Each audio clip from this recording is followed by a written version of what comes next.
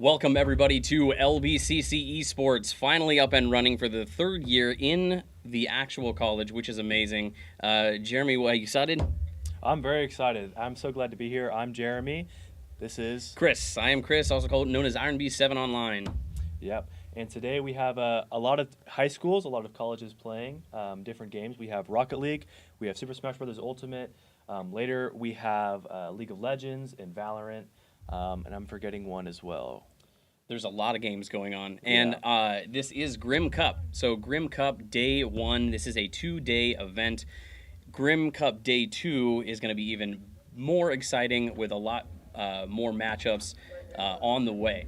So currently, you can see that we are looking at Rocket League. We are doing the Rocket League matchups currently.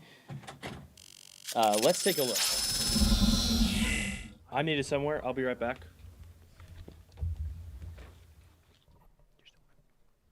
Alrighty, so we are head-to-head 2-2 tied. Captain Geometry's score, wonderful shot. Looking at that replay, nice knock. And in the goal, took advantage of that, perfect. All right, going up blue team, 3, 2, 1, go.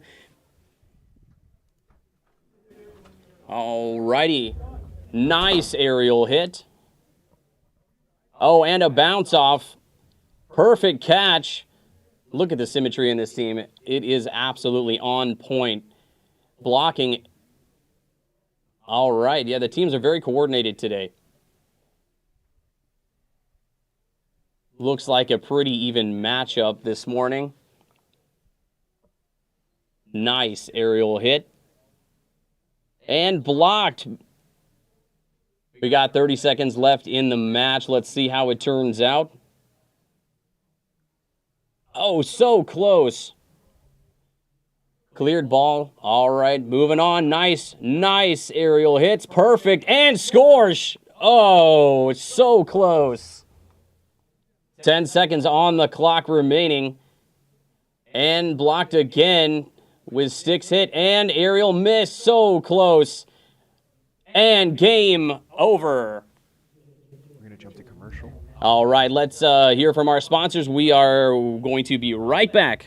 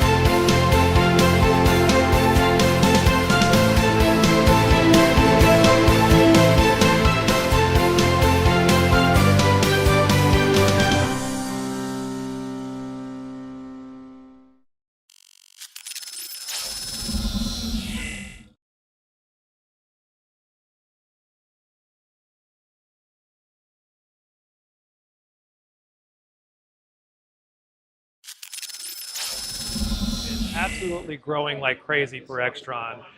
We've seen a lot of growth and development in both higher education and K through 12. On the K through 12 side, schools are really embracing this topic around student engagement as well as college and career pathways. So moving into the collegiate side, there's currently I think $20 million in esports scholarships that are available to high school students. So it's a way to really give schools and students access to achieving those scholarships. And in the collegiate side, schools are offering this as a way to either recruit new students to their college or university or as a way to develop new community opportunities for their students, and overlay that with the career pathways within the gaming and esports system, as well as curriculum. So the 4Cs is what I like to call that. It's an opportunity to get these students engaged around something they're passionate about, which is both the gaming ecosystem as well as competitive esports. We design our AV systems to meet any of those objectives. We really work with our customers to understand what their vision is, what their goals are, what are they hoping to achieve, how does this align with their strategic plan, and we design these AV systems to be a component to help support that and grow this topic on their campus or their institution. So every design that we create, that's a free service that we offer to our clients. So we'll work with them to understand what their objectives are, what their vision is, and we create a custom AV design for their specific school. So it could be a esports lab or a practice and competition space up to a larger arena. Maybe it's a STEM and CTE classroom that's dual purpose for esports after school in a high school or middle school.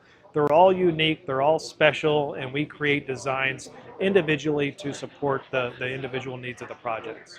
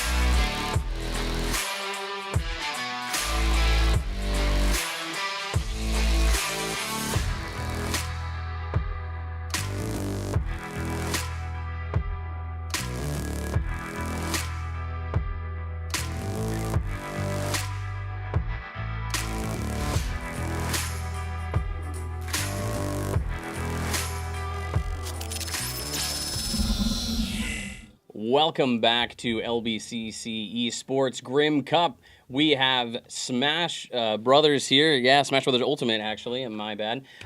We have an amazing coincidence. So Yoshi versus Donkey Kong. Yep.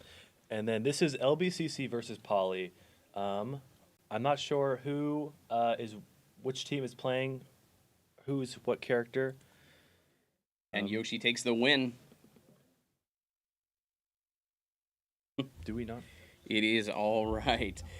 So, as this next match comes up, I wonder which level they're going to choose. I wonder if they have to stick to a particular level or not.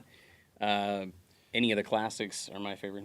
Yeah, I believe there are bans and there are picks for maps. So each player gets to ban and pick maps, and then out of like a kind of a collection of maps that are legal in Smash. Gotcha.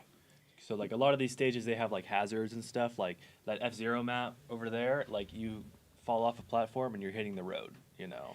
That is true. A lot of factors should have it. I know the final stage usually is Final Destination. Final Destination is That's the usually classic, go-to. Yeah. So usually, from what I understand in Super Smash Brothers, you kind of want an even platform with platforms. They can move or they can stay the same, but you want it to be pretty simple. You don't want a whole lot of extra stuff going on. Absolutely. Because they can kind of mess with you. Especially there's like, even Final Destination where there's like, you know, a crazy nebula explosion in the background and you're flying through space. At least they're not dealing with items. And Yeah. no Smash Ball, nothing to interfere with the actual match or skill of the players. All right, Small looks battlefield. like... Yeah, we got small battlefield selected. Fantastic. Let's check out the player lineup. Okay. So who do you like playing in Super Smash Bros. Ultimate? Ness is one of my favorites. Ness. Old school. Yes, Nice. absolutely. Are you a PK Freeze type of guy? Or PK Fire? yeah, it's a peak of fire. That is Lucas correct. has Peak of Thunder also is an amazing move. Mithra and Pyra Mithra, versus Yoshi. Pyra versus Yoshi. Very interesting choices. So All right. Oh. Looks like we may have a controller issue. All right. And it's Maybe on. Possible handicap. So I know, at least when I play, a lot of people go for Myra over Pythra, just because Myra is super strong. So this character, her down B is or down special. She changes, kind of like old school Zelda and Sheik, and so she can change actual characters. So Pythra is a little more combo based, and so she has a lot of CC mechanics. Myra is just a bruiser. She just can destroy, with her fire sword. But looks like we have two here, kind of just staying with Pythra. Oh, just kidding. It looks... and Yoshi takes it. Okay. She was Myra there, Bit now it she's hard. Pythra. So Pythra has the long hair, and Myra has the short hair. That is correct. So looks like Pythra, you want to get high damage out. You want to get the high percentage, and then Myra just kind of to knock him off the stage. Looks like good combos going. Finds the down tilt. Kind of All whiffing right. real quick. Just trying to feel each other out. Gets a forward takes it. smash. All right. Damage. One life left. Does not find attacks for 2. How do you think this game is going to turn out? Or it's on edge. It's almost there, and the damage is against Yoshi. Yeah. Myra is real good with damage. It's insane. So if you had to Yoshi pick a winner, who do you think would win? Yeah, in this particular matchup, how have we seen so far? I'm going with Myra. I think Myra can do it just because I know it's disgusting. Her side B is crazy. Yoshi does not find the up smash, finds the dash attack. All right, Just and kinda he's off edge. And, edge-guarding. he Finds the down. came back from Did it. not find the up smash. Low collision right there. Yoshi Yoshi finds the down smash. Going for it. Gets the side B Oh. off though. Finds the down tilt. This is definitely... Gets the and up he smash. got it. Oh. Game over. Finds All the right, up aerial. congratulations to Yoshi. Fantastic. Awesome. So I... It was actually a pretty even match. Yeah. That was good. It was a good lineup there. Alrighty. So it looks like, I believe it's 1-1 because Donkey Kong won the last game, right? I believe so, yes. So it should be 1-1 right now. Oh, no, actually, it would have been Yoshi because Yoshi lined up playing this one, right? Yeah, so Yoshi stayed the same. The Pyramithra changed, or the Pythra Yes. was different than Donkey Kong. All right. Well, let's take a quick look from our sponsors. It would be Cooler Master in our lineup. Let's check that out. Awesome.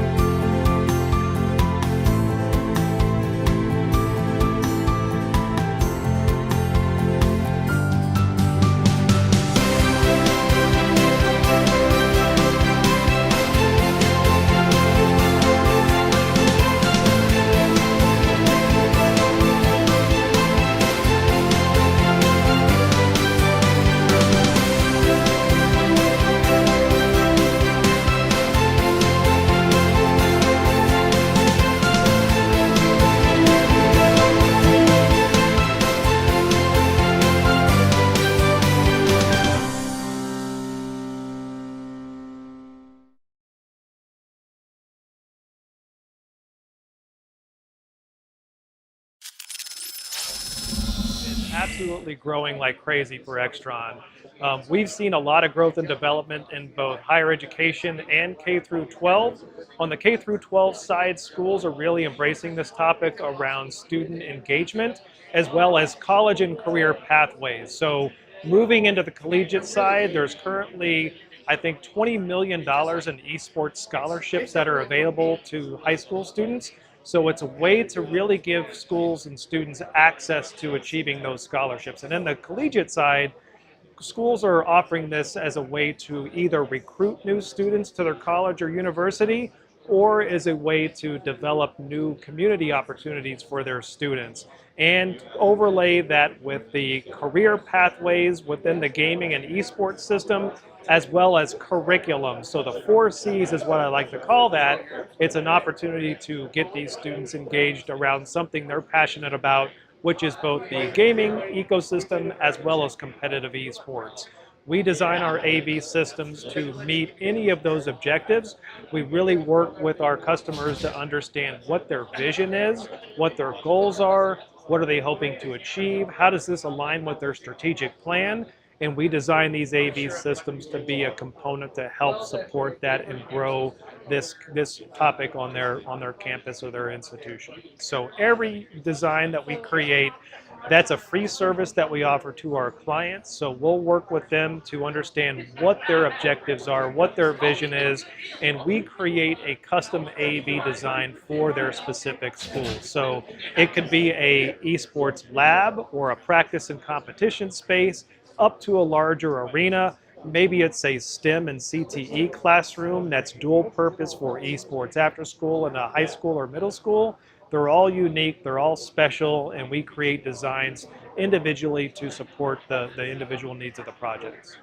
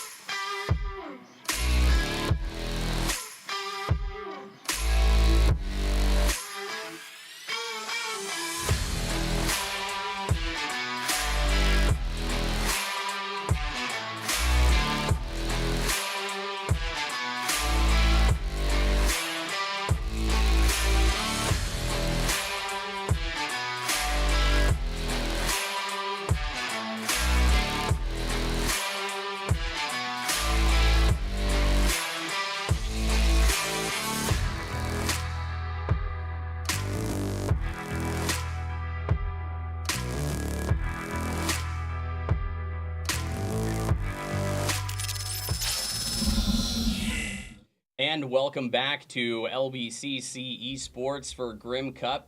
Here with me here is Jeremy. We are getting set up for the next Super Smash Bros. Ultimate matchup. And why don't you tell us a little bit about that next one? Yeah, so we just had LBCC versus Poly High School. And I think they're going to be continuing that game. They might be having some technical difficulties. That's why they are currently stopped. But in the very back, if you're able to see it on our camera, we kind of talk about the layout of the room. As we can see, we see Rocket League in the bottom right corner. That is the UCLA team, so they're just kind of practicing. And then to the left of them, we have the LBCC squad for Rocket League. And then I'm not sure what school is to the left of them that we can't really see. But in the very far back, that's kind of the Smash area. And so that's where a lot of our Super Smash Bros. Ultimate gameplay is going to be happening. Fantastic. So for the Smash Brothers lineup, the two schools are going to be Valley View and Downey. Mm-hmm. Fantastic. So when we do get up from back on there, we will definitely cut over so everybody can see that live. In the meantime, this is our LBCC Esports lab. Brand new. As you can see, it's a fantastic design, fantastic decoration. The walls are even lit. It's an amazing accomplishment for such a short amount of time. Thank you very much to our sponsors for Cooler Master.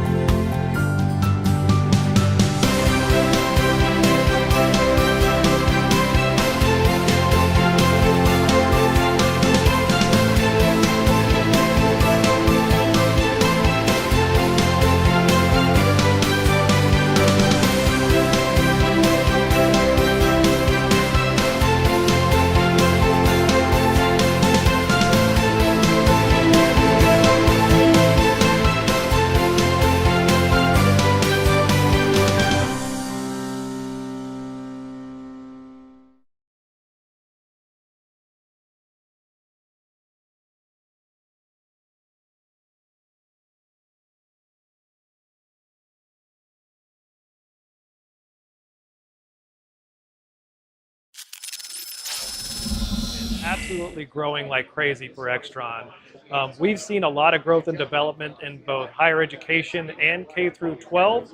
On the K through 12 side, schools are really embracing this topic around student engagement as well as college and career pathways. So moving into the collegiate side, there's currently, I think, $20 million in esports scholarships that are available to high school students.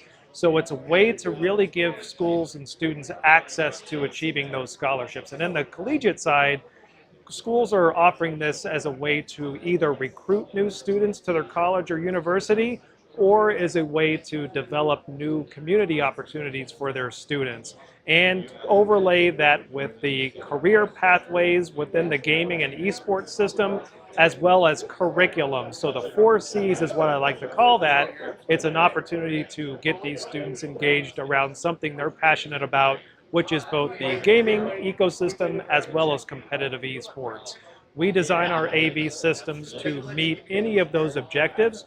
We really work with our customers to understand what their vision is, what their goals are, what are they hoping to achieve, how does this align with their strategic plan, and we design these AV systems to be a component to help support that and grow this topic on their campus or their institution. So every design that we create, that's a free service that we offer to our clients. So we'll work with them to understand what their objectives are, what their vision is, and we create a custom AV design for their specific school. So it could be a esports lab or a practice and competition space, up to a larger arena. Maybe it's a STEM and CTE classroom that's dual purpose for esports after school in a high school or middle school. They're all unique, they're all special, and we create designs individually to support the individual needs of the projects.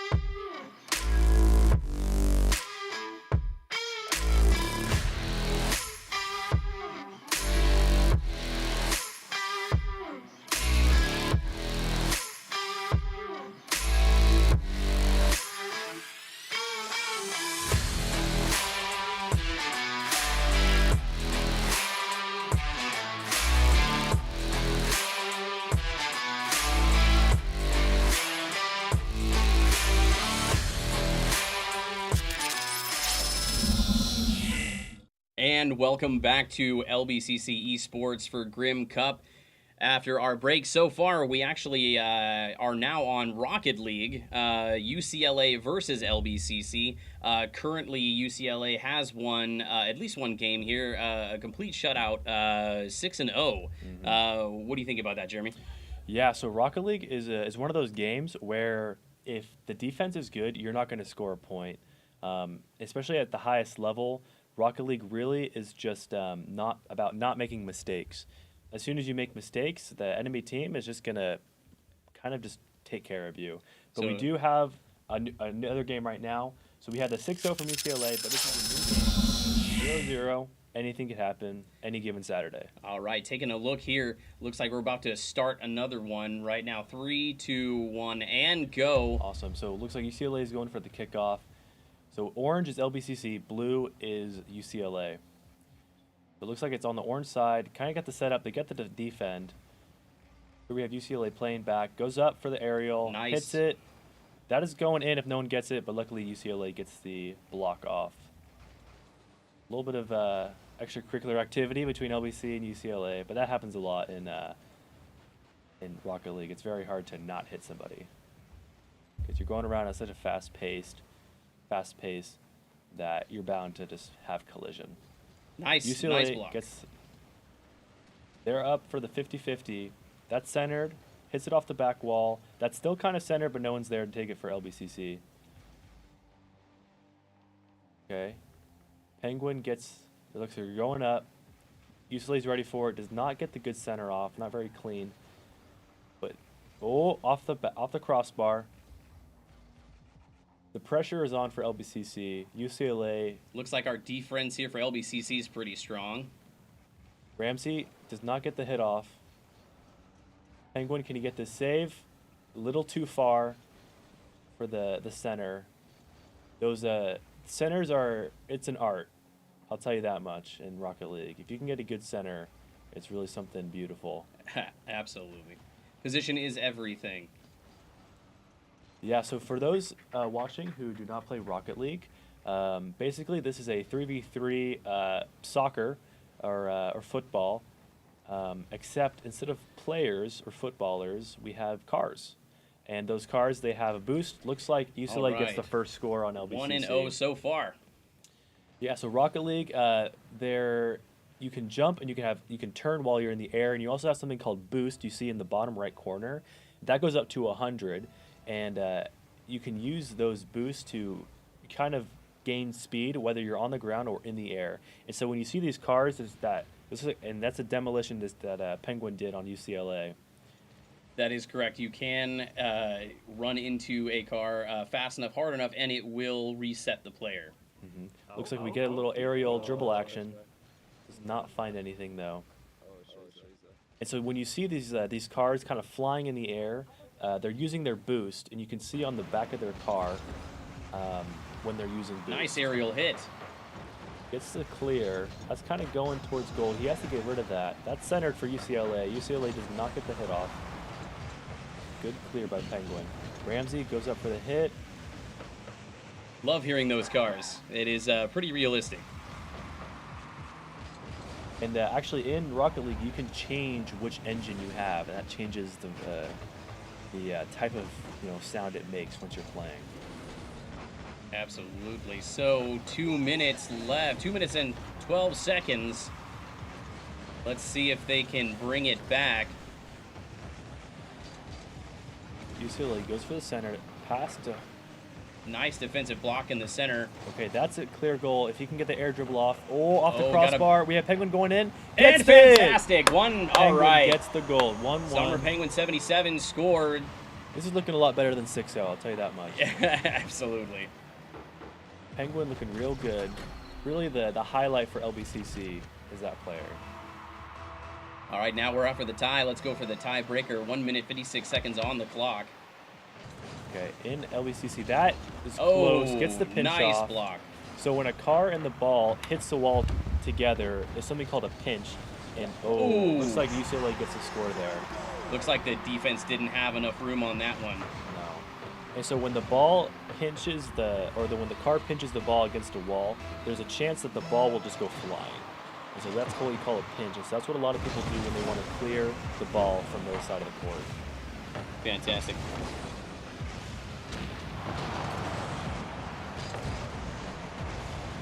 Oh, nice score by Mom Took My Jewel by LBCC. All right. And that nice replay, so close. Now we are tied again. That's fantastic. That's 2-2. 2-2, 1 minute and 32 seconds on the clock. Let's see who can pull off the final Penguin goals gets here. the center off. That's off the wall. That's a good center. Nothing able to find. The defense is too good for UCLA. Gets the clear off. That's going over their heads. Luckily, we have someone in the backfield that's able to take care of that. Another score by LBCC. Nice. A double back-to-back. Fantastic. By Mom. 3-2.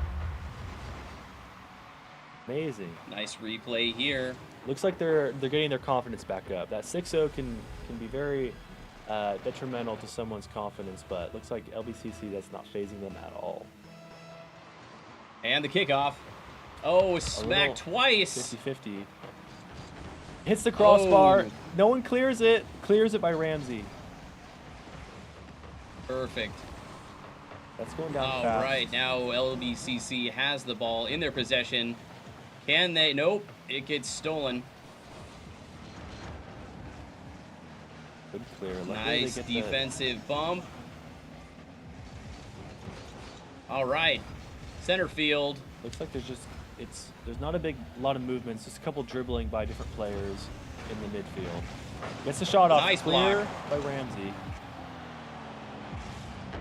30 seconds on the that clock. follow-up. Nice Oh, score by tied again. UCLA. UCLA with the score, 3-3. Good. That was a very good angle to hit that at, actually. Upside down. That was pretty impressive, wouldn't you say? Absolutely. Kickoff again. Pinch between two players. Back to center. Goes for the aerial. No one finds it in the air. Missed it barely. He didn't want to hit there because that was going towards the enemy goal. True. And the players can switch from it's a ball tracking cam to a free camera. Yep. Ball tracking cam seems to be the Not gonna best make choice. it. Hits, Nice in the goal. not 1 second. quite. Okay, clears it. Looks like we're going into Overtime it is. So the way overtime works in Rocket League is it's basically sudden death. Whoever gets the first goal wins. It's pretty simple, and it's an infinite time. There is no more timer. UCLA LBCC gets the score. It's close. Gets the clear off. So close. Okay, gets a little dribble on the side. Is he going to take it? Okay, gets hit by Knocked his it up. teammate. Missed the aerial. Penguin doing his best to try to center it for his team. Ramsey unable to get that. 50-50 goes into the midfield. Penguin looking to hit this. Unfortunately, does not hit the ball there.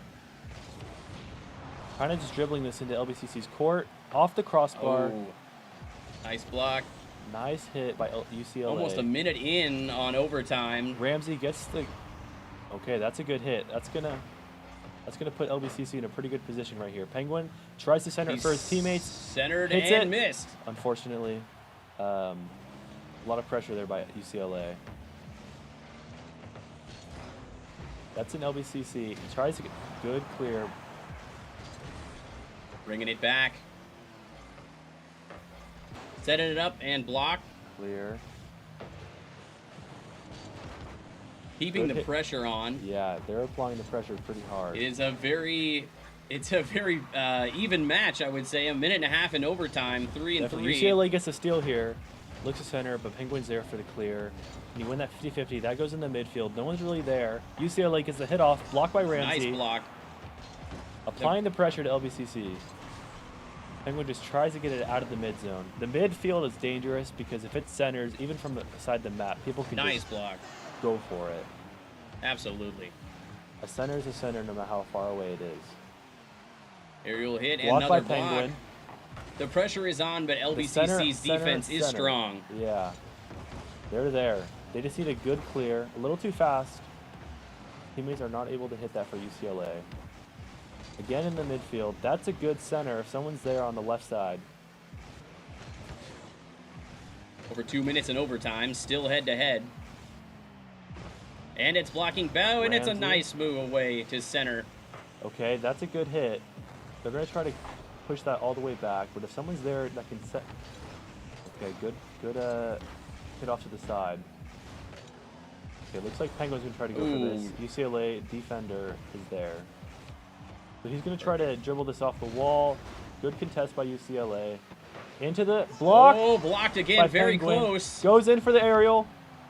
Unable to hit it. Okay. The pressure is... Man, 3 minutes of overtime is the stressful. pressure is on, absolutely. Yeah. 3 minutes in overtime now. UCLA gets a good hit. At this point, I think it's all about stamina. Whoever can keep this up the longest. Yeah, whoever's mental is the strongest usually wins overtime. And it's popped up. Popped up. Popped up by Missed. UCLA. Oh, Oh, and scored it's in. by UCLA. 4 and 3 overtime. UCLA takes the win. Very great game. Absolutely amazing. Close head-to-head. Yeah. Looks like these teams have practiced a lot. Definitely. So Ramsey does get the block off, but the follow-up Congratulations at UCLA. Hey, at least we gave them a run for our money. Yeah, that's true. That's true. So I'm not sure if they played a game before this. They should be playing a third match right now. All right. Because the way this bracket is set up, it is out of 5 total games. So first one to 3. Yes. So 4 to 3. It looks like I believe it's Binka was the goal leader here, and Sombre Penguin 77 got 1. Mom took my Jewel is set for 2. So the really factor was just the overtime. You know, for this lineup and for the future games, because it is best of 5. Is that correct? That is correct. Cool. So they will have another chance at it. So, what do you think how this game is going so far? It looks like UCLA came in strong. LBCC coming back to essentially a amazing head-to-head match in the end. What do you think we are going to expect from this next round? So I'm expecting UCLA to be pretty hot. I'll be honest, UCLA, after winning 2 in a row, especially with that first one being such a blowout, they are probably pretty confident. LBCC needs to make a statement. But like I said earlier, 0-0 any given Saturday. Perfect. We got the kickoff. Binka goes in. That's not going to be a great clear. Mom finds it. Good hit by UCLA. That centers. That's out in the open. Good. That 50-50 goes away of LBCC.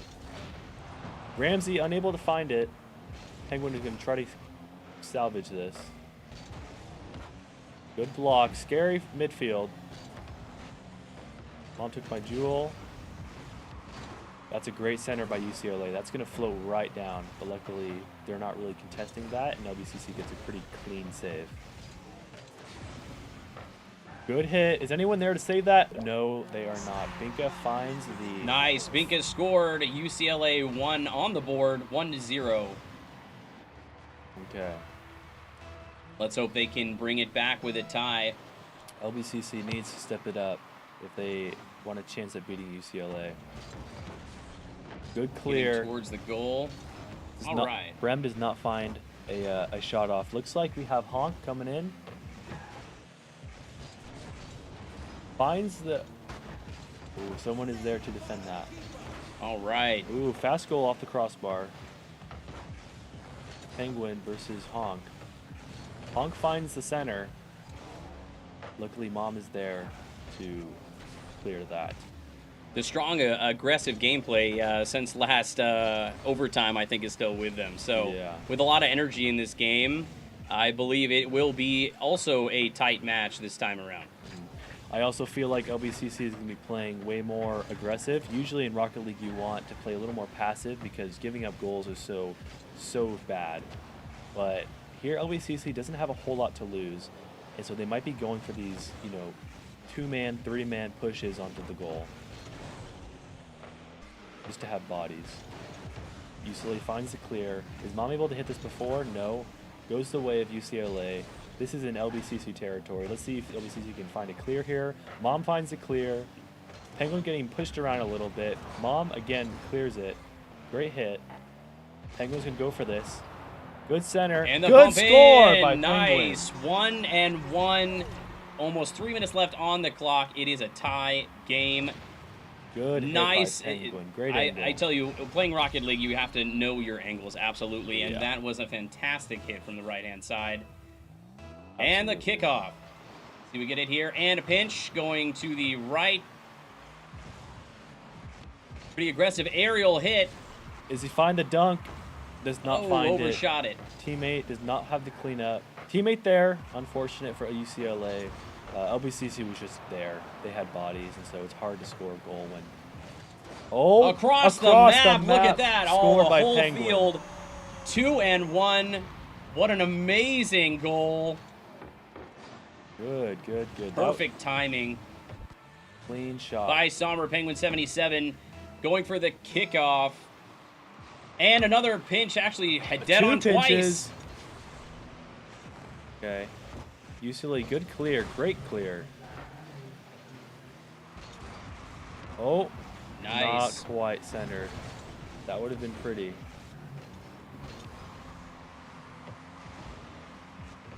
It looks like LBCC is a little bit out of position. They didn't really have anybody defending right there. They were both up.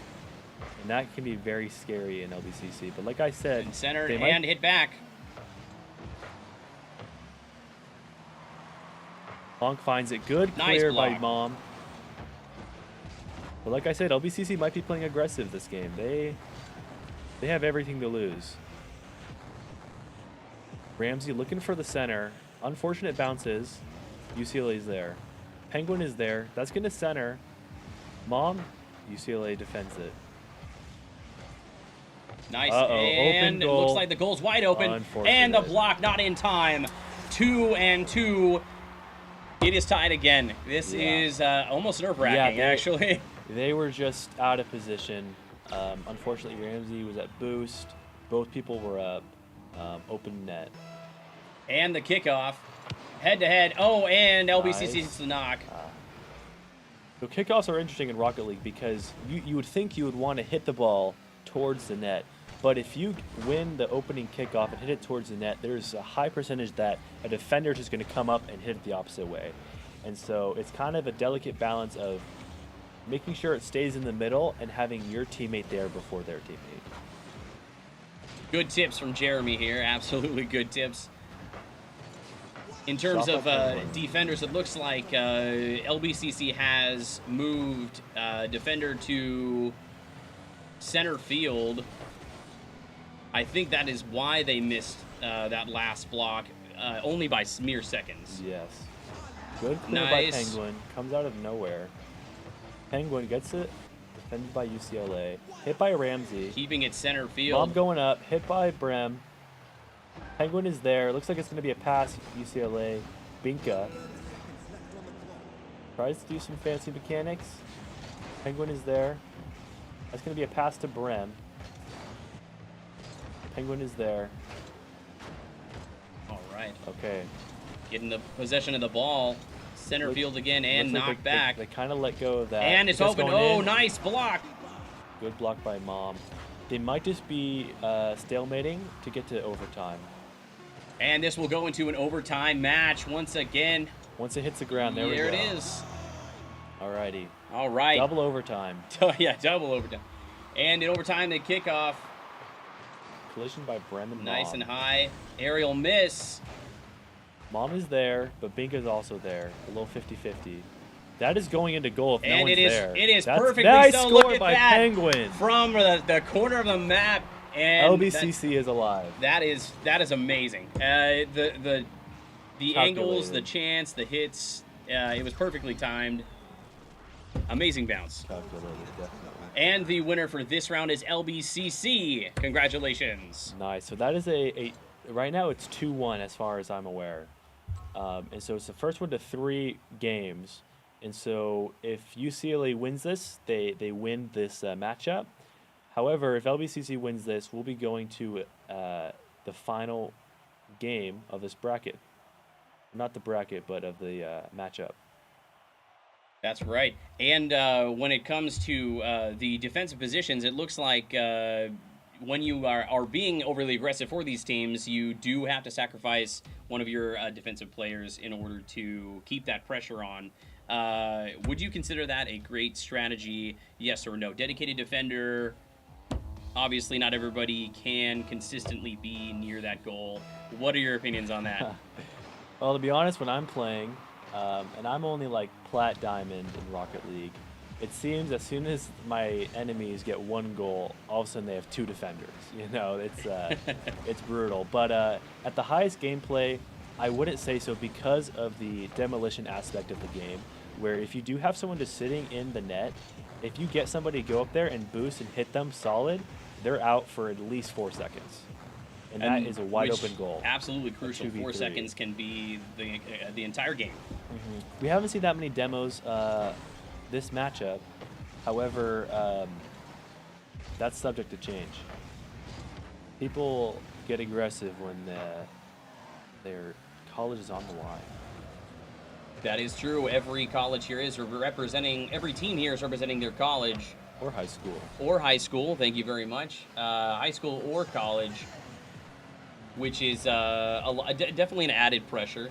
I think, you know, these teams have probably been practicing for the past few weeks or longer for the Grim Cup. We got a great turnout today. Center, clear by Penguin. This UCLA LBCC game is any indication. It looks like we're in for a really Penguin amazing gets the hit off. day. Yeah, definitely. And what a great tournament. What a great day. A little foggy this morning, but things are clearing up here in Long Beach, California. Yeah. But it's a beautiful day here in the LBC. Yes, it is. And this game Ramsey, unfortunately, does not find the clear here. Penguin said, I got you, bruh. Good hit. Nice. UCLA's there. Good and clear. Back on. That's there. That's centered. Oh, no, if someone's opposite. there, Penguin, Honk finds the Nice 50-50. save. Ramsey there. Looks like Brem is taking care of business. Scary moment from UCLA.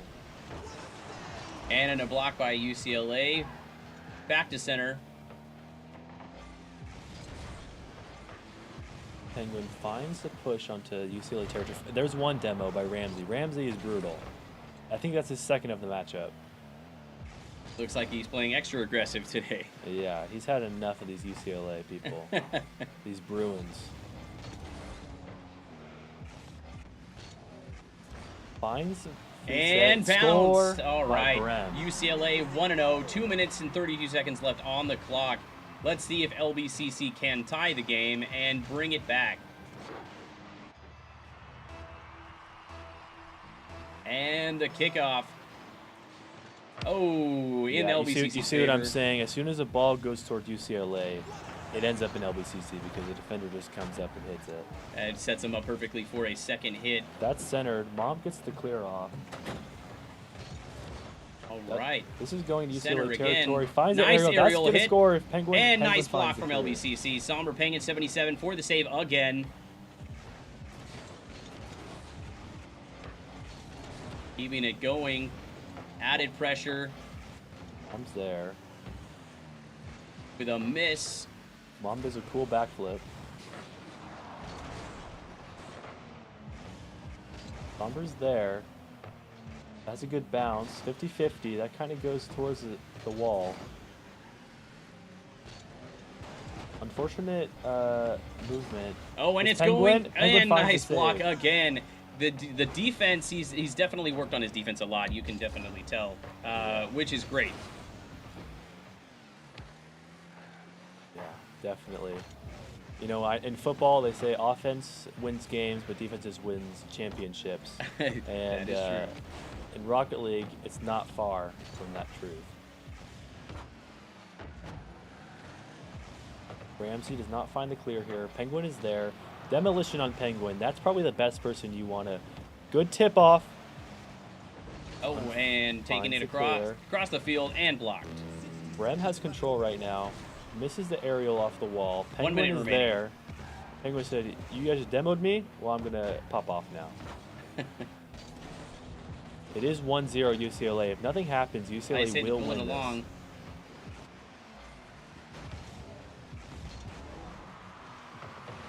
Ramsey gets the push into UCLA territory. Very close game. Good hit by Penguin. That kind of sends it off to the wall. 30 seconds on the clock.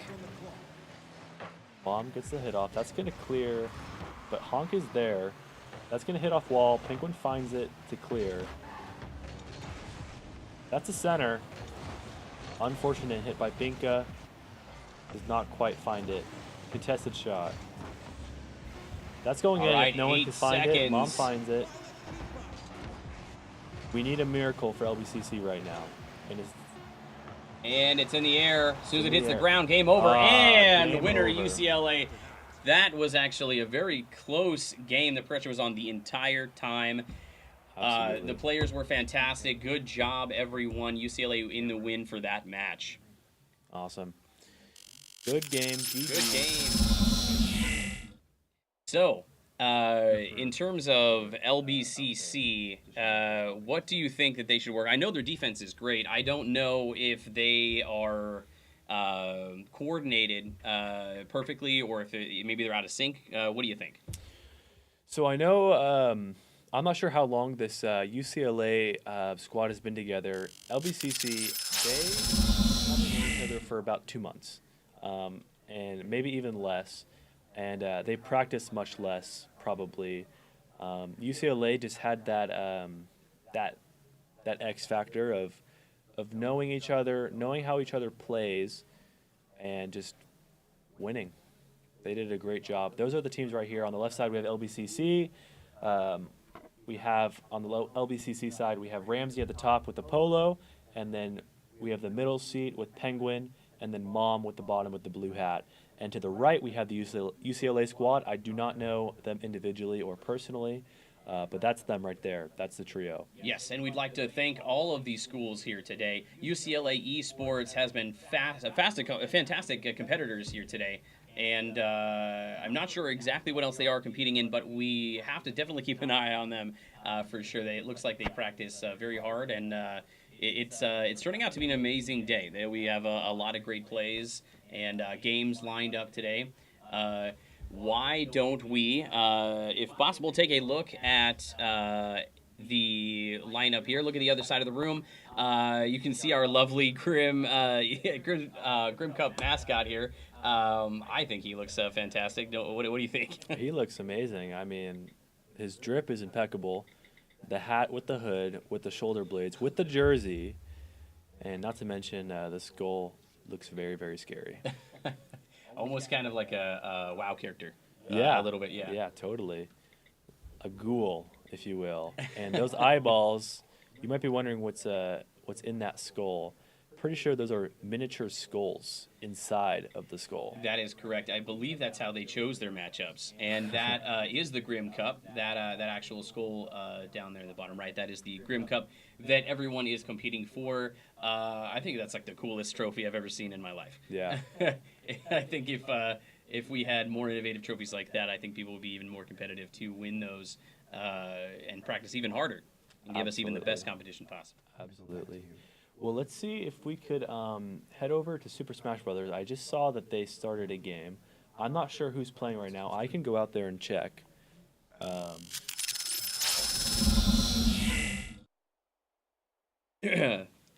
Sorry, what was it? All right, so we're going to take a quick break, and hopefully we can come back and get some Smash Brothers gameplay. I'm excited. I don't know about you, but it seems like the intensity over there is heating up, and I definitely want to check it out. We will be right back. Awesome, thank you. Absolutely growing like crazy for Extron. We've seen a lot of growth and development in both higher education and K through 12. On the K through 12 side, schools are really embracing this topic around student engagement, as well as college and career pathways. So moving into the collegiate side, there's currently, I think, $20 million in esports scholarships that are available to high school students. So it's a way to really give schools and students access to achieving those scholarships. And then the collegiate side, schools are offering this as a way to either recruit new students to their college or university, or as a way to develop new community opportunities for their students, and overlay that with the career pathways within the gaming and esports system, as well as curriculum. So the 4 C's is what I like to call that. It's an opportunity to get these students engaged around something they're passionate about, which is both the gaming ecosystem as well as competitive esports. We design our AV systems to meet any of those objectives. We really work with our customers to understand what their vision is, what their goals are, what are they hoping to achieve, how does this align with their strategic plan, and we design these AV systems to be a component to help support that and grow this topic on their campus or their institution. So every design that we create, that's a free service that we offer to our clients. So we'll work with them to understand what their objectives are, what their vision is, and we create a custom AV design for their specific school. So it could be a esports lab or a practice and competition space, up to a larger arena. Maybe it's a STEM and CTE classroom that's dual purpose for esports after school in a high school or middle school. They're all unique, they're all special, and we create designs individually to support the individual needs of the projects.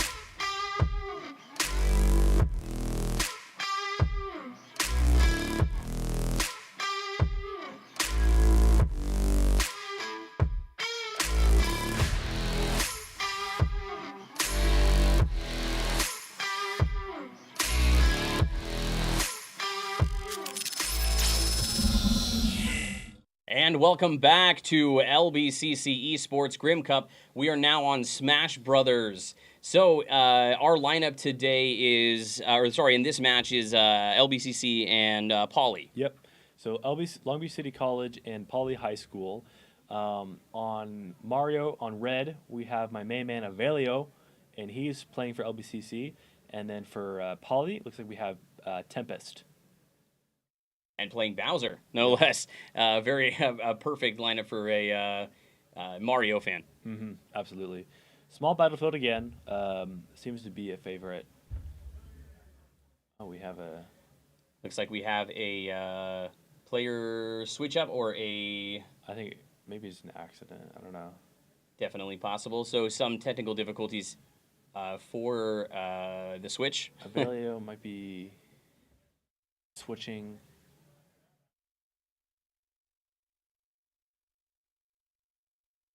When was the last time you played Smash?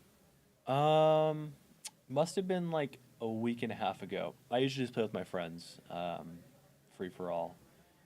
Awesome. Okay, so this might still be Avelio. It's at least LBCC Snake. I think Taking a look here, looks like we have the matchup here: Snake versus Captain Falcon. Yeah. Okay. Just kind of filling each other out right now. Finds it down tilt. Gets a smash. Up air. Back air does not hit. Nice combo. Not find the up tilt spike.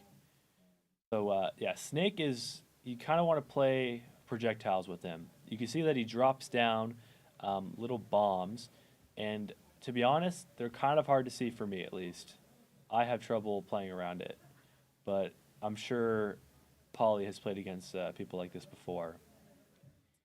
He gets hit by his own nade, unfortunately. Still the leader in Shoots damage. a bazooka, shields it. For those who don't know, the higher the damage of the player, the more lighter they get on the field. So if they get knocked off hard enough, they will fly even further to the point where that happens. Yep. So 2 and 2, 2 lives left, both sides, both teams.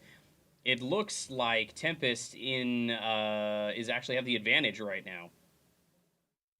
Yep. Closing the gap. Good Almost- hit, good almost, hit by Snake here. Exactly, almost tied. Perfect timing. Yeah, looks like Snake here is just kind of just playing back. He knows that he has range advantage on Captain Falcon. Finds the up. And one down here. 2 lives to 1. Finds the perfect shield. Down air. Down air again. Does not find the DI. Up. Gotta Up get another special. nade Side primed. special. Dash attack by Snake. Back air by Snake. Throws the nade. Perfect Hit up to the timing. bazooka. Look at that triple And combo. What a combo. And that was fantastic. That I was not expecting that as an amazing, exciting ending. Snake for the win. And he was, what's funny is he's very heavy on the grenades. Yeah. I have a buddy, if he's watching, Noah. He loves playing Snake, and I'll tell you what, when there's 7 people on the battlefield, it's really hard to see the nades. Oh, yeah. He hides them in perfect areas, and it's a disaster. That is something to look out for. It looks like they will be setting up for the next match. This is not a 5 out of 5 situation, right? It's literally 1 game per. Is that how we're doing it today? It might be out of 3. Out of 3. Or I'm not sure how it works with teams. I know, because I'll be honest, I don't really watch Ultimate competitively. I do enjoy watching Melee, Super Smash Bros. Melee competitively. Yes, classic. And that, I believe, is out of 5. Out of 5 games, first one to 3. And I think with all of the add-on packs for all of the character, how many characters do we have in total now? Well, let's start counting. I think it's around 40 to 50. But I mean, let's see. That 12 rows of 6 plus the bottom? I think is it not 13? 5, 13. So we have 6 13s. 6 That's times way 13. over 50 already. So that's going to be like 78 plus, it's going to be 82, 85 total characters. And that is a lot of matchups, a lot of options to choose from. I know in previous tournaments, certain characters in certain tournaments, whether that be locally or not, were actually banned for certain tournaments. I do remember in the past that I believe it was Meta Knight. There was before all the updates, before the new games, it was definitely banned in certain tournaments due to there was no way to actually regulate the evenness of the players, the characters. And that's not unusual for Super Smash Brothers, because I know in Melee, Ice Climbers had an infinite combo grab where that was eventually banned after years, because once they grabbed you, they would keep grabbing you until you were high enough percentage a throw would kill you. That seems a little OP.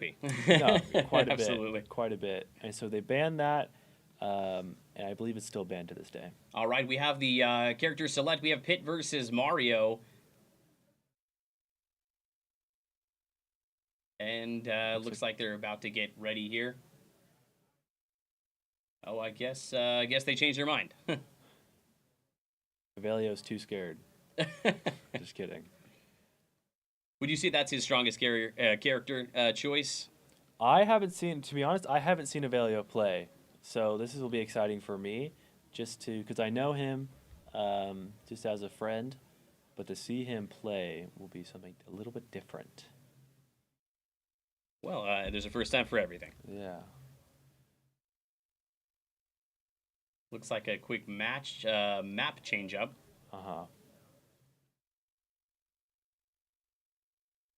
Back to small battlefield seems to be. I'm pretty sure they can change it. I think they just enjoy it. Who are some of the meta characters? In Ultimate, I know Yes. Joker is heavily played. Me personally, I love Pac-Man. I love the right, little absolute classic. Yeah, the fire hydrant into the smash attack, send that boy flying. All right, looks like we have the character select again. It is now Pit and Mario again. Yep. With a new map selected. Maybe they were changing because Pit was on the left side before, but I doubt that's an issue. Finds the up air, does not find that special B. Forward air, does not find the second one. Down air by Mario. Dash attack by Pit. Cannot find the up air. Good shielding by Mario here. Yeah, the beginning of matchups is always interesting because you're just kind of feeling each other out. How do they play? Do they shield a lot? Do they try to go for grabs? Just kind of playing around, playing passive. Aggressive style or not, defensive or more offensive. And also, if they adapt, a lot of players will change. Good little combo here by Mario. That forward air into the up B. Nice secondary hit. Good smash attack by Pit. All right. One down, Pit in the lead. It's always scary when you're down by a stock because you feel like any hit they get on you is more, devastation than before. And the higher the damage, you also get. It's also annoying when they're really high percentage and they start playing very passively. You just can't get them off, and they end up at like 150, 160. I know that tilts me. Yeah. Pit is just kind of juggling Mario here. Good grab. Gets the arrow off. Down spike. Nice. And he can't come back from that. Down to one life. Pit is playing this very well. Absolutely. Still stuck on the same damage since the last life. Finally, a little more damage added. Looks like the combos are perfectly timed. Yeah. A lot of practice went into Pit for sure for him. All right, back on it. Wow. Already up to 50 damage. Pit looking very, very confident. I could be wrong, but it seems like Mario's kind of going for the same engages every time. It does seem repetitious. Yeah. He tries to find the down special. Finds the back air, though. Fireball. Does not seem to hit. Rolls past the smash attack. finds the up B. Look, it's kind of what have been saying. I mean, Pitt's at 160. All right, and that is game. Clean 3 stock by Pitt. Yeah, it's a complete shutout. Good job, Pitt. Yeah. So would you consider Mario a good matchup for Pitt in general? Would you have chosen that? It's difficult just because with Pitt, you have to worry because people, you would think he has range, but his arrows aren't too good, especially on regular Pitt. Dark Pitt, they're a little bit better. You just have to worry about just him being everywhere at once because you have his wings, which allows for multiple jumps, and Mario, where that's not really the case. He's kind of stuck with the double jump and the up B, which isn't too great of a recovery. So if I were playing against Pitt, I maybe would have just gone for somebody with a little more range than Pitt. What would be a good choice, would you say? It really depends who you're comfortable with, but I enjoy the Lynx. I think the Lynx have really good potential for spamming out. Snake is a good one. That's what Caesar's going to go for here. So if you had your choice of Links, would it be Toon Link, Young Link? I like Young Link to be honest. I see that's most popular Young Link most games, at least that I've seen. Yeah. I just feel like. All right, so it looks like another game. So we have Pitt versus Snake. Pretty even so far, going up and over the edge. See this right here? They're both going to have medium range attacks, especially with the grenades that Snake can throw. Mm-hmm. When it comes to the arrows, would you consider that a good defensive strategy? This is good. However, Pitt does have reflectors that can kind of throw it back at Snake. But the thing about Snake is he can control a lot of his projectiles, how fast they go and when they go. And so he can kind of slow it down and wait for those little windows where Pitt is going to be open. And so Snake is playing for LBCC. This is Caesar. And then Pitt is continuing to play for Poly. All right. Looks like, so 2 and 3, high damage. Snake. This seems like a closer of a matchup. Yes, it does. It looks like this is a grab. The experience of both players seems to be on par. Yeah, totally. So yeah, that little shield that that Pitt brought up, that is a reflective shield. His side B can also reflect as well. That thing right there. Yeah. Good timing, good dodges. Good up smash. So you can see every second. Ooh, okay. Wow, I feel like he could have DI'd out of there, but does not find that. Now 1 and 2 for their stock. Wonder if Pitt can bring it back.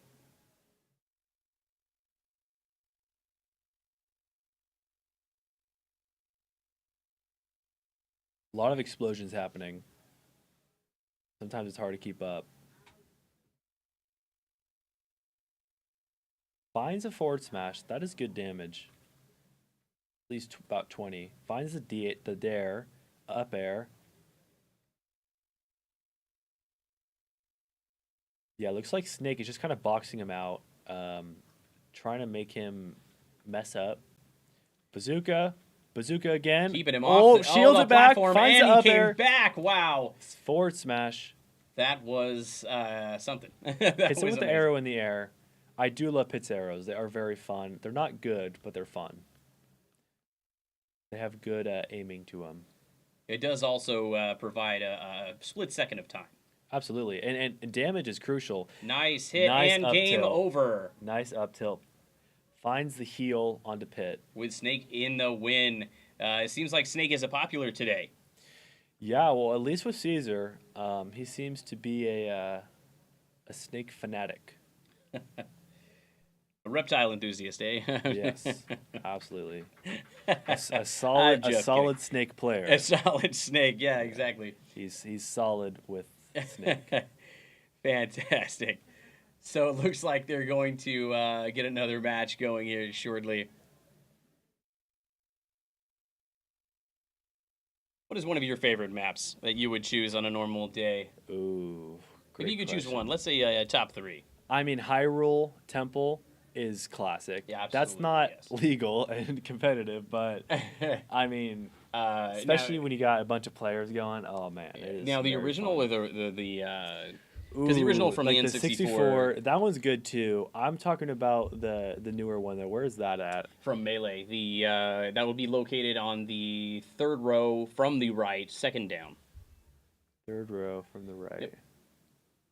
Oh yeah, there it is. There it is. They're like Yes. right next to each other. That's cool. I love Hyrule. That brings back memories. At the very bottom, my friends and I, we would have Fight Club because you can get hit really hard and not go flying out. But once you get a good angle, you'll go flying out to the atmosphere. So, what do you anticipate happening in the mid to late rounds here? As I'm sure he's got to be exhausted from continuously going nonstop back to back.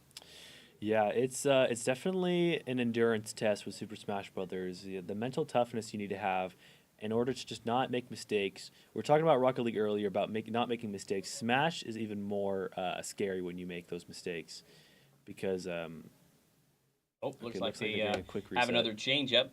Looks like a lot of people have a change of heart, or maybe they don't like the map. No, yeah, It seems They're- like a very picky situation over there. yeah. So, in terms of regulation, competitive or not, how are those maps regulated for competitive sports? I think people would like to know. Yeah. Oh, sorry, can you repeat that? How are the maps regulated to be competitive or not? Definitely. So when you have a competitive map, you want it to be obviously be flat. You don't want a whole lot of elevation changes. However, platforms do allow combos because if you're on a platform, okay, taunts and I'm on. Looks like they're still figuring some things out. Yeah, but in terms of maps being competitive or not, for the most part, you want it to be flat. You want there to be kind of space at the bottom. You don't want it to be like a straight wall going all the way down. You actually don't really want walls at all. You want it to be kind of open and free, but also not huge enough where you can just kind of run away and waste time. So sort of an even advantage on both sides. Yeah. So that's why Battlefield is very good because it's very simple. As you can see, you have the main platform and the two mini platforms. And now they are almost even. That was I like. I've always liked the endings to where they fly off the map or they do some sort of animation. It's very entertaining. I like it when it's the very end, and so they it like zooms in on the hit. That is true. Leads to a lot of cool. Those who ever played the storylines, Master Hand is always. I wish that would be a character just for fun to see Master Hand versus as a choosable, maybe make him smaller, but that would be interesting, wouldn't it? Hey, people say Ridley was too big, and he made it. So That is very true. Master Hand can definitely make it. All right. It looks like we got the damage right back up with He's those just- grenades. Oh, the mines too is sitting there. I totally forgot about the mines. The That's mines, fantastic. the grenades, the bazookas. I mean, Snake is And there it is. it's just a skill differential, to be honest. It's unfortunate. It pays to be in the digital military, I think. So Finds now we're a kill, down though. 1-1. Yeah, it's dead even right now. They did have the one stock handicap. Gets the grab, hits himself with the grenade. That's okay though. There will be mistakes made, I'm sure. Oh, for sure. I mean, with all these little projectiles. Oh. Okay, throws a grenade down. As you can see, that landmine is on that platform right now. He's just kind of trying to bait him towards it. You can see him kind of just spacing him out. He wants him to get closer and closer until he forgets about it. Which is a great strategy, especially if he gets his distance and then has to land on the platform. Yeah. Looks like Pithra is just kind of going for these up Bs. As you can see right there. Very clean. Turns into Myra. Now the damage will happen. This actually could go very well. If she finds a smash attack, I think it's over. Just requires that one split second. Yeah. Nice. I hate that move so much. That was great to get the damage back up. That thing is a difficult move. Oh, And wow. it is over. That is game. Snake has lost. That was an amazing one. That was very close, actually. A win by Polly. All Good right. playing. Good playing. Well done. That was fantastic. So when it comes to these character choices, it seems as if one misstep with the right character can actually put you on top, and it looks to seem as if once it's on top, you stay on top for the most part. Would you say that depending on the matchups, would range be the biggest issue? Yeah, range is definitely a factor you have to take into account. I know LBCC has a Little Mac player. Little Mac has no range, and so when you play Little Mac against someone that has range, it often feels like it's there's nothing you can do. You have to get in close and personal. But however, these characters are balanced in such a way where each player or each character has a chance. It's not just over. Gotcha. So when it comes to the short range characters, how do they take advantage in terms of a long range character or even mid range character being in the mix? How would you take advantage from that disadvantage and making an advantage? Mm-hmm. So that's kind of when mistakes come into the play, where if they allow you to get close, just don't give up. You just kind of keep applying pressure. And it's not impossible to get close by any means. There's only so much a character can do. But you don't want to fight at their level. You want to make sure you have an even playing field by doing what's best for your character and this kind of learning the matchups. Good kill by it looks like to be Polly. Yeah, instead one to two stock. Let's see if he can bring it back. Terry finds the aerial. Good hit by Terry. Oh, wow. And that's game. That was actually clean. very quick, actually. So, yeah. That was a very quick match. So I'm not sure what the stocks are at for each team. I'm pretty sure they have a limited amount of stocks, so they keep playing. That's why they'll jump off the edge, is to make the matchup line up with stocks. Oh, I see. So if, for example, that last game it was like 3 stock versus 2 stock, I believe, and then the person ended up winning with 1 stock, and so that's why she jumped off and got down to 1 stock before playing the next person. Gotcha. So when it comes to the banned characters, why are they banned, actually? It really just depends. It's kind of more of a thing in past games before patches, because nowadays, if there's a broken character or if there's someone that's too powerful, Nintendo will kind of send out a patch and fix them. However, back in the day, that wasn't the case, and so if you have characters that are banned, you also have just like things that are banned within characters. For example, ice climbers in Melee. You can play as ice climbers, you just can't do the grab combo. Gotcha. So there were restricted movements. Correct. Essentially. Okay. And for those who aren't watching, I know we use a lot of gamer language in here. We say stocks a lot. So what are stocks? Stocks is just the lives for each player that they have. So at the very bottom, you'll see that Alex 101 has 3 stocks, 3 lives, and that's their little head icon at the very, very bottom. And then for David or for Terry, he has 2. So for those at home following along or watching this amazing stream here at LBCC Esports for Grim Cup, those are their lives. When they run out, their character is over, match is over, and they will move on. Each team, you said, has a set of stocks. So when, for example, they have to even out the stocks for each player, right? Is that correct? So everything's allocated per player. Yeah. What do you think about if they lose a key player?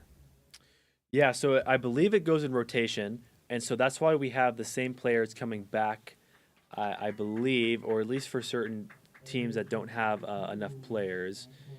I believe it's a 4v4. So for each school has 4 players, and if they have 3, they have someone that comes back. Good kill by Alex. Kind of just playing around, see what he can get. Terry finds the aerial again, playing back. Good smash. Keeping them on edge is also an excellent strategy. Keep them on their toes, keep them off that platform. Do not let them get their footing. No. That will usually secure victory, but it's not guaranteed. Totally. You don't want them to be comfortable. As soon as they're comfortable, they make you play around them, and that's not what you want. You want them to play around you. Always on the defensive. Uh-huh. Doing a great job keeping them off the platform. Good up smash. All right, 1-1. Looks like Alex is in the lead barely by 40% damage. Once again, blue is LBCC and red is Poly High School. 1 stock, 1 life versus 1 life. Kind of just playing around, see what they can get. Gets a grab off, misses the aerial, dashes out of the way. Cannot find the up tilt. Fantastic Good hit. Got him aerial. It seems as if Alex is trying different things in different points in this game. Yes. Nice. Fine. So that little right. thing, that go, is a special move that you can do, and looks like he finds it. All right, and Terry for the win. And that is a LBCC win. LBCC win. Congratulations. Yeah. I don't know if that's it. I assume we have some other people coming in. We could also... In terms of the games, I don't know how many lives they have left, but it would be really cool to have that up here and kind of track the teams a little closer. We will definitely work on that in the future.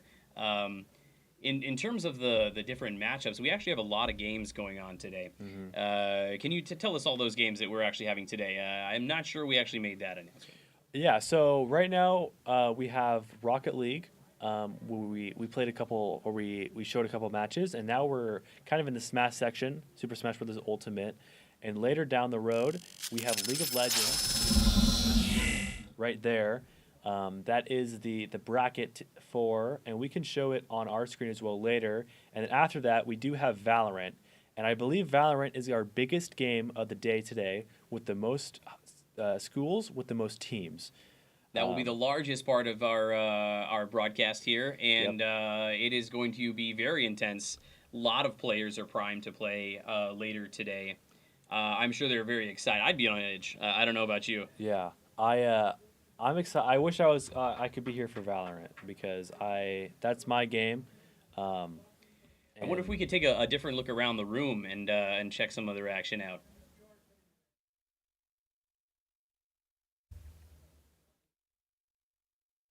All right. It looks like, well, that's fantastic. We do have the Grim Cup standings for Rocket League on the wall there for the players to see. All the scores are updated live. We will work on getting those, as soon as possible. In the meantime, we are working on getting everything together for the next matches. It is a large event, and this is actually the first event that we have had here, which is quite an honor, actually. How would you feel about the day overall? I know we have the whole weekend. Mm-hmm. So are you excited to see the Valorant matchups? And what do you think about tomorrow? What do you think tomorrow's going to have in store for us? I think tomorrow, so for those that don't know, today is the pools. And so we have every team playing each other. However, tomorrow is going to be the top teams from today. And so tomorrow, Sunday, it's going to be, I feel like, a higher skill. It's going to be more competitive. It's going to be closer than a lot of these games that we saw today. And I'm ready for it. Yeah, absolutely. I really want to get the standings in here tomorrow so we can see where we fall, and I'm excited to see who makes it on top. this competition is going to be heavy throughout the weekend. It is, like I said, it's going to be a very long day. We will be streaming well into the evening. And for those at home who are wanting to see their how the games turn out, you will have a chance hopefully tomorrow to do that. We are also working on our editing department as well. When we do have all of this footage together, we will have that going and get those clips online. YouTube is going to be our primary platform. Yep. In the future, we may add some more streaming opportunities, and our social media director will work on getting all of our content out there. In the meantime, while everybody is getting prepped up, we are going to cut to our commercials, so please stay tuned for a message from our sponsors. It's absolutely growing like crazy for Extron. We've seen a lot of growth and development in both higher education and K through 12. On the K through 12 side, schools are really embracing this topic around student engagement, as well as college and career pathways. So moving into the collegiate side, there's currently, I think, $20 million in esports scholarships that are available to high school students. So it's a way to really give schools and students access to achieving those scholarships. And then the collegiate side, schools are offering this as a way to either recruit new students to their college or university, or as a way to develop new community opportunities for their students, and overlay that with the career pathways within the gaming and esports system, as well as curriculum. So the 4 C's is what I like to call that. It's an opportunity to get these students engaged around something they're passionate about, which is both the gaming ecosystem as well as competitive esports. We design our AV systems to meet any of those objectives. We really work with our customers to understand what their vision is, what their goals are, what are they hoping to achieve, how does this align with their strategic plan, and we design these AV systems to be a component to help support that and grow this topic on their campus or their institution. So every design that we create, that's a free service that we offer to our clients. So we'll work with them to understand what their objectives are, what their vision is, and we create a custom AV design for their specific school. So it could be a esports lab or a practice and competition space, up to a larger arena. Maybe it's a STEM and CTE classroom that's dual purpose for esports after school in a high school or middle school. They're all unique, they're all special, and we create designs individually to support the individual needs of the projects.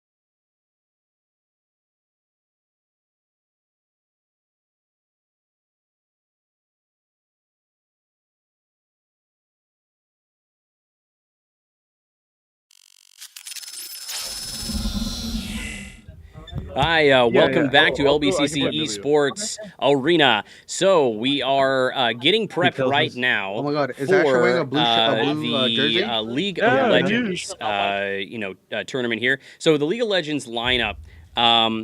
We're gonna have. Let me introduce Paul. Paul is one of our commentators today. Welcome, Paul, also known as Star online. Yep. Let's talk about League of Legends. We have roughly about 15 minutes before everyone is set up to go. During these lineups, I know the first one, or one of the first ones, is UCLA versus LBCC. Is that correct? Yes, it is. What do you think about that lineup today so far in terms of match? I'm pretty interested in it. I know that the LBCC team has been practicing a lot, and I'm excited to see how they're going to be playing against UCLA. I know UCLA has been around for a while, and honestly, I'm hoping for a really good game, a really tough game against them.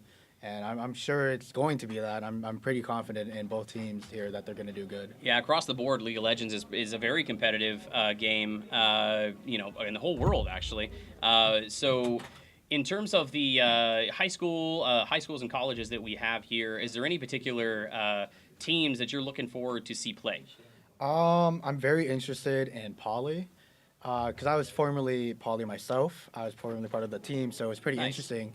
I know that their roster has gotten major upgrades. I'm excited to see how they're playing, and I'm excited to see how they're going to do. Alrighty. I'm also very interested in looking towards UCR. UCR has been something that caught my eye from personally talking with a few of their people. They're pretty nice and easygoing. I want to see how they're going to be able to play today. Nice. as well. So they're pretty on the ball. They've probably been practicing for how long do you think they've been practicing for? I know everybody plays in their spare time, but as a team, cohesively, I know that the announcement for Grim Cup has been out for quite a while. At least among the esports enthusiasts and the circles here in lovely Southern California.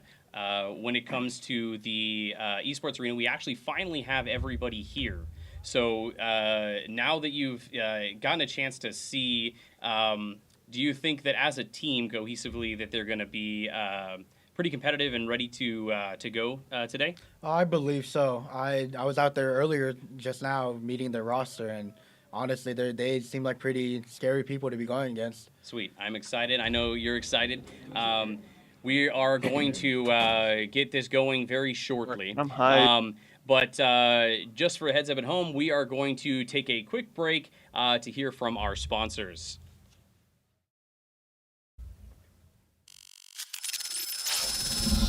Absolutely growing like crazy for Extron.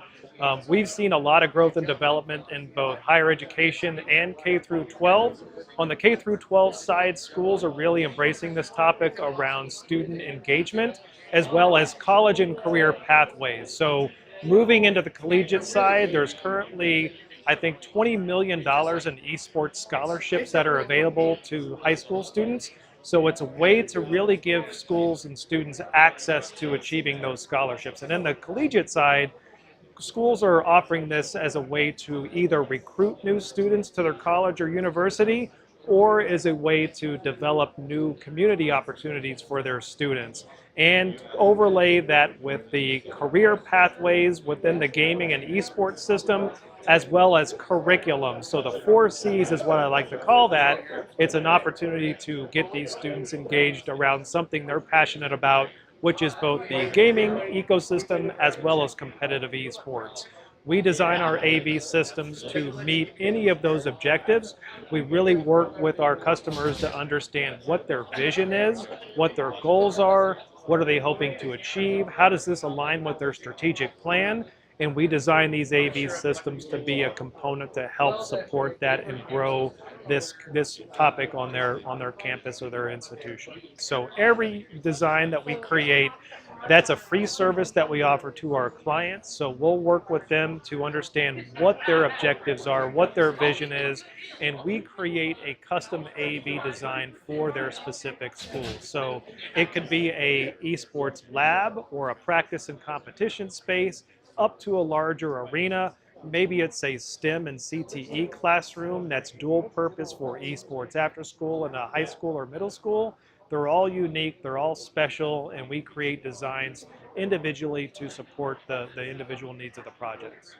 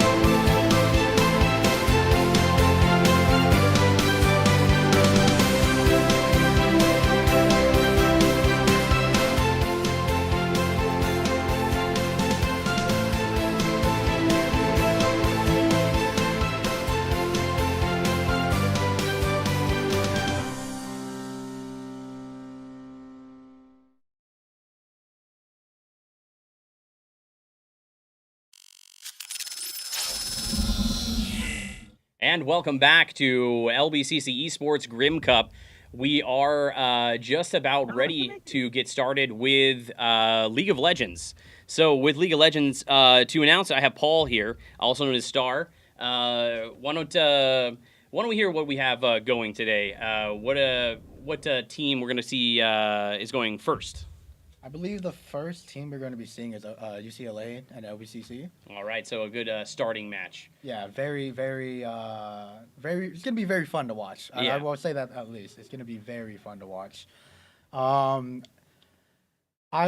very interested in how it's going to go. I know that they are going to be very competitive. League is a very competitive game. Absolutely. Very, how do you say it? Very, very old game.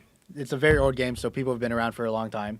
Gotcha. And honestly, since we're new, they don't know what we could bring to them. They don't know what's going to come up from LBCC, and I'm pretty excited to show them what we could do as a team. Oh, absolutely. And I know you guys have been practicing really hard for this. Are you excited to see how your strategies go up against other teams? I am especially excited to see how it's going to go up.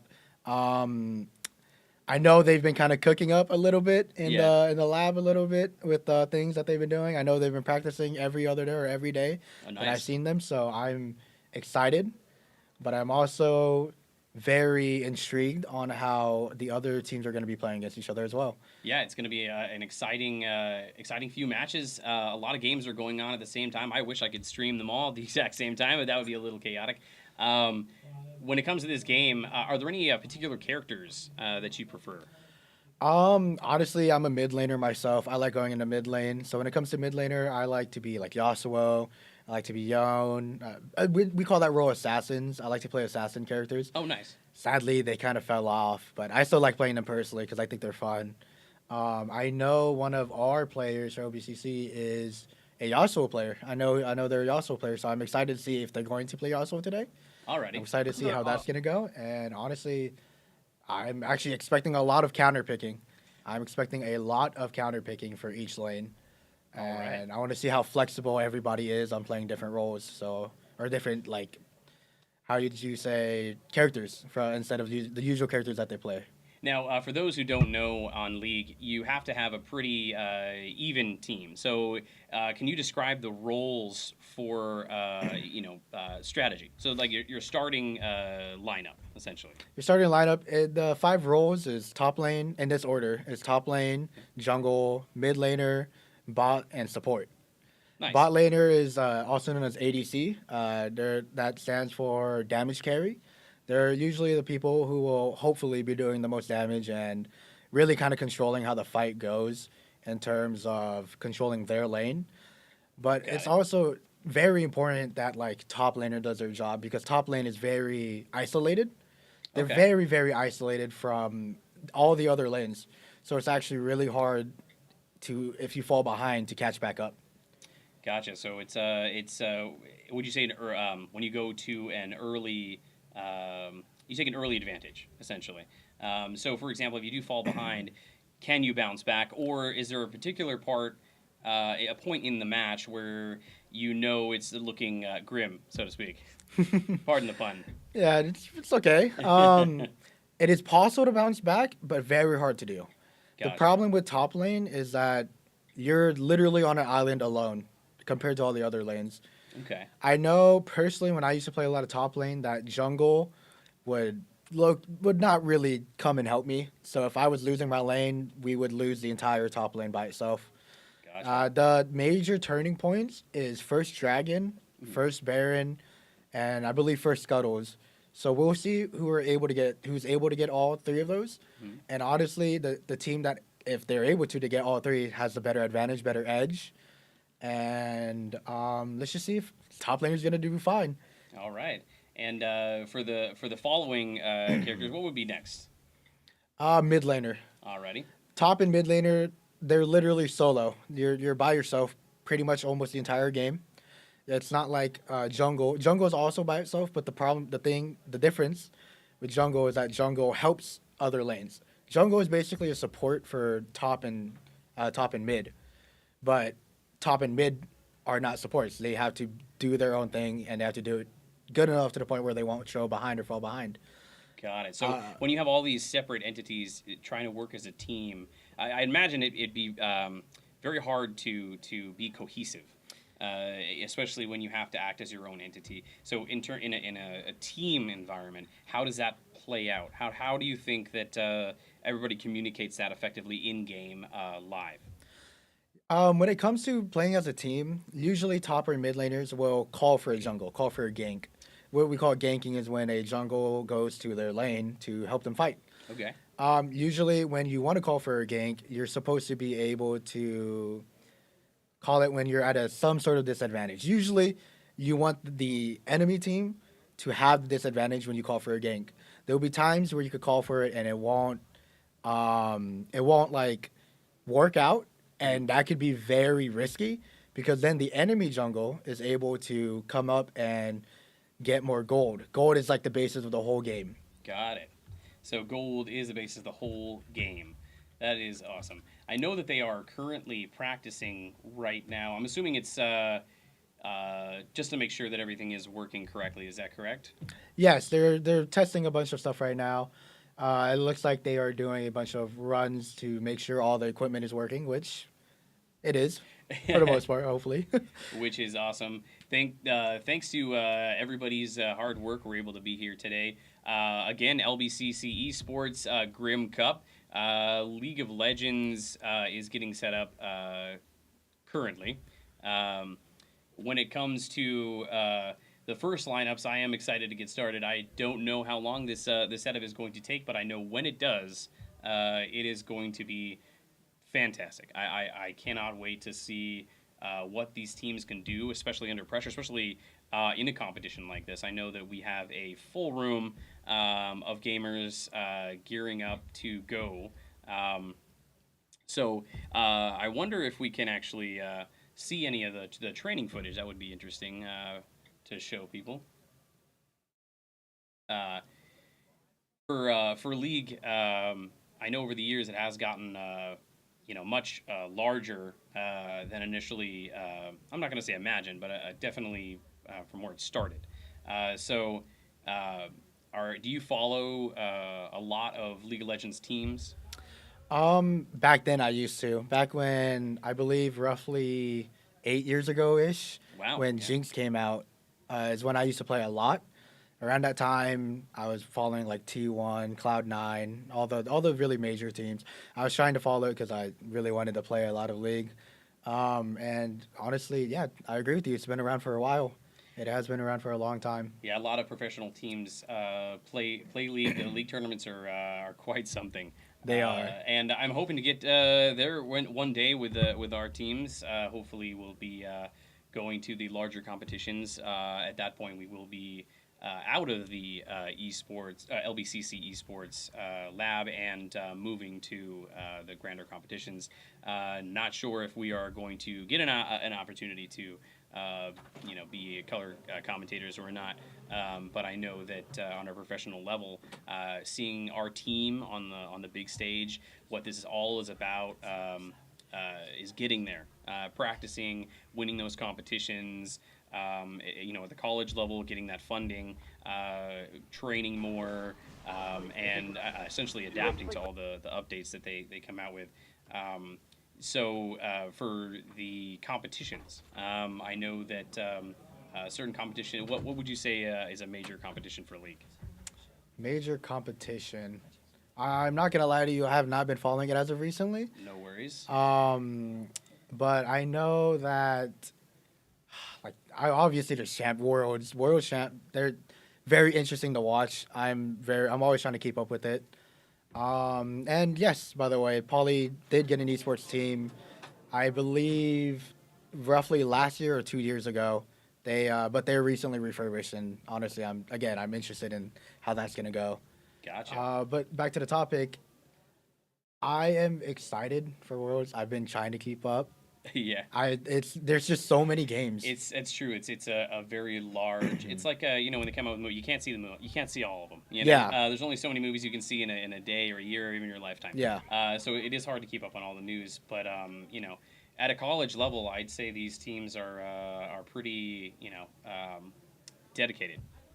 Very. Yeah, and I know that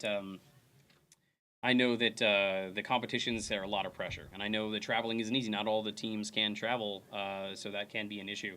Do you usually? Yeah, because I know normally on some teams they'll have a junior team and a senior team, senior level team. So for our leagues, for example, do we have a junior team? For League of Legends, Yes. I believe so. I believe we have two different rosters for League of Legends. I think we have our varsity and our JV team, and I believe actually most of our teams have two teams that I know of at least. So yeah, good fill-ins can pull from a junior. Are there any particular players that you believe in a junior team that could be on the varsity? I'm honestly the way I've been watching them, they all have a lot of potential. They're all really good. The difference between the varsity and the JV team is really it just comes down to team experience. Because as solo players, they're all good. I've seen all of them play, and they're all really good. Nice. So for we were going through the tiers. I remember earlier. So we went through the top two. What would be right after that? So the third one down. That is a rough question. There's so many. There's a lot. I know. There is a lot. It's a lot to keep up with. I mean, I'm pretty sure I already mentioned like T1 and Cloud9, I believe. Yes. When it comes down to it, I mean, T1's just I can't really think of anything because if you talk about like maybe G2. Actually, now that I think about it, maybe G2. The teams I've been following, I've been trying to follow as much as I can. Yeah. T1's been up there for a while, and they've recently came back. Actually, they've recently had a big comeback back at Worlds, and I'm rooting for them. Oh yeah, absolutely. So for our followers at home, what you're seeing on our feed here is just essentially just a tool that the teams are using to get ready for the competition to make sure that everything is working for each player. This, of course, is one player's feed.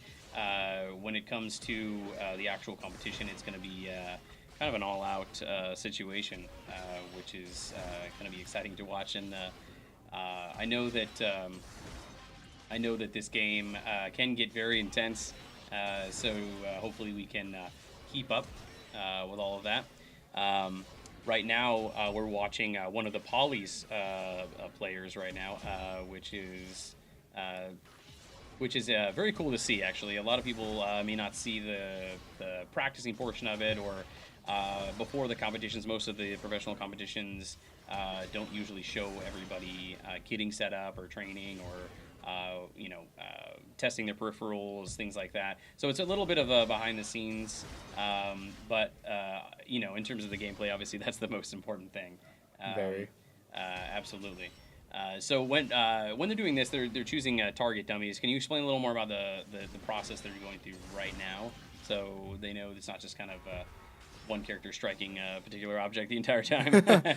So this character here specifically is one of the characters that I play personally. Here he is actually doing one of the most famous Yone combos. He's doing what we call stacking. He stacks his Q up, and as you see when he hits his second Q here, he gets his third one where it shows a circle, and that's basically the range of where he's able to attack. Where he's able to dash forward and basically do what we call a knock up. It will knock enemies, minions, things up in the air usually. Here he's testing, it looks like to be a lot of flash combos that I'm seeing. He's testing flash W, flash sweep here, that's flash sweep, and then flash Q. Earlier he was testing his E ability, which basically pulls his spiritual form, and he's able to dive usually he's just able to dive really well and get out very well. And it looks like he's practicing like how well he's able to do it. He's practicing like if he's gonna be able to do it consistently. Which from the view of what I've seen, it looks like he was doing it almost every time he was trying it. So wow, nice. So hopefully that was enough practice. I'm assuming using multiple characters. Should they stick to you? Really stick to one character? Should you change things up? When it comes to league play, you always want to have 3 characters you can play. From my personal experience, when I used to only play Yasuo, I always got banned, and then I would not know who to play afterwards. Gotcha. And that's when I had to pick up 3 characters. I picked up Yone and Kassadin as my 3 characters, and it is a very special thing to do because bans are very important. Yeah. People, what are the bans? bans are before a game starts. You have your 5v5 lineup. You have usually it's one team will ban. I believe it's one team will ban 1 character and the second team will ban 2 characters. And it will go back and forth between banning. And usually what you do with bans is you do your research on the team you're going against, and then you're able to pick from what they have shown who would be the best option to cancel out, pretty much. Understandable. You want to observe the enemy before attacking. Yep. And when it came to me, I always got my Yasuo banned. I love Yasuo, but it sucked. Yeah. So it forced me to play different roles, and that's the importance of bans. There have been times where people will ban out more than one character, one person with multiple characters. They'll ban 2 of their characters. Wow. Sometimes people will go crazy and will ban 3.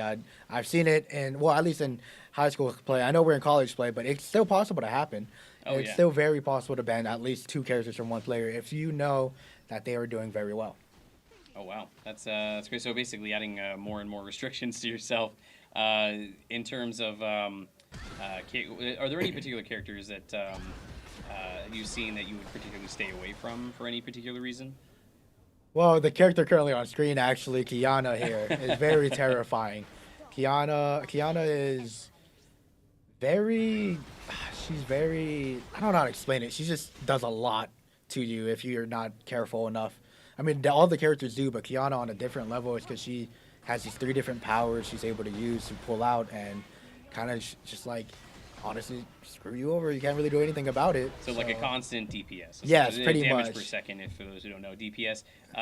So constant damage per second. It looks like her speed's actually pretty good. Oh yeah, her movement is insane. It is very unfun to go against a Kiana. Who knows Yeah. Taking a look here. You can see the movements. It's very fluent. It's actually, I love the graphic. I love the colors, the graphics. It's very smooth for this character. When it comes to, I would say, for example, this character is. He said one of your favorites. One of my favorites, not a personal favorite to go against. I think she's really fun because she has these 3 different abilities, like powers that you have to watch out for. And when you're playing her, it's really fun to see how you can mix and match like the combos of what you could do with it. Gotcha. I believe this is actually the earlier who was practicing the flash combo. And honestly, I am excited to see how, I believe it looks like they're playing top laner. Gotcha. Because Yone, honestly, not really very well picked or mostly picked mid laner. He's mainly top because he's tankier than Yasuo is. From my experience, he's tankier than Yasuo is, and he's able to get out easier because of his E ability. And Kiana here, she just does so much damage, honestly. It's just so having a good tank is detrimental, right, to the team. Very. Why don't you list off some of the tank characters and kind of what you would choose, or especially against her, what would you, if you had to choose, what would you choose? Honestly, when it comes to Kiana, I used to play a lot when she wasn't around, so I don't really know too much about her. But if it comes to tank players, I think the one tank I'd always fall back on is he's very well picked is Garen. Maybe someone like Set. Anyone who can scale really well. Scaling is when you start off really like kind of weak and everything, but when you get later into the game, your character become more beefy throughout the entirety of the game up until the late game moments where it really matters the most. Gotcha. So you're kind of building up for those moments. When it comes to the lineup, it looks like we got an update here. So we are not watching LBCC versus Poly. It's actually LBCC versus UCLA. It looks like that's going to be the first game up. So I'm sure the other teams are probably still setting up to practice. Poly to be later in the lineup. Why don't you list off the schools that we have here? I think everybody would be interested in all the schools. I know we didn't really get a chance to introduce them all. Of course. So again, as you said, the first game is going to be UCLA versus LBCC. Right now, as to my knowledge, I'm not sure if Huntington Beach is here yet, but it was supposed to be Poly versus Huntington Beach. And That'd be a then, fun lineup. yeah. Yeah. It's gonna be interesting lineup if they're here. I'm gonna Oh, be yeah. excited to watch. And then it should be CSUOB versus Bosco, as well as Grim. Grim has his own team Oh, okay. versus UCR. So Wow. that's the first lineup of all the games so far. I know we also have. I think that's all of them. We're really just kind of banking on if Huntington Beach is here or not. So how many games do we have set up for today? To get, I know we have to whittle it down the bracket. So how many matchups do we have? I believe we have 3 matchups for each team. So each we should have, like, for example, LBCC versus UCLA. Whether they win or lose, they're going to be moving on to a different team and then a different team, and that's it. They're going to be playing 2 other teams after their first matchup. Got it. So if they basically fall out, then they're off. And then when it comes to the schools, so we have LBCC, we have UCLA, we have Poly. Hopefully, you said we have Huntington. Yeah, Huntington, right? hopefully. And then we also have UCR, and then we also have you said Grim, right? Yep. Is that everyone? I believe so. That should be everybody Fantastic. looking at the sheet here. Yep, it is everybody. So what would you say is the most interesting lineup that you're looking forward to see, like strength versus strength across the board?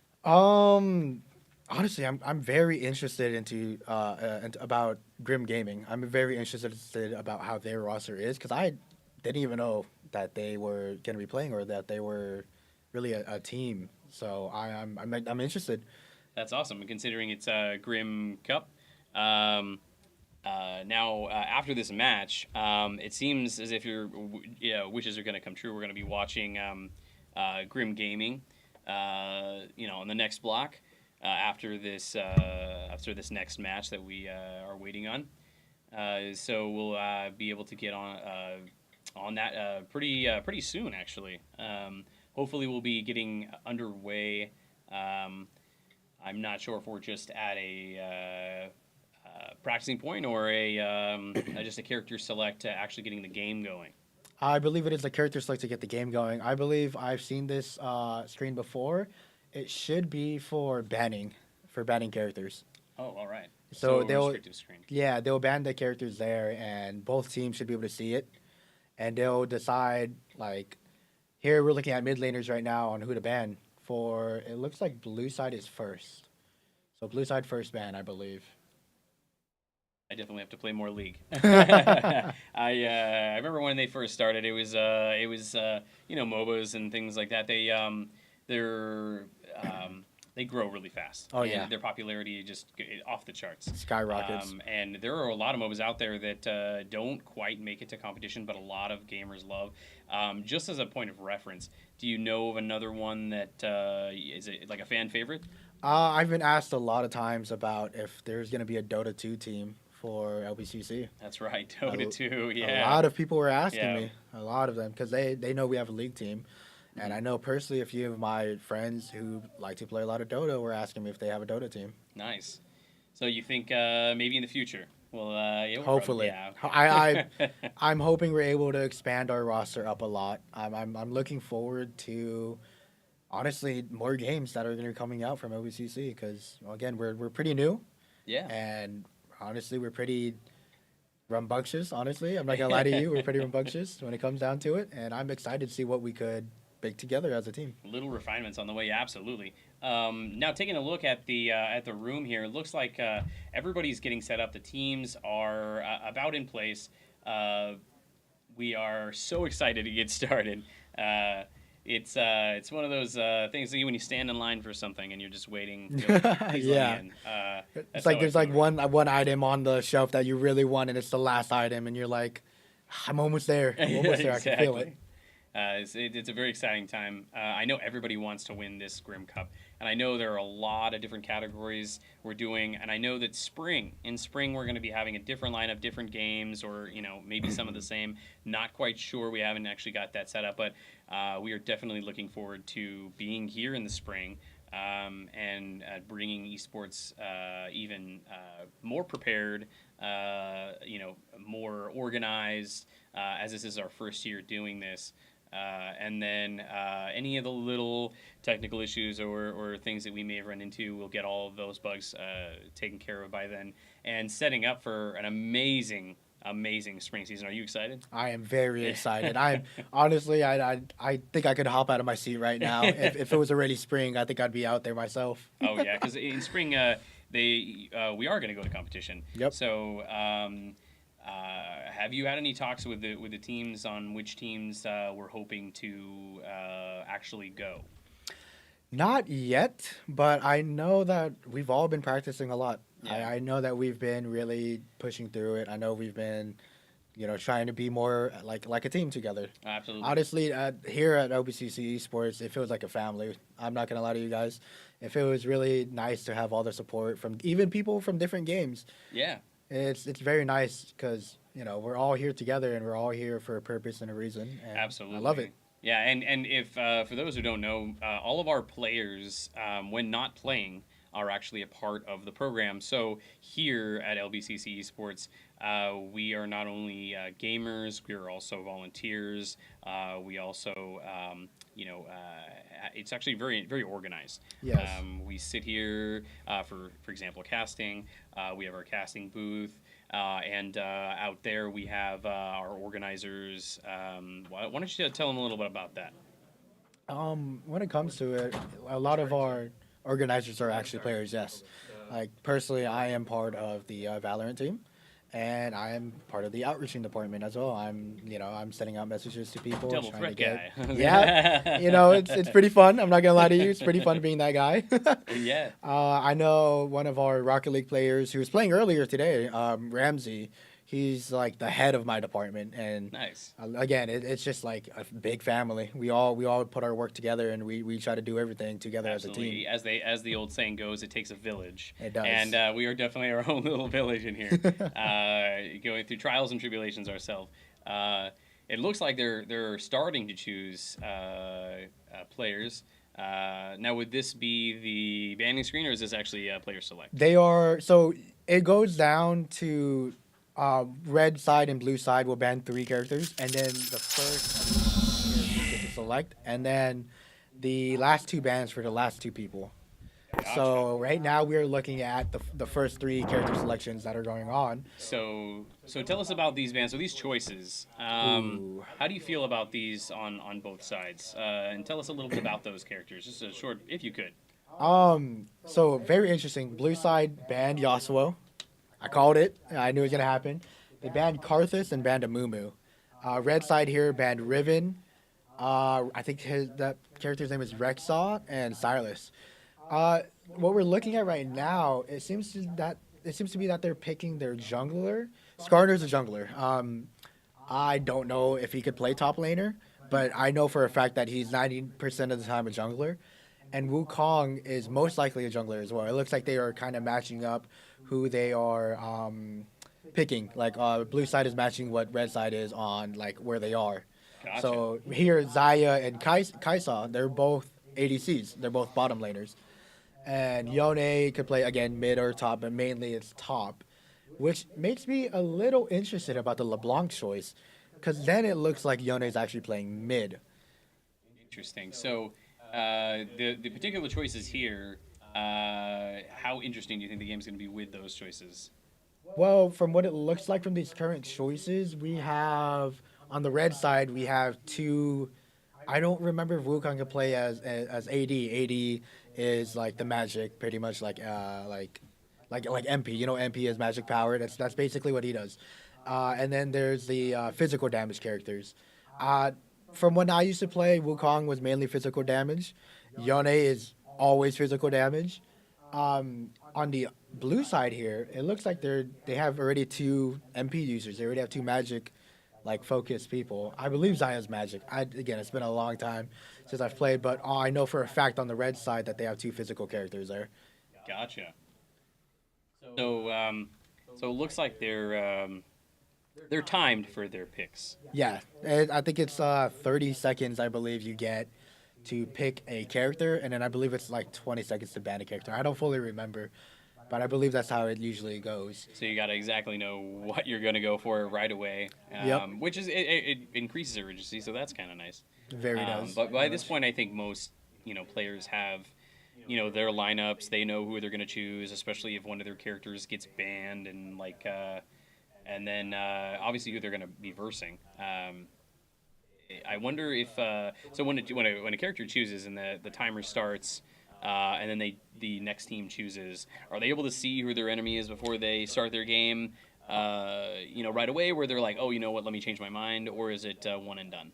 It's a one and done type deal. The moment you lock in a character, the enemy team is able to see it, and that's the really nice thing about picking second is there's counter picking, a lot of counter picking. So do you think there'd be an advantage, or do you think that the game, just hypothetical, do you think the game would be better as a mystery if, for example, you were not able to see? Because I know certain games have a right before the game, you can't change it at this point. It's the game is starting. There's a countdown.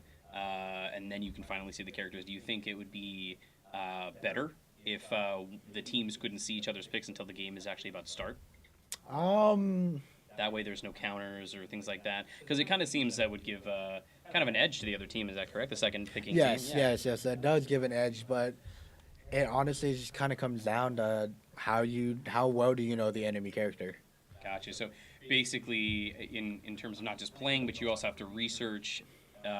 Which it's crazy because if you think about being a gamer, especially an esports gamer or anything professional-wise, you have to. It's not just playing the game. I know a lot of people think, oh, it's just kids playing a game. It's not really serious. Oh, they can make money from it. Go to competitions, but it's actually a lot of work.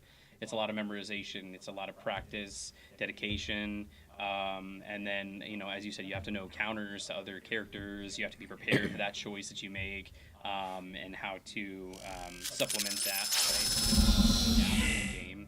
Have you seen any lineups where you see, say, a team choosing second has a big advantage over the first picking team? In some cases, yes, because sometimes when it comes to the league, it's very dependent on how many physical damaging characters there are and how many magical damaging characters there are. When it comes down to it, if you have a team full of 5 magic damaging character, 1 or 2 physical damaging characters could screw you over. Honestly, it's not a very fun time, and so just the slightest difference can make the entire game. It can, yes, it can, and it looks like here that Jax is actually top lane. That is very interesting because Jax, I haven't seen a Jax top lane in a very, very long time. Would you consider that a good strategy? For against most top laners, yes, because a lot of top laners are very dependent on their what we call like M1s, their auto attacks, and Jax has this ability when he spins around his staff that he doesn't get hit by auto attacks. A very, very nice thing. Gotcha. But the moment it goes down, he's kind of in trouble. All right. Well, looks like they are about to get started. They are. All right. Wow. So we have our lineup. Interesting choices, as we've already talked about. I'm excited. I'm very finally excited. Get underway. I'm excited for the Cho'Gath pick. The Cho'Gath has been around for a long time in League, but honestly, he's been on and off in pro play. So to see him here again is very exciting. I'm very excited to see how the Cho'Gath is going to be. All right. Finally making a way. I love the mini map so we can actually keep track. Yeah, we know where everything is. Sometimes it's hard to keep track of all these characters on different screens. I think that's the biggest challenge, honestly, when it comes to trying to show everybody all the content we can see. But we are going to try our absolute best. So when it comes to this particular strategy, so they're basically making a line of defense. Is that correct? Kind of. They're trying to fight towards jungle right now. They're trying to get, like solidify their jungles here, and it looks like they're going for blue buff. Blue buff allows you to have more mana. And very important to have a lot of mana, but it not really gives you more mana. It gives you mana regen. It regenerates your mana faster. Yeah. And we have ADC and support here hugging down towards red buff, which increases your damage. So I'm very intrigued in what's happening right here. Mana is a very staple point of like the game. A lot of characters have mana when it comes down to it. Sometimes, mainly for physical characters, they don't have any mana, but that's because they're more physical. They're more towards being up close and personal. But what mana does is it has this well of like, how would you call like power that you have to be able to pull out and use an ability. Like a reserve. Yeah, like your reserve, exactly. And honestly, when you're down mana, you're at a disadvantage. Understandable, especially if you're a magic wielder. Exactly, magic especially if you're magic focused. So, for example, let's say you run into a physical character and you're a magic wielder, and you know that you're going to run out. So your only option essentially would be retreat or get backup from another character. What is the typical strategy for the? I'm sure the mana they're keeping an eye on it consistently. Yes, they are. Especially when it comes, again, back to the mid lane topic, especially when it comes to mid lane. The reason why I like playing a lot of physical characters, I don't have to worry about my mana pool. I don't have to worry about my, I don't have to sit there and, like, be scared to, like, go in or what we call trading. Trading as in, if I want to attack them, they have a chance to attack me back. But if I have no mana, they're able to attack me easier because I don't have that reach with all my abilities. Yeah, you're leaving yourself open for attack. I would imagine that it's a very strategic sort of when you choose a character like that. Most games out there. I know there's a lot of games out there that aren't even a competition based. So I will mention that for example, right, a mana based system is Diablo, right? Yes. So that's amazing games.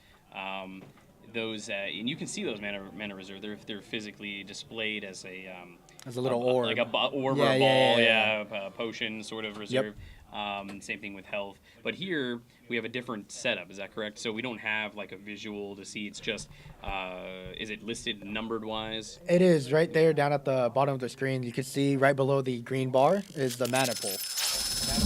There, all the little numbers is like how much mana it takes to cast an ability. Got it. You see the little plus sign there too. That's your mana regen. And when you have a blue buff, again, your mana regen is way faster than it usually is. And it's a very important thing in the game, especially for specifically bot and mid. Because I know top doesn't really have a mana problem. Gotcha. And top that's primarily where you like to be. Yep, exactly. Which is understandable. I love physical. Currently, we are paused. I'm not sure exactly why. Maybe they have to work something out. Maybe physically. So, in the meantime, maybe you can explain to those who don't know the game a little bit about the map and how things traditionally go. Anything in particular that should be known about it? I guess the main important part is towers. Towers. There's 3 towers in each lane, and then an inhibitor in each lane. So you destroy the 3 towers going in, and each tower you destroy, the deeper you have to go into the enemy side, the enemy territory. And once you destroy the 3rd tower, there's this thing called the inhibitor. And once you destroy that, we have these minions. I forgot what they're called, but they're very tanky and actually do a lot of damage sometimes. The little defenders, yeah. Well, no, they go out and they're super. Attack. Yeah, they're just super gotcha. tanky. So, okay, they're attackers. Yeah. Yeah, they're attackers. And over time, they could pile up. Once they pile up, it's what we call freezing a lane. Gotcha. Freezing a lane is when you are attacking the enemy team's minions, but then usually when it comes to attacking the minions, you want to try to get the last strike, because getting gold and getting XP, it doesn't matter on how much damage you do to the minion. Mm-hmm. It actually matters if you get the last hit or not. I guess that's true, huh? Yeah, the last hit is what you need. Yep, last hitting is exactly what it's important. Very probably the most important thing about trying to get XP and gold is getting the last hit. Interesting. That's actually good to know, actually. So, for example, you have the minions on screen. They're quite tiny guys. Tiny guys with knives. I think they're average. They're the average size of character. Average size well, knives and everything. Yeah, I guess because we're a top-down perspective. It is played from a 3D perspective, yeah. Yeah, absolutely.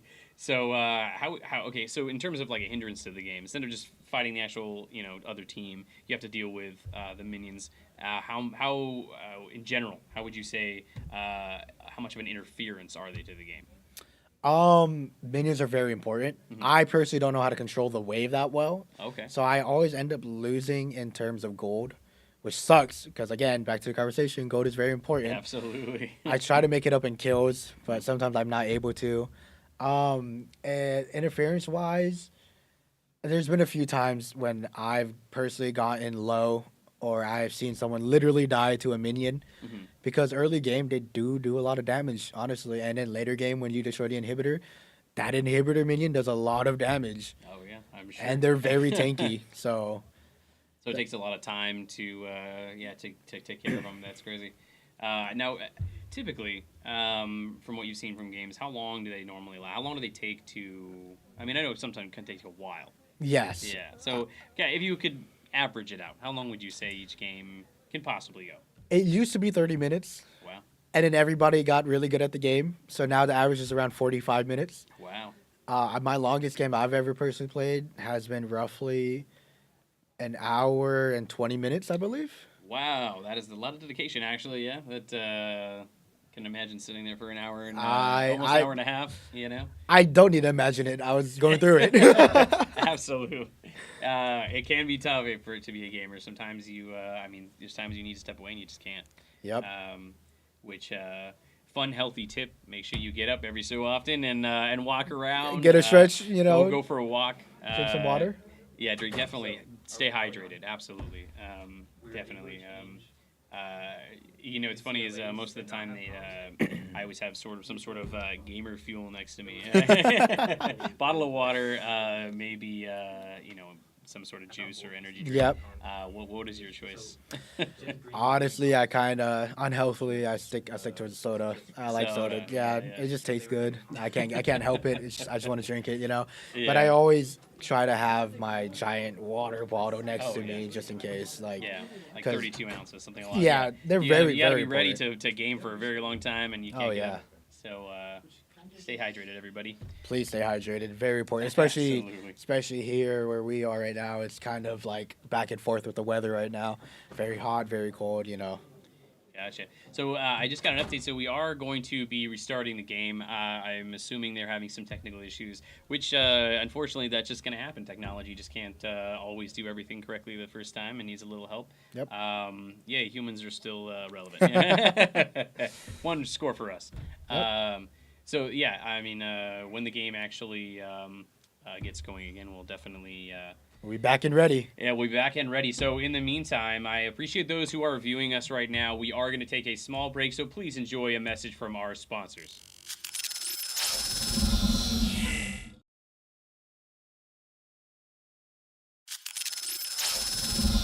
Absolutely growing like crazy for Extron.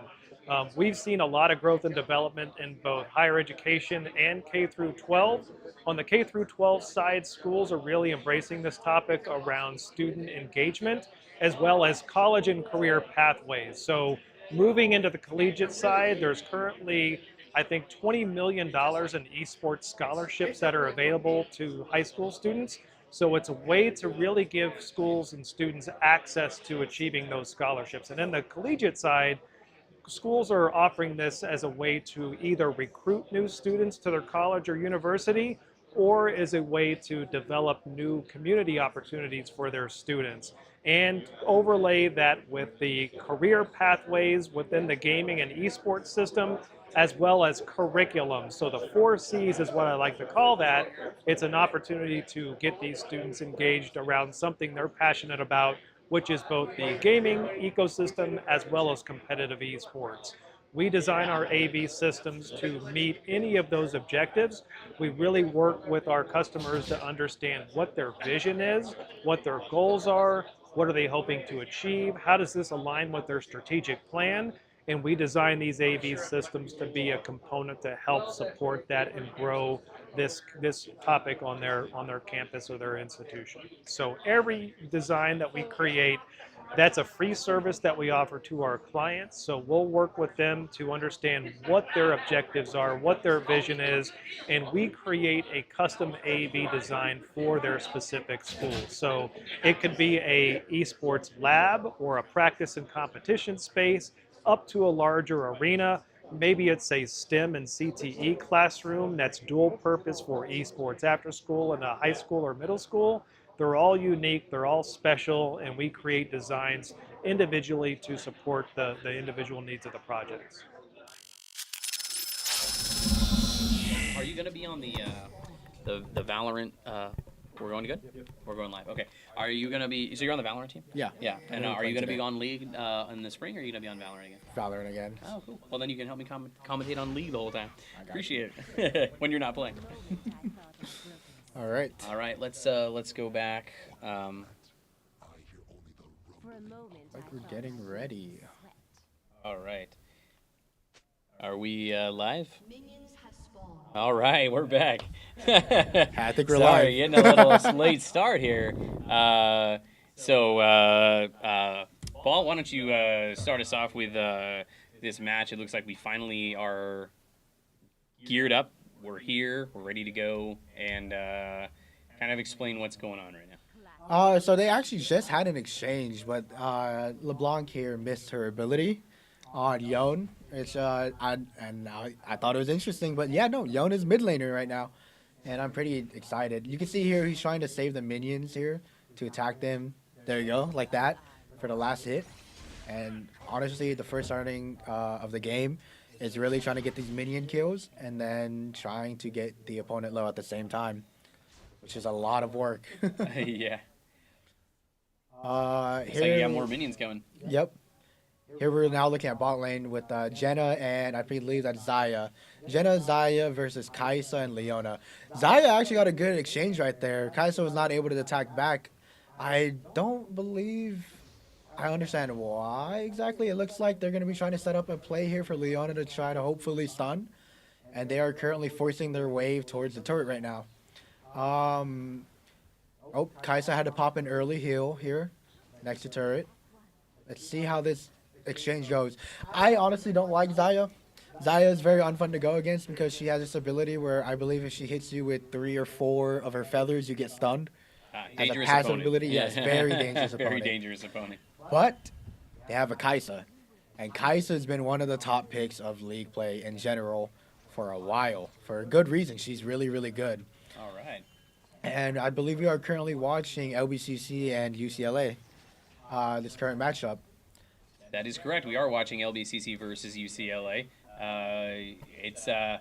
I'm assuming this one is going to be one of the more exciting matches, head to head. I know that all the teams have been practicing, but I know that this is one we are definitely particularly interested in for sure. Jenna here actually has low mana, and that's very interesting to note because she's not able to poke as much. She's not able to try to get them a little bit lower, but at the same time, she's been doing so much to them that they're already kind of low. I'm waiting to see the Leona play here, hopefully to get a stun off. And it looks like, oh, both junglers are currently bot lane. And this is going to be a very interesting exchange here. It looks like Wukong is trying to bait. They don't know that there's a ward there. Now they put a ward. Okay. So now we have a very interesting bot lane exchange here. Jenna is trying to stay up towards top just in case Skarner needs the help. But Skarner looks like he's rushing up back towards top side where Jax is very low. It looks like his exchange with Cho'Gath was not very fun. I believe Cho'Gath already recalled, so that's why he's trying to... It looks like he's trying to either crash their wave or hopefully freeze it to the point where it's not too big of a problem later on. Gotcha. So what would you say is an uncomfortable amount of mana? Like what? Because I understand, like, there, obviously you can gain it. There's LeBlanc got the first kill mid. Nice. She turret dove. Look at her health here. That is interesting. Yon was not able to get back far enough, and that is going to be kind of rough. Getting the first kill gives you a lot of gold. Mana reserves. Honestly, I believe Like 1/3 of your mana, would you be trying to, yeah, 1/3. Yeah, I'd say 1/3. roughly 1/3. 1/3 of your mana is something you should be careful of. Currently, the blue side is UCLA and red side is LBCC. Very fitting for LBCC here to be red. And Absolutely, yeah, colors. yeah, and the Gotta dragon has represent the those first dragon colors. has now spawned. So we're gonna see how this exchange is gonna be going soon. Nice. Um, how it looks right now. It looks like they got the first plating of the turret here. So at the beginning of the game, I forgot how long, the the turrets have platings, and the platings are very important because when you destroy a plating, it gives you a gold boost. Nice. And when you destroy, honestly, if you somehow destroy all 5 platings, your economy is gonna be up there for a while.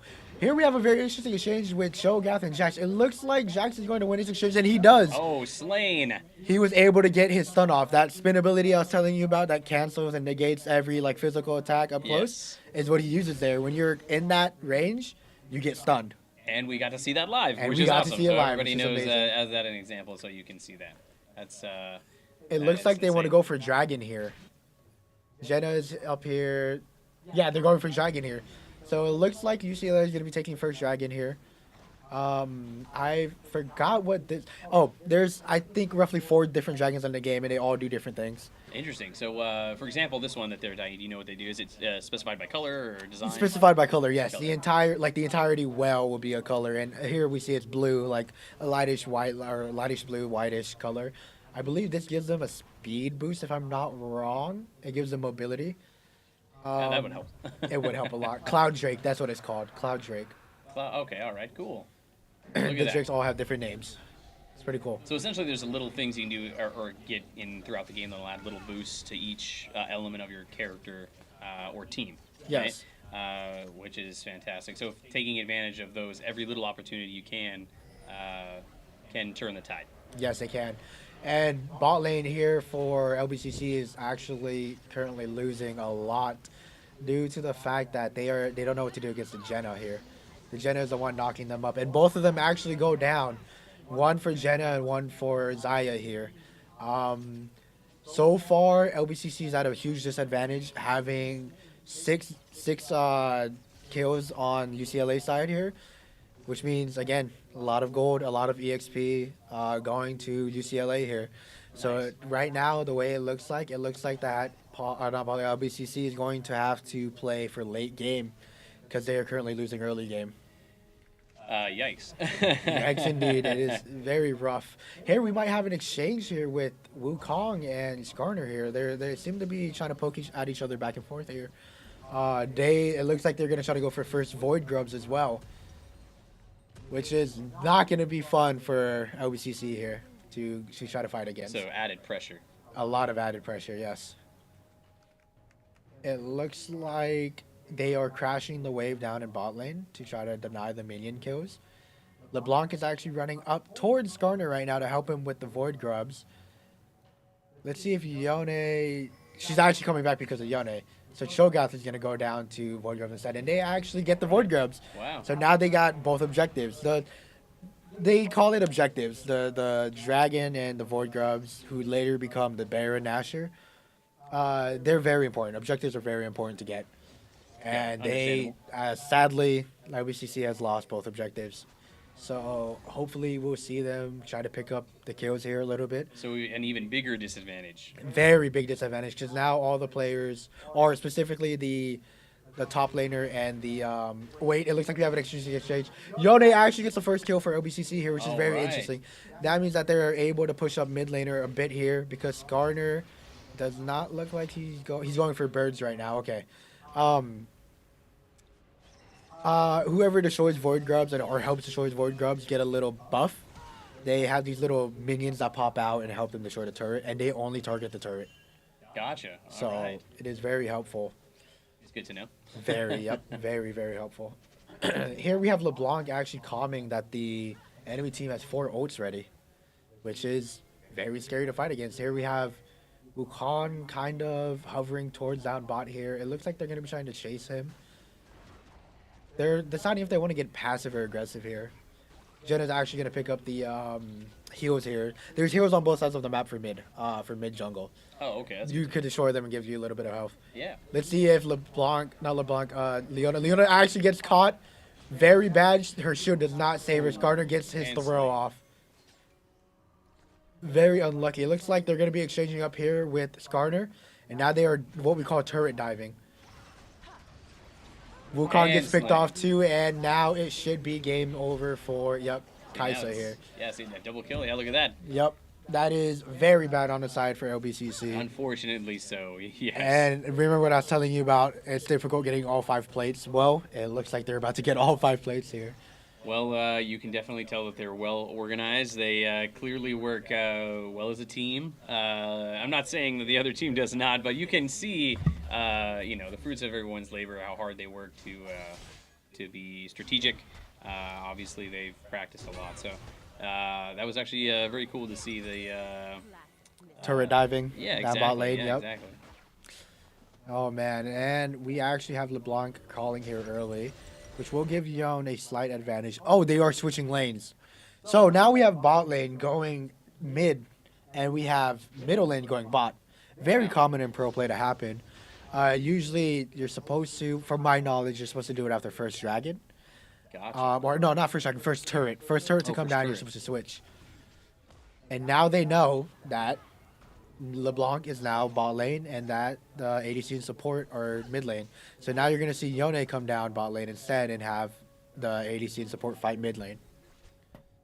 Here we're going to have an exchange. And it looks like top laner is losing very badly on red side here. It is a very rough matchup to against Jax Yeah. because of the damage negation. I Dragon guess. spawned. Yep, and this Yep. is a different dragon. You see it's red now instead of blue. That is correct. I believe that is a damage buff. I believe. That would be one that I went for immediately. Personally? It seems as if that slight of extra damage might be the tipping point. I hope we're able to see bot lane here because they are having a very crazy exchange. Bot lane is actually down already to their two. Oh, so it's top lane. Top and bot lane are down one Yeah, I turret. can see that in the mini map there. Yep.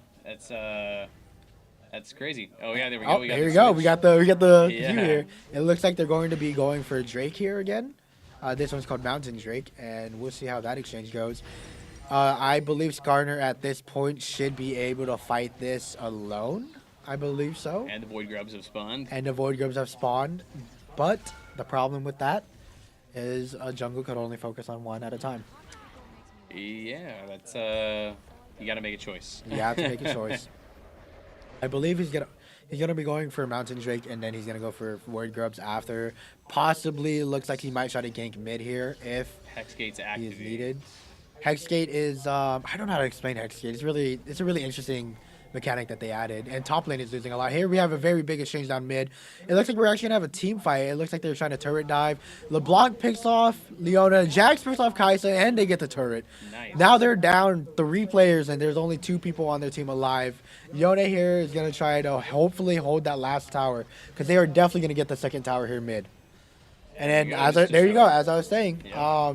Skarner's going for Void Grubs now, and we have a very interesting game on our hands so far. Yeah, there's so much LBCC. activity happening somewhere. There is. Yeah, I wish there was like an overview, like a very zoomed out version. You know what Yeah. I mean?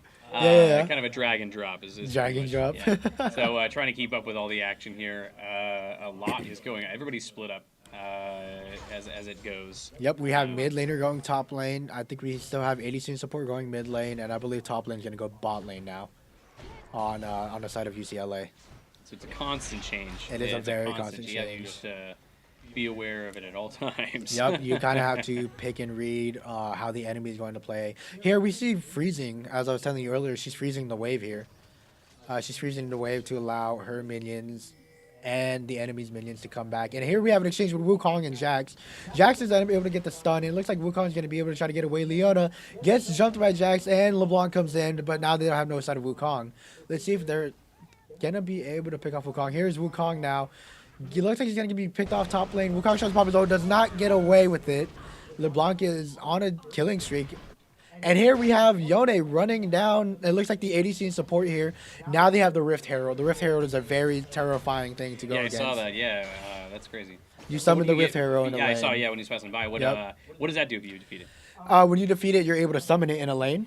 And when you summon it in a lane, you could either choose to ride it and control it to what lane you want it to hit. It will hit a turret for like half its HP. So that actually could help Right you there. in a turning point against the team if you're It down. can. Yeah. Here we have a very big exchange, a big team fight here. It looks like Leona's going to be going down first against Xayah. Skarner is able to pick off Yone. Skarner picks off Wukong from that's his ultimate right there. He's able to just pick and drag any character he wants. They actually buffed him recently. Wow, really? Yeah, it used to be only one person, but now he's able to pick off 3. Cho'Gath here is going to be trying to silence and stun. But here we have Jax being able to stun both of them, and it looks like this is going to be a losing game here. And it looks like this should be the end of the game as they're going to destroy the Nexus here. And down goes the Nexus. Yep. There he is. And there it is. So UCLA has now won against LBCC for that that bracket there. So looking back, and I know it was a lot to try to keep up with, but let's say we kind of recap. So the strategies kept adapting. Is there anything in particular that you saw from, say, LBCC that they could have done better? Things that they could have done better, I'd have to say their top laner. Their Cho'Gath was, again, because you're solo, you're by yourself. Yeah. It's very imperative that you don't die too much. Gotcha. And that's the problem that happened. Because every time you do, you get set back. You get set back, you and have they to- get a buff because yeah. they have gold. And then they get further. It's pretty much a push system. Yep. So that you push through, you get to the enemy's nexus, and you destroy. That's the point of the game. I know a lot of people, and it's hard to just explain the game. We're already kind of part of our world here. So your nexus is the most important thing in your game. You have to protect it at all costs. You do that through a series of what would you consider takeovers, essentially, and push your way slowly but surely, bit by bit, towards the Nexus. And if you die too much, you lose all that ground, you lose that defense, allowing the enemy to get further and further into your territory. So we basically have to keep that defense up. Yep, we have to. It's very important that you do so. And again, I think the biggest problem for LBCC is that their top laner was what we call feeding the Jax a lot of gold. They were feeding a lot of kills for the Jax, which not only, again, gives them a boost in gold, but it also gives them a boost in experience points.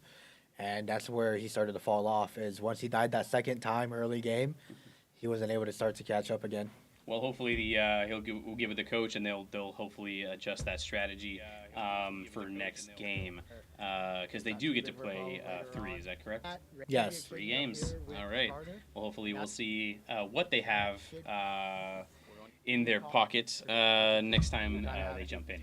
Yep, I'm hoping to see hopefully a better game. And honestly, again, I just think they've just the top laner problem was the main issue here. All right. Top laner. All right. Looks like we have an interview. All right. All right. Cool. We'll have fun with the interview. Here we go. By all means. Here we go. Can we get through here? Yeah. You can put that on if you'd like. Let me squeeze by you here. All right. Let me squeeze by you here. All right. All right. Hello, So hello. here we have Leon, I was Zekai, the AD carry. the AD carry. You're the Xayah. Xayah. Yeah. I was watching your guys' exchange. Would you say that Jenna was one of the main staple points of why you guys were winning your lane? Because when it came down to it, she was getting a lot of knockups. I noticed that she was hitting almost all her tornadoes on the Leona and the Kaisa there. Is that what you would say is one of the reasons why you guys were winning? Yeah, for sure. My support's obviously really talented. He's a true enchanter. Definitely Janna's one of his most comfortable picks. So I think we just play the lane Leona, Kaisa. Early levels are pretty weak, so we could just poke them out, hit them out early, and then they couldn't really hit us back, and kind of just snowballed from there. Yeah, I agree. And what is your opinions on the top lane? I know that when I was watching that, the Cho'Gath was losing a lot of the exchange with Jax, and honestly, I believe that's another really big stable point and reason why you guys are able to push that really fast game in one. Yeah, to be honest, I was like more focused on like my lane. I wasn't really paying attention to like the other lanes, but obviously like my entire top side, like we're kind of winning on all 3 lanes, so it makes the game like really easy, and like we just like push the lanes, get objectives, rotate mid, and it's like it's not too complicated once you have like 3 winning lanes. Okay. Last question. I would say, when it came down to you guys switching from bot lane to mid lane, I believe you guys got there way faster than they were able to, and I believe that was very important as well.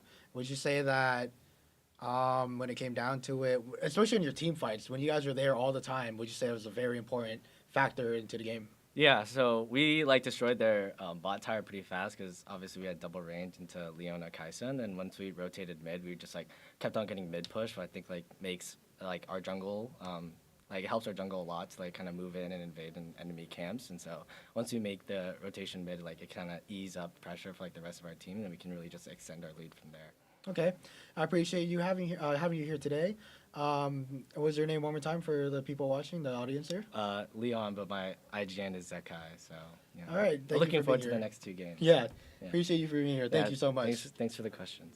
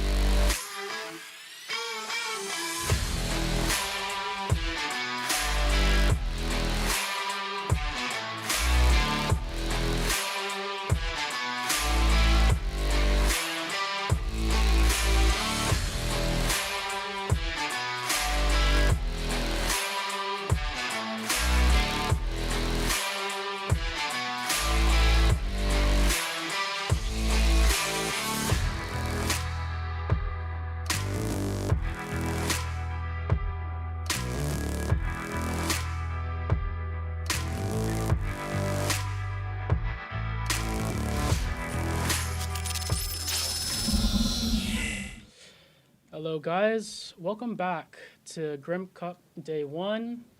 I'm Waka. I'm Rocket Blast. Awesome, great. We're heading into the next game for today, round 2.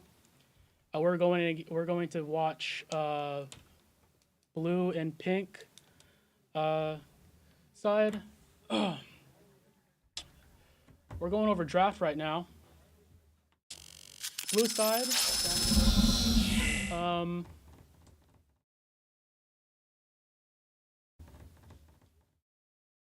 And they just started banding. That's a Nasus ban 1 to a Yone and to a Gwen. That is a heavy... Yeah, we got bans coming in from the one tricks. Yeah, that's a heavy topside pressure with Yone mid going away. What patch are we on? Is this the patch that... Should be 14.21. Okay. This is the buff Yone patch? Where they did buff the crit percentages? Yes, they did. They sure did. They put him back on. Man. This is very interesting with the bans because we're wondering if they're going to do a jungle ban or a top maybe. They did 2 tops. I have no clue what's next for them. Red side is next.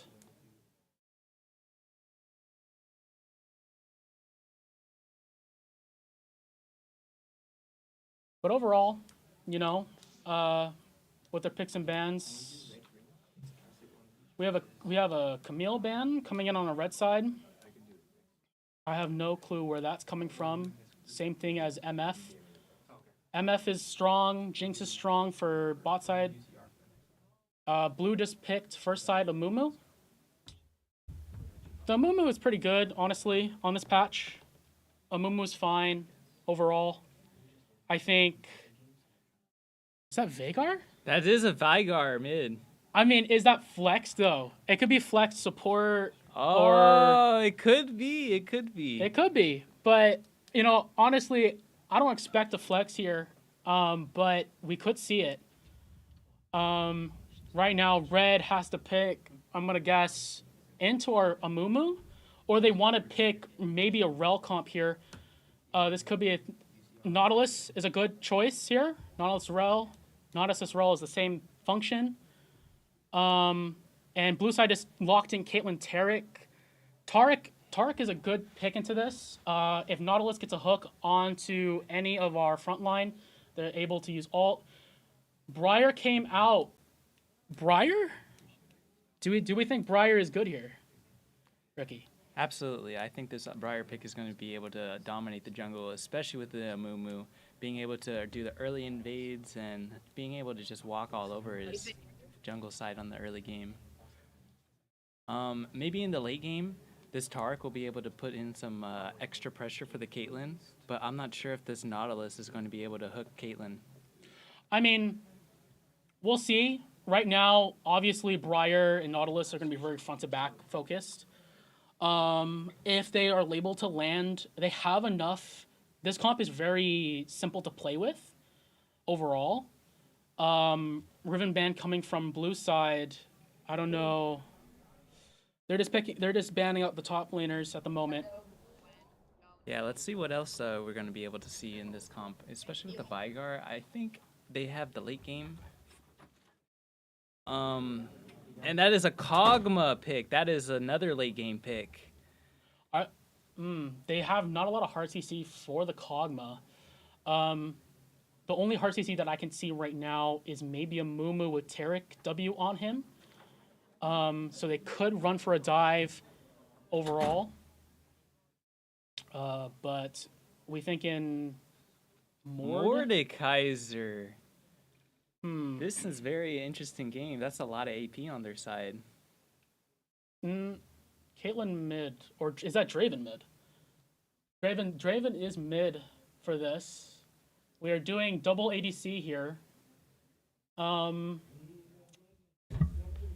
That's a very interesting comp. I've seen it in the LCK, but you know, I don't know if we can replicate it here. Honestly, we don't know if they have really good tempo with that Draven pick, but we're gonna have to see this. So to Cho'Gath into Mord. Okay.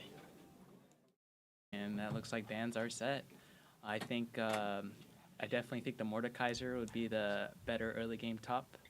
And then for the bottom lane, what do you think is going to go down? I think it's going to be a farm lane for this Caitlyn and Cog overall. It's really dependent on if red side can get really good skirmishes early game. If not, then it's going to be a very simple back and forth lane. We'll see if anything crazy happens. Yeah, on paper, blue looks like the better team just because of that Cho'Gath. Who knows? Maybe the red side will be able to pick it up with their Vigar and Kog'Maw strategy. That late game pressure is not something that you should be ignoring. Yeah, that Draven scales really hard. If he does get those cashbacks, if he's able to get that early grub skirmish, we could definitely see early 6 on mid lane. Jungle could definitely get 6 early, and we can see that early grub control. Or they could go dragon, could be the case. But we are heading into the game. And just like this, at Long Beach City College. Yep. We have 2 teams going against each other at our finest arena. Okay. Yeah, we'll hope to see you here too one day. Well, we're thinking overall, this is probably going to be a 30-minute, 40-minute banger, huh? Yeah, I definitely think it's going to be able to escape the early game and see what's going to happen, especially with these 2 late game champs on both sides of the rift. Yep. And just like that, we're going to be watching the SmackDown for the rift of Nexus, or the Nexus. Well, let's see if they have any early game strategies in mind. I'm thinking that red side is going to go for invade, maybe. But overall, seems that they're splitting up. Maybe they're trying to get some more vision control. But we have no clue what's going to happen right now. Briar and Mord is trying to go for this this early invade. Okay, we're going into a fight right now. Mumu knocked up on Cho'Gath Q. Nothing happening right now. No sums changed. We have a flash from Briar. That is flashed down. This could lead to an invade. It's very scary for their side. No wards placed either. But down to flash. Minions have spawned. That's what that happens when you go in against their Mumu. Yeah, they had 3 topside right there. We're gonna see if Dotsa can track this. But overall, we're going back into lanes. Yeah, definitely not a 5-point start. Starting off red side with the Briar, and I'm pretty sure, would you say Amumu's going for the blue? Yeah, we saw it on blue. Maybe we'll see tracking. Overall, clear's going through. Vagar with a good early lane against the Caitlyn. So it's Draven bot side. I was mistaken. Overall, early lanes are looking okay. Mord is trying to creep up. Going for that Q. Miss. Cho'Gath is just trying to get the wave. Overall, CS is low coming in. Yeah, the Cho'Gath does have a better skin than this Mordekaiser. It is a very funny skin. We like that. Yeah, let's hope if he could win lane. Yeah. It looks like a terrible trade right here. Oh! Missed E on our Mordekaiser here. Wave is going to crash in soon. We're going to see Briar finish up check-ins very soon. Could go for a level 3 gank. Right now, blue side is getting pushed in from Nautilus. We could try to see a back, maybe. I don't know what's going to happen. Scuttle is probably going to be very simple, closing off. Overall, lane's looking good. Amumu is still on top side jungle. Briar is on Wolves at the moment. Briar is going for a mid gank right now. Look at Briar. W on. Q released. Flash away from Caitlyn. E into Narnia. We are seeing nothing from the Briar, but that was a good sum release. Caitlyn has to back, and Vigar will push. Nice from Vagar with a Q flash. First blood coming in hot. That's a late game champ. Winning the early game. That's something you don't see every day. Yeah, but that is a Caitlyn mid without barrier. Can we check that? Yes, Caitlyn with just TP. Overall, Briar had a great mid gank going on. We can see that the clear right now for Briar is looking solid. Amumu could be on his Krugs at the moment. Looks like bot lane is finally getting some breath. Being able to push off that Draven that hit that level 3 power spike in the early game. Let's see if they could. Yeah, there's an angle here. Angle So here. Hook. Stun on Nautilus. Draven is being focused on. Draven is low. That is a barrier flash coming from Kog'Maw. Kog'Maw can hit the Q. Nice Nautilus Q here. And nothing. they did not get that kills, but they do push in that wave. Mordekaiser is weak on top side with this Cho'Gath skirmish. Flash coming from Mordekaiser. And that was a very close kill coming from Cho'Gath, maybe. Yeah, both sides seem to have bloodied their noses, but it doesn't seem like anything has happened yet. We had a first back from Vagar, looking like This stack and Q right there. Yep, a stack and Q. Drake is coming up soon. Yeah, 23 stacks of Vigar's passive right there. Yep. Did Grubs get taken? Seemingly, Grubs get taken. Grubs is not up, and this is our first dragon coming up right now at the 5-minute mark. Yep. And I believe it's Ocean Soul. No, Ocean first Drake. We'll see. We'll see when Soul comes in. Kog'Maw is going for an early Gwinsu's pick. I think Atomization's pretty okay for that one. He has to probably go into Kraken against this Cho'Gath. But we'll see. We'll see if blue side, bot side is not moving up to mid for this Grubs. So we're just gonna probably see a top side fight for this. It doesn't look like the dragon is a #1 priority for both of these teams right now. Let's see how long it sits there for until Cho'Gath is in R with Mordekaiser. Yes, it's first level 6 fight. And Mordekaiser just seems to be getting this done. This seems to be a very He good has round. the item advantage and picks up that kill. Caitlyn just died in the mid lane from an early Briar gank. Again, this Caitlyn is not getting as much priority from this Amumu. And right now, no neutral objectives have been taken at the moment. And Briar's just going to keep on farming. How do we think about this Briar? This Briar pick has been pretty good. It's been an all-star for this tournament. Oh, early Q on this Draven. Another hook. Beautiful. This Draven does not have flash. This is a big chunk going into Drake. That is a big trade going on. If the Ignite coming out. Oh, and the Tark with the save. They can start Drake right now. If they put this wave in, start Drake, they get early Drake. Briar is coming into it, getting vision control of it. Can we check Amumu and see if Amumu's on cross-mapping this? Huge priority coming out with the mid and the bot. With the Caitlyn down 2 deaths. And Caitlyn's still looking for her 3rd death right now as she roams into the river. But this looks like a free dragon all in all. Yeah, and Amumu was seen bot side. They're not cross-mapping this objectives, so that's going to be a free Drake going to blue side, and we're probably going to see Grubs soon. Briar has not backed. This is his 2nd back, and he's backing right now.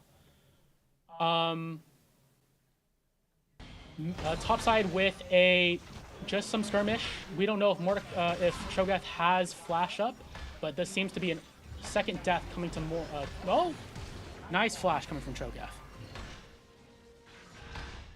Very nice flash. I think it was going to be that or his life. Yeah. Looked like he did the right decision there. But now it looks like the top battle has lost. The bottom lane is looking like it's lost too, especially with the Kog'Maw being able to scale out now. Draven coming in hot with right after the recall. My Yep. Kog'Maw is there with no support, Yeah, but honestly, just hitting 6. Yeah, honestly, I think we're looking at a great bot lane from Kog'Maw. Even though there has not been any kills, they've been able to really dominate the lane and get those Nautilus Q hits, those hooks on it. Amumu is on Grubs at the moment. Briar R coming into Amumu. That's a QW going in.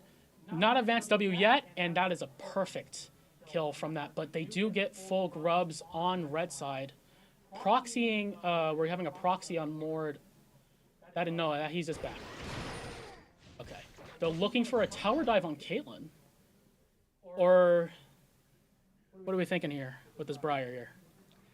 He's just going to do anything. I think for the most part, I think the Briar should be invading and trying to take all of the Amumu's camps, just like I said in the beginning. I definitely think that having no camps with Amumu on the top side would be a very easy GG at this point in the game. Yeah, but, you know, Amumu doesn't really need much. You know, he really just needs, like, Sunfire and probably just, like, maybe Redemption, maybe. He's very low econ. He's really just an R-bot. But right now, there's not a lot of team fights happening, and this Amumu is not getting... We are seeing a skirmish right now. Perfect E coming from the Briar, and that is no help from Amumu's team. Just Briar is just waltzing into his jungle, and nothing is of sort. Caitlyn could get ganked here. Yeah, this might be a game right now, just from the jungle diff. That is a flash coming from Briar. And that is a scary dive right there. Yeah, that's just a flash coming from Caitlyn. No neutral objectives are happening at the moment, but the crazy amount of tempo this Veigar Briar combo has been happening. The more just having a topside kingdom. Yeah, nothing that they could do on that part. Hopefully, in the team fights that they have, red side can get some fights going their way. But right now, the skirmishing has not been good. Overall, side waves are just pushing on the bot side. Mord is in the R. Briar is coming, has R chance. Mord. That's max stack Honker right there, and that might be picked up for another kill. No flash into the Cho'Gath. Very sad on this top diff. That is Leandri's early on 10 minutes off 2 kills with a 92 CS. How much CS lead on that Cho'Gath? Probably 30 CS, right? It does seem like that. Yeah. Tarek R utilized from this early skirmish. Another ult going away. But overall, I don't even think those grubs from Amumu that got it, they can utilize it. Right? Their side. Oh my god, what a perfect Nautilus Q that does chunk big on these guys, and they can push this wave in. Yes, this is definitely their last hope, is they're putting it all on the Draven right here. Their ADC will... Yeah, but you can see Briar coming on the bot side. Briar has R. They could go for a dive here. Tarek ult is gone. Maybe they can come... That was a nice try coming from Greycord. Oh, a little bit of taunting going out there for the missed hook. These guys are scared. Big chunks. They could go for a tower dive, but I'm just seeing they're just probably going for plating. Yeah, it looks like they're going for the gold, and we'll see if they back out with that 1,000 gold lead right there. That looks like Draven wants to back it for sure. Yes, he is very weak. I think they're going to get neutrals here. They're going to probably get second Drake. What is second Drake at this moment? Nautilus is moving towards this second Drake. It is going to be Cloud. We'll see our soul chance. And overall, it's just an easy Drake from them. Caitlyn is moving here. Caitlyn is stuck in cage. Nautilus Q, and Caitlyn is dead. That is a kill to Veigar with ult. I just don't know what happened there. Caitlyn is, definitely a walking piggy bank, just getting picked up by that side. Yeah, that was very foolish from the Caitlyn. And Veigar is just going to get some plating in the mid lane, probably. Where is this Amumu? He could be going for grubs again. That would be 6 grubs for the red side team. you see it?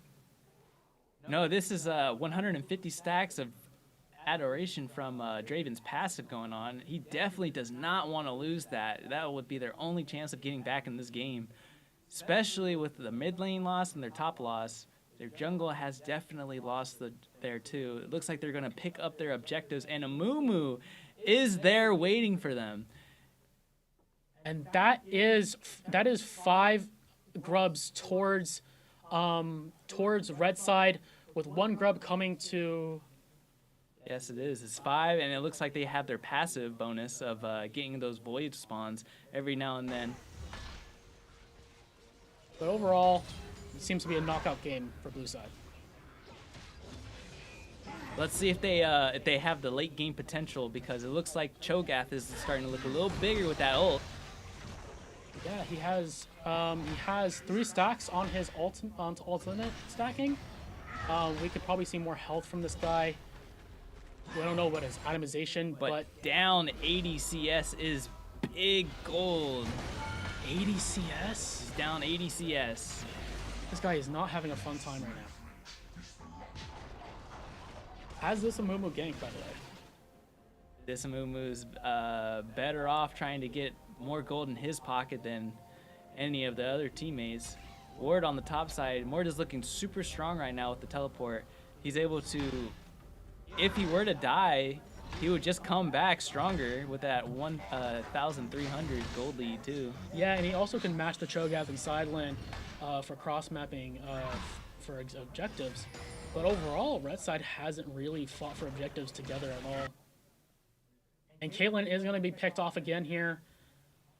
And yeah, first items are coming out strong. We have a Luden's Champion on the Vigar, a Collector on the Briar, and then a Leandre's on the Mord. That is Rift Herald. Rift Herald has spawned, and they're going for it already with the support, leaving Kog'Maw on the bottom just to defend it with himself.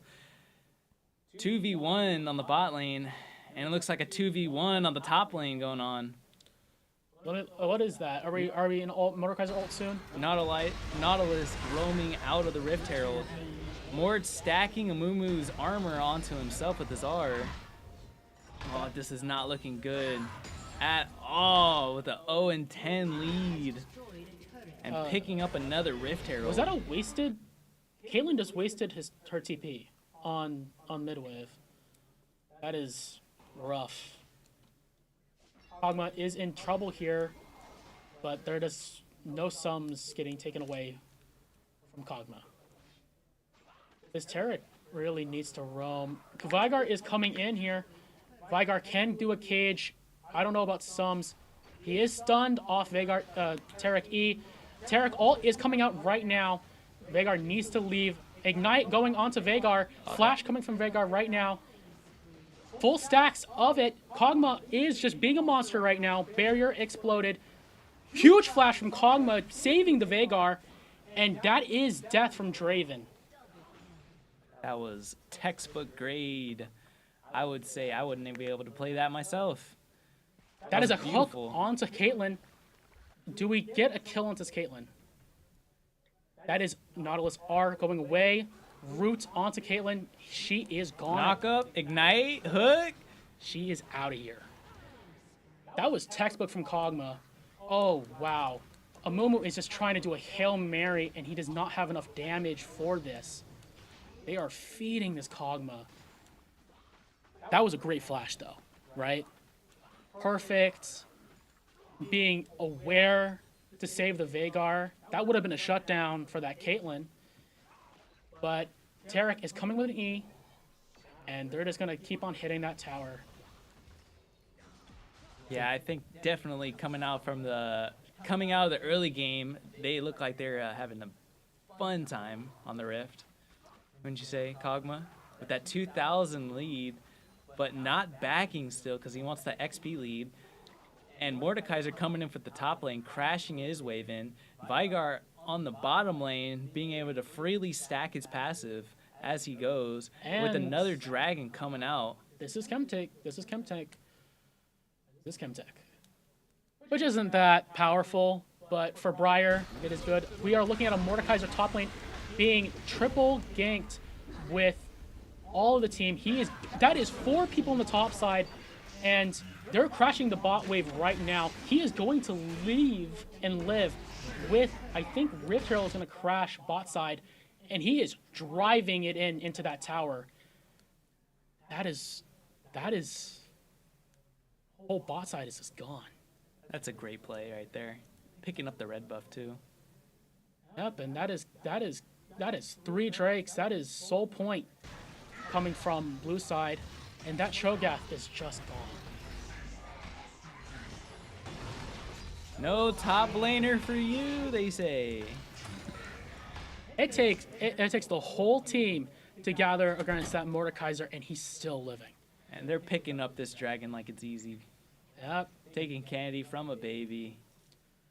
These are very simple. And the lane observations here is that they're trying to get this Mord away, but he is just soloing them right now. Pushing in this mid wave is blue team. Not is trying to hover around the Mord. Mord is backing. Yeah, I believe Grim Gaming's just scrambling right now for a pick.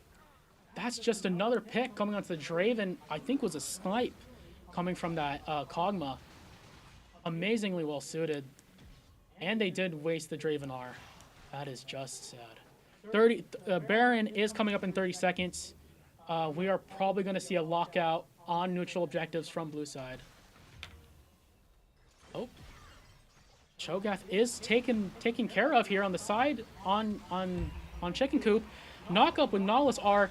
Briar are coming in. That Taric is gone. They are going for Caitlyn. This would be an end game. This is end. They could maybe get Inhibitor Turret and Inhib, but I think this could be end. This is looking like the end game right now, especially with that Gunusku's Rage Blade coming in with the 4 stacks. Definitely helping with the... That guy is just gone. Yeah, they're getting Baron right now. They're going to come back. He definitely doesn't care, especially with his passive. He's going to be able to walk right through to the Nexus right now. And they're all going to the Baron, too. Looks like the Baron's going to close us out this match. Yeah, but they're taking it too slow. I mean, they're probably just going to dip Baron back, get gold, get items, and siege the bot side. Or they can come through mid with Inhib down, right? This seems to be a really closeout game from these guys. I mean, great execution overall. Getting almost all neutral objectives except for Grubs, which, I mean, it didn't really help red side that much. Well, that is 1 kill away from a godlike from the Mordekaiser. Really? This guy is monstering right now on the top side. The canyon is huge. They are going to back, get some gold in their pockets, and start pushing that mid and bot wave. We could see a TP coming into the bot wave. They are clearing it right now. Kog'Maw is coming top to get that tier 2 tower. We're gonna probably see a really good shadow coming in. Mordekaiser is coming bot side. It is gonna be 2 waves coming from top and bot pushing in with this Baron. I think we're gonna get 1,000 gold on this power play, right? Yeah, it definitely looks like they have all ults ready to go on this, but it looks like they're gonna be able to. If they dive this one, it'd be a great play up on them. But it looks like they're preoccupied on the bottom side right now. And leaving mid to the Nautilus, but it looks like he's going right back to his ADC. This is a flawless gain. Amumu is coming bot side. They need to do a fight here. They are not as strong, but they need to do something. They're just going to be sitting there. Desperately clinging onto their tower. That's a flash from Caitlyn. Amumu is gone. This seems to be an end. We're looking at an end here coming from blue side. Yeah, that Mordekaiser Q it definitely needs a nerf, but we're not crying about it here. Yeah, they're getting Nexus towers. Briar is in. Briar ultimate. Complete kill from Cho'Gath. Caitlyn is rooted and done. That is an over game. And that is over. That is the only death of Mord.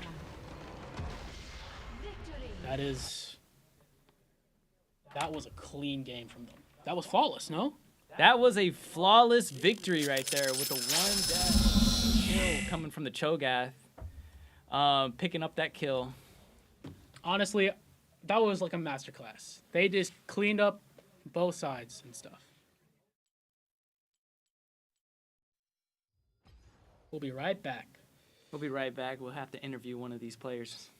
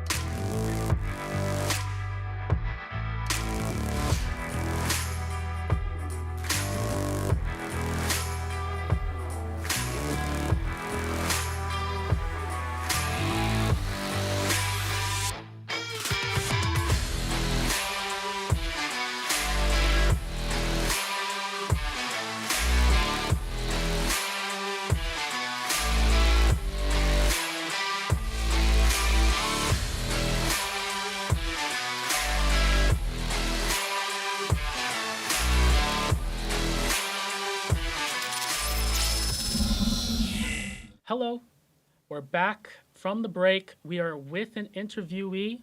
Say your name. My name's Nicholas. And he was on red side going against. What role were you at that time? I was support. Support? Yeah.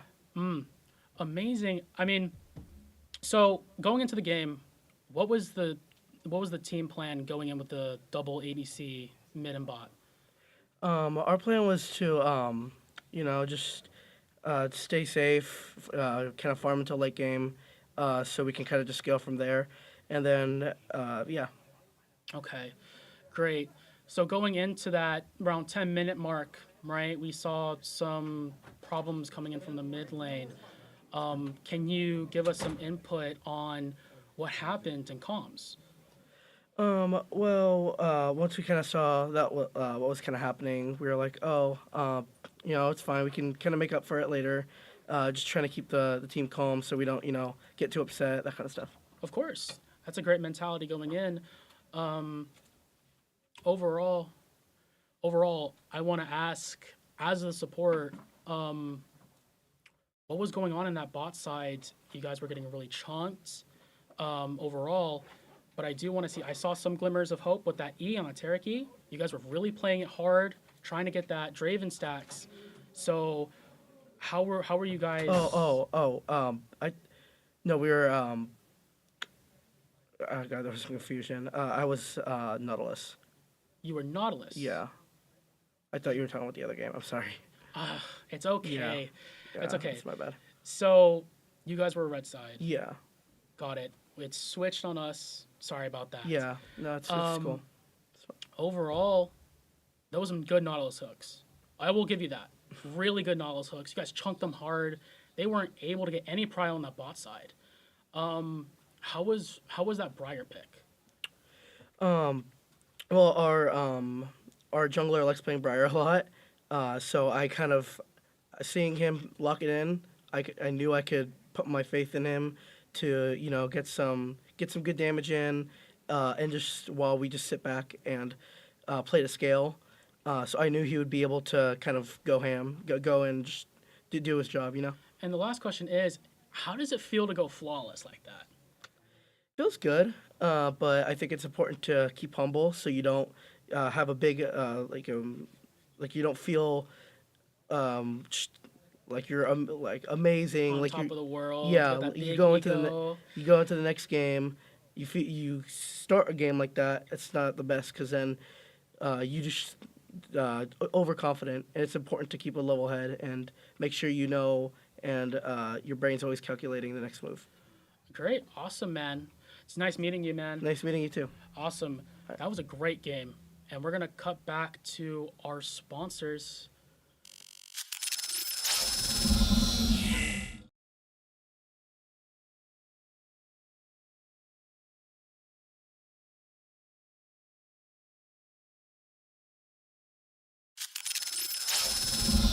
Absolutely growing like crazy for Extron. We've seen a lot of growth and development in both higher education and K through 12.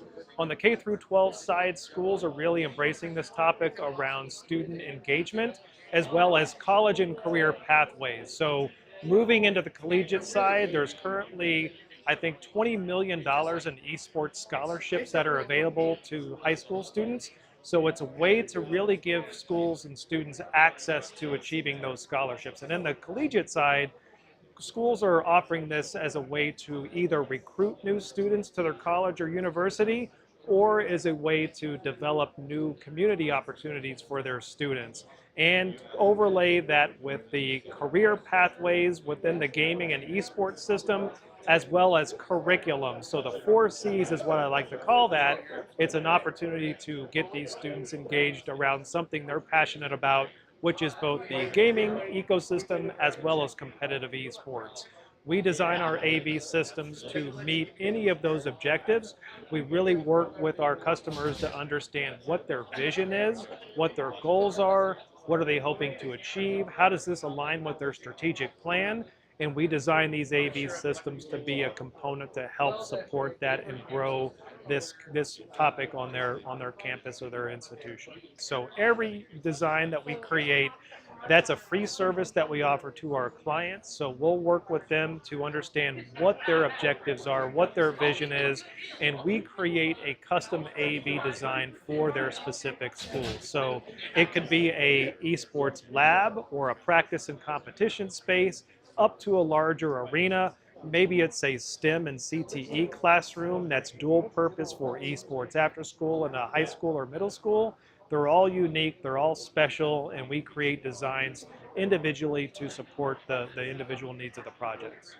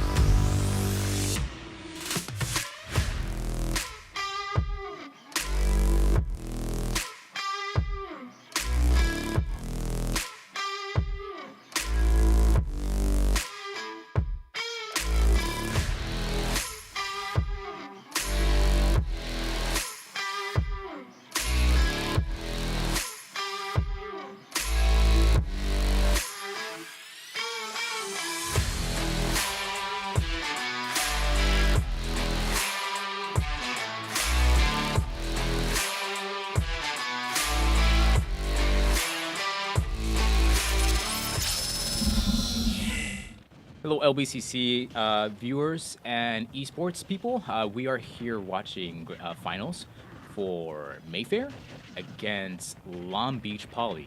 Mayfair has not lost a single game, so they're actually in winner's bracket, and Long Beach Poly is actually in loser's bracket. So they need to reset this game just in case they actually win.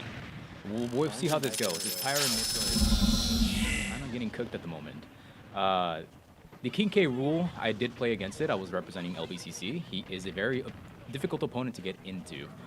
But let's see how much patience they have here. The thing with King K rules, you can pick up his crown and use it against him as well. That is very true. It's a very easy projectile to pick up, but you have to recognize when he loses it too. So you have to pay attention to that crown. Pyra has really good kill moves, so I would advise staying on Pyra to try to get rid of the King K rule. But thus far, Mayfair has a really strong lineup. I don't think I've seen their last two players, to be honest.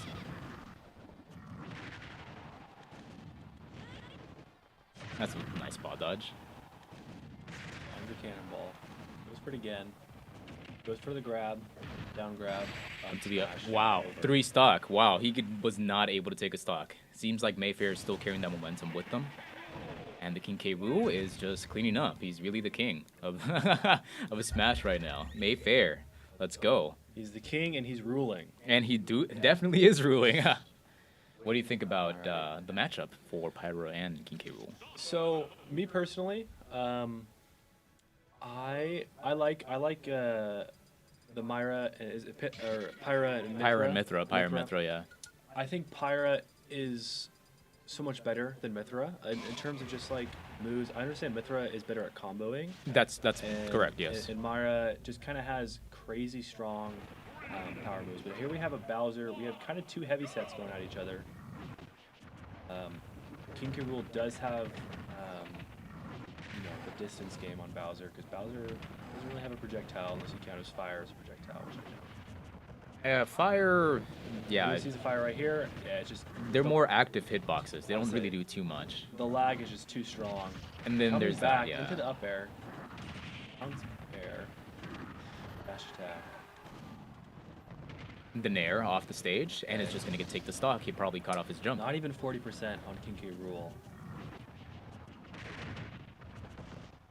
We can hear some crowds in the background just going off. I wonder what game that might be for. I think it might be League. Finds the up air on King K. Rool. That's actually the up B. Special. Down air, back air. Who's really heavier? Connecting. King K. Rool or Bowser? What's that? Who's heavier, King K. Rool or Bowser? I mean, King K. Rool's looks bigger. I think Bowser might be heavier, the heaviest. Probably. King K. Rool does have good jump distance though. Finds the up tilt. I believe he has a better recovery too with his up B. Oh, definitely, yeah. The thing with Bowser though, if you spam your up B, you get higher distance. Wow. That's another stock. He is very aggressive off stage. He's very good at ledge guarding.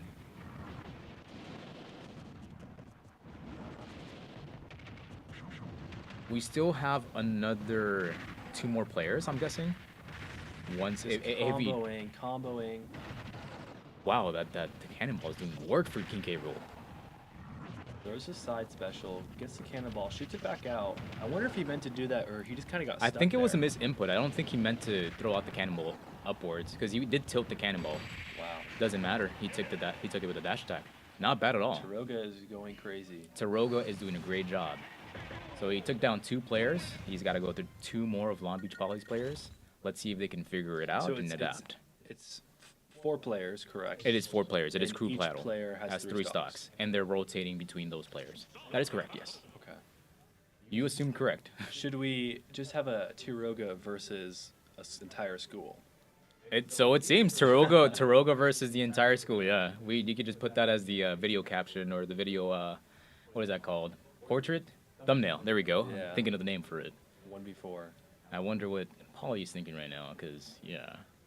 Also, too, they cannot switch characters once they lock in with one character. They have to commit to that whole character for the entire 3 stocks. Mm-hmm. Okay. Interesting. So he's gonna have to drop 1 stock once the game begins. We're gonna see who's gonna come up next. I'm surprised he was able to take the game off Pyra and Mithra at a 3 stock. The Pyra and Mithra was actually pretty good when I was playing against the Pyra and Mithra. Yeah, we watched earlier. We saw your victory from the first round. Yes. You were doing very well on Snake. That's correct. Yes, I was popping playing off. Snake. Who were you? You were playing against Captain Falcon. That was one person. Yes, there was a Captain Falcon playing. That's correct. I don't remember the student's name or the gamer tag, but yes, I did play against Captain Falcon. And then we have a Pit, King K. Rule. We saw this Pit earlier. It might be a different one. And you know, I think Pit might be a decent answer to the solution just because Pit has a lot of combos. Yeah, I was saying. Yeah. And King K. Rule Is the perfect body. Yeah, he's huge. He's Perfect punching Just to bag. reflect. That's what we were talking about earlier when I believe you were playing Pit. We were talking about how Pit has 2 reflectors. That's correct, in his arsenal, but didn't really use it against your Snake. Well, I did switch out my Snake over to Joker. I began playing Joker. We didn't see that. We didn't see that. Well, it wasn't too hot, but you know we got to put our head in the game right now. Oh, I Okay, like that Pit spike. I finds like that. that attempt. Oh, but the up Wow, is- yeah. recovery The is so hitbox on good. the up B. It's Finds the back air. Now Pit has the crown now. I like the parry on the Perfect pinball. dodges, Yeah. Finds the crown. Pick it up Crown. again. There we go. Not find the forward smash. Oh, spot dodge. Nice timing. The forward is going to connect. Multi-hitbox. Those. Yep, even with the armor. I saw the armor come out for Mr. King K. Rule, but it just wasn't enough. Uh-oh. Ah, Oh, the super side B. armor. Picks up the crown, And kills throw- him with his own crown. And you know, you were just talking about that. Using the crown against King K. Rule might be a really good play here. And the reflector on This top of split is that. looking solid. I think so too. I think Pit might be the answer. In case they go to a next round, I think they should Nice. probably throw in Pit in first. That's if they're going to go King K. Rule first again. We don't know. They can always switch their game plan. Finds the up throw. Okay, he's resetting to neutral. He's going to respect that space. Okay, back to neutral. Good aerial by King K. Yeah, and good recognition that he's in disadvantage. I don't need to overextend, you know? Just stay in the back, play my game, throw 'Cause my... A 3-stock would do wonders for Poly. Oh, yes. And Okay, here, he takes the finds stock, first so... stock. Now Pit's feeling more comfortable, 0%. I'm not going to go flying as much as I was before. Gonna play his own Wow, he game. got that parry on the last hit. Very nice. I always forget King K. has a reflect as well. Right. And a counter. He kind of doubles up. Just blows up his belly and all the projectiles go the other way. Quite funny. He went for the spike again. I always like counters that are a little bit different than the regular, like Sephiroth's counter. It's a little bit different. It, Oh, yeah. hits no matter what. Man, that crown coming back is difficult to engage. Yes, he's got to find the crown at some point. It's got to leave him. There it is. Yeah, I didn't even Perfect think spot about that. dodge. Got it back. Reflected and pick up the crown. That's one solution to this problem. But King K. Rool's going to hold on to his stock. Getting back to his mojo. Finds a forward smash that won't kill just yet. But King K. Rool hurts. He ain't healthy. And finding a kill against King K. Rool won't be easy if King K. Rool has the best DI. Okay. Wow, very close. He saw the vision, but it wasn't executed properly. Pit does not need to die here. That would be very devastating. Oh, Finds a wow. forward smash onto King K. Rool, eliminates Taroga. Which from was this a matchup. very strong contender, by the way. He took 2 players down, bringing them to the third. So let's see if Long Beach Poly can possibly bring it back here. We'll see what's this Pit's name, anyways? I do not know how to read. What is that? Japanese? Kanji, yeah, I don't know. The kanji, yeah. I don't know either, and I'm not even gonna try to attempt it. I never learned how to read. That's what Pitt says when he dies. Did you know Really? that? Yeah, I never learned how to read. He's like going off the screen in the corners, and you know how they do the little flashing? I never learned how to read. Did you ever play Kid Icarus? No, I never have. Have you? No. I had a 3DS, but I heard good things about that 3DS version. My understanding, I believe it was like an NES game originally. Yes, it's a very old game actually. Yeah. I don't think I've met fellow Pit players before. No, I prefer Dark Pit just because he's a little more oomph in his attacks. But I also like his side B shock little arm. Oh yeah, it does have a shocking effect. But doesn't I it? am a Pac-Man player myself. I do love myself some Pac-Man. Oh, Pac-Man is amazing, man. Love that. I love the fire hydrant. I do. Lion. mix it up too when the water actually pushes you forward. I see that. I see that. He's gonna drop the stock. Okay, another Pyromithra. A little taunt. Wait, I'm a little confused. Why is Sentinel starting with 2 stocks? They should have 3 stocks. No. Sentinel does have 3 stocks. Oh, it's getting blocked by the camera. I'm good. like, okay. You're good. Awesome. Good combos by Pit. I have hope for Poly. We'll see what happens here. So far, Pit's neutral has been looking really good, but Goes back to Pyra. Pyra and Mythra have Pyra's the aerials frame are data. scary, man. They are. You They're have to really so respect those. scary. Even if she throws out a really laggy move, it's really scary to contest them because if they hit, you're pretty much done. Yeah, and I'm not a good player, and so her side B is even more scary. Her side B is very difficult to deal with. It covers a lot. It does leave her exposed. Oh wow, Okay, the yeah. SD. The SD. That's rough. There's that with Pyra and Mythra. They have like the worst recoveries in the game. Yeah, not the greatest. Uh-oh. Okay, finds the jab combo. I think if anything, Mythra probably has one of the better recoveries from the two. Just because of that side B. They can cover some vertical space. So you would probably know better, but Pit's arrows aren't meant to be devastational. They're just kind of damage over time. Just mess with them. Stun lock. And they all lead to something. They have That is strings. a scary move, that down B. Or is it down B? Certainly is. Or is that I think that's B? neutral B. I think that might be yeah. neutral B, yeah. Oh, you're just talking about the side B? You used it on the ledge there to ledge trap? Not It is a bad. better player than I. The uppy. The uppy is devastating. The uppy hurts. That uppy from Pyra is actually explosive. So do we have one more player from Poly? Yes, we do. We do have one more player from Poly. Not too sure who that's going to be, but I believe it's Captain Falcon. I think you were talking about Captain Falcon earlier. I think that might be it. And I prefer Ganondorf because of that.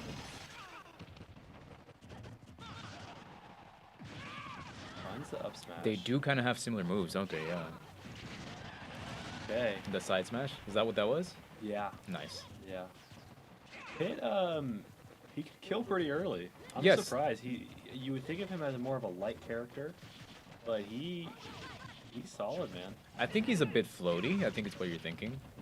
Once he gets a jump in, he can kind of maneuver a little bit different from other characters. I love his neutral B too. I love characters that have kind of just like a rapid neutral aerial. Oh, his neutral air. Oh yeah. Sorry, Yes, I said neutral yeah. B. Has I meant to say multiple neutral. hitboxes? Neutral air. I love Mewtwo's neutral air. Oh, well, Mythra's gonna fire right back with her neutral air. She's got one of her in her own kit too. You know, they both look the same. Which one's better? I'm not too sure. You see that? Neutral air. It's a neutral air battle. Neutral air. Neutral air. Love it. You'd love to see it. Hey, some of your best tools are the most simple ones. You know. Surprised he didn't go for that grab there. That's kind of what I was expecting. But maybe he's just trying to switch it up. He's so good at finding these side smashes. Like I'm just telling you, he is spacing those phenomenally right now. Like the patience. Clean and shield. Okay, I like the okay. patience from Pit. All right. Yeah, we went into shield again. Not a whole lot of grabs from these guys. I I can say see that, that. but scary. Oh, nice. Snapping onto the Beautiful ledge evade. again. Giving him that Grab extra off. vulnerability This is- famous. Unfortunate. Gets the kill there. That is The a neutral scary B is gonna move. kill. Good edge guard. At a high percentage too, that's gonna even do more damage, more knockback damage. So the higher the percentage an enemy is, the more knockback your hits do. So even if he had the best DI in the world, he was just not gonna be safe from that. At that high percentage, done. So right now we have Long Last Beach player. Poly playing Mayfair High School. I believe this is the last fighter for last student Long Beach Poly. That is correct. Yes, this is the last student. Mayfair, their first fighter was insane. Yes. He Taroga, the King K rule, he just cleaned up 2 players right off the bat. And I Yeah. think he took a stock from the 3rd player, didn't he? Yeah. Like, we have the final contestant joining. Alex. You got any Poly people or Mayfair people in the chat? Who are you guys rooting for? I'm actually kind of curious. I went to Wilson High School, so it's going to be hard for me to root for Poly, but I do love an underdog Okay, story. fair. You're red and gold, huh? Of course. That's my girlfriend too. She went to Wilson. She always be telling me, "You and your Snoop Dogg money." I'm like, "What? What? I never saw any of his money in my pocket." But I get it. We got a couple of celebrities. Yeah, Oh, we're seeing a Byleth. I'm surprised. Okay. We saw this earlier. I do like Violet's recovery with her little tether. Oh, it's amazing. Yeah, really, really good. Kind of just feeling each other out right now. Not really going anything crazy. Finding some aerials, up air. Missed the tech on the platform. Not a good sight to see. Gets the grab off. So far, okay, that's a lot of damage actually. Shoot from 0 to 19. That's scary. Now Violet does have range on her as well. That's a very risky and boldy read right there. Oh, we're talking about moves that kill. That down B has got to be one of the strongest moves in this game. But did you see that wind up? Takes forever. Reads the aerial toward the left. I like the footsies maintain themselves on center stage. It's always good to keep yourself in center stage. Anytime you hug any of the corners, you're putting yourself at a Staring contest going down. Yeah, what are we doing? Oh, Pokemon Stadium. Okay. Alex just needs one stock, so I guess, patience maybe will pay out. Yeah. Let's see what happens here. Goes for the up smash. Not up smash. Yeah, he's really It seems spacing like Alex himself. is kind of throwing out stuff, hoping Sentinel will kind of run into it. And that's honestly fair. He only really needs one. That might be it. Oh. I was expecting to see an up air. Gary, he's seen this before. Yep. Finds a forward smash. Oh my goodness. That was forward tilt, actually. That was really? Pyro's forward tilt, yeah. That's a strong forward tilt. It really is, man.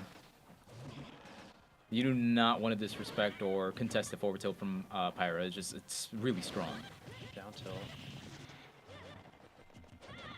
And finds the neutral airs. I see a lot of side B coming from Alex. Yeah, I'll say Mithra, she can, or is it Mithra? It's Mithra. Pyra's red. Pyra and Mithra, okay. Mithra can move around. She's fast. They also go by Aegis, or Aegis. Oh! Well, you gotta take that. That was his game plan. He's tried it the first the time. stock shaved off, but ended up working in his favor. All right. The green-haired Violet versus the red-haired Pyro. Red or green? Who's your team? Well, I gotta go green because I'm from Poly, and you gotta go red because you're from Wilson, so you gotta. That's very true. But we're both red now. We're red and This is black. true. This is true. Okay. So that was 2 fighters from Mayfair. Who is pulling out the Joker? I'm Third? curious to see this Yeah. Joker. That's correct. This is I have the final one from Poly. I didn't know they had a Joker. Okay, well let's see it. I'm actually very curious as to how this Joker's gonna play. Isn't Violet supposed to take a stop? Okay. Yeah, they are. That's probably what they're fiddling around. Finds the first shot. Another shot. New chip damage. Nice. Finds a neutral air into down tilt. That was a nice early combo. Yeah. I'm thinking me kind of saw what she was going for, or what Alex was going for earlier, kind of playing around it. It's a good choice, yeah. You have to pay attention. I think that's one thing you have to do with crew battles. You have to pay attention to your teammates, what they're doing, and what the opponent is doing too, just so once you actually step up to the ring, you have kind of a game plan as to how to approach the opponent. You have the advantage. Not even just the stock advantage, but you have the knowledge. This is very true. And wow, the guns. The guns are just going to take a stock. He did not tether quickly enough to the ledge. Snap onto it in time. Oh, what a grab off the air. His Joker's being very patient, which is going to help him out with Alex's playstyle. Yeah, I mean, you don't need to be super aggressive right now. Your team, your school, has In the lead. advantage. Just do what you can. Have fun. Yeah, Joker is definitely going for these grabs more than the previous guidance. Good smash. Nice Good back air. shield. Wow, hitting through the platform too.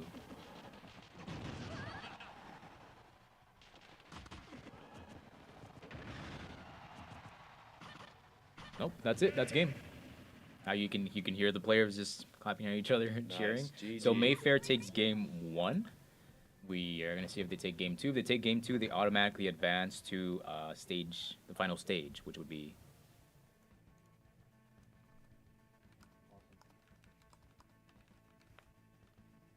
No, I think we're fine. I think we're gonna keep waiting for these players just to continue forward with their matches.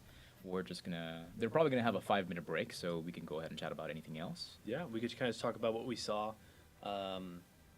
Obviously, we saw some really good players on both sides.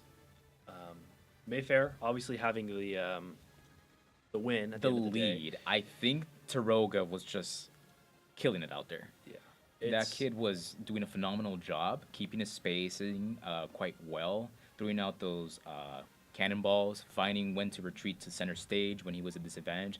That guy had his mind in the game. Definitely. So if you are Poly right now, you're the players. I don't know if they have a coach or not. They do assume- have a coach. They do. I met okay. their coach, Ryan. So if you're the Poly coach and you're talking to the players, obviously the elephant in the room is the crocodile. Oh, yes, that is the biggest elephant in the room. How- I'd say the biggest reptile in the room. So as a professional competitive Super Smash Bros. Ultimate player, how would you play around a dominant King K rule, especially with how he has been playing so far? I think what Pitt was very, very smart because I noticed he would reflect the crown and pick it up and use it against King K. Rool. So I think find the opportunity to locate where King K. Rool is going to drop his crown or do not let him catch it back because it has to come back to him. If you hit him, that crown's not going to come back to him. It's going to drop down and he's going to have to pick it up to be able to play his neutral game again. Definitely. So recognizing the crown would be the Yeah. biggest key. Okay, so recognizing the crown, we saw. I'm pretty sure we've seen all those characters that they've played previously. Do you whip out something that you haven't shown before, a new character, or do you just keep it the same and just try to outplay what you've already seen?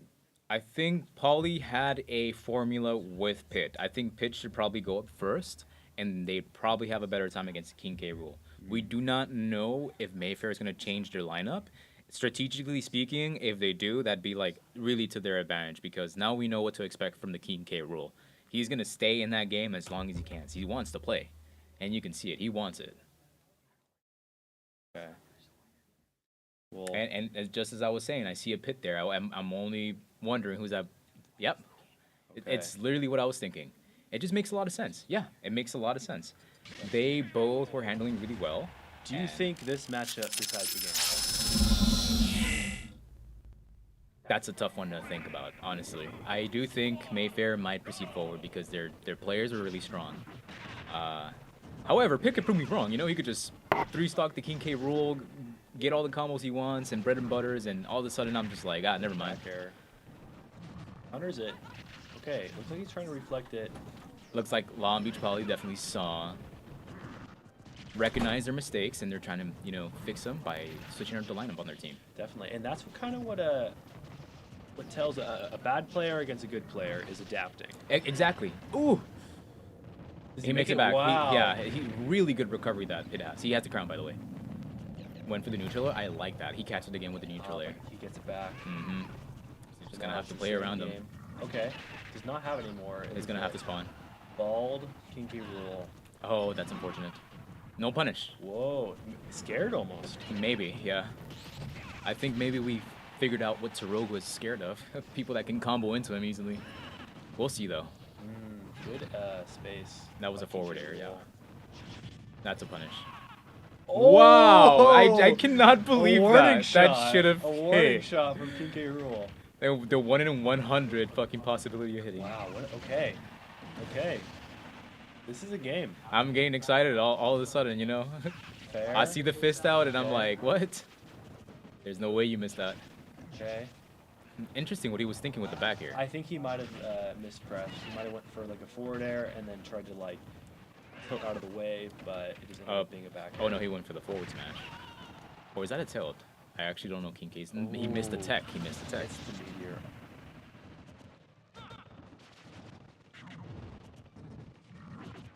Maybe I for the guess that next shield, backer. shield poke, huh? He shielded that. He did? Yeah. I oh. didn't see that. Nice jump to avoid the vacuum from the cannonball. Yeah, because I was thinking maybe you could short hop over that, but that's just way too scary. You do not want to get caught up in a coming back, yeah.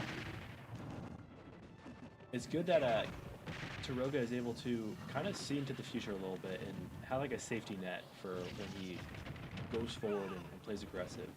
Yes. And we see it again. Taroga is just Ooh. playing the spacing game in the center, but he gets reflected from the canning, so that's just firing back at him now. Good nair. Small stage. Now this is kind of PK rules, you know, safe space is edge guarding. I like the Doesn't find attempt. Up air or the up smash. It doesn't kill. Not a high enough percentage. Maybe if he had a little bit more rage on the character, he probably would have killed with that back air, but we didn't see it. What a weird clash. Yeah. Whatever that was, it just sent him straight into the up smash. So that was just beautiful execution from. Nice and as I say read. that, they Nice are even read. now in stock, so didn't really matter. That's the grab off. Round man. No, they're pretty even. I like this matchup. Both of these players are really good. Okay. I like his attempts for the spike. He's just not finding them.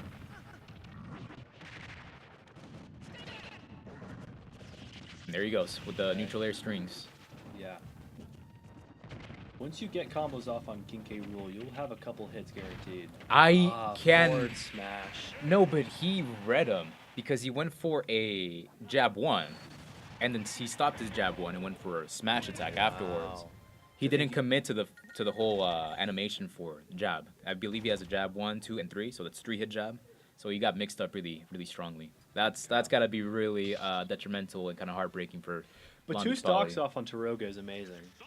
Considering how well he was doing on the first round, You you're took out so two right. You're entire so right. players that last match. That is so correct. Bowser. Looking a lot even, a lot more even. Well, we're gonna have 2 heavy sparring against each other, so we'll see how this match goes. We do need Tempest to only take away 1 stock, so thus far the second round is looking a lot better for Long Beach Poly. You can tell that they're adapting. Let's see. All right, here we go. Gonna get a taunt in. All right. Alrighty, little foot smash. Looking for a grab already. Went the down air. Not sure what he was looking for there. Also, we're playing a little more passive.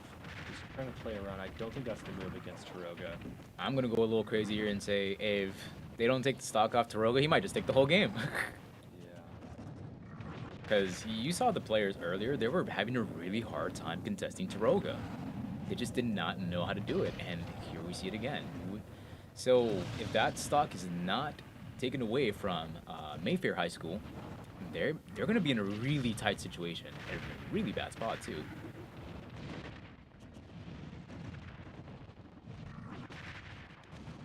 It's looking really rough here for Bowser. Man, yeah. He just getting out projectile, really. And you know, sometimes the matchup can definitely come down to that. It's just how many more tools do you have at your disposal to be able to, you know, win neutral interactions against me? Because Bowser is a very slow character, but we also have to think that Bowser just needs to find 1 or 2 hits and he wins neutral. He wins the stock. He gets a well-placed, you know, couple smash, it's over. Even his tilts are pretty strong. Yeah.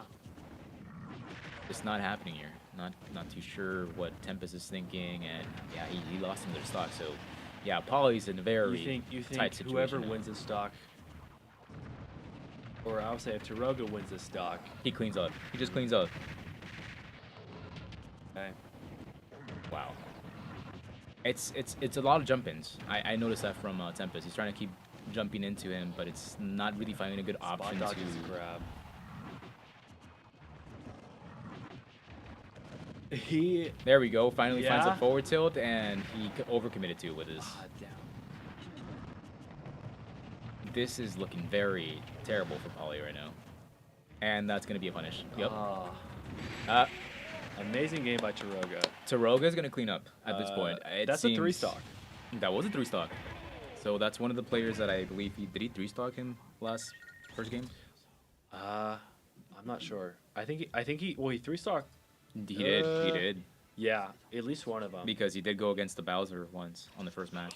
We should definitely have an interview with Taroga. Yeah, well, that kid is. But we'll see who that wins. That kid is we'll going see crazy. who wins. Yeah. But Taroga is something special. He is dialed in today for sure. Yeah.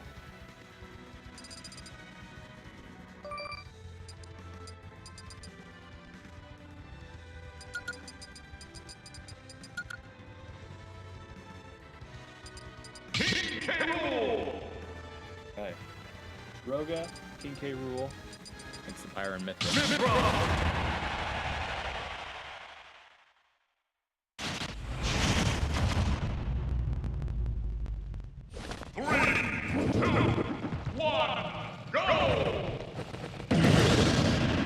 Alrighty. Sounding good.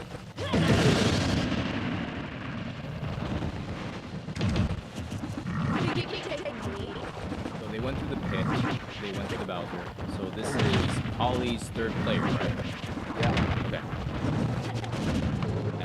So far, I mean, it's 82%. And you know, just as I'm trying to figure out how the brackets look, how the team lineup is looking, and we're seeing the Pyro Mythra having.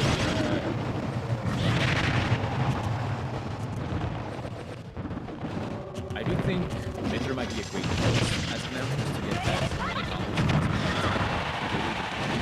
Oh! Wow! The neutral into the cannon was insane. That was very beautiful play and well executed by Taroga. Also, can I just point out this Pyro Mythra is playing with a keyboard and mouse. Really? That is very interesting. It's lovely to see how Smash players just use the most weird things to be played. Next thing you know, we'll see a Smash player go to target.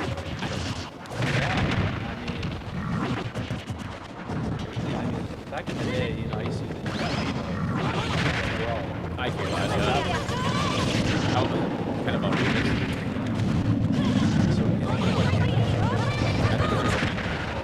I'm not sure. Oh, that's not no. It's just as I was saying, I think playing as pure pirate right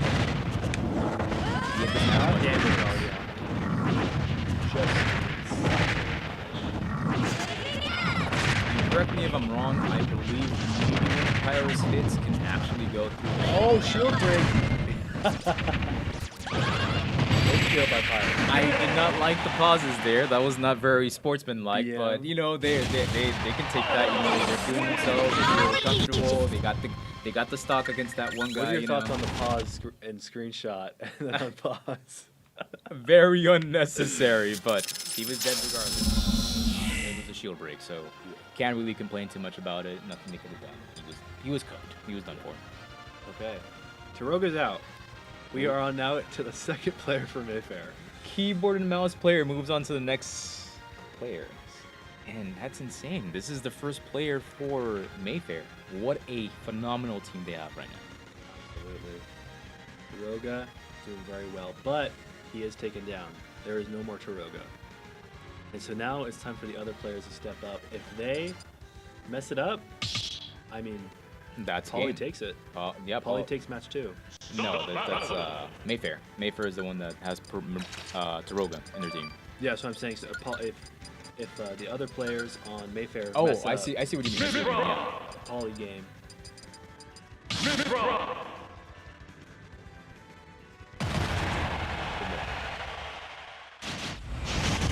All right, we have a ditto. That's right. There was a Two, 1, go! Audio is a little delayed, but alrighty, here we go. 1 stock versus 3. 1 stock is for Polly. 2 stock is for me. We're seeing the mirror match. In the Smash community, this happens more than you would like to think. The Pyro Mythra are always really high up on brackets. Whoa, okay. Foresight there. Yeah. This guy is like, oh, the better pyrometer. What are these places? Okay, lots of spot dodges. I can see the same sequence of events being from there. Maybe the keyboard and mouse. Oh, off the ledge. Does it kill her? Dude was feeling himself too much. I have no idea. I don't know what to say there. We lose those with dignity. Let's go. Okay, so that means we're the last player. We're And second player, 3 stocks left for Mayfair. And we have another player. We have two other players For Mayfair. Mayfair. Yeah. So it seems like this is the second one. seems like Mayfair is moving to grand finals. So basically, this last poly player is left with a very difficult circumstance of only having 3 stocks and needing to get 9 stocks. Let's see if Alex can do such. How are you doing today, Jeremy?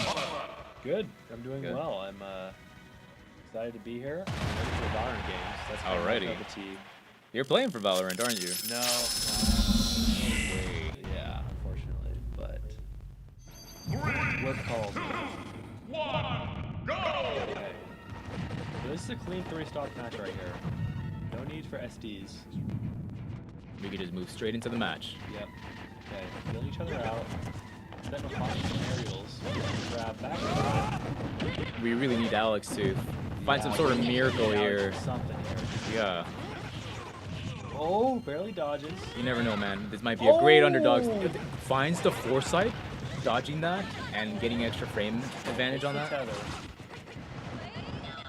I believe the next player for Mayfair is the Joker, correct? That is correct. Yes. I don't think we've seen their final player, which No, is I don't even know what to say. I could be Mayfair's final player for all you know. We'll see it in grand finals, though. I really hope we see the last player fight grand finals. You know. That'll be special. As of right now, Sentinel is performing well. Phenomenally well. A little run to the ledge. is taking the runway. I know I like to mentally check out when I'm at work, but maybe I wouldn't run off stage while I'm playing a game in bracket, you know? Alex is Not, yeah. not what you like to see. Yeah, I think Kind of like to see him go to the end. I appreciate the attempt there, but it's just not working out for Alex as much anymore, really. Okay, finally there. Up tilt.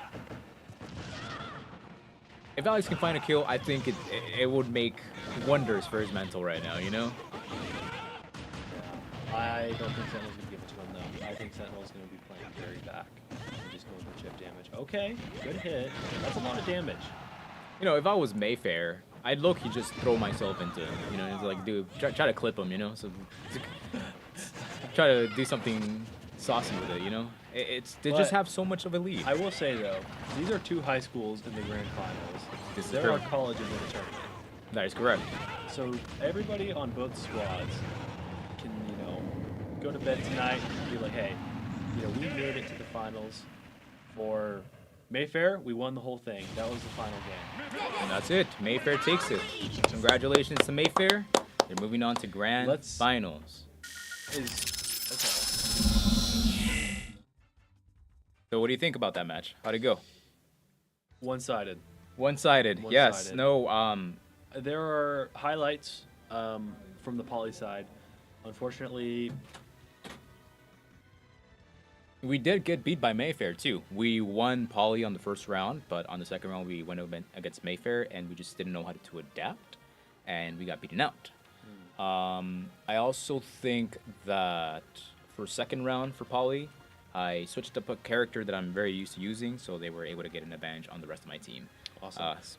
Well, for the time being, we're going to have a little break right now from our sponsors. Yes. Thank you to our sponsors, and we'll be right back. Thank you.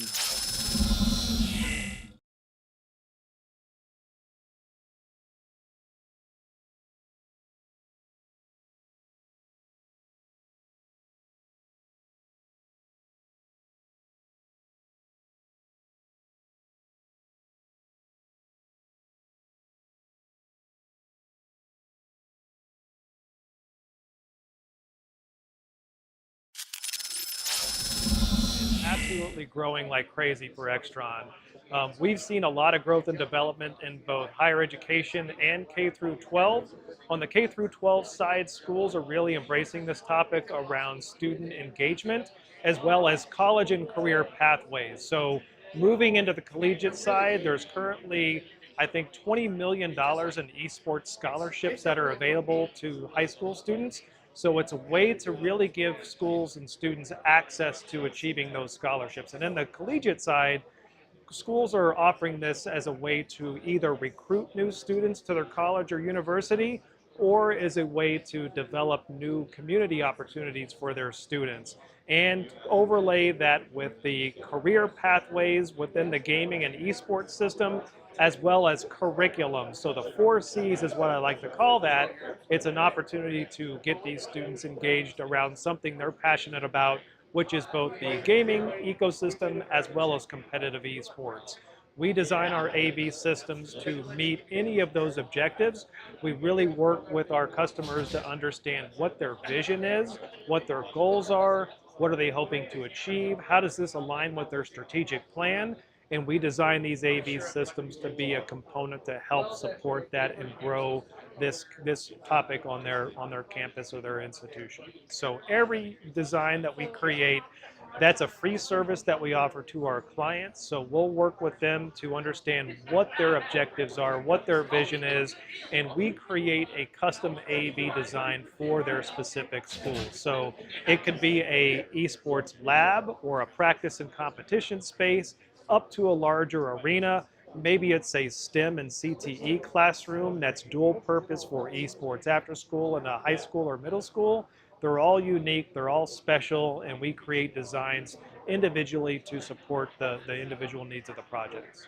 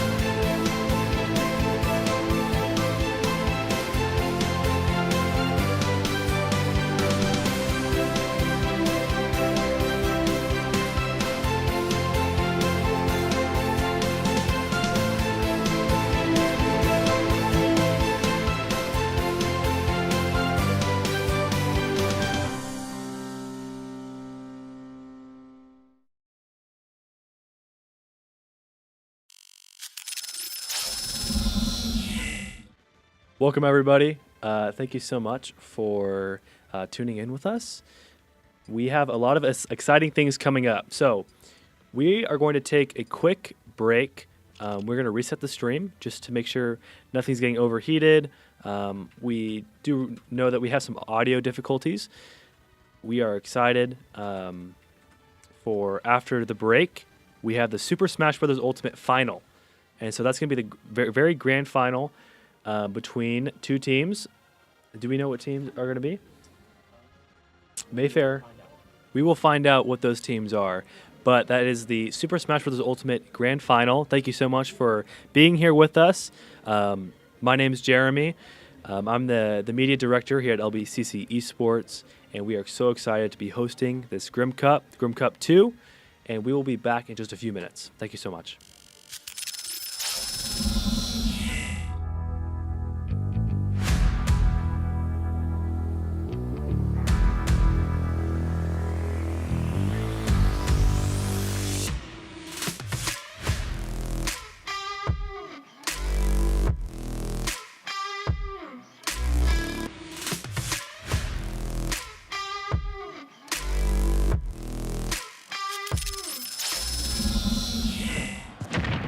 Welcome everybody. We are back here at LBCC Grim Cup 2, Day 1.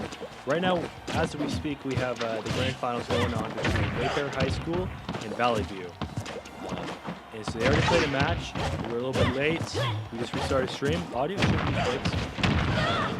But yeah, we're ready to go. Let's look at the gameplay real quick. Alrighty. So we have a Myra, Kipper Myra versus Inkling.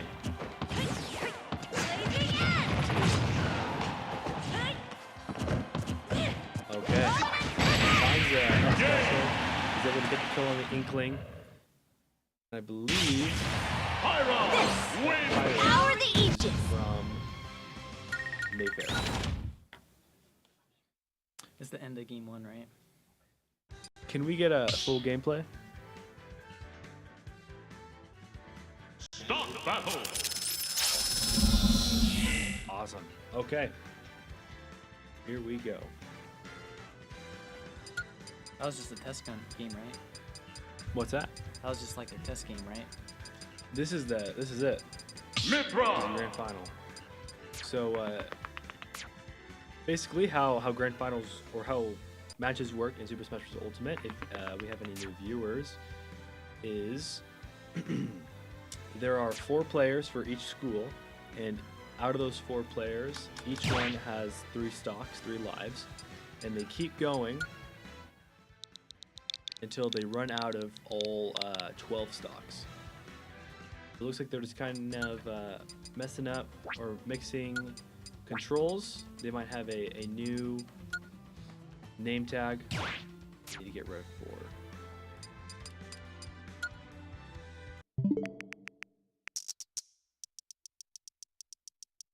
Yeah, this looks like someone else is about to be coming up to the plate right now. Doing some warm-up swings in the bullpen. See if they're just messing around with the sticks, or if they actually walk the walk and talk the talk. Yeah, so far Mayfair has been pretty dominant. They played Poly High School last set and did very well. They did very, very well. Tiroga on Mayfair has kind of been the runaway best so far. He plays King K rule. No one has really been able to take him down, or if they have, it's after he already kills a bunch of their own teammates.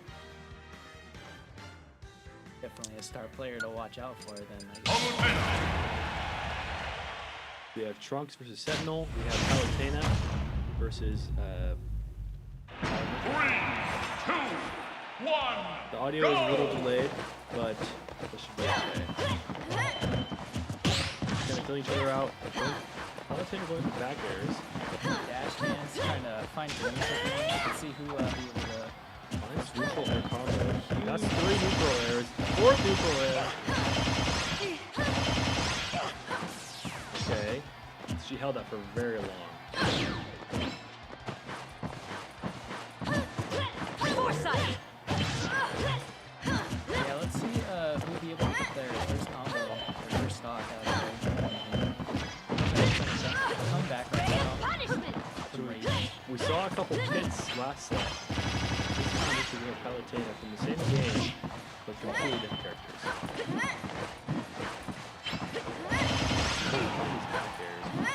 Talking about forward smash.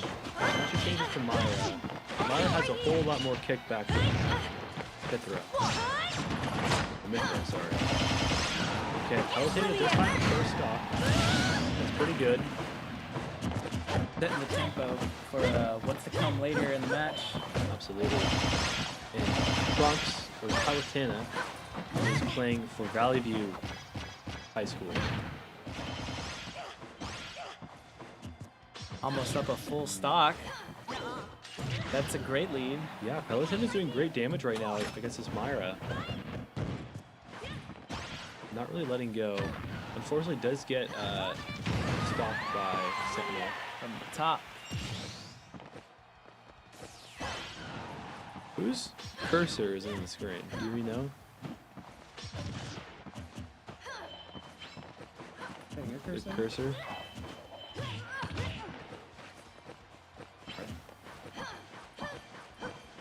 Okay.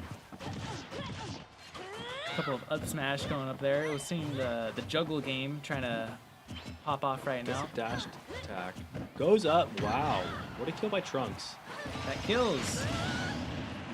Do you think Sentinel can take a stock off Trunks before Trunks closes it out? Or do you think Trunks even closes it out? I don't know about that. I think it's just like a 2-0 right now. Okay. I think once Palutena finds her opening after that neutral game, she'll be able to take one off the side. Probably the left side. I'm calling it out. That side special can cover a lot of ground. However, once she uses it, she's kind of left in the open without a weapon. But if it hits, it hits. Yeah, that side special is definitely her biggest tool in her toolbox. Good aerial for Trunks. Just kind of spacing it out. Don't really let go into the gas pedal. That force smash does not hit. Palutena is not letting go though, and she does get punished for that. Yeah, nice punish out of the shield, just holding it down, just making sure that she can't breathe. Ow. Good hit. Good counter. Doesn't hit though. Unfortunate. Hate when the counters do that. Good punish. Seems like Trunks is holding down these smash attacks for pretty long. Grab does not hit. Trying to find these back airs. Gets the grab. Down grab. Okay. Oh, please tell me you practice those combos at home. Wow, the second time the counter doesn't hit. Unfortunate registry. Yeah, way to whip that one up. Brutal. I gotta say, I'm actually kind of quite impressed of Centennial's endurance of this match. 152% is kind of hard to play in this game. Definitely. That's like she finds the grab. Oh, misses Still it. can't find the up Wow, there. Sentinel gets the hit off. Might close it out here. Doesn't get the punish, and Palutena does get the hit off. Good playing by both, I will say. This is, from what we saw last set, it was kind of a blowout. This one is a lot more close. I mean, getting down to one stock is great. Yeah, definitely Palutena setting the pace for that match. Absolutely. And what's interesting is once they pick a character, they can't switch off of that character. So they have to continue playing until they lose that final stock. So Palutena is going to SD 2 times in a row in this next map. So it's going to be a 1 stock versus a 3 stock. And they just keep going. And whoever runs out of players first loses. Well, that was definitely a big play coming for that second life on that last game. So she'll be able to SD twice now, huh? We got a message in chat. Are we able to go in person to watch the games? I'm interested in the Valorant games. Absolutely. Here at LBCC, at the Liberal Arts campus, we do have some screens set up at the bottom of the M building where people can come in and watch the games. It's pretty special. It's a big open space, so feel free to come by and watch these games. Valorant is up next, starting at 3:30. This is the grand finals for Super Smash Bros. Ultimate. This is Mayfair versus Valley View High School. Okay, so we have a Joker Palutena. Joker is scary. I'm scared of Joker, straight up. I don't like playing against him. He's fast. His combos are even faster. Palutena is doing work on these aerials. Good registry. Yeah, making Waiting. sure to edge guard that. Yeah, absolutely. These side Bs aren't hitting for Joker quite yet, but he does get a special. Wow, what a hit. All Palutena needs to do is take a stock from Joker. And But once Joker has this little power, little demon behind him, he hits a whole lot harder. But if Palutena is able to take a stock here, that's huge for Valley View High School. yeah, definitely trying to float around, stay alive. Joker does find the aerial, and that is GG for now. But in reality, it's just tied up. Because remember, Palutena only took 2 stocks that first game, and so her losing this 3rd stock means it's tied up. So we will have a Joker, we will have me versus the next player for Valley View High School. Just a couple of setups right now. For those that don't know, these little name tags on Super Smash Bros. Ultimate that people create, you can add your own little kind of differences within the controllers. Your keybinds, right? Your keybinds. A lot of people, so there's an analog stick on the left side of the controller you can see. Naturally, normally in the game, if you press up on that, you jump. However, that can lead to a lot of unfortunate circumstances where people jump when they are not trying to, and so a lot of professional players will actually turn that tap jump off and make sure they bind it to their X or Y key, or their button. And that's just one of the major things you can do on these customized controller setups. Yeah, hopefully they'll be able to find their shield button. Hopefully find their shield button and not their shield grab button, because that's annoying. But it is very good.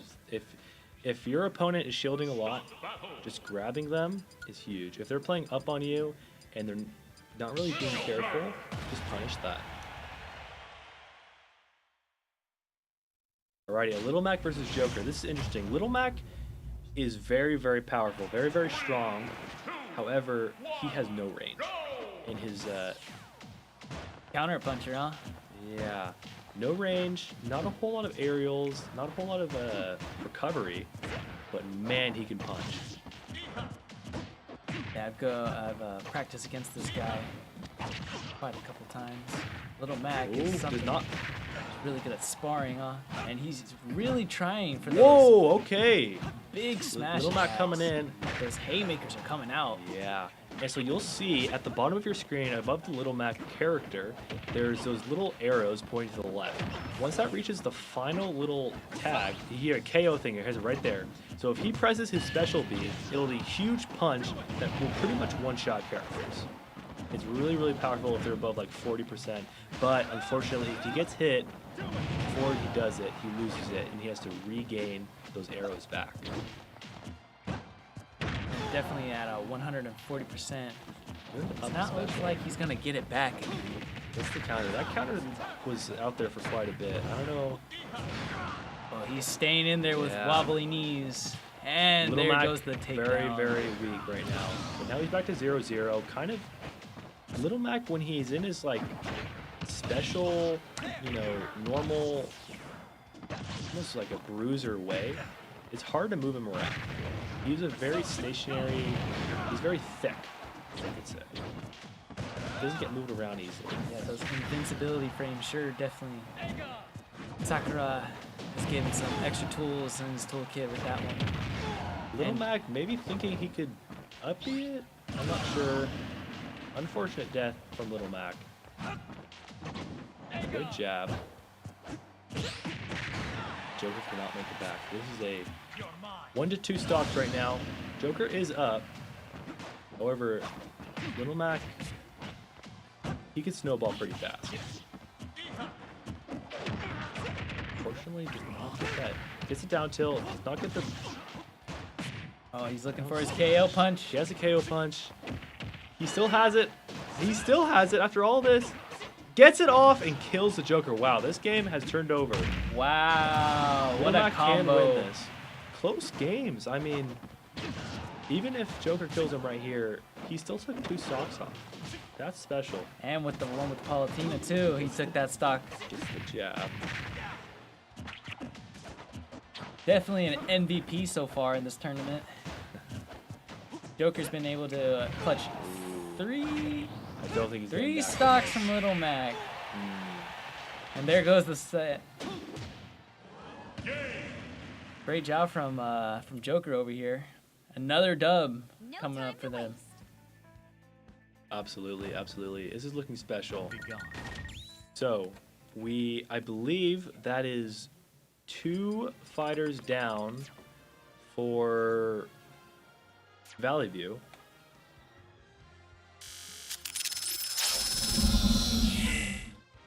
Yeah, I believe that's 2 fighters down for Valley View, and we still have 1 fighter, second fighter up for Mayfair.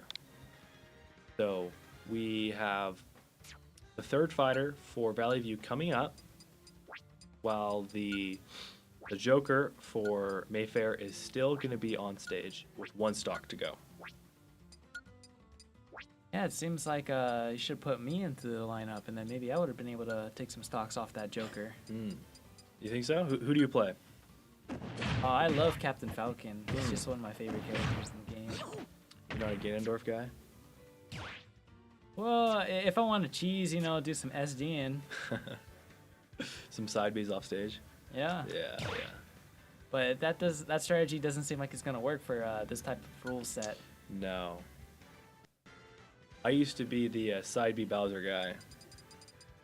Well, grab him and take him off stage once you were up by 1 stock. Yeah, I don't know if these kitchen soup tomatoes are gonna be able to win a game at this tournament. Okay, we have the 3rd game coming up. This is me playing as Joker against Soupy, who's playing as Mecha Ridley. 3, 2, 1. Awesome. So yeah, Joker is going to SD 2 times. But the thing is, with Joker, you see his bar, when he dies, that goes up. So it's actually kind of good for him to SD a little bit. I don't think it's going to be too much of a problem, but that is something to take into consideration. Oh, some hidden tech right there. Yeah. Ridley has been doing pretty good Gets this his power tournament already. too. But it just seems like Joker just has the upper hand right now. No, Joker's scary, man. You don't want to mess around with him. He can do some damage, that's for sure. Good block, good shields. Let's see if the top tier character can establish his rankings right here in front of us. For all of us to see. Let's see if he gets that smash from the top of the stage. Okay, that's huge because, I mean, all Ridley needed was 1 stock here to even it up, and now, even if he gets that 1 stock, Mayfair is still going to be having that lead. But this is far from over. Close games, super close games. Finds a back air, goes up for the edge guard. Can't find a hit. Joker does have his power back. This is looking like GG right now for Joker, though. Joker's shooting these side Bs.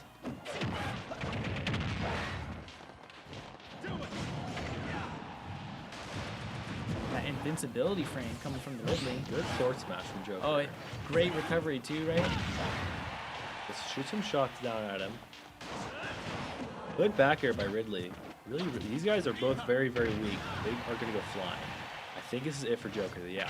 GG! Okay. Solid performance by Ridley. Does lose a stock, but this is far from over for both teams. They still have fighters to go. So this will be Ridley from Valley View will be playing the next fighter from Mayfair. Ridley will have 2 stocks, while the Mayfair fighter will have 3 stocks. And then after these guys, there's still 1 more fighter for each high school. 1 more Pokemon in the Pokemon gym battle. Yep, absolutely. Steve, okay. Now Steve's interesting. He is different than the rest. Well, this is Alex. A skin for Steve. So you'll notice that this Steve will start mining the ground for resources. Once he gets enough resources, his attacks become stronger. You'll see that right now he has these wooden axes and swords that don't do a whole lot. However, once he starts digging, and you can see he builds these blocks almost as barriers between him and the enemy, he's just going to be building, and really cannot play passive here, because you play passive against Steve, he's just going to be mining, and eventually he's going to have diamond, and it's going to be rough for you. So you really have to apply that pressure unless you want a difficult challenge for yourself. Yeah, don't let him ramp up his damage on. So he's as soon as Ridley's off stage, yeah, this Steve is mining. Gets gold, okay. So now Steve's attacks will be a little bit stronger for this stock. Once Steve dies, it resets. He's mining, found diamond. He's gonna be waiting to craft, has diamond. Now he's at his strongest potential right now, this Steve. 82% to go. 2 stocks down for Ridley. Gets the minecart hit on Ridley, sends him to the complete opposite side of the stage.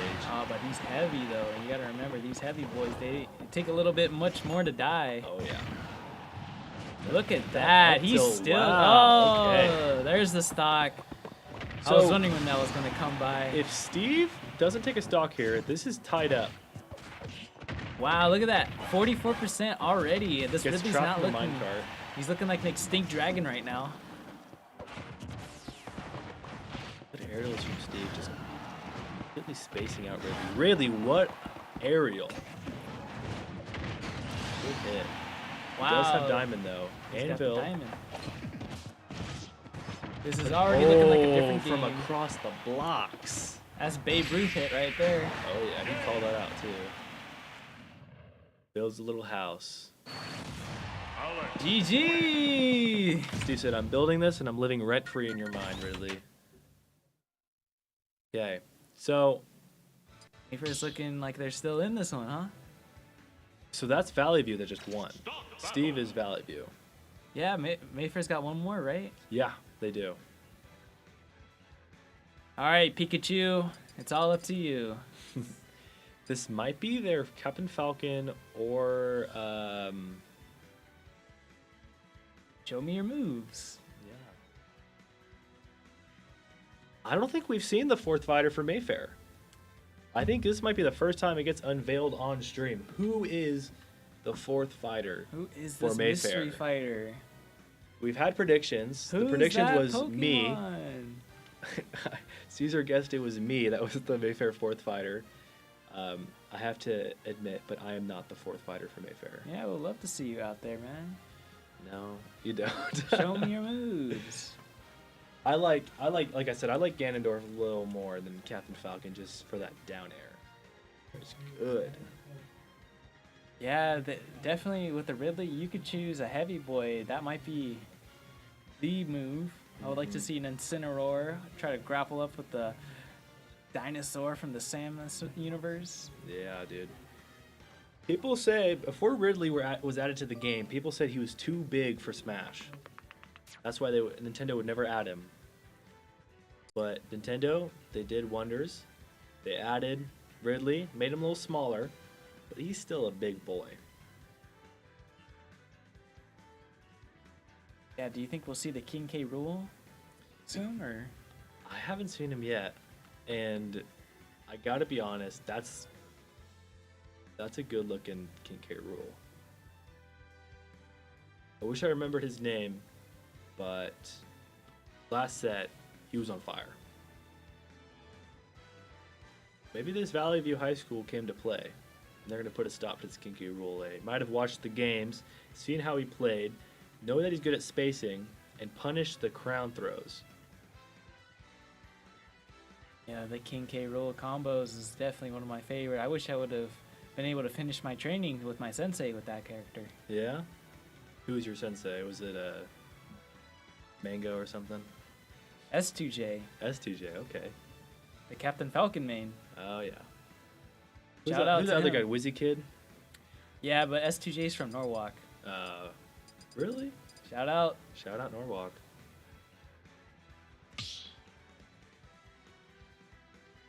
Okay, we got Sv10. Jv. Just kidding. It's Taroga, the King K. Rool. Alrighty. So.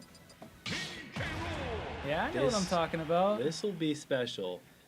Who's your money on? I have my money on Taroga. Well, then I guess I have to be with the Riley. Isn't Ridley supposed to take the stock? Yeah.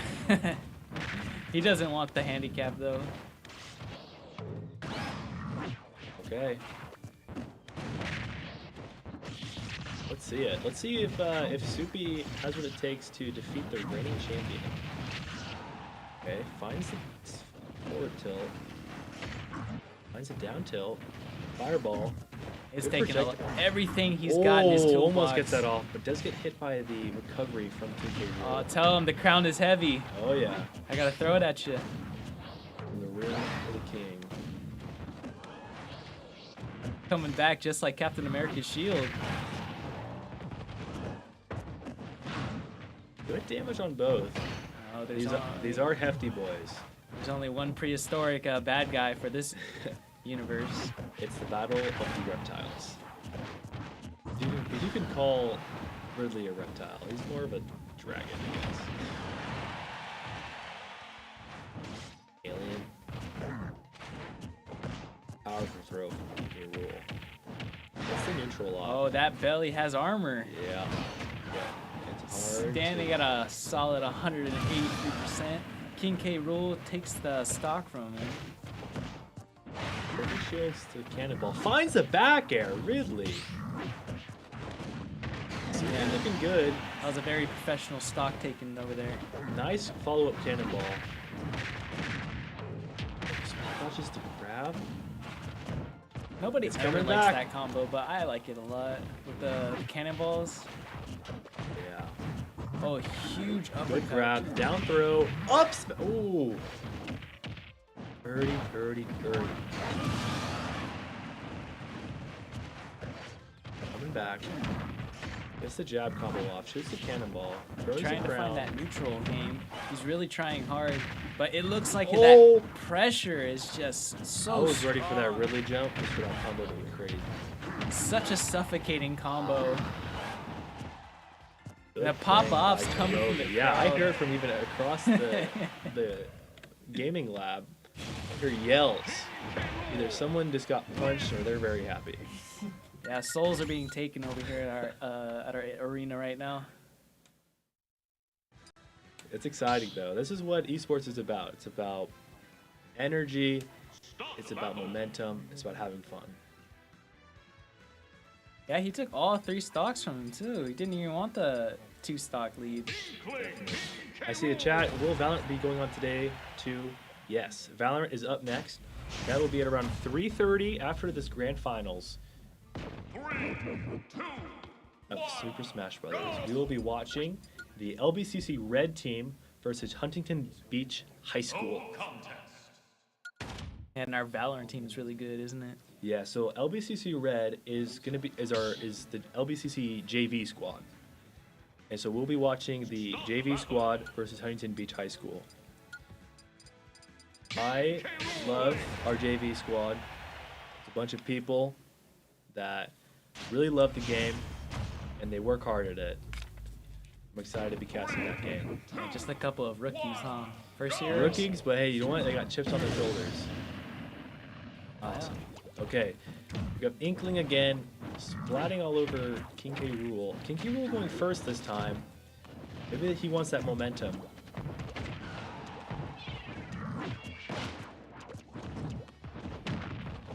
Gets the shot off on the Inkling. Gets the crown back. That's gonna be good. Good jab combo from the Inkling. Guy's forward air. Gets the grab, shoves him back. That's a every time Edge I guard. see that. Oh, beautiful edge guard. Oh, Oh! takes the ledge from him. Okay. Gets the down air. Gets a couple of stomps in there. Good back air from Inkling. Can't find anything with this signature combo. It's just too quick. Yep. So you'll notice, for those that aren't familiar with Super Smash Bros. Ultimate, you'd be like, why is there a bunch of yellow goo all over the place? And that's kind of what Inkling is about, is that she has ink that she'll throw around, and when the ink is on an enemy player, I believe her damages do more and they have more knockback. Nice little passive skill that she has. Definitely. You'll see that she has a bomb she throws, and that'll explode into ink. Round into that up air. Wow. Yeah, it's one of the few ways that he's able to catch her. Roga has really mastered the art of just spacing out his opponent. Because, I mean, Inkling isn't a melee, character. She does have range, but her range is not as powerful as King K. Rool's. He does lose his crown, though. That is a bald King K. Rool. which is not nearly as good. Still gets the stock off on Inkling. Someone says, will Valley View High School go in and battle to do 2 today? Yes. So they are playing as well. Today is the group stages. Tomorrow being the finals for all of our games except for Smash Brothers, I believe. I believe Smash Brothers is right now. Loses his crown.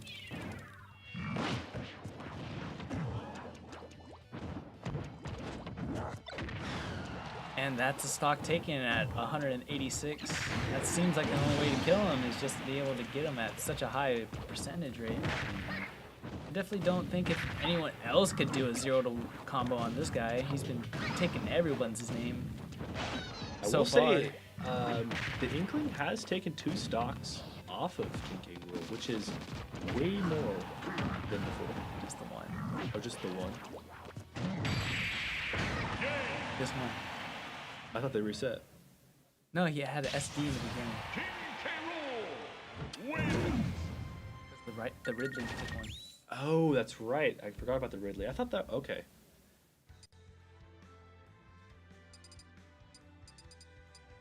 Still roaming, the dinosaur of its time. The T-Rex is still standing, huh? Yeah. Uh-oh, okay.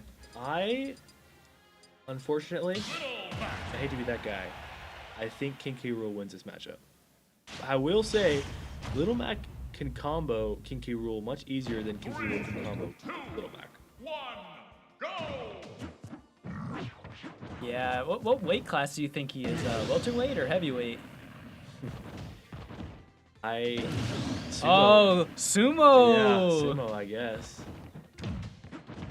He's looking with the sumo stance. He's saying, "You want a sumo wrestle, little boy?"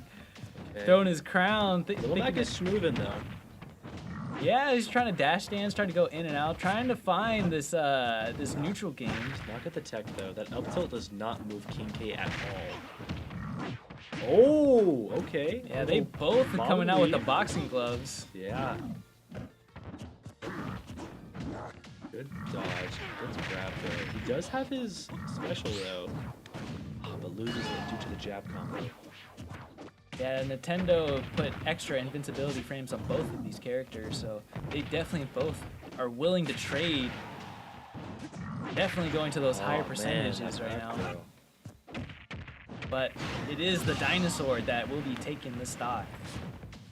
Little Mac is cognizant of that crown coming back though. You can see him jump over the retreating it. Able to grab it. If Little Mac grabs it, then he actually has some range to him. Until forward smash. What do you think the game plan would be for to taking this guy out? For King K. Rool? Yeah, his last stock is here, and I'm sure they'll be glad to see him forward win. smash, really. I mean, I think King K. Rool is trying to get for something cheesy here on Little Mac. Oh, he's got his knockout punch right now. That'll do Will it. he be able to find it? In the pocket? Ooh. Counters off stage and kills. No.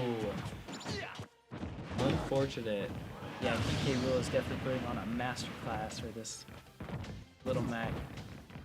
Jab gets it. Okay. And the 1-2 punch. Shiroga is down. GG. Shiroga is down. Taking 2 stocks from that Little Mac, I gotta say. It's pretty nice. Absolutely. Okay. Now, do they have one more fighter? I believe so.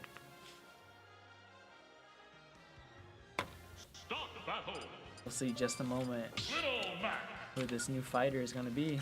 Me, it looks like it'll be Joker. It'll be a Joker. For those who have just joined, this is the grand finals for Super Smash Bros. Ultimate. This is Mayfair High School versus Valley View High School. Okay, we got a 1 stock versus 3 stock right here. Now, Joker if he's smart, is just kind of do chip damage to Little Mac while he's far away. Yeah, definitely gonna try to put him in a blender and get as much percent as he can. I think Little Mac is just trying to throw these hands to get those big smashes out. I mean, to be fair, there's not much Little Mac can do other than throw hands. Well, I'm just saying he's gonna not be wasting time with the jabs as much. Okay. Joker has his power. Up tilt by Little Mac. Finds the side B, that's huge. Finds the aerial. He does have his KO punch though. Finds it on Joker, shielding. You can't shield that punch. You cannot. I don't know what he was thinking that his shield was gonna protect him. Someone told him, Mom, but Little Mac does teach fall me how in to the dodge. And that's a GG right there. Great W coming out from that side. Yeah. Good games all around. Strong performance from both schools, I will say.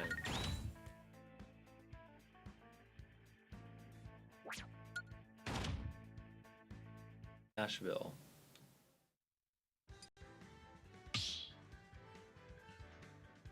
I'm thinking we're going to see a duck hunt here from someone. Trunks, the Palutena from earlier. Okay. So I believe this is the last fighter, no? This should be. We'll have to figure it out. Okay. 3, 2, 1, go! Yeah, that is a handicap, huh? He gets. Looking cool, Joker. Definitely meta. Joker finding this early bit of damage. Palutena also sending it back. Gets the grab off. Doesn't get a throw though. Down air. Down air. Come on, Palutena, tell us. Uh-oh. Tier lists don't matter in this game. They were all made equally, with all their strengths and their weaknesses. Good hit by Joker here. Yeah, but she's got wings, doesn't she? Oh yeah. She'll be fine. This is kind of an angel versus demon matchup. Oh, finds that aerial, knocks her off her feet. Finds a special. Okay, nice aerial. Oh, finds the dash attack. Yeah, both of them are picking and choosing, huh? It's a great grab to get her off stage. Good parry. Both their shields are looking Palutena really finds healthy. that though. Knocks Joker way off. Good jab combo. Tries to shoot Palutena. Throw off. They're both playing pretty passive, I'll be honest. They're keeping their space and they're not overextending. Very smart players. The back air. Good back dash attack. Shields the forward smash from Palutena. Joker has his ability. Yeah, definitely Joker setting the lead in this game. Ooh, gets the grab off. 60%, Up air. 70% combo. Palutena's dash attack ain't bad, straight up. That thing sends you flying. I mean, it doesn't kill, but Yeah, I think her strongest is her aerials, but it looks like Joker's matching. good down to tilt. pressure. Edge guarding. Gets it back there. That would probably kill. Absolutely it kills. Without a question. Go back to hell with you. Good versus evil right here. Just kidding. Both of the schools are great. Okay. That is Trunks playing for Valley View and me playing for Mayfair High School. Percentages are getting kind of high right now. I'm Yeah. definitely thinking a kill is going to happen, but I think Palutena is going to be off the stage first. Let's see if Joker can find his mark. Couple of dancing on the Not stage there, right yeah, now. You just go to edge guard. Yeah, some Dance Dance Revolution and Joker could take this. I mean, you play safe, don't get hit massively. I mean, just do chip damage. This is good. Already at 40%, Palutina's looking to get a counter in, but can't find him. Looks like they're both going for the shield, but those grabs are there. Oh, Not get the jab. Shot in the face. Nothing. Good counter. Is not going to hit off, though. Seems like Palutina's counter usually doesn't end up hitting.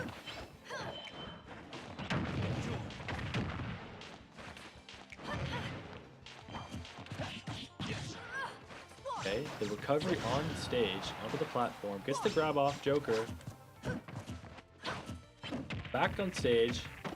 That the recovery on that's pretty good. Once you hit the ground, you don't have a whole lot of lag frames. Okay, it's sort of forward tilt. Can Joker close this out? Gets the back throw. That's close, dude. Palutina is heavy. Back air.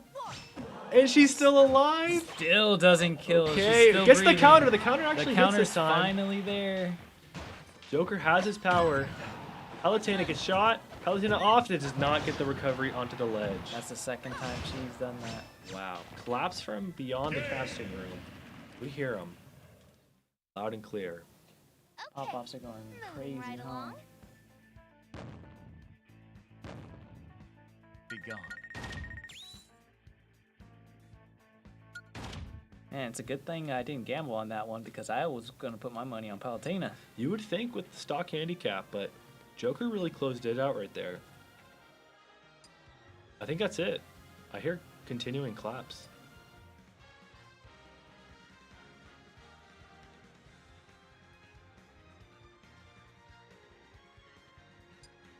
Like they're just trying to pick their stage right now.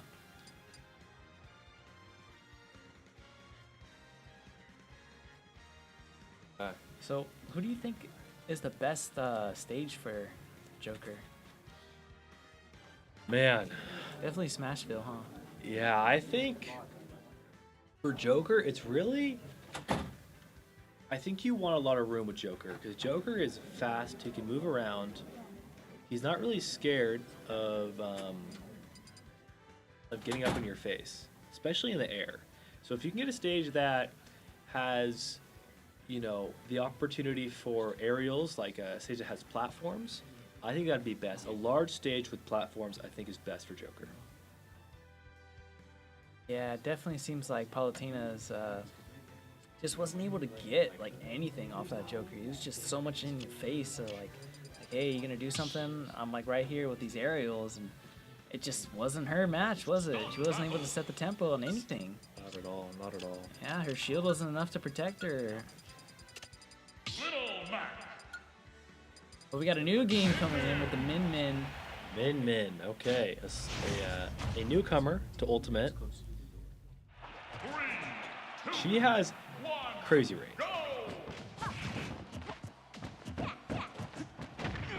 Yep, the Little Mac connoisseurs are still out there hoping that their character will be able to climb the tier list with another win.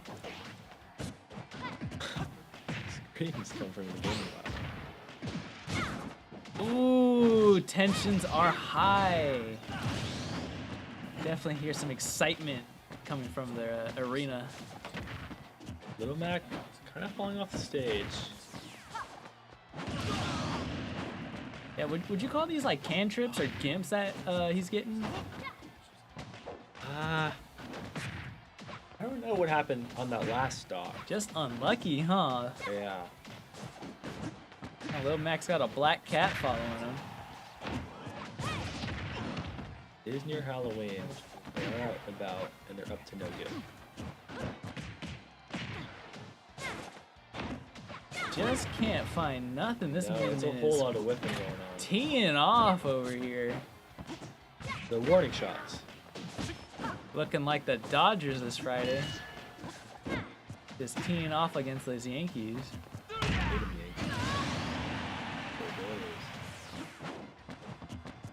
Down smash. That's a... Every time I see that forward smash, I'm like, wow. That thing can go across the entire stage. Yeah, this range is intense, huh? It's a Little Mac's nightmare. Yeah, he's got to do the Okay, Dempsey but roll. he's fighting his neutral bees. Holding his shield for dear life. Yeah, he's wishing he was fighting Mike Tyson right now, but he is back to the loading screen. Clean win by Minna. GG! More like win-win. Yep, sad day for those Little Mac players. Okay. Please pick the Donkey Kong. We need to see it. We need to see those Donkey Kong highlight reels from the Grim Cup. What do you think? I love a Donkey Kong. Yeah. I love how he has like 5 million different spikes. He has his down air, his down B, his forward air. What else is there? I think his down smash can spike as well. The fist coming down. Little Mac. It's quite a bit. Has to pick Minion, right? If I'm not mistaken. Well, I don't know. They might be done. This might just be because Little Mac shouldn't be playing right now because he just lost. That might be over. I'm gonna go see. Okay. Never mind. Zelda. Oh, Zelda. 3, 2, 1. Oh, I used to be a Zelda main back in the day. Yeah, that down B doesn't have any armor in it. Now, were you a Zelda or were you a Sheik?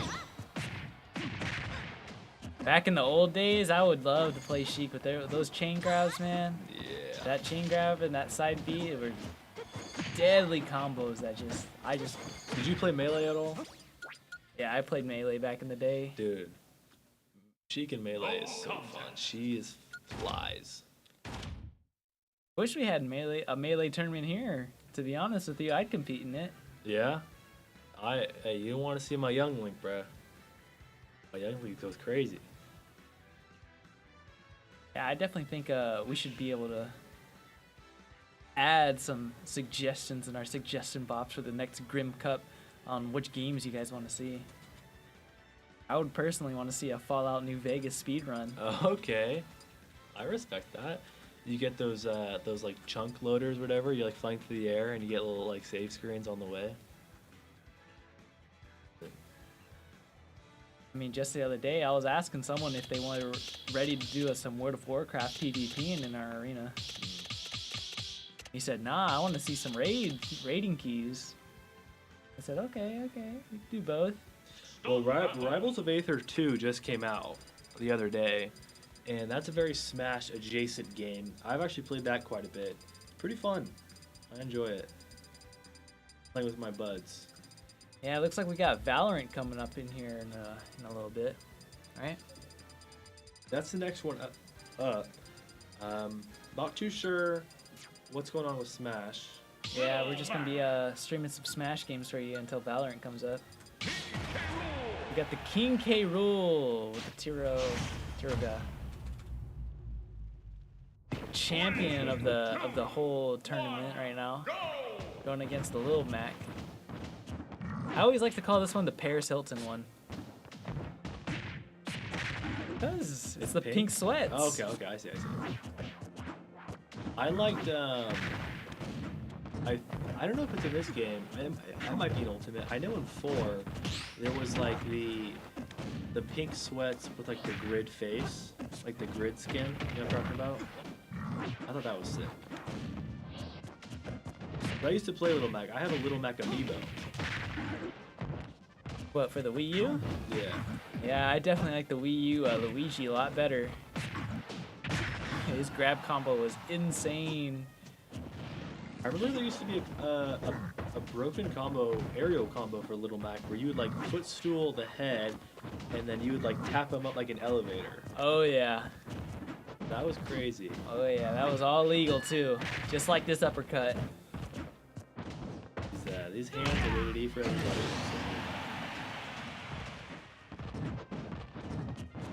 Everyone can get him, huh? But man, this King K. Rool is just walking over everybody in this tournament. This dude just must be practicing at home or just got a lot of practice. Who's this guy again?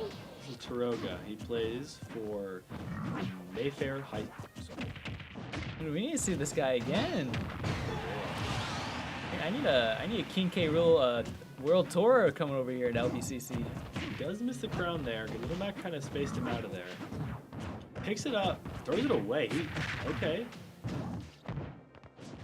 He's trying to run up and get it. That's funny. Little Mac is bullying this King K. Rool right now.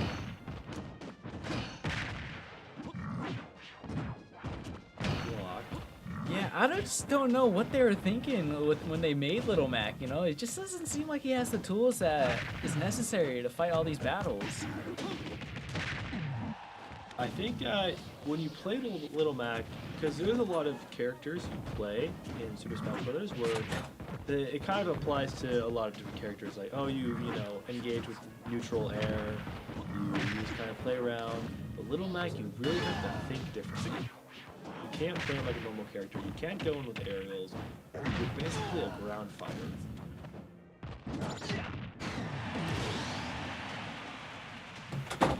Yeah, that counter one is definitely a move that they gave him a little bit of extra love. But this term is getting back on stage. He has nothing, huh? Not like King K. Rool where he can just up B right back on the stage. It just seems a little unfair, but even with the rolling towards him, he just can't get the distance. Goes in with a small jab to his feet, and trying to get the 1-2 punch, but still nothing. He's just playing around those invincibility frames. Nothing in King K. Rool. Yeah, those spot dodges and just so much invincibility is going on. Wastes that, knocks out the other way, throws it away. GG, man. King K. Rool wins.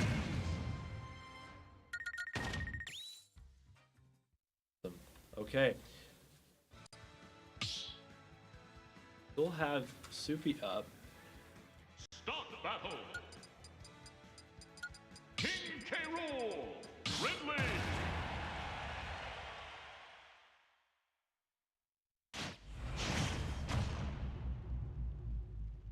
It looks like Valorant is going to be starting in a few minutes. We got 3 more Smash players for you. And after that, it's going to be a Valorant day, baby. Oh yeah, there'll be a whole lot of Valorant after this Smash game. Ready for it. The games have already started for Valorant, but it will continue to stay with Smash Bros. For the time being. Yeah, it looks like some grudge matches, huh? Or some salty sweets. They weren't quite finished with their team battle, so they need their rematches back in blood.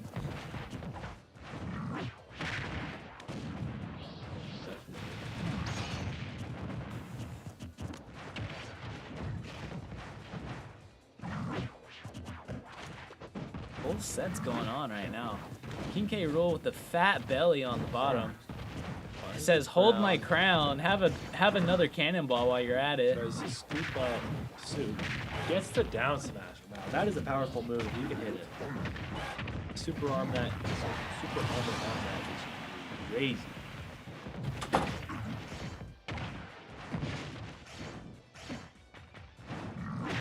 Fireball. Just a little bit. And you can only shield so much. Yeah, definitely looks like he's trying to throw him off the stage right now, but I don't know if he'll be able to get it. He might be looking for a throw right now. But who knows what this King K. Rool player is thinking. Taroga? Come on! Oh yeah, he was like Goku calling up the power for the spirit bomb on that up smash. Awesome. Alrighty, well we will be taking a quick 2-minute break, and then after that we will be going to the LBCC Black versus Bosco High School Valorant game. Alrighty, GG from the high schools playing. We will be right back.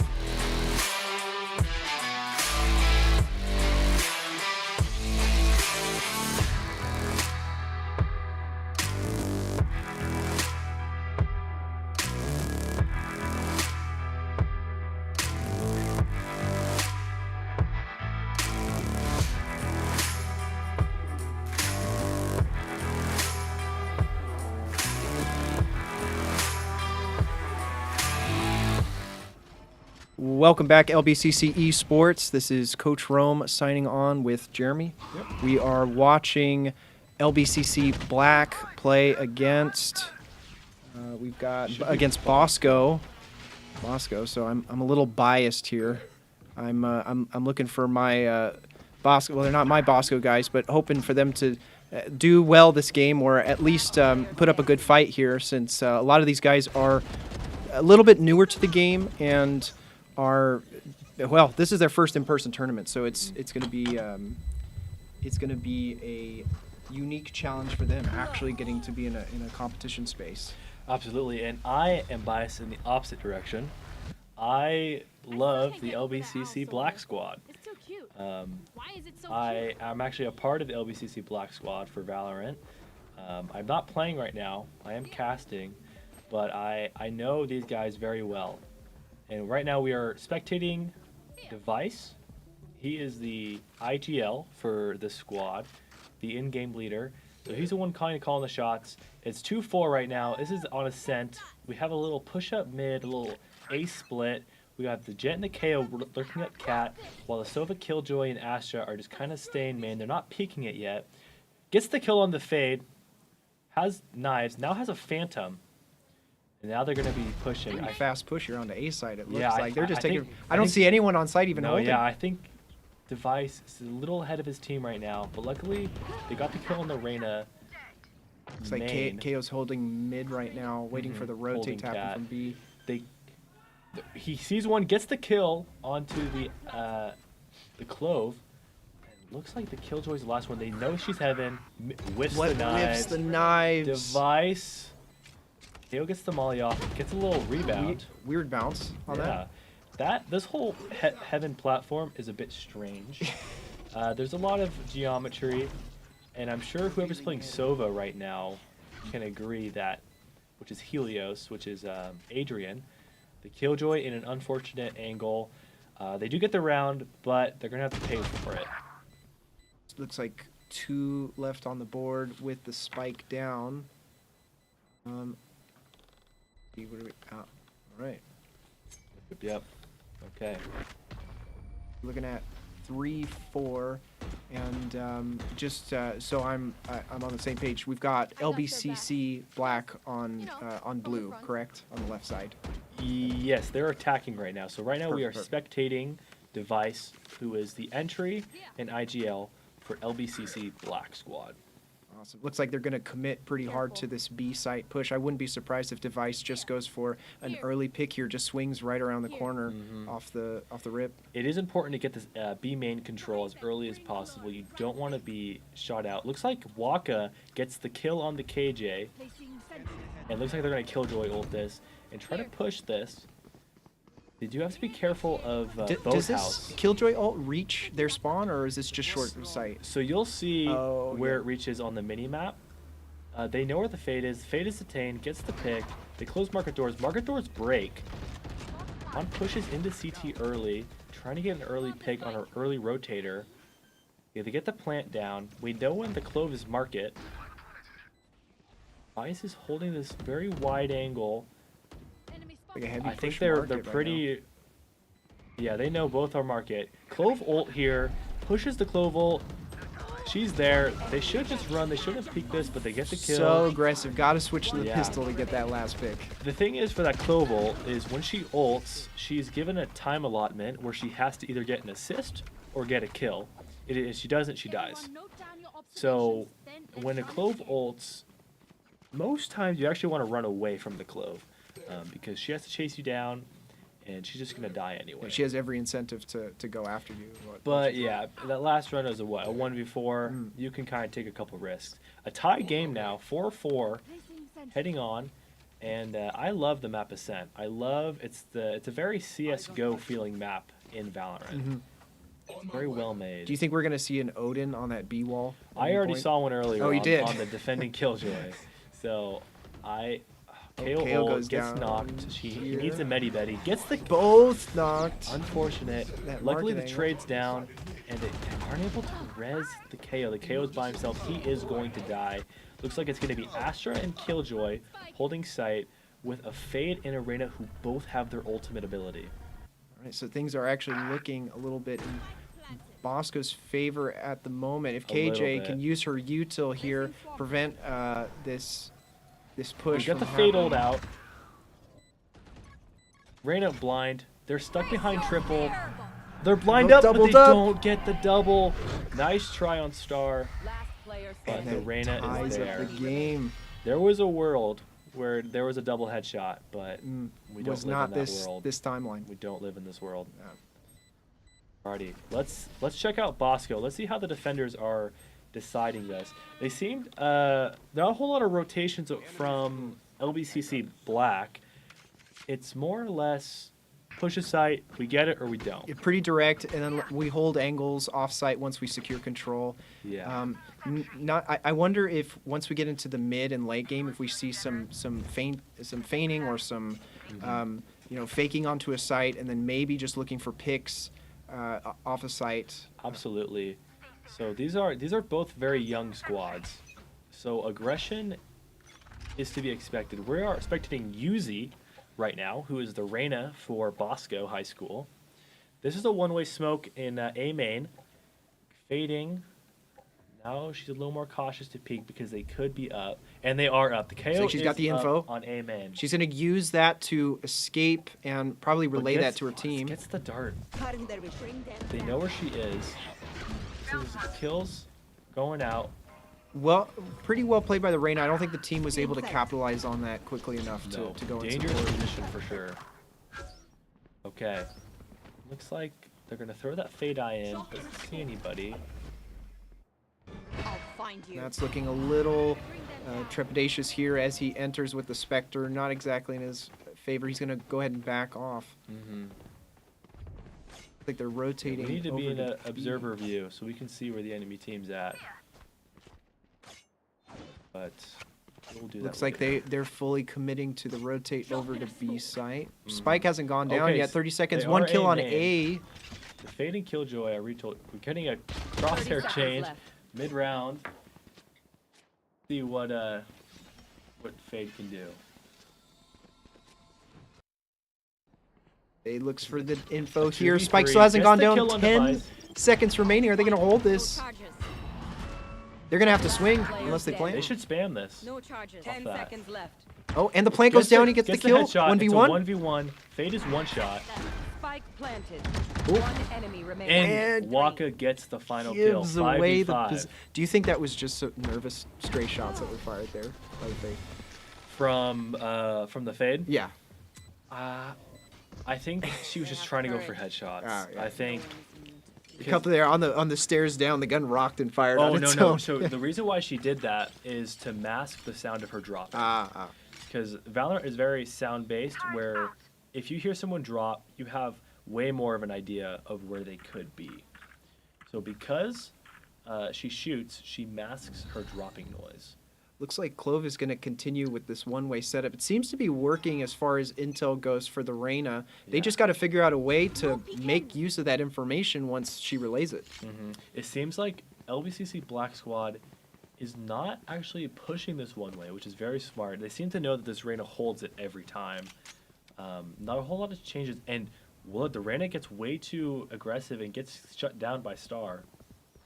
So now they realize, okay, there's at least 3 here. Jet's on site. Sova ult into Garden. It's like this is pretty strong commit. And the double kill by Star. Dicey gets one for South as well. Nice shot by Star. There's a great door. 2v4 situation. Sova gets the kill on Fade. It's a 1v4 with a Spectre. You know, love to see it. Dawn gets punished, and Sova gets the cleanup.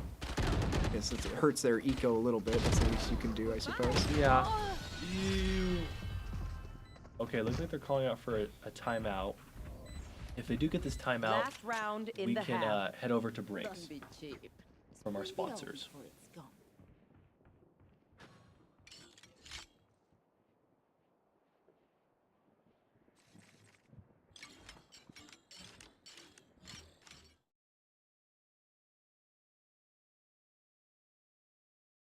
The esports market has been absolutely growing like crazy for Extron. We've seen a lot of growth and development in both higher education and K through 12.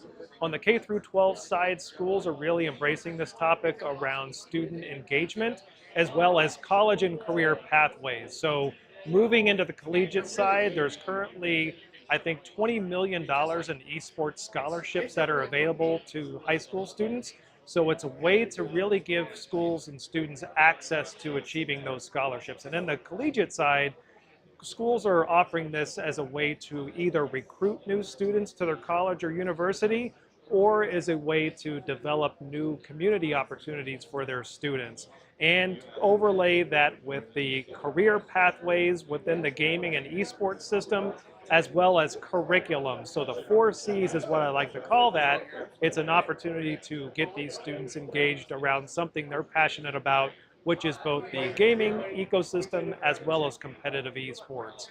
We design our AV systems to meet any of those objectives.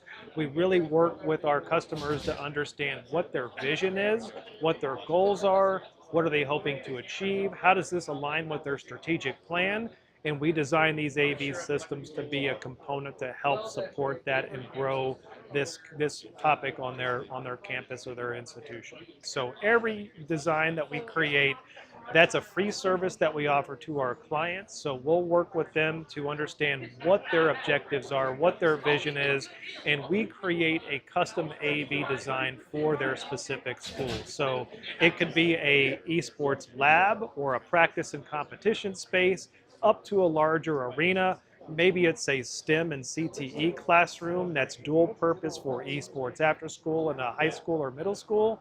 They're all unique, they're all special, and we create designs individually to support the individual needs of the projects.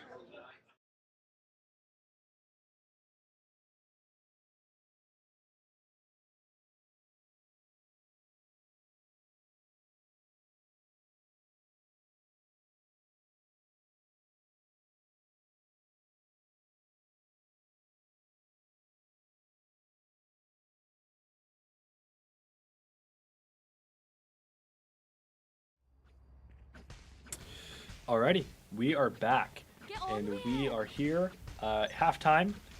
Looks like LBCC did get the round last round. 5-7. LBCC Black. They don't break that dart. Now they have a lot of information. LBCC does. You see that one is near tree. They're scared of the smoke. Still could be anyone's game at this point, really. Oh, absolutely. I was playing a ranked game the other day where we were down 0-8 and we came back to win. Anything can happen. Not quite a 9-3 curse, but still pretty impressive, right? I think it eventually was a 9-3 curse, but yeah, tensions were high, morale was It's down. like a heavy push here. Reyna is able to get the trade, but Oh, unfortunately wow, both Dicey go with two? down to Dicey. Okay. All left up to Last player standing. Regional Alpha. Reggie Alpha, Reggie Alpha? who, well, they all know where he is right now. Yeah. After that KJ turret. Wow, yeah. The Just smart a double wide swing swing from Reggie Alpha, trying to make something out of nothing. Yeah, when you get into those situations where you're the last person left, really all you can do is hope you can get one more pick, and that's just a little bit less eco that they have going to the next round. Try to break the eco. The Valorant is a game of economy. Whoever has the most money will probably win the round. That's just how it is. Speaking of money, how much? Be honest. How much have you spent on these skins? I actually looked it up the other day. On my Valorant count, it's less than 200. Less than 200. Okay, Less than fair, 200. fair. I've heard some pretty crazy numbers, so that's respectable. But then I checked my Steam one. Yeah. Different story. I guessing Counter Strike. TF2 unboxing, I think, is where most of my money went in middle school.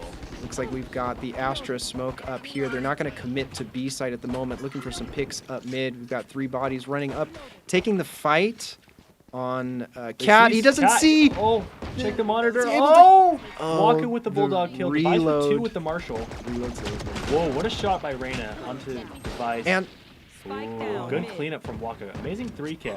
it just comes in. It turns into a game of checkers at some point where you've got so many people taking the same angle that just one goes down, then the opposite, and whoever. It's basically a numbers game at that point.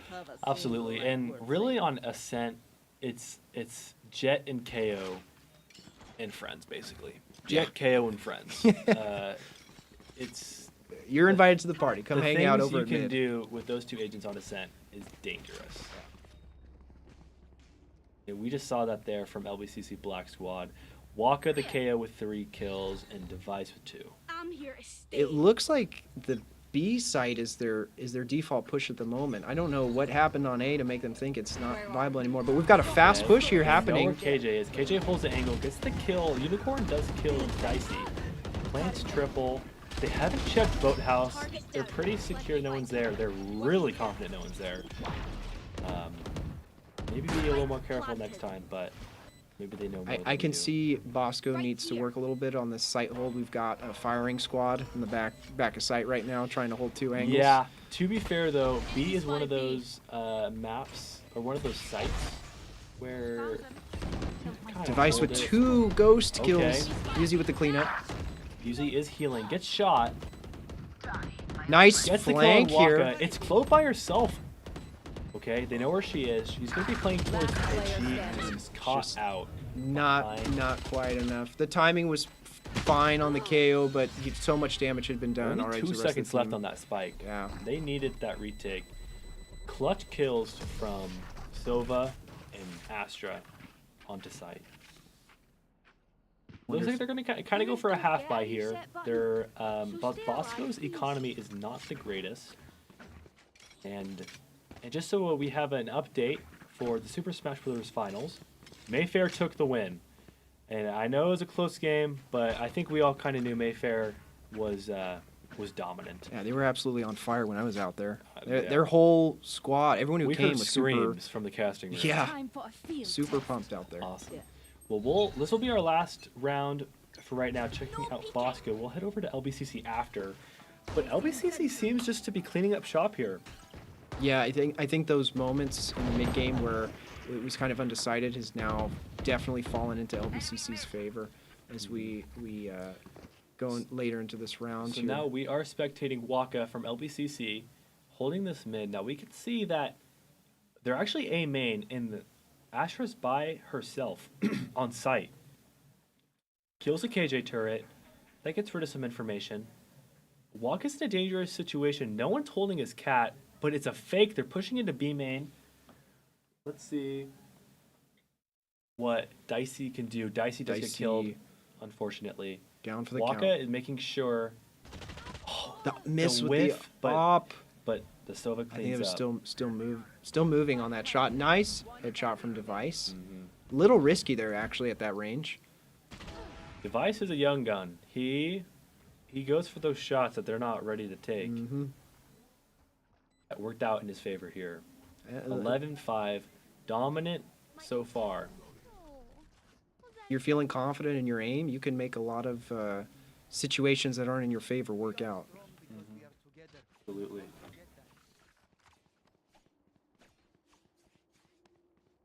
Looks like we've got the setup. Let's happening check out here Cat here.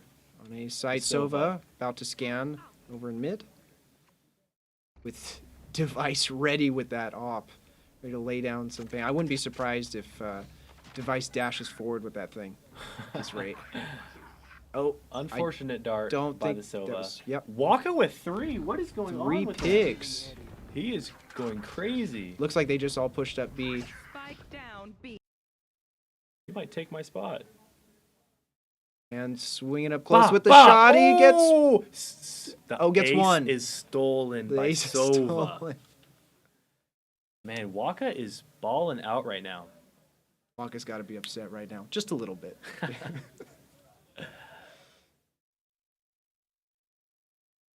All right, This looks is great. like This is these guys are they got to be. Hey, I will say though, there's a professional team, NRG, who were up 12-5, and they ended up losing.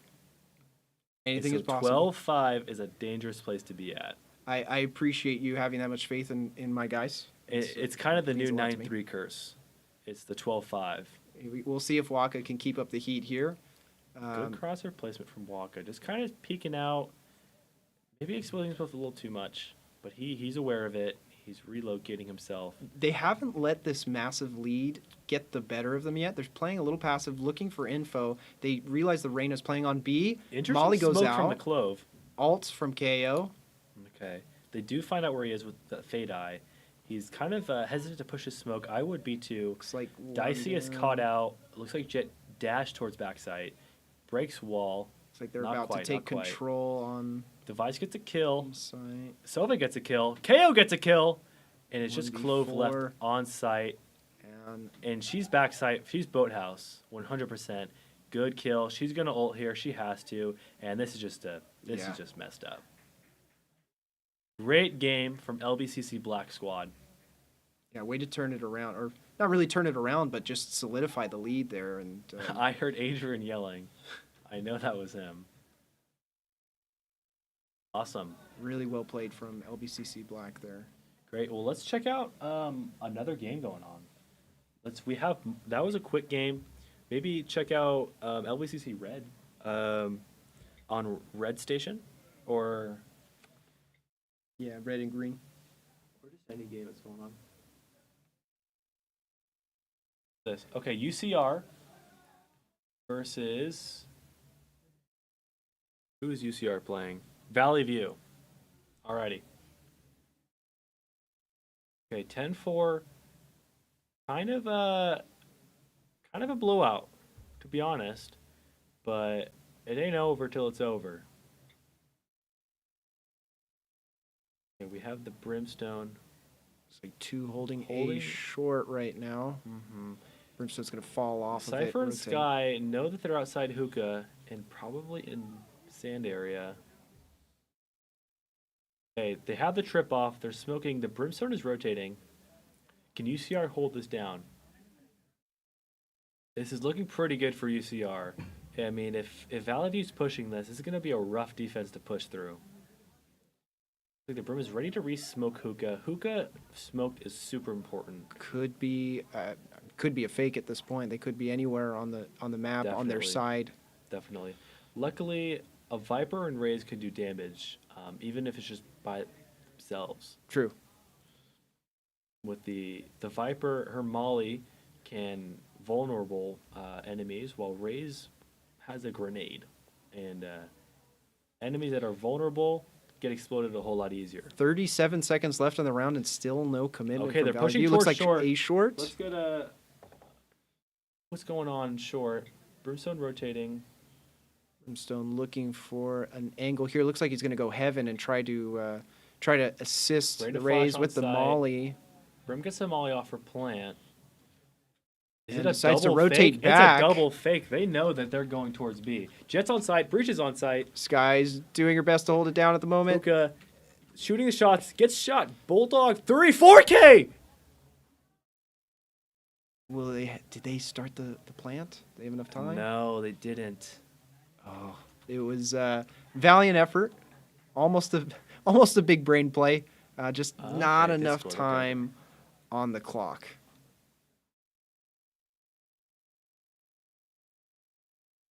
Alrighty.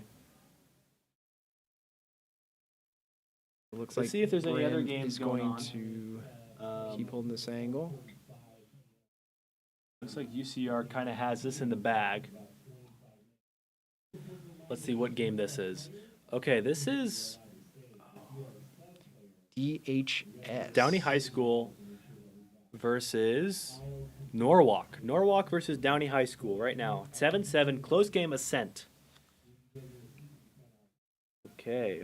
All right, so anyone's game. Yeah, so we're watching Norwalk right now.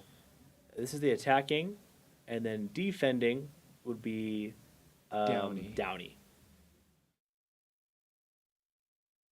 All right, looks like we're going to get some early info here right off the break from KO. I know you were here earlier, but I'm still waiting to see the I want to see the wall bang happening on this. There's Looks like they're there's going an to be playing Omen. aggressive. And the Omen Gets swings. the kill on Omen. Okay, Omen. Okay. Kind of a cleanup. Yeah, from Reina cleaning Norwalk. up here. Raised by herself, probably an A player. Plant goes down on B. They have the alarm bot for CT. They only really need to worry about market right now. Omen has long. KO's got plenty of util here to hold sight. Absolutely. Full util. Easy And kill. he won't even need to use it Shot. as Omen cleans up. Okay, pretty dominant round.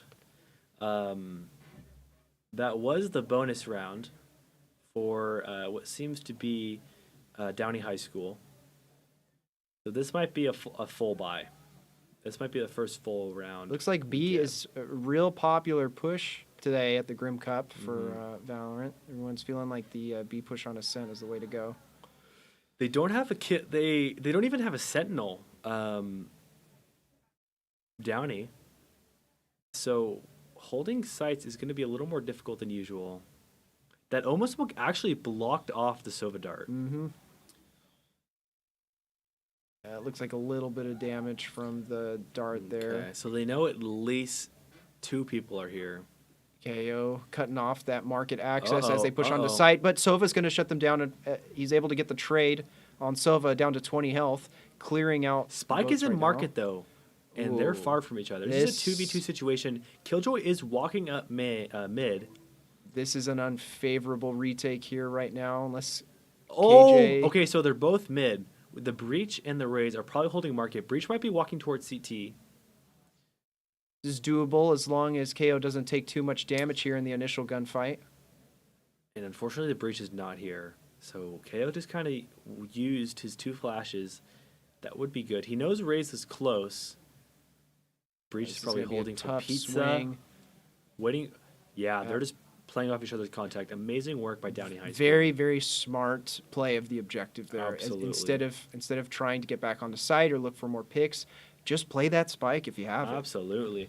I don't know how Spike got there, to be honest. That was a bit of a blunder there, little considering they bit. had B site completely locked down at that point. A little bit. It's kind of like capture the flag and you kind of throw your flag in the enemy's base. It happens. It happens. Like another push here. Sova's going to get that early. So it looks like we intel. have a 4 towards B site. KJ lurking. Here's the Oh, Odin. there's the Odin. There's the I was Odin. waiting Doesn't for it. really catch anything so far, but they definitely know they're here. No one close. KO pops ult. That's going to be good for Breach. Breach can... narrowly avoiding those blind shots through the smoke. Intel on spawn. Molly CT is going to push towards Boathouse. I think someone's back here. Absolutely someone's back here. Good The Odin flash, but it wasn't enough. Downey High School. Amazing work by Zap. Two Joe players. gets the kick. The KJ. Omen by himself and just cannot pull it off. Good That cleanup by Poot. Odin brought in the chaos in that round for sure. He heard you. He's watching stream. We need to Oh, yeah. check his PC.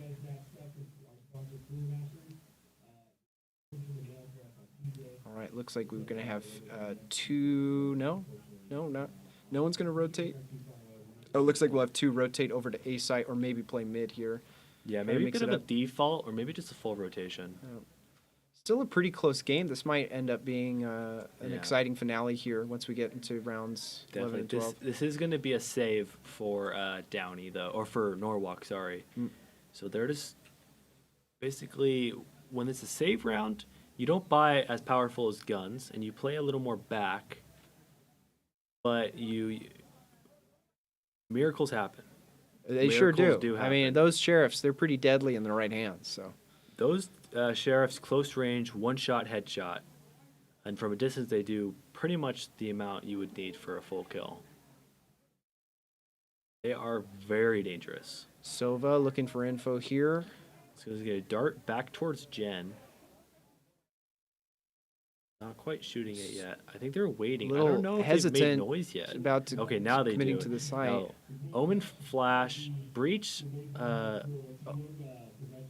Hurts I Shatter. thought that was aimed right at him for a second.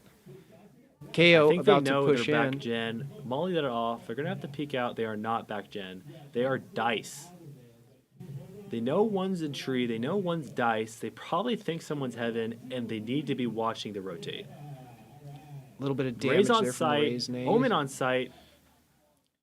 Oh, Omen flash. cleans up 3K from Sun. Not quite enough to stop the Omen. 4K from Sun. Can he get the ace? He is running towards Reyna. And Reyna is Reina staring. is just hanging out. She really admires the craftsmanship of KJ's turret. Yeah. Yeah. Despite the fact that it's disabled at the moment. Omen is ulting. Really doesn't know where she's at. Thinking about getting some batteries for it, maybe. What's happening?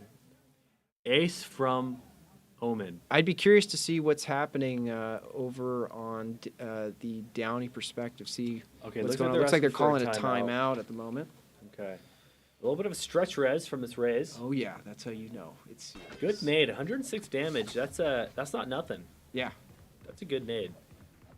a lot of round impact there. That grenade.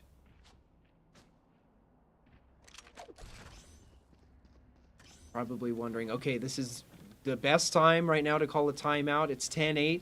We should try to correct the problems now before this game gets any further away from us.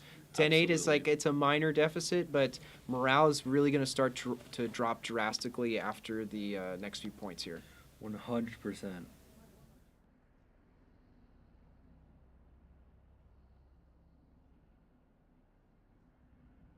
can see all that chatter happening over on Discord. Looks like they're, coach is either giving them some pointers or they're re-strategizing how they're going to go about this next round here.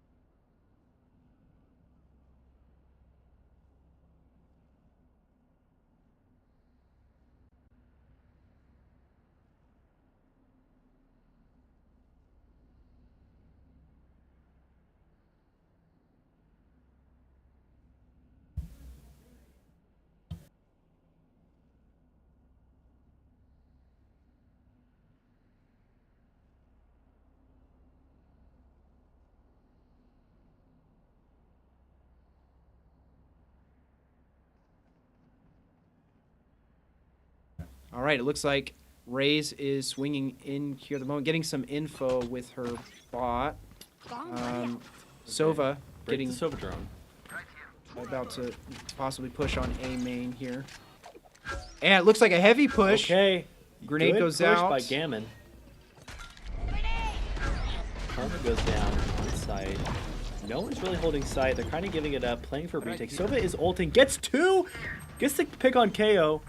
Ults his teammate. He says, "I don't like you." That looked really intentional from this angle. Awesome. They Okay. are scrambling for a retake. I mean, the damage is not too bad, actually. It's a 44 One back now. gen. Whoa. I spoke way too soon. 1v3 from Omen. Okay.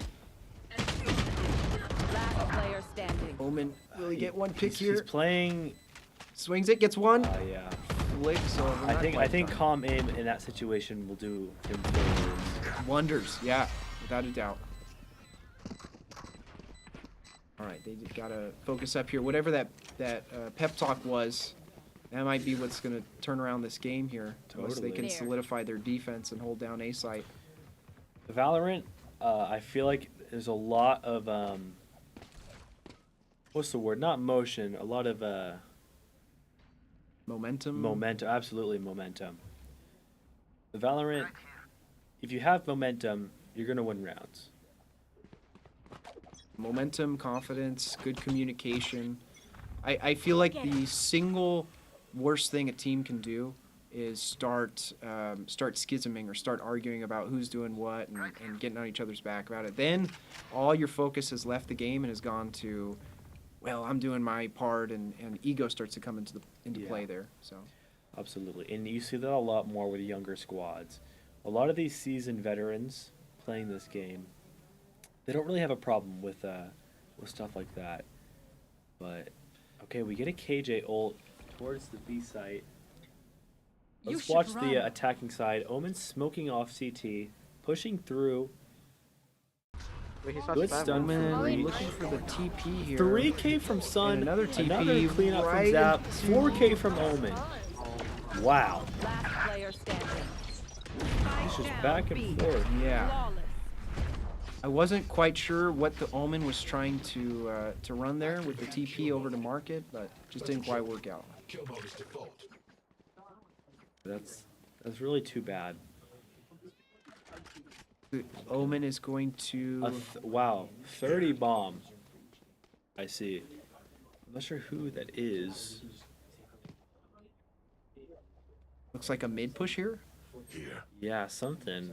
Odin. Oh, he's gonna return. He's gonna Omen back. Return fire. Odin back. Return fire. Okay. Omen taking a couple Smoke shots off the there CT. with the Odin chaos. Starting close mid. See if anyone's there. They don't see anybody. Looks Looks like like they're they're coming to smoking this off mid D push. mid. Looks like they're gonna push through market. Set up for market, absolutely. Cover going out. And the swing, Omen diff. ADS is just in time. Yeah. My turret's down. Eagle kill from Reyna. Doesn't hop to go for the Vandal, just says, I'm gonna Odin this all the way through. Yeah, he said, I don't need that. I mean, I just beat you with it, so. Smoke goes out on CT. Odin, or Omen is gonna hold this angle back here. All right, Finally he decides, said, okay, all right, all that right. skin is nice enough. My teammates are yelling at me. Just play together. Spikes down. Placing swarm grenade. Omen holding for the flank rotate. Placing swarm grenade. Hey, we don't have line. We don't have line. We're on site. KJ with a stinger. Bomb buff down. Oh, so we have to keep KJ sees those tracers fly past. Walks From into the CT. stun, unfortunately. It's stunned. Backs away from the aftershock. One lane. Breach was seen and gets the kill on stairs. Back thrifty. So this is what I'm talking about. Miracles happen. Oh yeah. Where you pay less than the enemy team, but you end up winning. Whether it be just to good aim, good pushes, good trades, anything could happen. That's one of the beauties of games like this is where, you know, it may seem totally symmetrical. Everyone gets the same equipment, the same gear, but when you introduce things like eco, or you know, when players have to adjust their strategy based on the weapons that they're using and how their teammates can position, that's where the game really gets interesting, in my opinion. Absolutely. And very similar to its predecessors like Counter-Strike or Rainbow Six Siege. There's still just a lot of complexities with this game.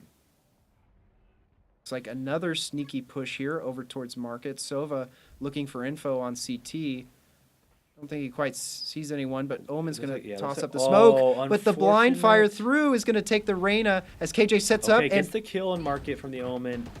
Runs into the spray. I don't think Breach has seen an enemy this round. No. He's killed 2. Someone check his computer. All right, KO holding the rotate through market and CT. Okay, one is on site. He saw her leg. Okay, yeah, they see Sova is there. This is scary. Like the swing Gets the here, nice shot off. from Sova. They really need to plant the bomb. Earlier you plant, the easier it is to defend. 30 seconds left. Like they're designating their hold positions right now. So Omen's holding lane. The only thing they need to really worry about is stairs from CT or market. It's like, they oh, see we the can see the barrel. barrel hanging out on CT. Gets the kill. Omen gets the kill, gets traded out by the Rays. They know. They know they're closer to lane or maybe market. Rays thrown. They see the. Okay, it's a 1v2 and gets the third. Very fortuitously shot dart. Wow. 11-11. Close game. Super close. Downey. This is Downey High School versus Norwalk. We're viewing Norwalk right now. Looks like we have another timeout starting from Downey High School. We'll see if they get the appropriate pep talk to bring things back in their favor, back the momentum in their direction, so to speak. Absolutely. What are your thoughts so far, Rome? Well, I first off, I think this is a very evenly matched team. Just looking at the lineups here, we've got an Omen and a Sova on each squad, and it looks like their smokes are doing their job. Initiations are doing their job. I think this is really going to come down to who's got the better game sense, right? Mm-hmm. So we're cutting off lines of sight.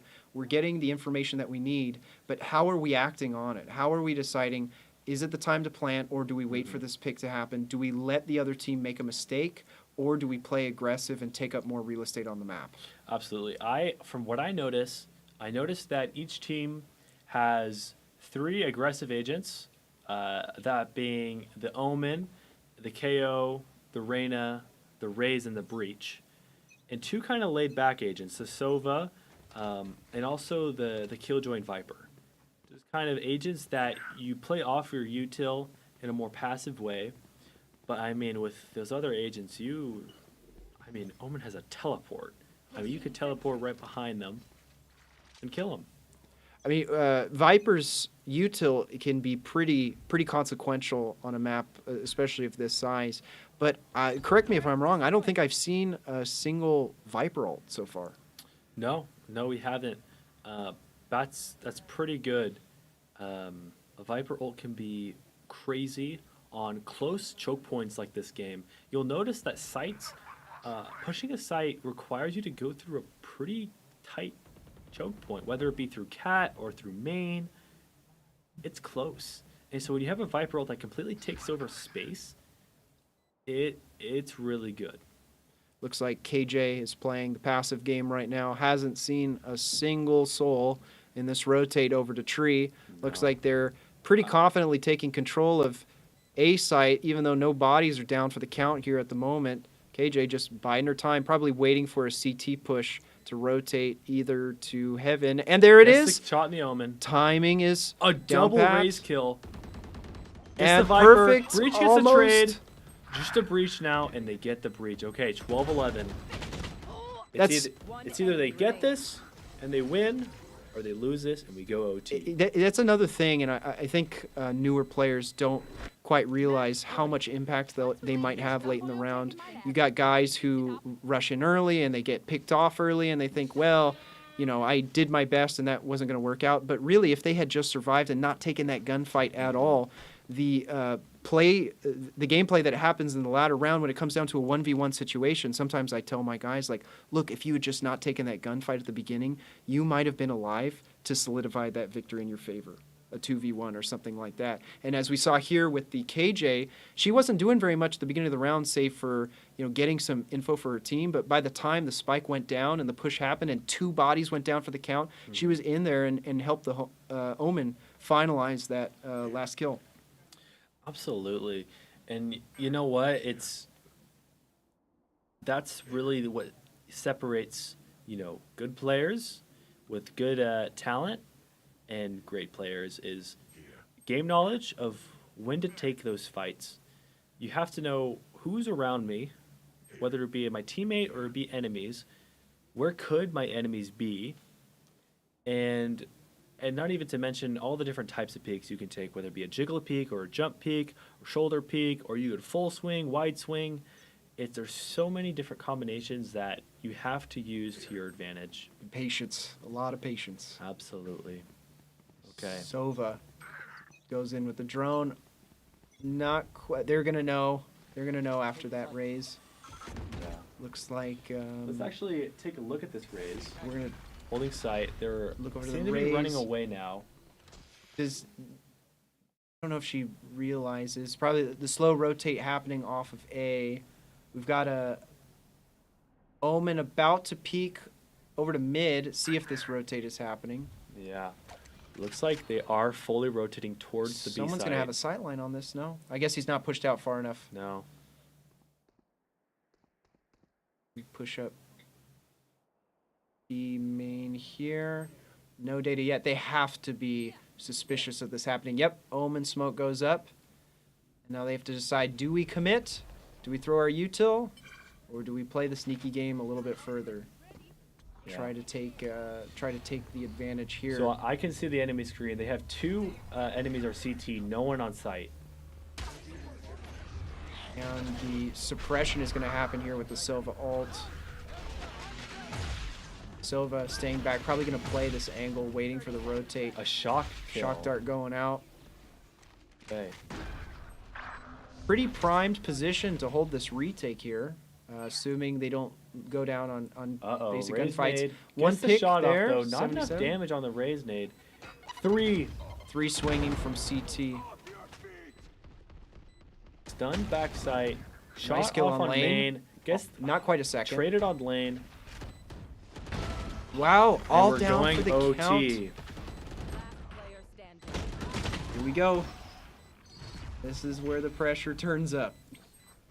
Okay, a 30 bomb from Downey High School's son. Really special. That's hard to do. Everyone's having a pretty solid game. I mean, we do have 2 bottom frags at 9 kills, but 9 kills isn't nothing. I mean, someone's got a bottom frag. True. Everyone is kind of holding their weight. Obviously, we have some superstars. And it looks like we might be getting a little Odin action. OT calls for desperate measures.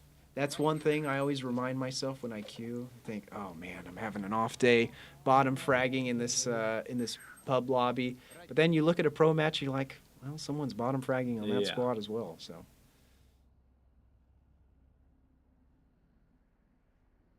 The pre-fire is going to happen here. B main. Love it. the highlight of my day. No one really there. They seem to be going for an A hit. Oh, and the swing Oh. happens on B main. Silva Omen going gets down the for the pick. count. Though it looks like we Omen do have sees two Reyna. or on A. Tiles gets another pick on the Reyna, and they're hitting A. The enemy Oh, they have team- options. They have options here. Oh, wow. Good pick from Tree from Karma. Heaven's open though. They don't have a smoke. Is he gonna eco peek this? That's really the question.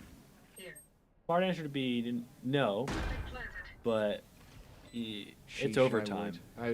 I'd be nervous of those feet walking right up to me and me not hearing them. Yeah, because in order for him to peek this, he has to He has jump. to jump. Yeah. Viper's gonna hold tree. Okay. Omen Blind not quite. KO. Oh, Gets the kill on the KO. They know Omen's tree. Omen gets the kill on Poot. Can Fluttershy win this? They haven't made. Good Raze nade has here. ult. She pops it, shoots it, gets the kill Gets on Fluttershy. kill. Great round from Downey High School. I don't know if we needed that ult there, but hey, you know what? Hey. Solidify. It's overtime. You might as Yeah. well. Switching sides. Yes, for overtime, everybody is 3 points away from their ultimate ability. And in order to get a point for your ultimate ability, you either get a kill, or you die, or you plant spike, or you defuse spike. So Raze killed 2, entering site, and then she got the 3rd by planting the spike. Which allowed her to use her...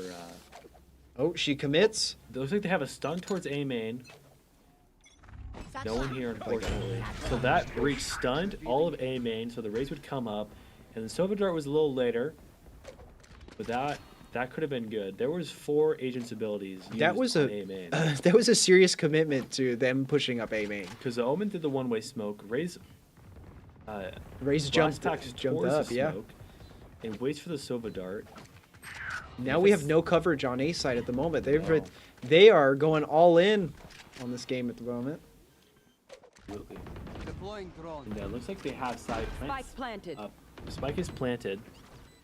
Let's see what can happen. Let's watch someone holding sight. Not have time. It gets spammed.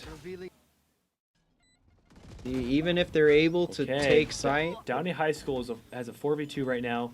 A 1v0, and they get the W. I hear yells from hear it. Gaming Lab. Yeah. It's amazing how well you can take control of sight and then just give it right up.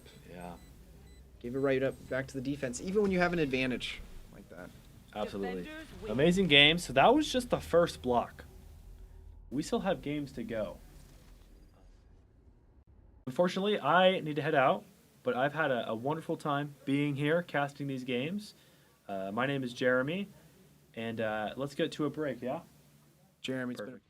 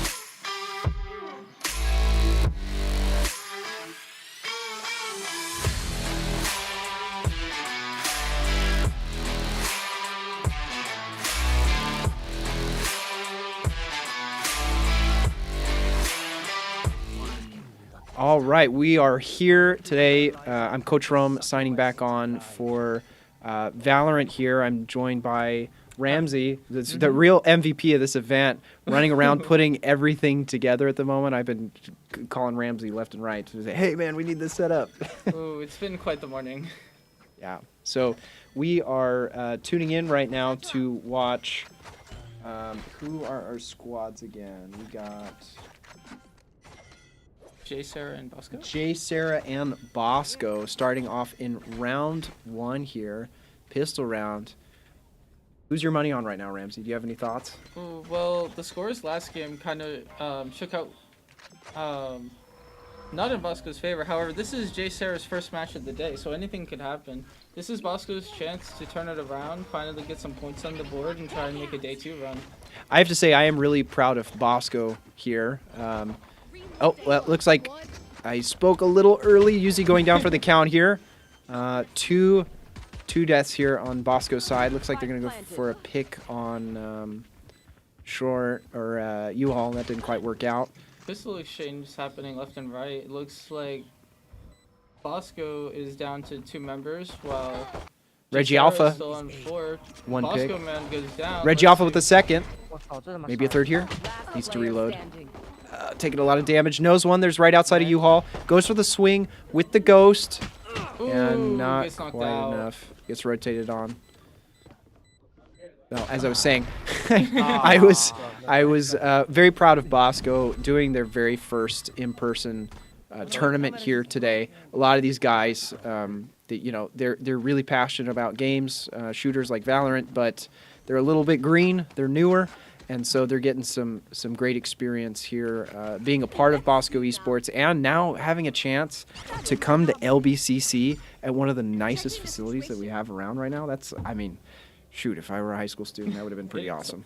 This facility is really awesome. We got colleges hitting us up being like, hey, you guys set something awesome up here, and we want to be able to give this to our students. So we're going to figure it out, and you guys let us know. And right now, we are designing our own programs, and it has been awesome. Yeah, and they're going to be calling you when they need to get it set up. I've been called a lot today. Yeah.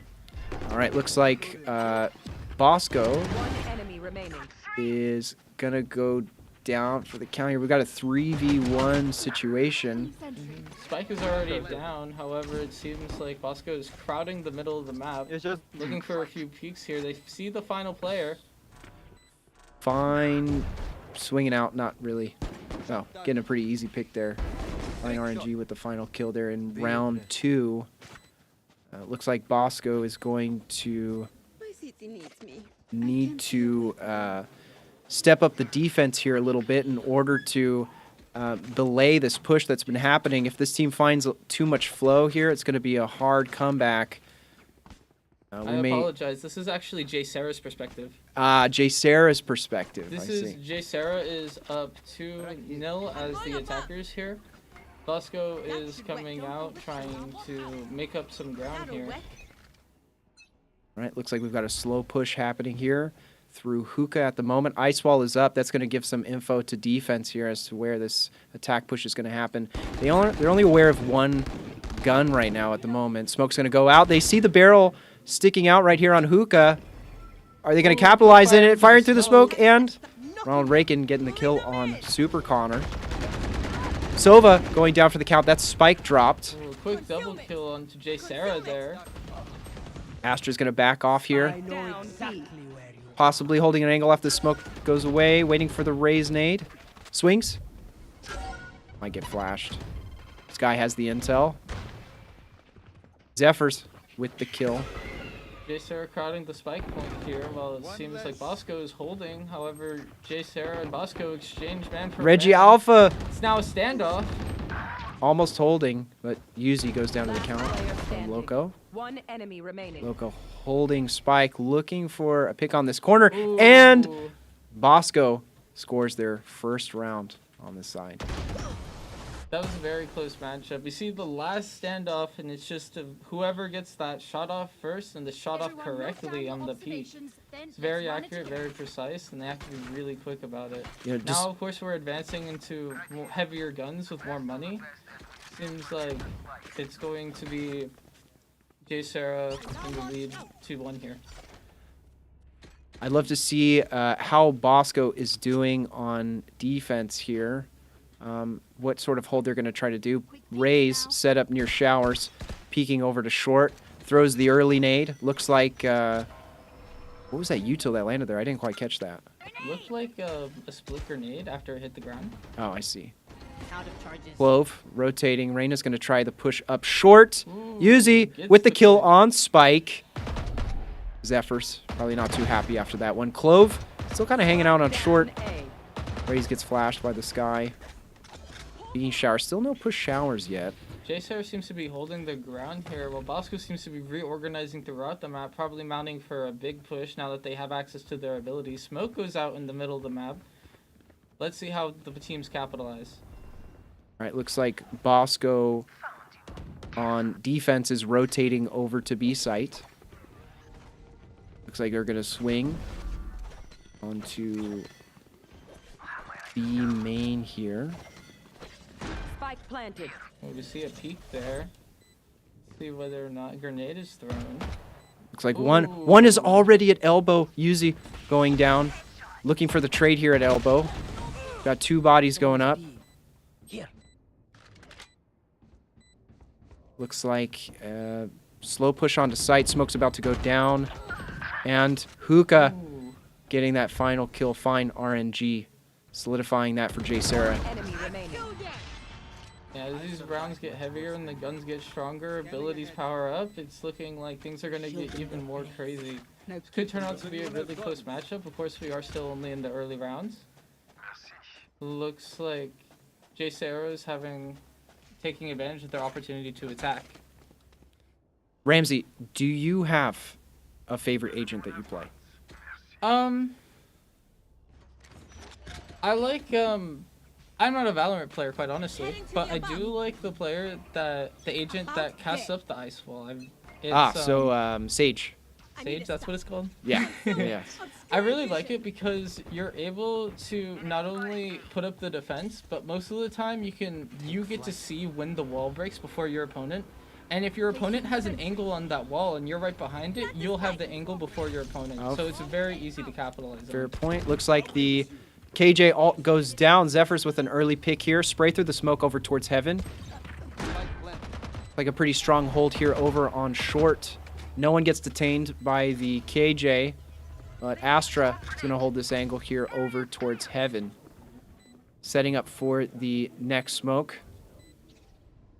It looks like J Sarah is holding the ground as Bosco tries to advance. Two utils are deployed trying to find out where people are. J Sarah lands a kill or two into the corner. Zephyrs getting both of those picks. Reagan getting Reggie Alpha. And that is another point for J Sarah there. Enemy A. It is done. Right, Astra rotating over for I was going to say a B side. Well, now I don't know anymore. First I thought it was B main, then it was going to be Hookah, now it's short, but now it might be Hookah again. One thing that was cool to watch when I was out there listening to them arguing over pick bans, it was really interesting seeing Bosco especially sort of debating internally about the points, each player being like, no, my agent can work this area better, and then eventually they're able to figure out what works best for their main agents. So it was really cool to see the team aspect out there.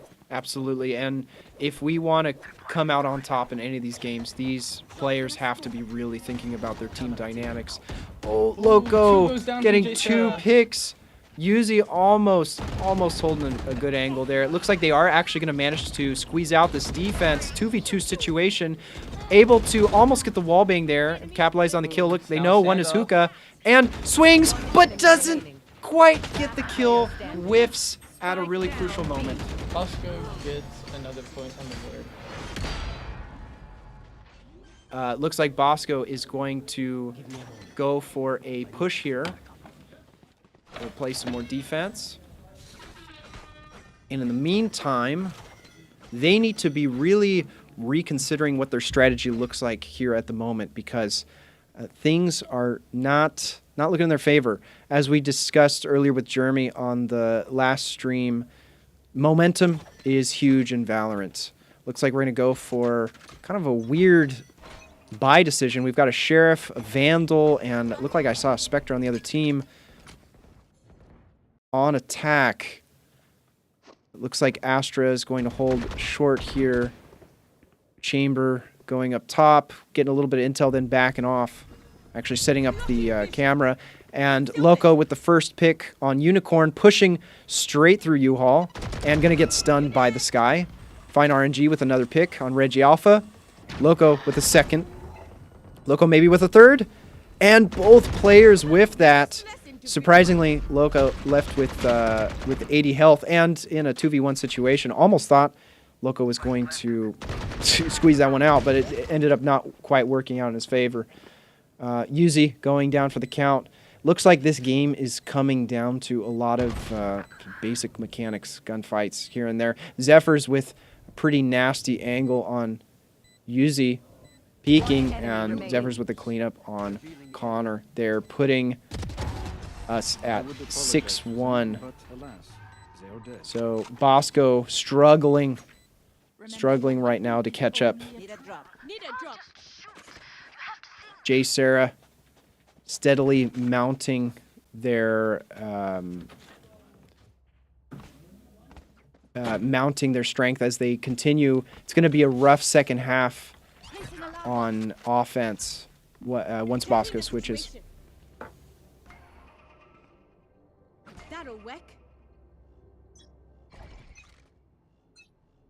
Looks like we've got Loco holding an angle here on short. 4 guns actually. One playing behind. And intently holding this U-Haul push here. Looks like J Sarah actually has a flank going around to A side. We'll see what they're able to do with it. They spot a member of Bosco. They seem to be engaging. Narrowly avoiding that grenade, pushes straight into U-Haul. We'll see if the Chamber is able to capitalize on the focus that is pushing towards short right now. And we get a few peek shots into the smoke, trying to get a Bosco few able to get the pick on the flanker. Zephyrs and Loco also going down. 5v1 situation. Probably the most epic turnaround we've seen so far in favor of... Oh, and Reyna is able to slip through.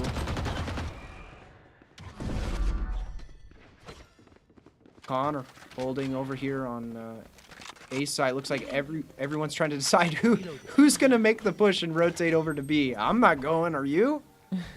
30 seconds left. And especially when it's just one-man situation. Oh, and like that. They're picking up Yuzi able to clean up. I bet that Reyna was really a little confused there, thinking we're going to switch it up. But Bosco able to claim that second round there. Possibly a comeback. Not quite a 9-3 curse, but if they score one more before the round switch, then you never know. Sky picking up an alternate angle here, using her satchel. It's going to be a bit of a risky hold, if you ask me, standing up top of short. If we have a heavy push happen here, well, with the smoke, as long as there's no spam, which I doubt there's going to be spam from that angle. Looks like an early rotate over to B site. Sage, I guess, feeling pretty confident that no one is going to swing towards A. And Sky picking up body. Stardust with the first pick of the round. Looks like we're going to play elbow over here. Smoke going down. Possibly getting an angle. We can see tracers flying out from Hookah. Is anyone B main at the moment? Who knows? Only the Sky would know at this point. And unless we hear comms, we see the tracers flying B main. Ray's looking for the opportunity to swing this. Bot goes out. See what we can find. Doesn't really pick up on anything there. It looks like another rotate back to A site. Looks like Reyna going up short. Sage doing her best to hold her ground. Super Connor probably screaming at his teammates right now, get back over here. Ray's a little late with the nade, maybe doing some damage, but Spike Plant already went down. Actually, fairly risky Spike Plant in my opinion. Unfortunately, Connor not able to hold that angle in time. Reyna cleaning up over in U-Haul. This is a real killer moment here. Once you rotate back to site, if you don't know exactly how you're going to strategize that hold, Reggie Alpha with a pick on Fine RNG. 2 down. Reggie Alpha on fire today, despite the struggles of the entire team. Reggie Alpha is doing his best to hold it. Not quite enough. 2-7 in favor of J. Sarah. Fortunately, walking into that angle, it's always the trick. It's when they're holding down that corner and then peeking around it could be just as helpful or not helpful as just sitting still and waiting for people to walk into your line of sight. It's a difficult call to make when you're out in the field. That's another thing Jeremy was talking about is, sometimes you may seem like you're not providing a lot of value to your team during that round, but really it comes down to being patient and waiting for the right opportunity and not letting your ego get the best of you. There's so many times where you see these clips on YouTube, you see these moments of these huge streamers, of these pros just absolutely wiping the floor with these teams, and everyone thinks, well, I can play like that. And you know what it leads to? Bad Valorant gameplay. When everyone thinks that they're going to shoot like 10s or they're going to shoot like, whoever the hottest pro is at the moment. So making sure that you play the angles you need to and do your job is really important. Looks like Spike is going to go down. Reggie Alpha with the flank on Astra. 9-5-2-7. Getting the trade on Reggie Alpha. Looks like we've got a hold upstairs here. Reyna going for the flash. Looking for a pick on the sky. Can't quite land the shot until the very end. Getting a little bit lucky. Spike goes down on B site. 3v1 situation. Connor is going to have a, difficult time there. Elbow was bad enough as it was. Playing kill hungry is not always the way. It's not about how many opponents you can eliminate. It's about what the trade-offs are and the angle. Is the angle you are currently holding more valuable than a kill? Pushing out of that angle could lose your team the game, as silly as it sounds. If you lose track of that angle and the entrances and exits on the map, you might end up being overrun by the other team. Yeah, I mean, it really comes down to using your util in a proper way to crowd control. If you're aware of a heavy push from one angle, especially we've seen a lot of A short pushes happening in this particular game.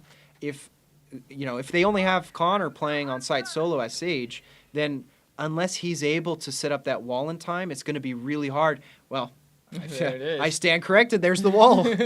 So it looks like this sneaky push up showers is not quite going to work out thanks to Connor blocking this wall for the attacker. So Bosco has a chance to actually defend the site for a little bit longer, down to 1:10 on the clock. Yuzi with the first pick on the spike carrier.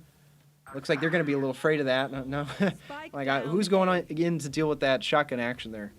It seems like multiple enemies have been spotted on A side as... Wall goes down. Connor's not aware.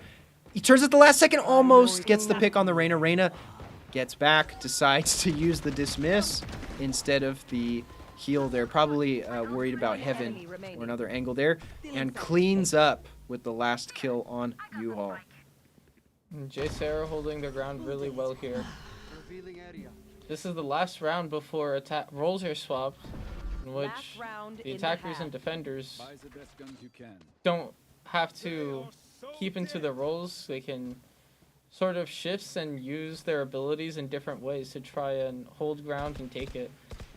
What did you say the advantage of being an attacker versus being a defender would be? Oh, I would say that as an attacker, you can really control, you can control the flow of the game in any role, in my opinion. But because so much initiation is based on you, if you can force the attackers to read your decision-making in a certain type of way, you can really manipulate the game in a way that's beneficial to you.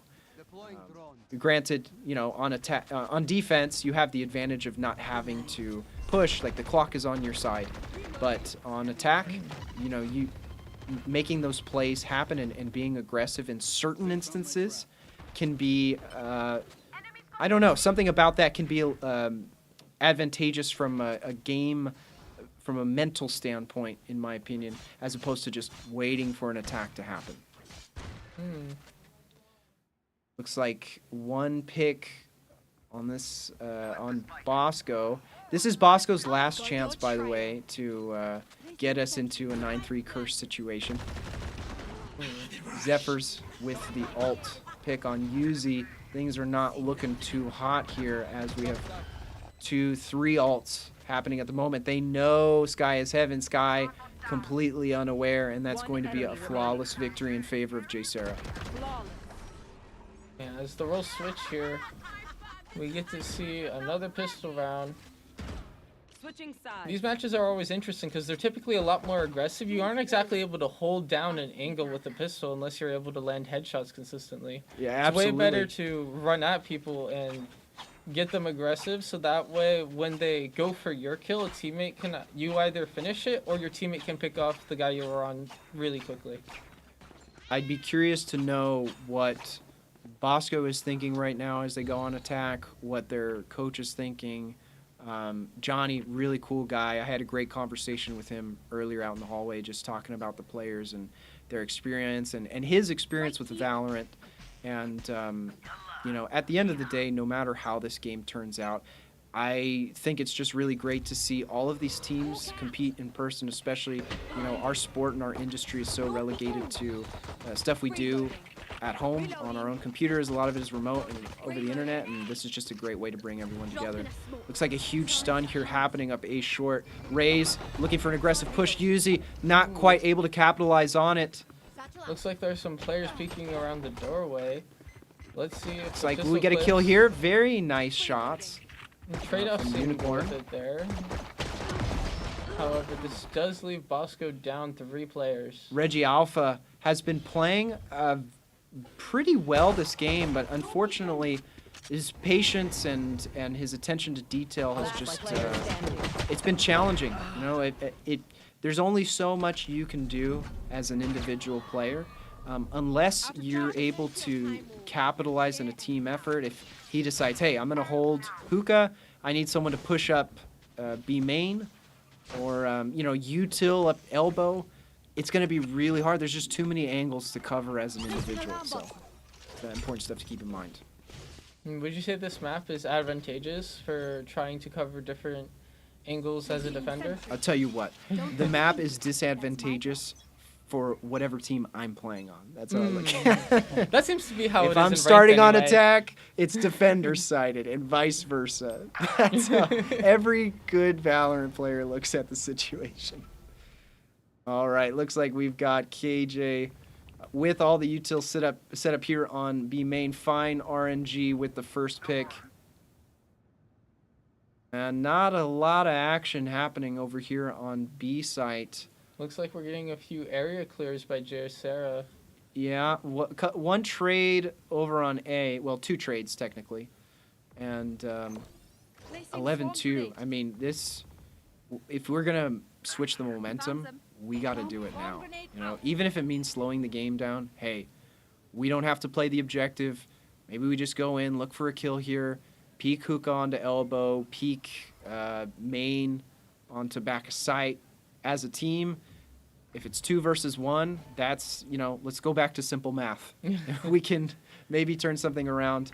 Unfortunately, it looks like 2 more buys are going to go down for the count here against the Odin.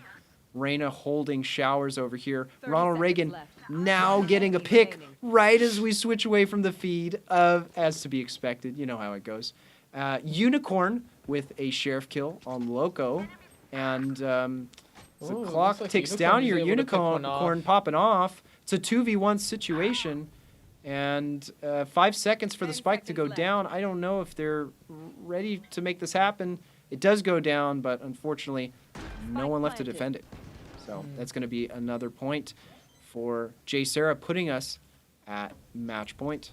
You know, one thing I keep noticing is when Valorant players go down, seems like they drop their cool custom fancy weapon. How advantageous is it to pick up that weapon before the next round? You know, there is a lot of I assume you're referring to the idea of skins versus no skins and how that affects gameplay. See, as someone who isn't cultured in Valorant, I just see, ooh, it's a glowy yellow gun and it's a purple gun and it shoots 3 times and it's so cool. All right, so you get different opinions on this. I know people who are, I'm not paying for skins whatsoever. And then you have people who say, well, the fact that it feels cool to use, it feels good, boosts your confidence, and therefore you naturally play better. It's like a placebo effect. So is everyone actually dropping the same pistol round 1 when they go down? Well, yeah. So if it's a classic, I mean, some of them will shoot different colors or different animations and things like that. So it's still the same gun doing the same amount of damage. Ramsey, we have a tech issue. All right, so it looks like we've got a tech pause here. My co-host is going to rotate over there and save the day and clutch up for Valorant at the moment while they get that sorted out.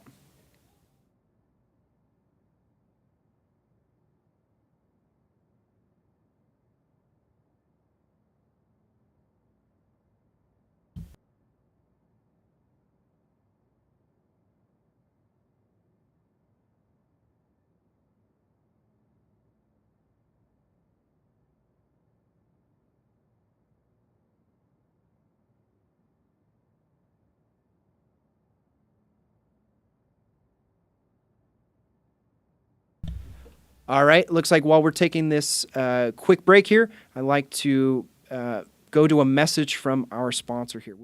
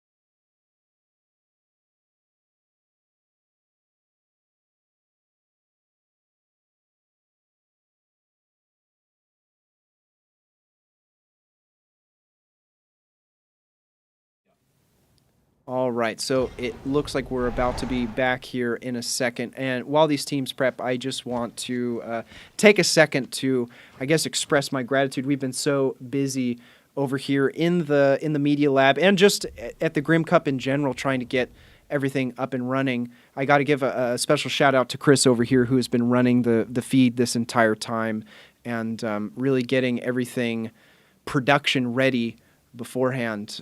So huge thank you to you, Chris, for that. And to all the squads that are participating in Smash, League of Legends, Valorant, and every game that we're playing. It's a long process. We've had some guys who've been here since 6 a.m. and some of us are going to be here until, who knows, maybe midnight at this rate, depending on how these games go. Looks like Unicorn is just, or sorry, not Unicorn. 9527 Reina is just hanging out here at the moment. Before we get started, I get my co-host back, Ramsey, who's here with me.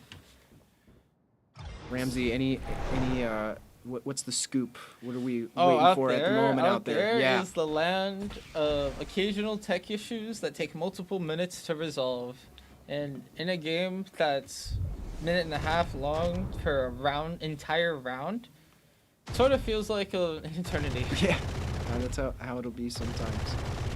So Ramsey, I know that your main interest, your main passion right now is playing Rocket League. Is that correct? Oh yeah, for sure. So tell me how, and this is your first season in esports for LBCC. Yeah. Right. Mm-hmm. As someone who's, I've been here for, not at LBCC specifically, but I've been in esports for a couple years now. I would love to get your perspective on what it's like to be a part of this program and a part of just esports in general so far? Being a part of this program has been really awesome. In particular because we are very supported by our college. We would not be able to do this if we didn't have our athletics department and our college behind our back and sort of being the wind beneath our wings. And then, of course, when you pluck feathers out of a bird's wings, it sort of makes them unable to fly. So we have to work on evening things out all around. Being a part of this team, though, has been really awesome. There's so much passion going throughout this room. We are able... Every day we come in here, we put in our hours, and then we go play games. We don't just play games here. We develop our own content, our own media, our own merch, our own plans, our own curriculum, and we're all documenting this so that way one day, if someone wanted to do exactly what LBCC Esports did, they can do it. So, It's a huge how many titles are you rocking right now? What are your Titles as in- responsibilities here in the program? My title is currently operations director. I personally oversee the art department, the facilities department, and Enemy remaining. the outreach department. So those three are basically in charge of feeding into everything else. You can't have competition without people to compete against. You can't have social media without guys that are crazy good at graphic design and know what they're doing. Oh, it looks like Spike goes down here, and a clutch situation. That might just be game. Wow, and that And looks that like is a game flawless for Jay victory. Very, very swift finish here for Jay Sarah, finishing off with 13-2. Like I said, I'm just happy Bosco was here to compete. I'm very proud of the guys for getting out there, getting in uncomfortable situations and playing against tough teams. And that will move us on to the next round of the next game. Yeah, I'm also very proud of them. They're playing against full-on universities here and there. Yeah. It's really awesome to see them be able to hold their own at this level. Yeah, absolutely. Yeah, and we have. Do you know how many schools off the top of your head we have at this program at the moment? Or sorry, that at this, have been here throughout the day. It's about 13 or 14 schools. About half and half between colleges and high schools. Yeah, it's a great turnout. And it looks like, I like it. W Riz in the chat. Glorious King Skylab. I'm sure Skylab is out here somewhere. Shout out to Skylab. And Miku, I know you sent this probably like 2 hours ago at this point, but yes, chat, this is real. We're here. We're alive. I know. And we are also back 10-1. Looks like we've got LBCC Red. I see Thermo and Sean there. Sean, another MVP of the Esports Lab. Sorry, I'm really biased towards all the guys that are helping me with my tech issues in the back room. Sean is the audio master at this point. It looks like LBCC Has a commanding lead. Yeah, it's very commanding lead. Very well put, Ramsey. As we push past this. This is against UC Riverside? UC Riverside. I believe. Purple and yellow. I know exactly where you are. Should be red, I believe. So this is LBCC Red. Yes, this is the LBCC Red. This is okay. So this is LBCC Red versus Norwalk. Norwalk. All right. So looks like LBCC is doing really well right now against Norwalk, and Like not so good on that round. That's okay. That's okay. We just shake the dust off. Get ready for the next one. It's the caster's curse. Whoever we look at, yeah, they're gonna it trip goes, and fall over. The pressure is on. They get a little camera shot. You know what I mean? Yeah, I mean, other than the fact that there isn't like anything letting them know that they're on here. Yeah. They're just locked in over there. Right, They're focused up. They're getting ready for the rounds. They're like, oh yeah, let's push A. Who's soloing to B? And we're just here yapping. I saw Skylab is yes, trust. Skylab is real. We got a shout out for Skylab. Don, let's go. Yes, Don, let's go. Don is Don in game right now? He should be playing. He's actually on red. I thought so. Anyway. No, Don's on black. I'm pretty sure. Oh, Don's on black. Yeah. So okay, Don's probably hanging out in the lobby. Okay. They know they got their win earlier. So. Mm-hmm. All right, looks like a fast push over here. Pistol Green coming into, with 2 2v2. kills. I'll be honest, I don't think Green deserved that, but that's okay. You know what? When you got your team supporting you, anything is possible. You can have any level of confidence as we're going. Oh, and then there's always this level of you can spray and pray into the smoke and see what you get out of it. Skylab with the kill on Lovely. I'll be honest, I don't think I've met Skylab personally, but now I'm partial based on the chat. Sean with the cleanup on Brimstone. 11-2. Closing out fairly quickly here. LBCC Red, #1 glide. Hey, you know what? #2 right here as well. All right. #2 in our hearts. Yeah. Well, no, you get to be #1. I'll be the #2. LBCC Glazer. All right. We are looks like going for an A site push here. Raze might be green going showers. Tell me, Ramsey, what do you think of these skins, these knife skins?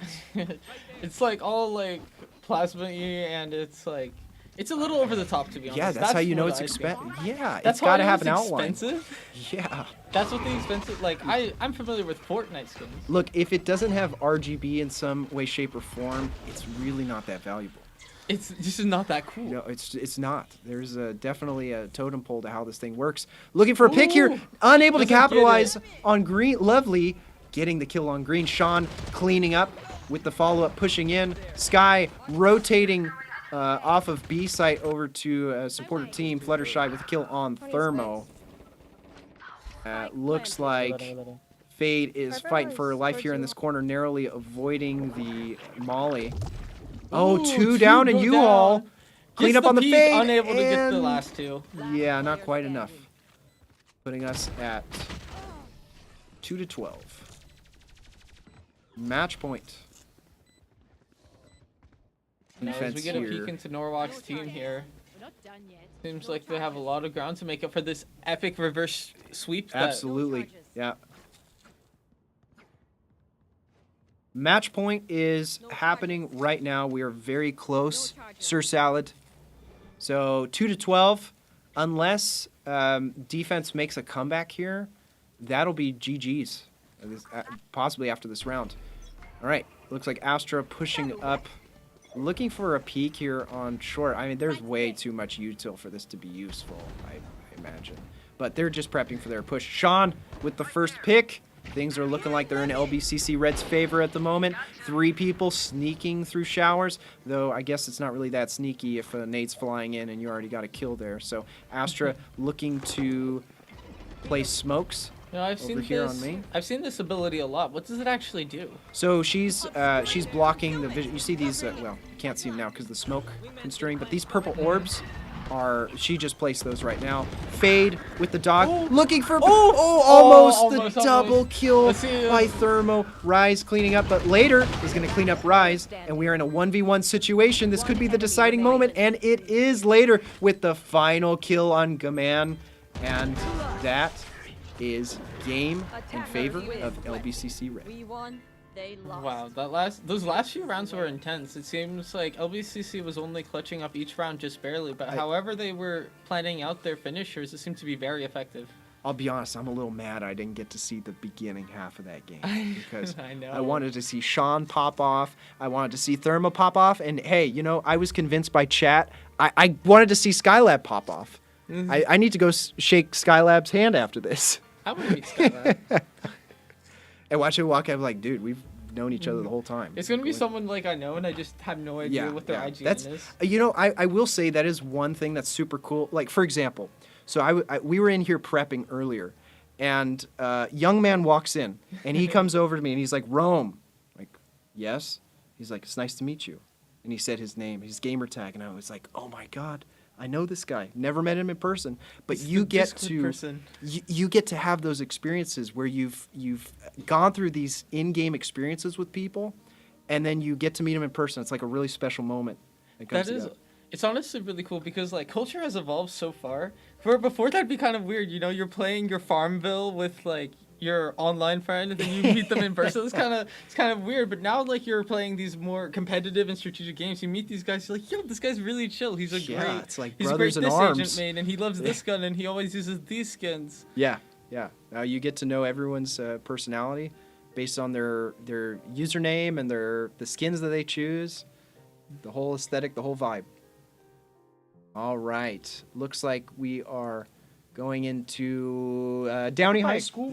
I could buy an operator. Time is it right now? 5:37. So Downey versus this is either Long Beach Poly or Norwalk. This guys, watch me cook. We got this. Watch me cook. If I could telepathically have the someone pull up the scoreboard, that would be great. But that's okay. We are watching Downey High School. I know that at least we're pushing up through Hookah right now. Gets Vandal here. A little concerned for the teleporter at the moment. Very heavy push here through Hookah. In fact, it's the full squad. One body down for the count on each team. Getting some intel. Well, not quite with that blind. And they're going to just full send anyway. Push right onto site. Firing to the smoke. Spike going down, getting blinded. It's just lots of util. Kind of, ooh, timing. Nice try. Let's see. Ooh, Poly goes down really Downey, quickly. zap with all the kills on his final push here. Oh, I pushed so hard against All that right. Gecko. What happened to the revive? Hoot is hanging out. Probably going for the defuse here to get that last orb, or get ready for the ult, I should say. My ult's ready. Sorry to spoil the party. It looks like another really lopsided situation here at the moment.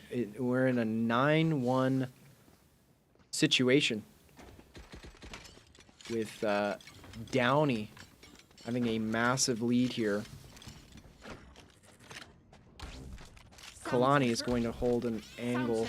Chess with guns. Yeah, that's I'm about that. You know, the corner peeking life is the corner peeking life. It is. I would say for the most part, if played correctly, it is chess with guns. But hey, you know, Sir Salad, I've seen a lot of checkers happening today. We get 3 people lined up like it's a clown car, and we count how many people go down on each count like it's a second grade math problem. So it is what it is. But that's also what kind of makes it entertaining. You know, you get to see really incredible players at the top of their game do well and work together as a team, and then you just get to see moments where they whiff. Sometimes that's a lot of fun too, just to watch. All right. From Rocket League, we get that a lot. Oh! Heavy Pushing push with out the of the shotgun. smoke. Sun with the double kill. One enemy remaining. I'll be honest, I didn't even realize that was a shotty at first, just based on the finds skin. the last guy. The pistol goes out. Oh, Flash and a push little too ambitious with that push there. Though. Let's see if the reverse sweep can happen. It's possible. Shotgun. That's a deadly shotgun now in the hands of the enemy at this point. So, especially when everyone seems to be camping corners, isn't going to happen. Joe able to stop the chaos before it could get any worse. Good question. So when that green wall of fire, I saw someone walk through that and they didn't take damage. Like, Oh, is that that's just... well. So what is that? That is Viper's poison wall. Okay. That will not damage you if it's on your team. So it only damages the opponent. Listening. So it's mainly used to block a wide line of sight, but it can provide some info. I mean, it does a little damage, and I think you do get a sound cue when someone walks through it and they take damage. Oh, Sniper Cat with the op on Sun. Sun probably regretting that wide swing now at this point. And interesting TP there from Accelerator, not quite working in his favor. Hoot with the kill. Molly's gonna go down on B main, but Smoke is gonna go up. So it might be an even push here on real estate. Peak main, nothing main. Peak hookah? No, not quite. We're not gonna commit to that. Sova almost hitting with the dart. Actually don't know where that came from. That was either bounced from main or up top and hookah. And Zap is going to abandon this and rotate over to A site. Ooh. Looks like attackers are gonna get the spike down. And defenders gonna be able to pick them off. So the first kill and then the dink, not quite enough on Kalani Boy, except Joe is going to pick up 2 of them, which, once again, the math works out. They've got an op there. I don't know who's going to grab that. Instead, they'd rather cheese each other with the ults, but that's totally fine. He says, no way, Jose. I'm getting this defuse. And I'm popping that ult. Interesting. Can you only pop the ult, like, once per round, or is it... So, once you per see few these, rounds? these indicators at the bottom by the X? Okay. Yeah, so you have to accumulate those either through, I believe it's kills, deaths, orbs, or chat. Help me if I'm missing something. But once you accumulate all of those items, or once you accumulate all of those points in the corner, you can activate your ult. Oh, okay. I always see players skipping over those orbs. Are they not too valuable? Well, they're a little risky to grab. Sometimes, they do have a sound cue, so if you're pushing it alone, and they're usually in a position where if someone swings you, you're a bit vulnerable. So it depends. Or they're skipping them because they don't know what they do. They're just passing by. They just don't. They're like, it's not worth it. 3 picks right here at the beginning of the round for Downey, Zap, Joe, and Karma with their respective kills. We may get a flawless team ace here. If things keep up. Spike is going down here on A site. Everyone rushes over towards short to look for their next pick. Viper really wall cool goes how up. They crisscross when they go to peek around a corner. Oh yeah. It's giving me paintball flashbacks. And able to capitalize. Unfortunately, that shotgun is not quite enough, though. Sun is probably going to have to back off. Well, that was a weird little glitchy movement there. Back off with that 8 health. Looks like they're all heaven. Or, right, all as in all one of them is at heaven at the moment. Oh, was that huge blue orb that flew through the room? A huge blue orb. Oh, that was oh my goodness, I forget the agent's name. But that's a flash that he has. Or so it's a blind. It's a blind. Oh, so anyone near it gets blinded. Anyone in its line of sight gets blinded, even if you're not looking at it. Unlike other flashes where, if you look away, you can get away without being flashed. That one, if it sees you, then you're gonna get blinded. Ooh. Now it looks like we're coming up into the match point here. Yep, match point favor Downey. Looks like we're gonna push straight into Hookah here with the shotty once again. Sniper Cat with the first pick on Karma, possibly turning this game around for the first time in a while. Flash is not going to get anyone, but the Sova, not able to get the kill on the Sova except with the flick and the double nice kill. There's a third one or second one in Hookah. Sun able to clean up Sniper Cat. 2v3 situation, still technically anyone's game, but possibility that we may just close out the match here in favor of Downey. Smokes are up over on CT. Maybe someone floating an elbow? I don't know. I didn't see a rotate happen there, but it looks like we've got one person. Yeah, definitely no one elbow as Viper pushes all the way up. We hold 2 people, B main. Looks like one is going to be main. And Sun is debating, do I just go for this? Maybe I just go for the finisher. Yeah, and the Omen was not expecting that. Kalani, honestly, I don't blame you, Kalani. I wouldn't have expected the push through smoke either. And that is going to be game. 7 health left on that final kill. GG's for both squads.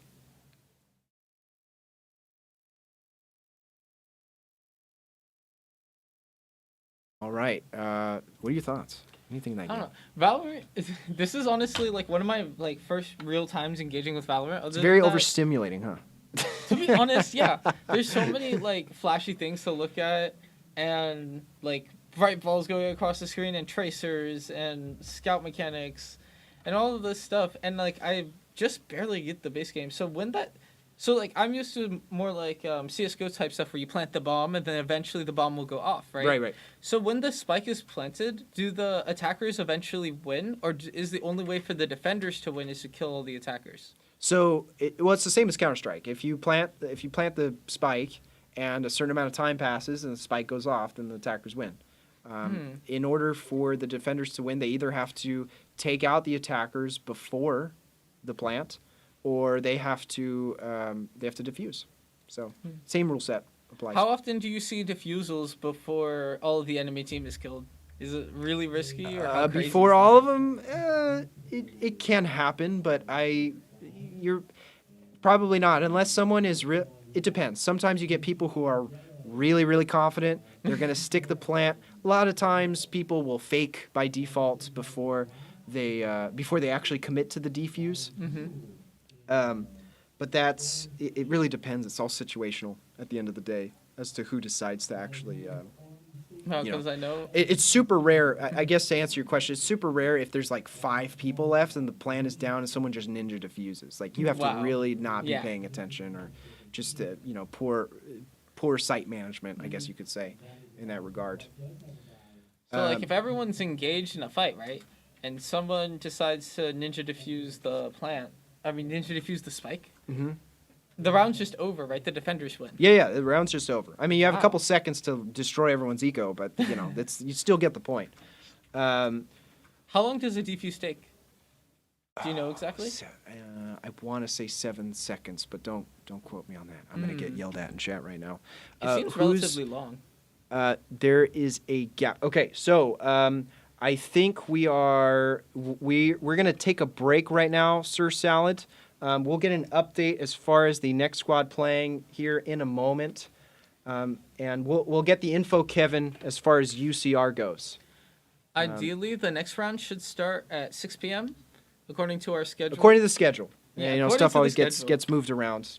As per when teams when finish. Games go on into overtime. Things can happen. Yeah, I mean that's just I will say from having worked in. I've worked in the film industry and now in esports, the whole like event planning and film shooting aspect are surprisingly similar. Like you have an idea set of when you want to get your shots done or when you want teams to play. And you just, sometimes you fall behind schedule. Like things come up, people aren't, maybe they're having issues with peripherals or they're not ready to go. And so I've just kind of learned to come to accept it at this point. JSR will be playing UCR at 6 o'clock. Awesome. I don't know if we'll be streaming that game, but we'll probably tune in here or there. Yeah, we are. We will sort out DBZ fighters when. That's a Ramsey question. Where are we getting DBZ fighters? What's a DBZ fighter? I strategically pass it off to you because I didn't know the answer. I can say that this is a Rocket League. I'm not too good at Rocket League. Our varsity roster, actually, I was subbed into our varsity How many roster. rosters do you have for Rocket League? 1. Oh, you have 1. Okay, we have 1. I was subbed into our varsity roster today. Because I'm not any crazy mechanical, I can make my saves, I can hit the ball. But, I was mostly disruption. I was just, going on the goal line and picking up kills, picking up bumps. It's really crazy, but DBZ fighters, it sounds like you should ask the Smash guy. I mean, look, here's how I look at it. If there is a passionate player who walks into this lab and says, hey, I would love to build a squad for this game. I'd love to have a team. I know people who are interested.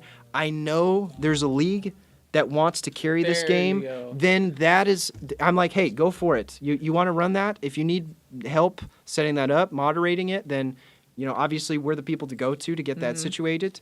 But what I found in my 4 years of coaching, a lot of it, even the games I'm passionate about, don't necessarily get greenlit because there just aren't a lot of people who want to play them. Like my most played game of Talking all about time you, that Halo. I've dumped thousands of hours into, Minecraft. If there was a competitive Minecraft league, I'm also into competitive PvP, competitive movement, all of that. Yeah. So if there was a competitive Minecraft league, I would not be here. I would be there. That's where I would be. But unfortunately, the aspect of there needing to be organization around this or leagues surrounding this, there needs to be a bunch of outlining that goes into this. And unfortunately, not all games get greenlit, like you said, to be not exactly official esports, because realistically anything can be an esport, but it's more like assuming there is some competitive aspect that we can measure objectively. Yeah. As far as the games that are currently regulated that I'm aware of for competition, so actually one of the new titles that we have that I'm excited to get to assist the program with is Call of Duty. Originally, we were going to do Modern Warfare 3, but now, this weekend, let me know in chat how many of you guys are playing the new Black Ops 6. That's wild, man. Black Ops came out when I was in high school. I saw Reagan in the trailer. Oh, you did? I saw Reagan in the trailer. Was that the recent Clinton? one? I feel like that's an old trailer. Really? I feel like I don't every keep up with president this has stuff. been in those Every trailers. president. It's all fun and games until we get Obama in Call of Duty. Yeah, some games are easier to esports. Sir Salad, you are 100% right. In fact, I would go so far as to say some games are designed to be esports. I think, Valorant's Riot. definitely one of them. Riot has had a long track record, a long amount of time to experiment with League of Legends and figure out what really works. And so with Valorant, it was just, I think the elements they needed to include in the game were just second nature for them at that point. They're like, we're going to have spec. The reason I word it this way is because as someone who comes from coaching Rainbow Six Siege, where a lot of Siege is an old game. You got to give it that. A lot of the esports features that were implemented based on how Valorant is run, like having multiple spectators and things like that, allowing you to change camera angles, all those sorts of things, those took time to implement. Whereas Valorant, Riot was observant of the space at the time, and I think they just released the game ready to go with those elements of play. And it just makes the whole thing.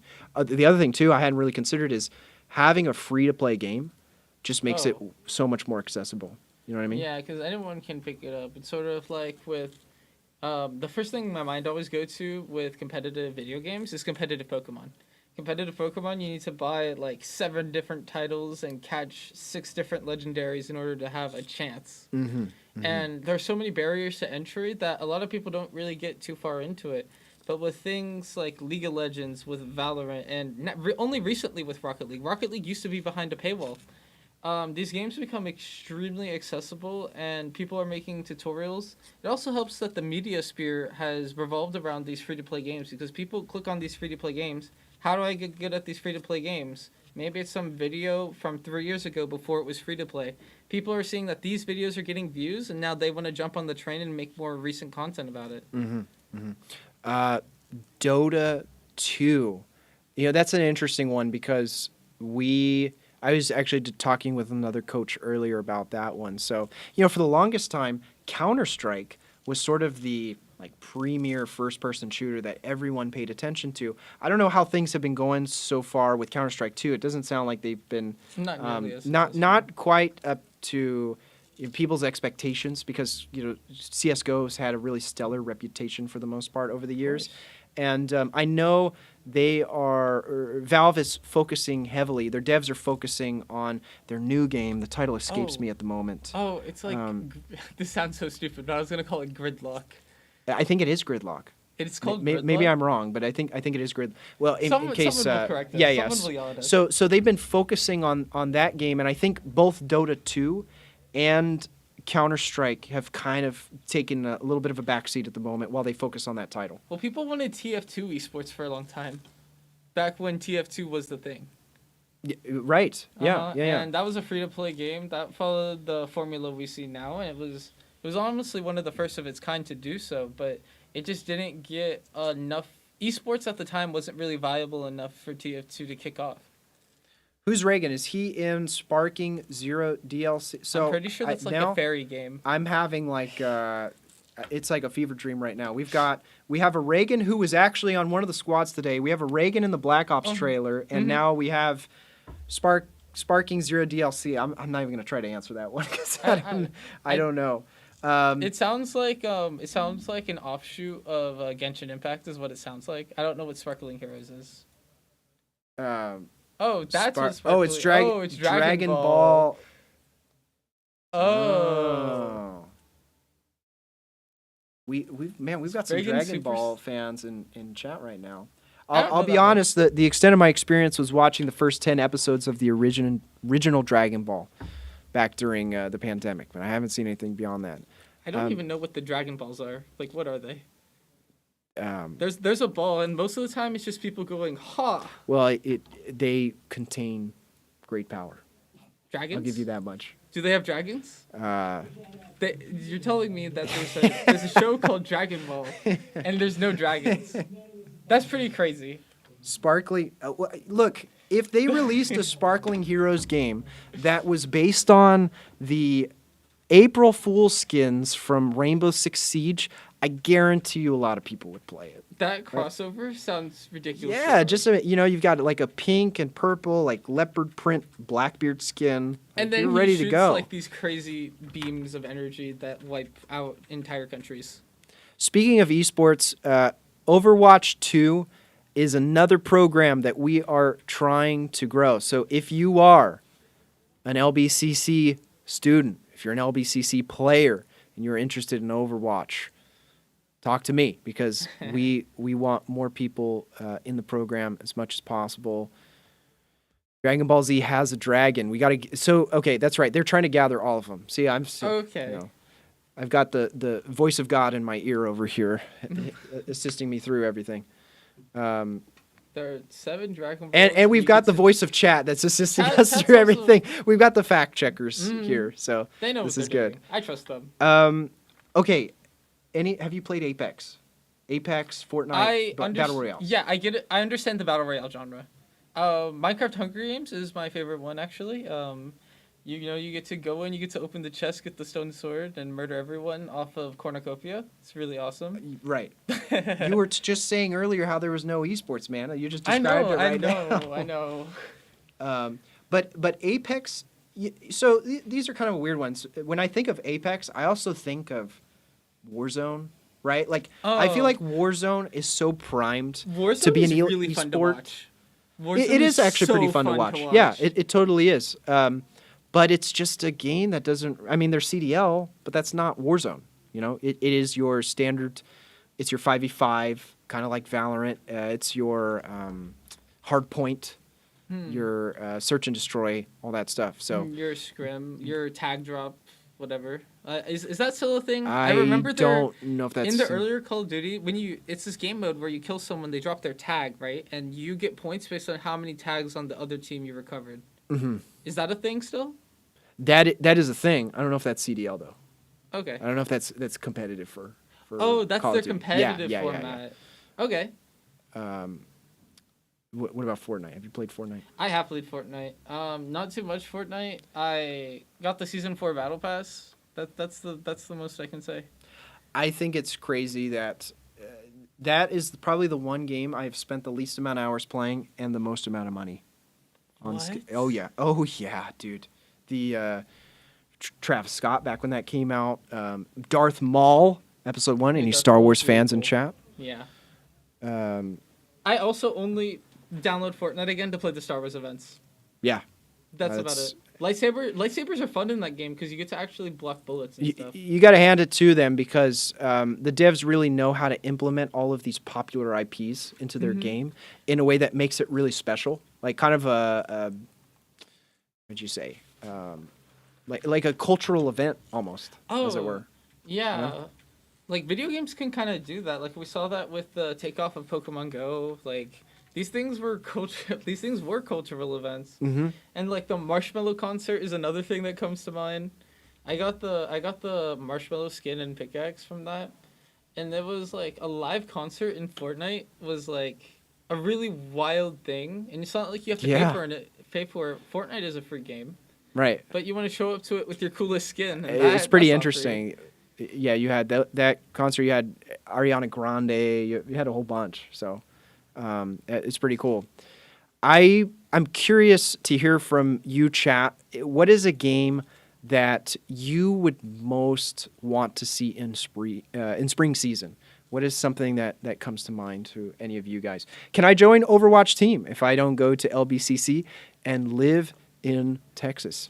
Well, the short Ramsey? answer. Thanks for giving me the hard question. I actually have a decent answer to that. So LBCC is trying to really go hard on the in-person model of esports, and that has been a real challenge because esports kicked off just before COVID, the pandemic. After the pandemic, it was all lost to time, and it was all online, and players got comfortable playing from their setups at home. And what we want to do here at LBCC is really get back to that in-person model. Stand up and shake hands to the person across from you after your match. it's just something that everyone can look forward to, and I think we'll be better off for it. Yeah, it's just a, I love the comfort of playing from home. I love being online. I love the convenience of it. But there is just something, and it's not just. I'm not trying to sound woo woo or anything, but there is actual. There's something to seeing someone face to face, and Of course.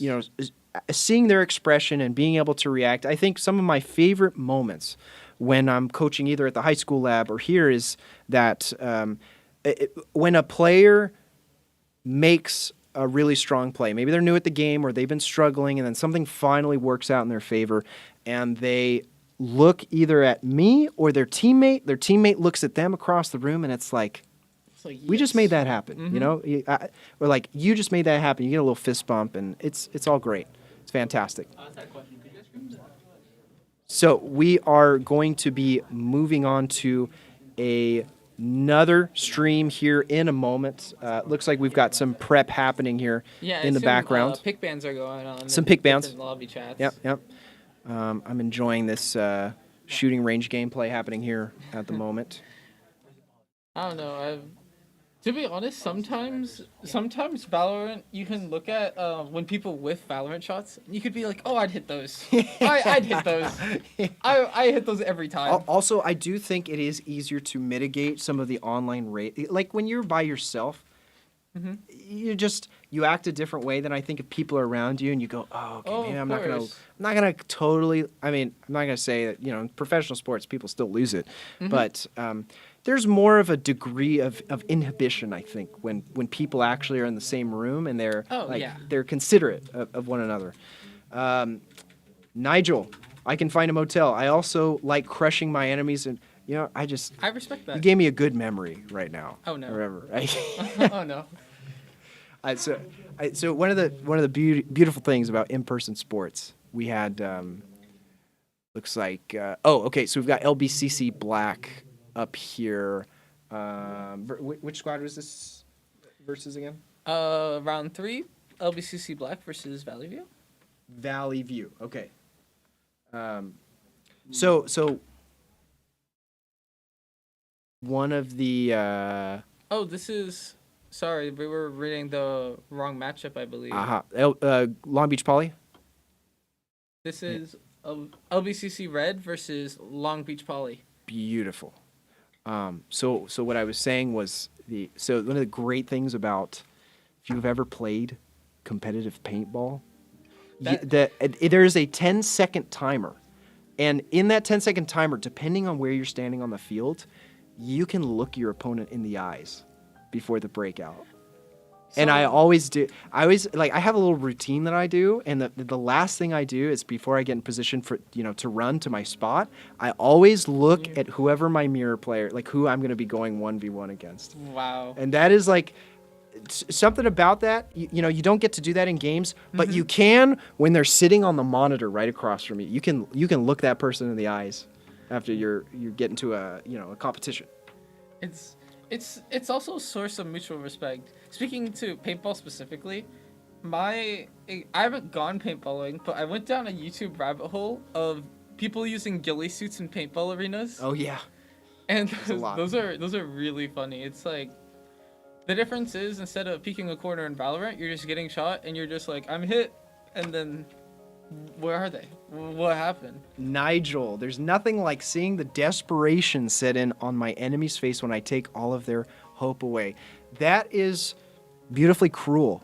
I don't know. I'm a little scared now. I'm a little frightened. Those are better words than I would have used. Yep. No, something. I don't know. Like as a competitive person, I found myself. Like I cannot enjoy a single player game. I need to beat someone. I think those days are kind of behind me of being able to just play Skyrim to all hours of the day, and I need that interaction of playing against another team and playing with teammates. I don't know, something special about that. All right, it looks like we are starting up here on Lotus. We've got Skylab, Green Thermo, Later, and Sean. Starting us off with some picks. Do you have any initial thoughts before excuse me, we go into this round. Well, I get that, like initiator, recon, and I'm probably butchering all of these roles actually. But So to my you've got understanding, initiator, recon, sentinel, or Okay. so Okay, initiator, okay. Sentinel, duelist, Duelist. and the fourth one, obviously. Huh? Never mind. Just pretend I didn't say that. I may have said the same one twice. And I get that these roles do what they do, but how do the different agents within those roles do different things? Is there like a little bit of a meta pick, or do you just kind of pick one? Well, so you're talking about what's the difference between one A- person who plays smoke and another who plays smoke? Pretty much, yeah. Yeah, so it comes down to, I think it's very granular in what they're able to do outside of their primary role. So, for example, you have Omen and you have Brimstone. They both can play smokes. Okay. But Brimstone has other utilities that are designed to support the team. For example, he has a stim that makes everyone faster, right? Oh, and okay. Omen, on the other hand, has blinds and he has teleport. So it is the same job, same main job, but with alternating play styles, if you will. Oh, okay. It's like, play the same character, but with different options. Different variations of the same character. So That's some basically of how it them comes down are to it. used in more of a team role, and some of them are used in more of let me get the best position. Oh, and I mean, outward. you think of someone like Reyna. Her whole job is to. I mean, her abilities don't really work unless you get kills. Aside from her blind, but you absolutely have to be getting picks. That's what it's designed for. So it looks like whoa, Green with the fast swing onto Sniper Cat there, and Lovers is gonna go get the refrag on that. Sean with another kill on GU, or Sean's first kill, I should say. Thermo, and later following up. 4v1 situation happening here. Let's see if Long Beach Poly can take the win. No. LBCC Red with the first point on the board. Yep. Winning that pistol round is super huge, man. It can really be one of the deciding factors in a game. If they stay on top of each round, they play it safe, close to the cuff, and make sure that they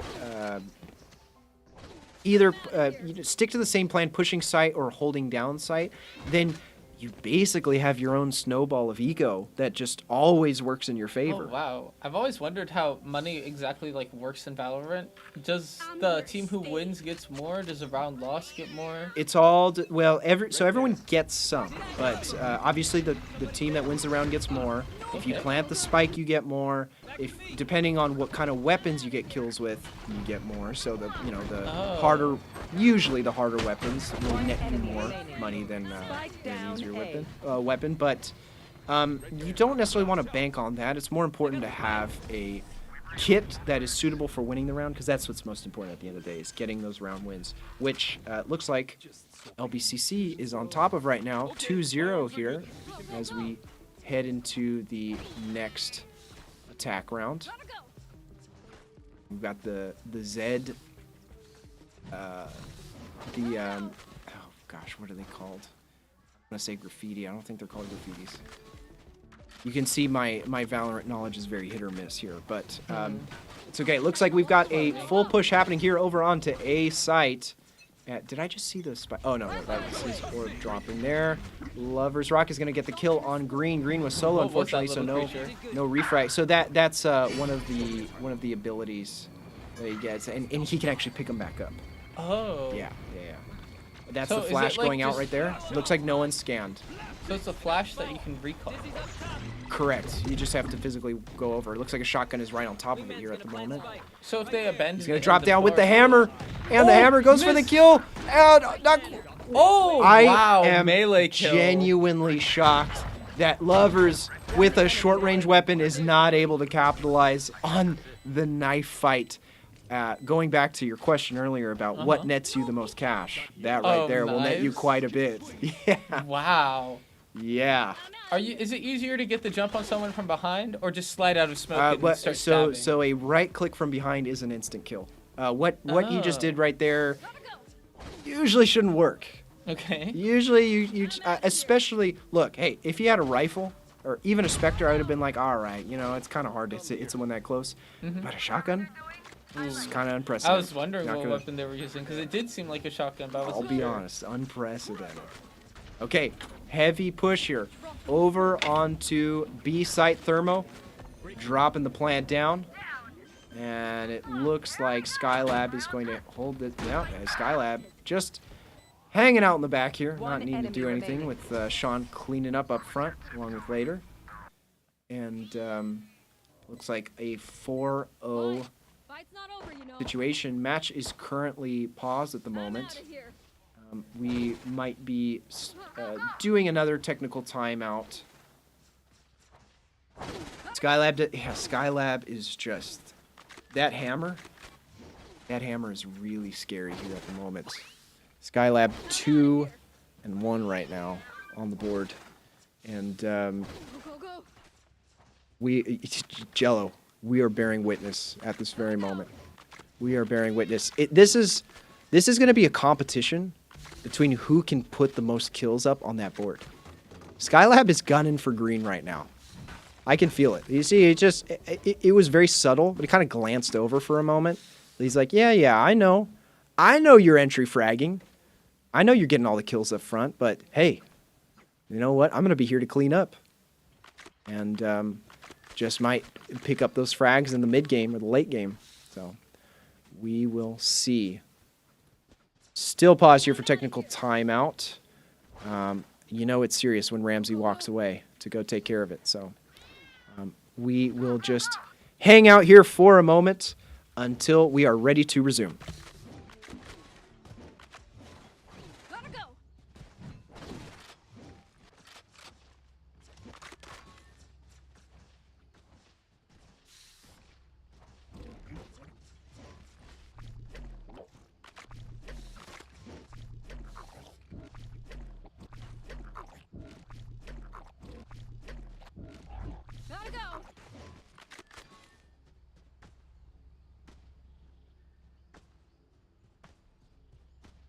A huevo. Nice.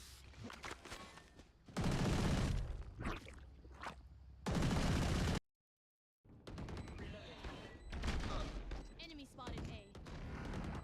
Enemy kill. All right, we are back. During that timeout, we are watching LBCC Black Device with the collat. Tuned in just in time for that one and the third kill, putting LBCC Black at 3-1 right now. Very nice round there for Device, despite seeing the last 5 seconds of it or so. Wow. I mean, getting 2 quick finishes like that is... I mean, it's a deal ender. If you're able to get those finishes, you guys get your money's worth. Later, number one fan in chat. Shout out to Megan May for later. We'll probably have later up on screen. Unless that means that Megan is coming back later. Oh. I mean, maybe. You might be. I don't know. She may be a number one fan later. Later, yeah. Yeah. Depends on how well the teams do, right? All right. So Omen is flash here. Looks like a Viper going down for the count, but Star is able to. Well, no, that was another pick actually. Sova looking a little trapped out here in the open. I am genuinely shocked. He was able to walk away from that situation, especially after getting stunned. Up on players. Yeah, up in players at the moment, but not after Device decides to equalize the game, taking out the opposing player. Looks like we're rotating over to A site here, 3v3 situation. A little bit of a reset. Could be anyone's round at this moment. 44 seconds left on the clock. Sova is going to go for the scan and get some early data, and that is fortuitous. Getting that information. Scanning here for the Omen. We'll see if Omen's able to capitalize on this push back of sight. Smoke off in the corner. No one pinged. Plant is able to go down, it looks like. And Dicey, unfortunately, not able to survive that. Device saving Omen as he TPs away. And Omen Star cleaning up with another kill. And Device cleaning up. Looks like Device and Star are just absolutely doing their jobs here in these late round plays, making it happen. It looks like Long Beach City Black is on a little bit of a steamroll. How much does building up eco this early on actually matter? As far as I remember, there's actually a cap. So at a certain point, you accumulate so many credits, and that's what you got. You're not going to accumulate more, which that's a great Makes position sense. to be in. You wanna take advantage of those if you can by ops. LR1 with the Marshall kill on Helios. Device trades back, and almost an unfortunate death there. Back up here, possibly a rotate off of A site, either to mid or B. It'd be interesting to see if the defenders go for an early flank here, which doesn't look like they're going to. But it looks like... Are the attackers rotating to B site? For a second it looked like it was going to be mid, but now it's B main. So we'll see if anyone's holding B site while they make this push. I always get nervous of these corners here on B. I get nervous of this container. There's someone going to be snow in the back. Yeah, well, the smoke is going to help the Sova here a little bit. They're going to put some shots downrange up top. And, it looks like we've got one holding close over by the objective. Maybe a swing once the spike gets planted. And not the gunfight you want to be in at that range against an op. Device is just punishing the enemy team right now. Jang with the kill, but unfortunately for him, gets traded out by Device. So that is another round for LBCC Black. So in rounds where it seems like things are really close, to follow up about the eco advantage, if things are seemingly really close, can economy push you over the edge? Again, it kind of so, if you are, it depends how many risks you're willing to take. If you're like, I really need to push onto A site, but I got to take a long angle and I've only got a Spectre, but the opposing player has a Vandal or an Op, then could you win that fight? Absolutely. Are you probably going to win that fight?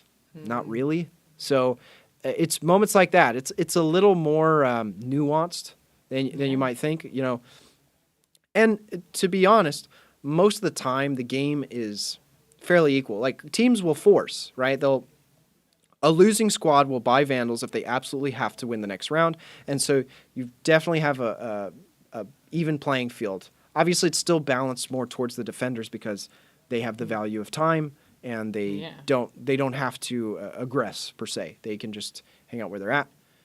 Though it looks like the attackers here are making a really bold push on top of site. Viper ult goes up, and it looks like we are trapped here I've never by the seen ult. this before where it gets stuck in the kill. So that is her ult. So All of you if taking no one another game off of Long Beach. if no one rescues that player before they get pulled all the way, that's GG's for that round for them. Wow, but that looked like the entire room. The only way to rescue would be to get on top of the crate, right? Arhan says Megan is not Later's biggest fan. It's me. So Megan, you've got some competition in chat. I don't know what's going on. Skylab and Later with the fan club in chat.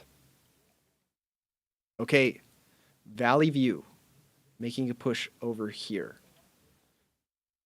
My love for Skylab is greater than anyone's love for anyone else. Jello, very, very bold statement. I would say I love my mom more, but you know what? I trust you. I believe you. I won't fight back. All right, nice.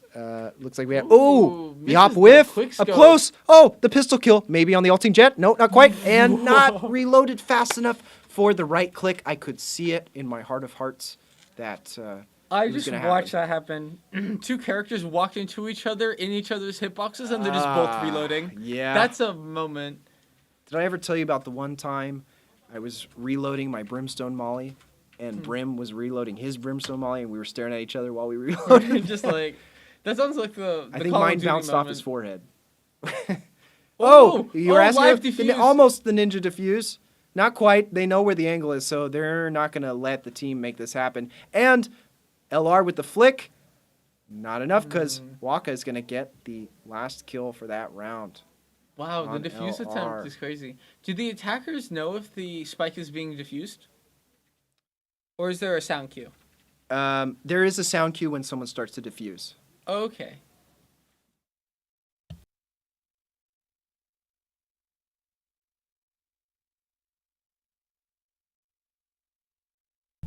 All right, so going into this next round here, we should be transitioning back to LBCC Red here momentarily as we watch this defense round. And it looks like we are back 8-0. Lovers Rock getting the pick on green. Sean going down for the count. Later. It's the caster curse. We switched Later. Back to them. Well, I maybe caster curse affected the first two players, but I think the chat fan club is strong right now. Thermo Skylab still up. Looking for picks later with two more. Oh, and Skylab almost with loses the ghost duel. kill. Oh, wow. Not quite. Lovers Rock. Lovers Long Rock Beach coming in probably hot. Crazy reverse sweep. Yeah, and that is, wow, we tuned in just in time for the first round on the board. You're right. We are the cursed commentators. Yeah, It's us. Hey, We're you the know problem. what? It's Halloween. That's okay. That must be it. That's it. It's good. They would win on any other day. Because Halloween hasn't passed yet, we're struggling along. But LBCC Red still does have the lead. Massive lead at that. They'd really have to start blundering here seriously in order to fall behind on this one. He's going to go back and retrieve that. He's going to retrieve his Dizzy. And we... Little bit of a risky push through the smoke here. Someone got pulled. He's looking, trying to save his teammate. Doesn't look like it's going to happen. He waits for the swing. Oh, manages to get the kill off Skylab. Unfortunately, not able to save the teammate, but gets a second one. Sean with one as well, putting us in a 2v1 situation here. Wow, just a few moments ago, they were down 4-2. Yeah, it's... See, my natural inclination would have been to swing and try to save my teammate there, but it's the patience, the prudence that we were talking about earlier of really assessing the situation in order to make the right decision that is paying off for LBCC Red right now. Of sacrificing teammates for the greater good. Yeah, that's how it is. Sometimes it's a numbers game. Sometimes the job of the duelist is to get in there and get picked off because it provides info for your team and sometimes makes space if they're adequately distracted in that moment.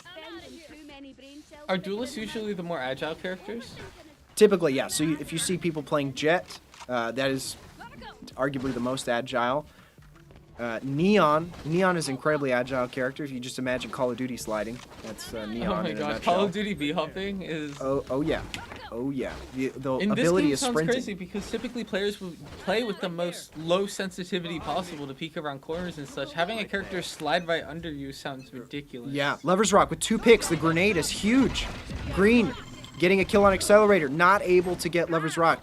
Lovers Rock bringing the heat right now, trying to turn it around. Later getting 2 picks. The blind happens. Ooh, holds his position. Somehow survives it. I think Later actually got that pick. I wasn't sure where the angle was from. I think it might have been over by the wall here on the right, but looks like they're going to rotate off, possibly towards B or A site. We will see.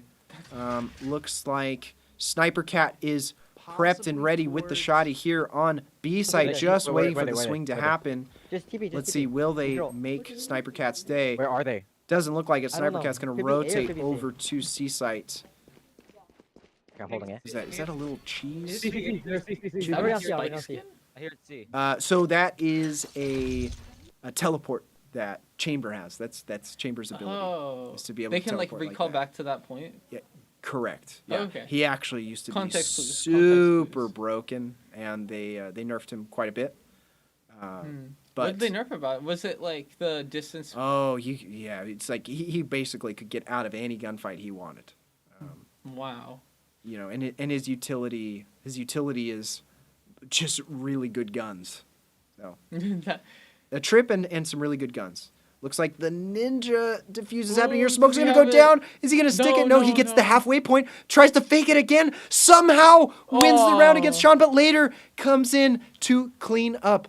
I felt really weird about saying later there because I thought I was going to say use it That's in who its they're proper talking term. about. That's But that's we're the talking chat, about but later. Yeah, I was like, are they Yeah, gonna no. be our fans later? Yeah. Jello, Skylab can initiate, enter, hold flank, lurk, make calls, clutch.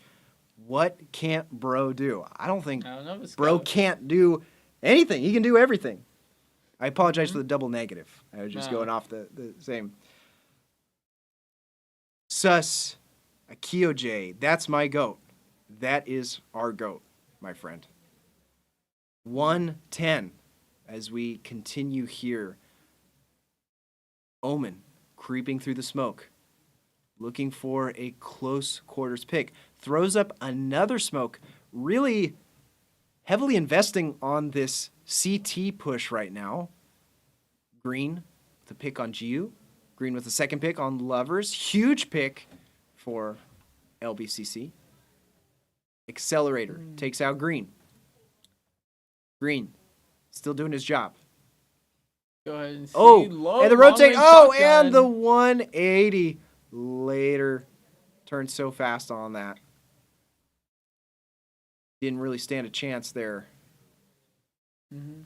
All right. Now we're watching green. We are watching LBCC Red as we play defense here.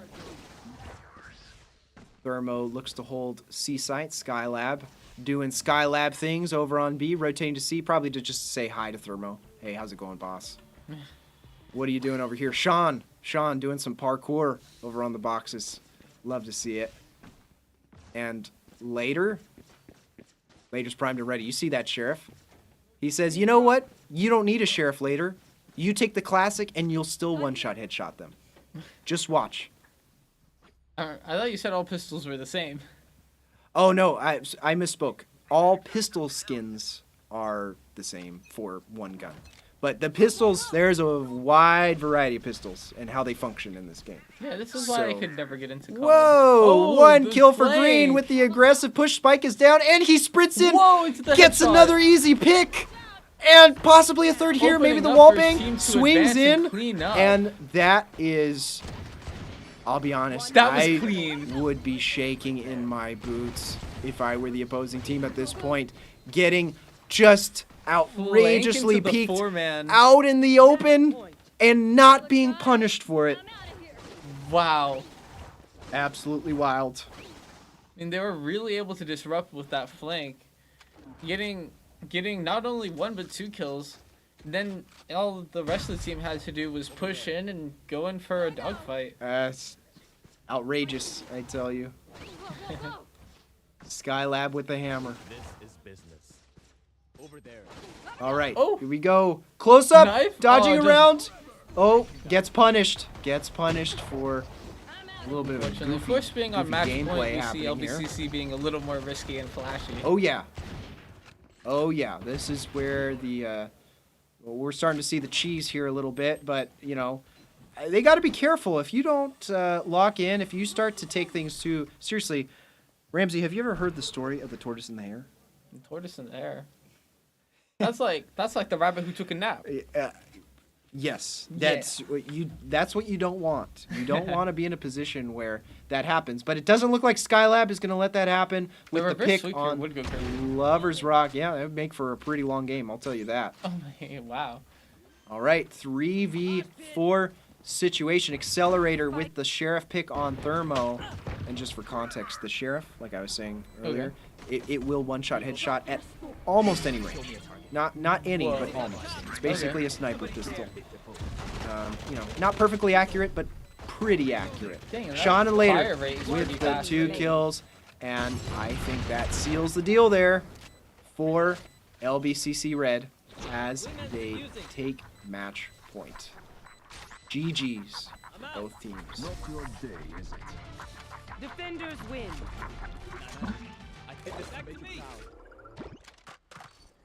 All right, and we are switching back to LBCC Black. Score is 9-4.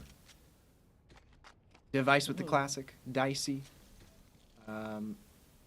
See, I've always wondered about this bow and arrow. I know the bow and arrow is obviously less ideal than a gun, but in most games, if you're using a bow and arrow, it's usually a one-shot if you land it. Well, how does it work in here? This is different. So his entire util set, Sova's util set, is predicated on the bow and arrow. So one arrow is a scan. One arrow can do damage. 2 arrows can actually do damage. And his ultimate ability is damage through walls with some slight vision through walls. So you can actually see who you're shooting at, assuming you hit them and you have them in line of sight. So that sounds pretty powerful. It is obviously if they're not moving. very, very powerful, yes. So we've got some defense crumbling here on I almost said defense on defense, but Helios manages to get the kill and gets the pickup on the Vandal. Ooh! That was a long peek with no shots. I was about to say the same thing. I was a little shocked that Sky didn't go for that millisecond sooner, but she got the kill nonetheless. All right, pretty decent lead here for LBCC Black. But I wouldn't get too comfortable. 9-5 is not something to. It's not to. Is it rest on your laurels? I think that's the expression. It's not something to feel complacent about. Is what I'm trying to say. All right. We almost had a tortoise and hare situation last game. Let's not chance it here. Defense is pushing a little aggressively up mid. We've got one holding it down over on B. Looks like attack is throwing util at Chamber. Chamber decides to back off, probably calming to the team. Viper wall is set up and finally goes up. Wall bang here from Sova potentially, but doesn't decide to risk it because he's getting return fire. Scan about to happen. This could be huge, depending on the scan. Looks like no one capitalizes quite on that wall bang there, which is fine because their goal at the end of the day is just to hold the site. Unfortunately, that's not happening as LR one Asuna and LR with 2 picks and Asuna with 1, putting the game significantly in favor of the attackers here. So are all the green smoke clouds toxic to the opposing team? Or are they just regular smoke but a different color? I can't give you an exact answer on the regular smoke. I don't know. I don't think those are toxic. Okay. To be honest. But the green, not the wall of smoke. The wall is toxic for sure. What about the green things that look like regular smokes but they're just green? That's one I'm not sure about. Oh, okay. UCR, just a quick update on another game. We've got UCR up 12-2 against J Sarah. Currently match point for anyone interested or tuning into that game.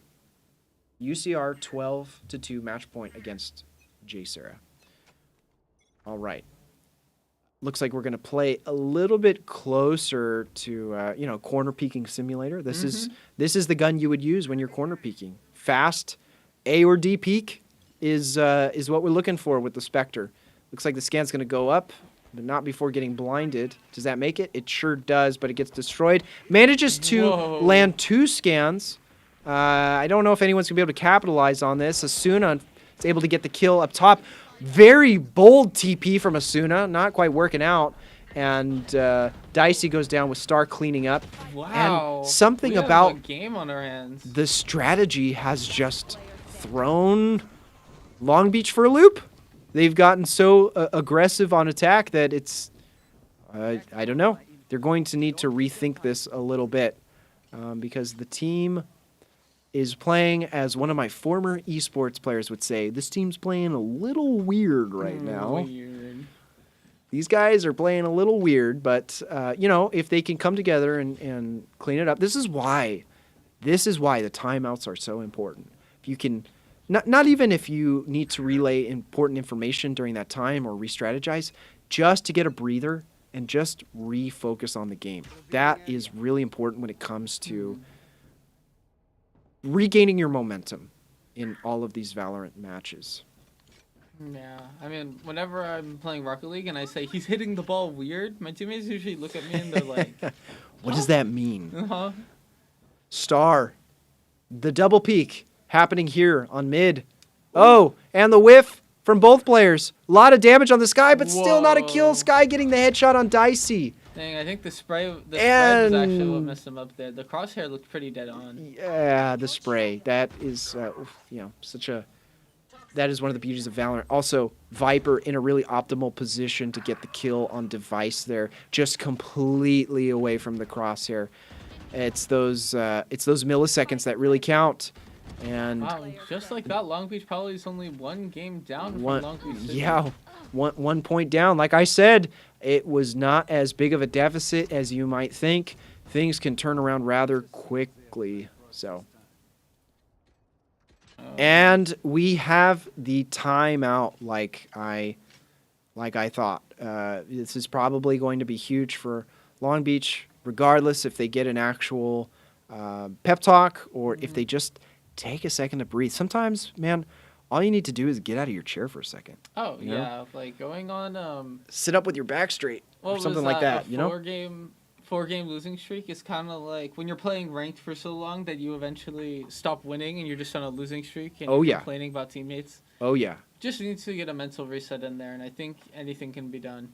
So another thing I discussed with Jeremy is, it's one thing for the team to be beating you on the opposing side, but when you start arguing with your teammates, when you start getting on one another about, well, I'm doing my job, but you're not doing yours, that is when you are now fighting two opponents.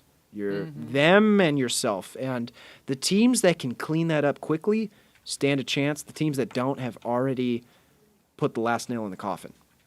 So here we are back, 15 seconds left. Hopefully they are reset a little bit. Yeah, if they use their timeout to devise a strategy or even just win their runs, win their duels. All right. Looks like a heavy defensive setup here on A site. Sova with the dart scan and picks up two. Good intel. And which way they're going. Looks like at least one going heaven based on that information. Sova is swinging up here a little aggressively. I don't know if this is necessarily the play. Actually, it might be because LBCC so far has been giving the attackers quite a bit of real estate. A lot of the quote-unquote strange gameplay has been working out, and right there it led to the demise of Dicey as he tries to swing into two players there at A main. The mid-push decides to back off a little bit. I don't know if that is the option or to just hold that and possibly pinch the players that are potentially rotating off a site. Looks like we've got one there pushing. Quick update on UCR winning 13-3 against J Sarah. Device with the 1v3. Device with huge picks over here. Device has been seeing some really stellar moments these past few games. Like just absolutely destroying with either the op or the I think Device has very solid, consistent aim in general. But when it's not working out, it tends to have a negative effect on the rest of the squad. So it's really imperative when Device has that aim going for him, he's able to significantly support his squad. All right, so the scan goes up. A main. Looks like no one gets picked up. Helios with the first pick. And it looks like they're trading blows back and forth over on B site 3v3 situation. Asuna with a kill on Helios. Sova not quite sure which site to hold here at the moment. Probably gauging based off comms. Waiting for the mid push, but we're looking a little exposed on A main. They're split up between both sites and that one Asian in the middle. And it looks like our fears have been confirmed. A double push over onto A with no defense in a position. I think Sova making the best decision here to hold off, except, well, might actually commit to this. Decides to ult. Spike is down, so unfortunately that's not going to prevent plant, but not a whole lot of damage with that ult. Scan goes up here with the drone. Oh, will it make it? Not quite. It's going to go around the corner, and Device one able to down. clean up that kill on the Omen, on Asuna. One enemy remaining. Sova swinging in, looking for some kills over on Heaven. Device with another kill, and that solidifies the round there. Like I said, those picks from long range, the sniper is really imperative in order for LBCC to continue to maintain this lead, to just bring us into the final stretch and close out this game. Oh yeah, it seems like they used their timeout really well after coming back from a 3-round losing streak. Or it seems they're even longer. I believe that is 4 rounds. Oh yeah. Using their timeout effectively. Obviously, their strategy seems to have changed. I couldn't tell you what about it has changed, but they seem to be picking up wins a lot more consistently and a lot more decisively. Yeah, I mean, some of these defense retakes have been a little precarious, I guess you could say, and it has really come down to Device getting into his fight and then taking out his mark, and you know that makes up for any challenging situation. Unfortunately, Dicey does not notice the Viper moving up mid or up tube. It looks like we've got 2 players up tube. Waka with a kill, 3v4. Still technically anyone's game, though, slightly in favor of the offense. Spike goes down or gets planted. Star gets a pick through the ult. Looks like just barely able to glide. Jet trying to make it all the way.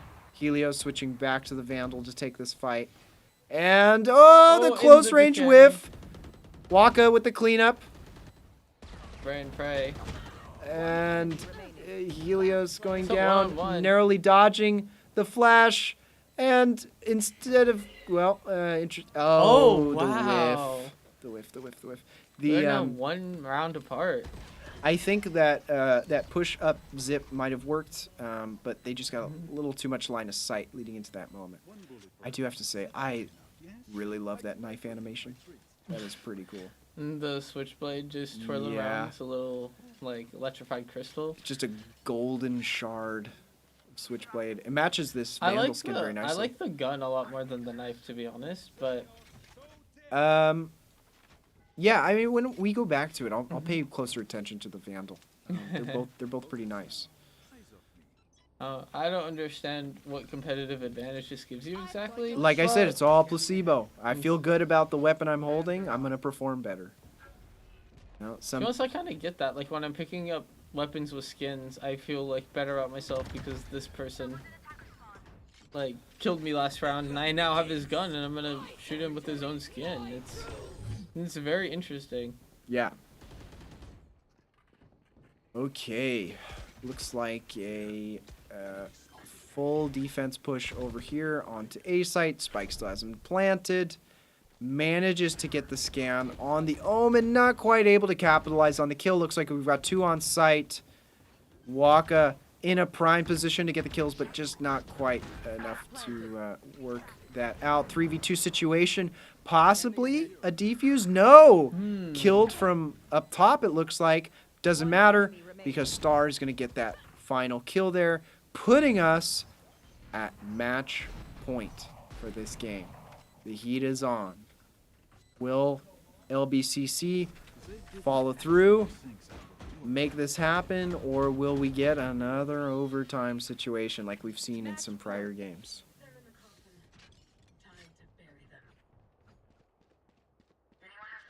All right.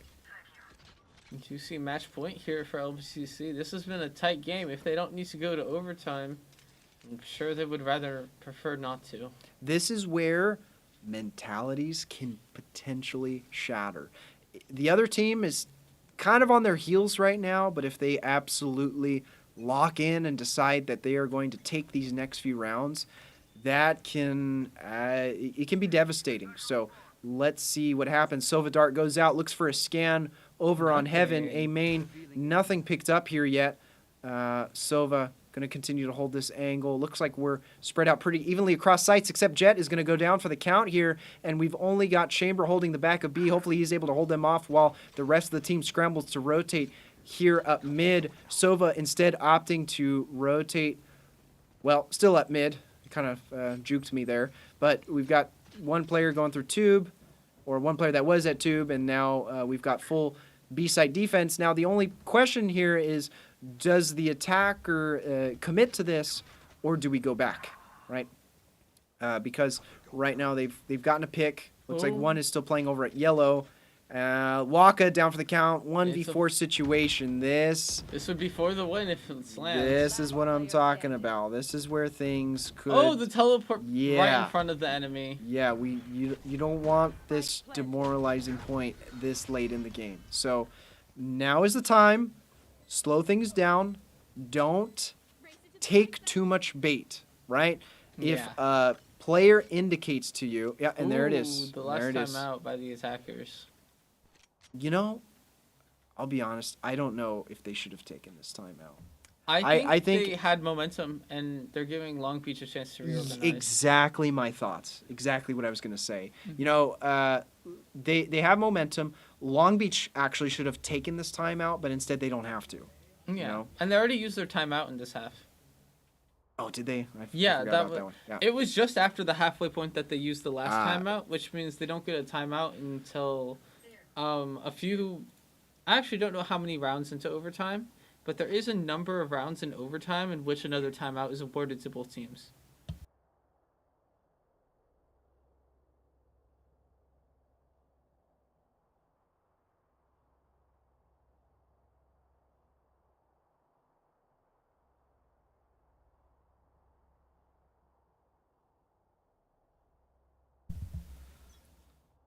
Okay, so timeout over going into this round.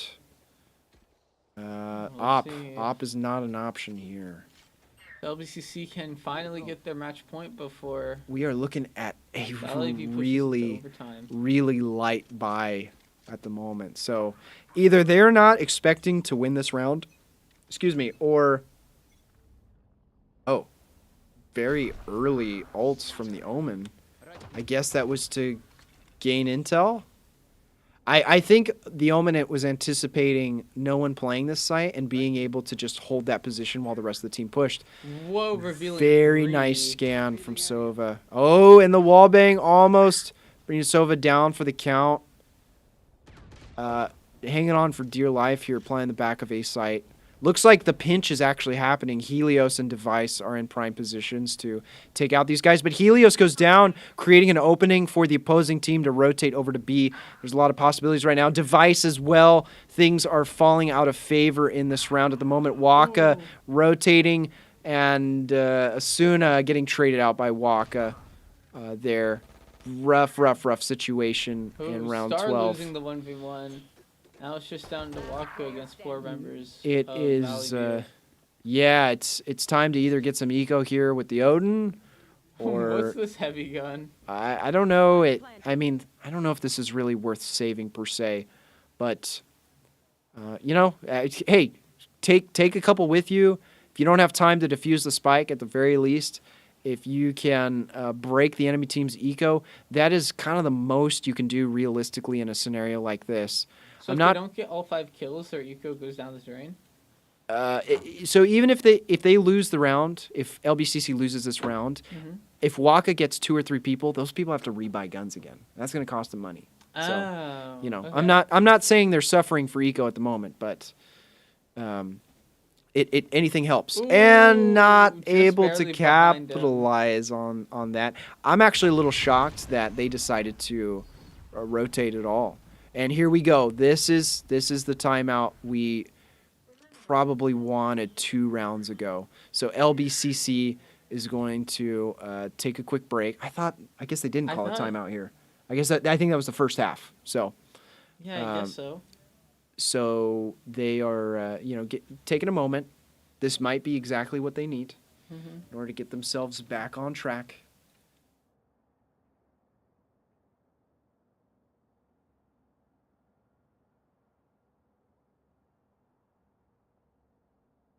So the limits, as far as I'm aware, are 1 timeout per half, per team. Per half, yeah.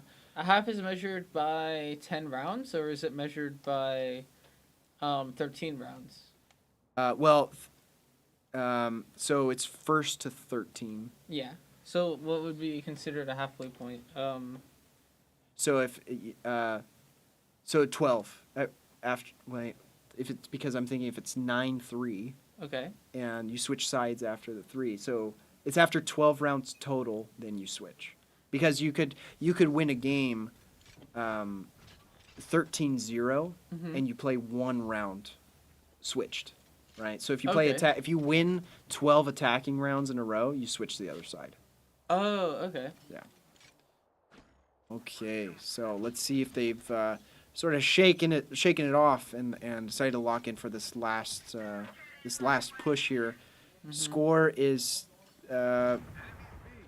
very close, and game is close to finishing. We've got Chamber, Device holding down B main. I feel like Device could probably hold this solo, but doesn't hurt to have a little support from the team. We've got a double hold over here on mid, and Soba's debating like where are we gonna throw util down. It looks like Viper.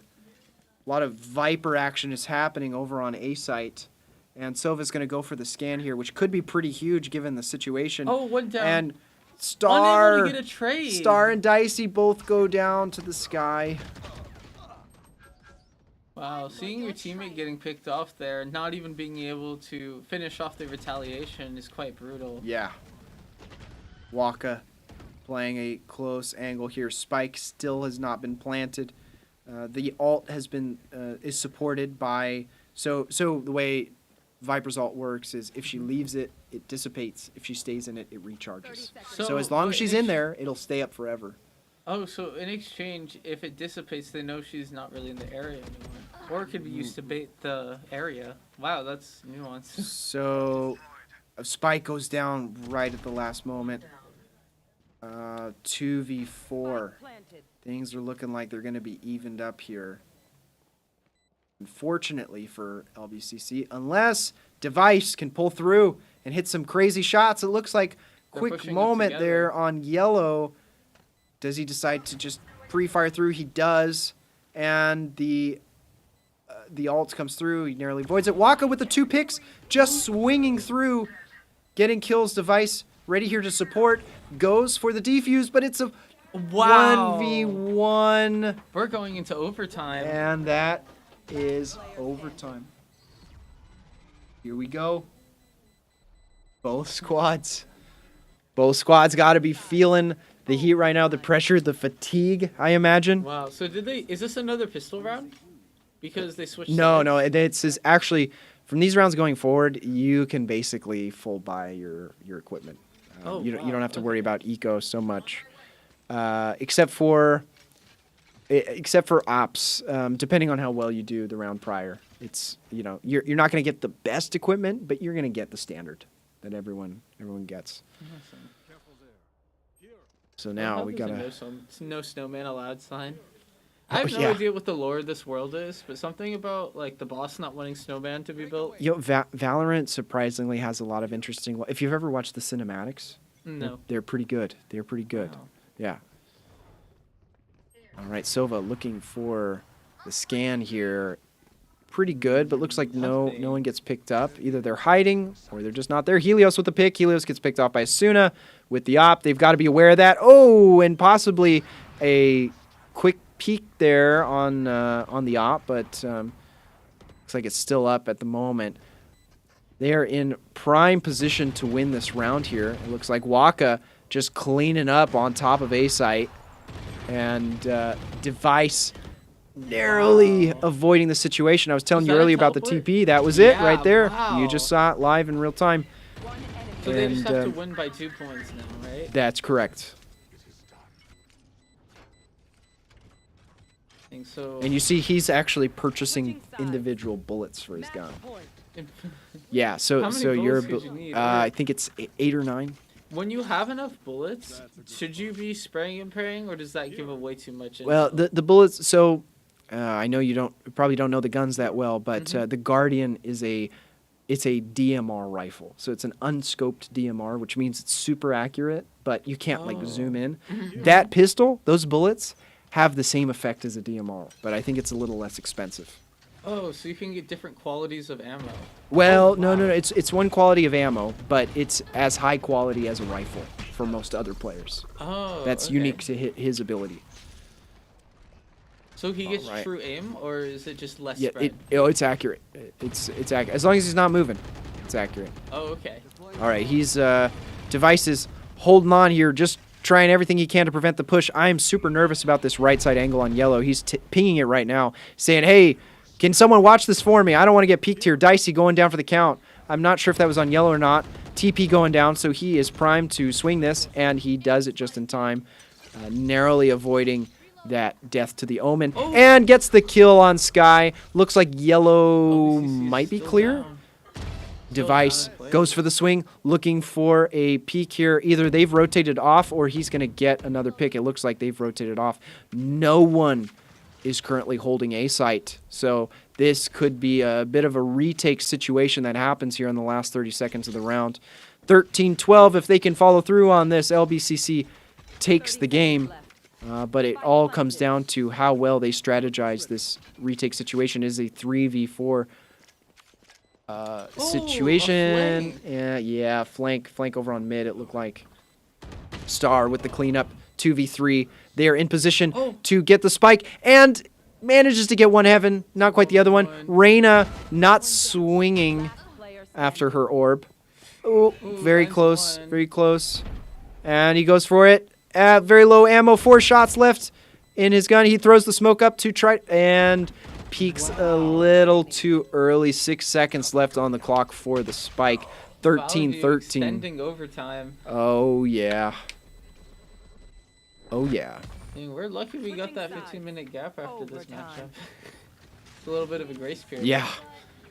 We might lose our 15-minute gap depending on how long this game runs at this point. I don't know. I couldn't see it going past 30. You just 30 jinxed each. us. You just jinxed us. 30. We're gonna be here. We're gonna be here round 27 to 27. Oh my, that would be something. That would be a lot of games. All right, Chamber setting up the TP here, looking for, well, actually not quite a pick from back of heaven, but decides to peek a little aggressively here at the moment, putting some shots down range. Defense has to know he's there, which I'm a little surprised by considering how confidently we're aggressing onto A site. You know, I could see that as a fake, but guess it doesn't really matter because Device is able to take that kill there. Dicey and Helios pushing up. Yeah, Helios with another pick there. Device holding heaven or back of CT from the attacker's perspective. And he gets up there with Waka. They are just going to take the whole thing flawless. This is where the games get really weird. You're like, oh man. It was a close game, and then it's just a 5-0. It's like, hey guys, I don't know if I can push this, and suddenly they are super confident.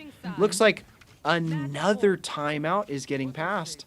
Wow. And you know, overtime timeout? I guess so. if you wanna take it, that's fine. But the momentum has been up, and these teams have been taking timeouts, which is just kind of surprising to me. I don't really agree with it. It's sort of like you have your chemistry going, you have your comms going, and then let's take a break and breathe. It's sort of, it feels a little unnecessary, but because it's also a timeout for them, for the other team, you know? Oh, they get a mental reset. They get to try and regroup and rest. It's no different than taking a timeout in a football game. It's like, yeah, you may have iced the kicker, but now the defensive line gets a rest. So I'm telling you right now, what if Valley View just does the exact same thing on attack? Like they just full rush in, super confident, win every gunfight, and then we get another timeout. It's gonna be 14-14 at the next timeout. That would be something. Yeah. I mean, LBCC always has the option of winning. All right, guys. I know it's 1 in the morning and we're still here, but I know we've got the next round. I swear. Device setting up the TPs for this last, hopefully this last push for LBCC. He's going to go for a cheeky little angle here. as they swing onto A. Granted, he is a bit exposed, misses the shot. Unfortunately, not solidifying the first pick. Felt like he shot and triggered the teleport on the same frame. Yeah. I mean, he was very fast with it. It definitely would not have been smart to stay in that spot and, have to prep for another shot. 3-second reload. Waka with the huge pick. 2 picks. Whoa. Over on, Waka's hanging out back bay. Suddenly it could be anyone's game. Yep. Oh, one on, and it's a 2-on-1. This might be it, depending on how many nerves of steel they have in this moment. Are they going to just, play the site, rotate off? It's kind of nerve-wracking. Device is down to 20 have the option to rotate to B from now. Oh, there we go. The ankle shot for the game-winning kill in Device's favor. That is it. LBCC takes the win on that game. With that, we are very shortly going to transition to our sponsors here and take a quick break before we come back to another game of Valorant. Thank you.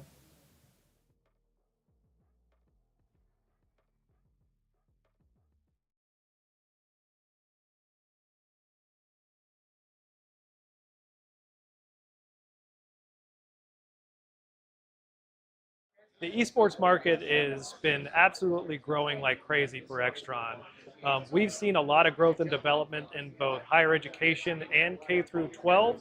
On the K through 12 side, schools are really embracing this topic around student engagement, as well as college and career pathways. So moving into the collegiate side, there's currently, I think, $20 million in esports scholarships that are available to high school students. So it's a way to really give schools and students access to achieving those scholarships. And then the collegiate side, schools are offering this as a way to either recruit new students to their college or university, or as a way to develop new community opportunities for their students, and overlay that with the career pathways within the gaming and esports system, as well as curriculum. So the 4 C's is what I like to call that. It's an opportunity to get these students engaged around something they're passionate about, which is both the gaming ecosystem as well as competitive esports. We design our AV systems to meet any of those objectives. We really work with our customers to understand what their vision is, what their goals are, what are they hoping to achieve, how does this align with their strategic plan, and we design these AV systems to be a component to help support that and grow this topic on their campus or their institution. So every design that we create, that's a free service that we offer to our clients. So we'll work with them to understand what their objectives are, what their vision is, and we create a custom AV design for their specific school. So it could be a esports lab or a practice and competition space, up to a larger arena. Maybe it's a STEM and CTE classroom that's dual purpose for esports after school in a high school or middle school. They're all unique, they're all special, and we create designs individually to support the individual needs of the projects.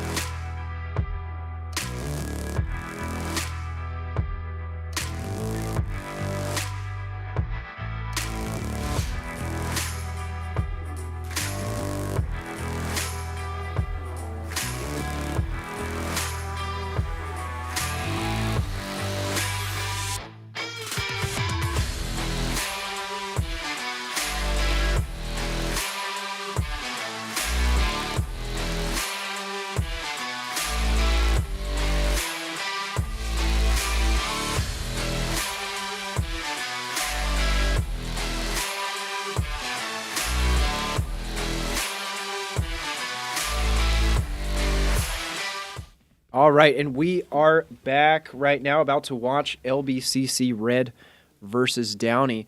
We are just starting off here, top of the first round, and it looks like Yoru is going to push straight into garage here, garage doors. Throws the clone and Ooh. gets... Picks up one and leaves the other? Yeah, that was a jump scare if I've ever seen one. It's October, right? Yeah. So, looks like not going to get a pick. The Phoenix Flash was just a little too deep, and Chambers not going to be able to make it out of that one. I mean, that's a tough play, especially with the last one left on the board. Reagan. See, I knew I wasn't crazy. There's a Reagan on this team. Yeah. I forget if this is Long Beach Red or if this is okay. The perspective we're watching is Long Beach Red. Yeah. So we'll see the effects of losing the pistol round. Seems like most of them are still running pistols. Okay, so it looks like we're prepping util here as we start the next fight. Fury with the first pick, barely a second into the round. Loco going down for the count. 2 back a B site. Looking for the pistol kills here. Oh, and Reagan not able to get that kill. Asuna with 3 picks. And we're making some sensitivity adjustments to accommodate. So it's like I lost that fight because my sense was too high. Yeah, you know, that's something I feel like I wouldn't be able to gauge mid-game. Like, I think I've been using legitimately the same sensitivity for the past 4 years. Never touched it. Yeah, never of course. Touched it. No matter what game I'm playing on, I'm like, this is exactly how far I should move when I go this far. I don't get how Valorant players are able to adapt to like such a low sensitivity. Alex, we are currently watching LBCC Red right now. And it looks like a push over here.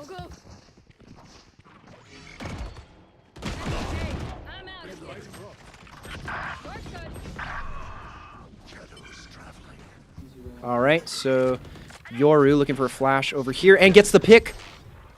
Reagan with the nice flash on Asuna. One enemy remaining. And we are pushing onto A site. Looks like Zephyr's already with the early angle up top, and it looks like he's going to go down, so it's a 1v1 situation. Yeah, and takes a significant amount of fire damage here.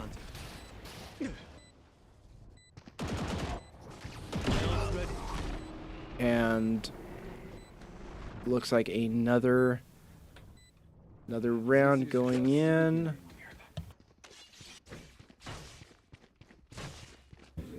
All right. Do you have it wrong with Reagan? I need my Sky.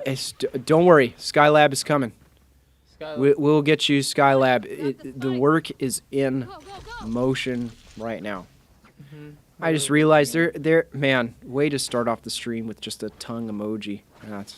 I don't know how I feel going into this next round. That's the first time chatter you're looking for. Yeah, that is talk about motivation. Can you just appear behind this guy? So he's in his ult right now, and yes, he can definitely use that to his favor. Okay. And looks like trading blows back and forth. 2v2 now 2v1. Reagan holding garage here, decides to TP back off site. Furry. What a name. Furry with the last pick. Thermo. Now. I recognize these players now. There's our kings. Skylab, Sean. Very nice. Star and Thermo, yeah. Hey, thank you, chat. Thank you, chat, for that update. We now have LBCC Red on the feed. And don't you worry, we're only 3 rounds in, so the show is just getting started. Basically warm-up rounds for these guys, right? And it looks like we're already in the lead here for LBCC Red. Skylab holding A. Thermo holding Cat. Holding, locking it down here with whoever's playing Yoru at the moment. And no swing. Yeah, I guess they're really banking on this deep push-up Cat with no sightlines. And he decides to TP over towards B. Very, very intelligently, because we can see the util being thrown onto B site. So LBCC has to know that this is happening at the moment. Narrowly avoids one, gets a kill, and is able to get out of there. I wonder, would I have stayed a little bit longer? Would I have been greedy in that situation? I feel like I could have picked off another one. Yeah, I mean, I knew they would have been aware at that point, but still, manages to bait with the flash. Looks like that came from Market. Wow, this clone ability is really surprising. Oh, and gets taken out from stairs. But doesn't matter, because later, ready to go with the kill. Ooh, and the wall bang from later. And Skylab and later just mopping the floor, cleaning up the field, as it were, in round 3 here. Now giving LBCC a 3-1 lead. Sean's just, he's like, you guys do your thing. I'll be here. I'll clean things up if things go awry. Got your back. Sean is an initiator? Sean is, yes, Breach is technically initiator. Though I will say, I have never played, I don't think I even have Breach unlocked. I've never actually played Breach. But yes, he's technically an initiator. He can flash corners of walls. He has an aftershock that can do a lot of damage through walls. So, very, very powerful agent. Deja Vu here, similar setup. We've got Thermo looking across, and Yoru posted up on main. It seems to be their strategy this map. Even though we've yet to see someone push through that barrier. Oh, well, it looks like we get an aftershock blasting over on mid, but for whatever reason, this prompts Yoru to back off. Skylab with the first pick of the round, and that is over on A site. So I imagine attackers are going to be hesitant down. He's probably not going to want to push A too heavily here. They might be banking on the lack of defense that is happening over on B site, though. Fade at the moment is currently getting into position, and as you can see, his shields went down for a second after walking through that Viper gas. So that is the effect that it has on the opposing team when they walk through it. Peeking up here, and almost Sova trying to sneak up Cat there, manages to get out of dodge after whiffing those shots. Another sneaky push here up tree. And looking to trade out this kill here on Zap, possibly, after Thermo goes down. Gets one, gets not quite two. A lot of damage over on Tree. Breach set up for success here. Gets the kill on the spike. And will he flick? He does. It's over. Sean with the clean finisher on A site. Wow, that 1-on-3 was really determined by the spray of the gun. Like, it looks like the shots went between her feet on the character model. Oh, yeah. It is that precise of a shot you need to land. Yeah. That's ridiculous. Now you've given me flashbacks to LBCC Black's game where the finishing kill was a sniper shot on the ankle. Oh. Okay, so 1 second left. Are we going to see an aggressive push here up A? I think they're feeling a little confident at the moment. Goes through the Viper wall. This is actually our Viper wall, it looks like, and gets stunned. I don't think that's info for the enemy team. Still pushes regardless. They have to know he's here at this point. Going straight into spawn. We've got some shots pre-firing against the crate to the left. Doesn't seem like anyone's back there. They are either rushing up mid at this very moment if they decided to opt towards spawn. It looks like Yoru's just going to back off this. He's like, yeah, it's not worth it. We are going to hold an angle with Breach over on tree. Hopefully we don't body block one another, which can sometimes be a little bit of nightmare fuel. I know I've had my fair moments of either being body blocked or body blocking someone else. like all your bullets don't even register. They just. Fart says, Device, my goat. Device man, great kid. He actually tried out for the Overwatch squad and really, really strong player. Would have been great having him run the Genji main, but he was called to other things. He was called to run Valorant. But I will say one of the great things about LBCC Esports, Yoru almost with the flank decides to go back to the original TP, flashes into tree, swings, no one is there, and almost gets blocked by the door, but they're, gonna get sprayed out by the smoke. As I was saying, one of the great things about LBCC is if you don't feel like you know what game is your passion, or you don't feel like you're that good at a game, well, that's why you're here. So you can practice, you can improve, and you can find out what game you actually enjoy playing. So, Device started off. I didn't even know that part of the map was there where you can go under the part of the call out is hell. Wow. Yeah.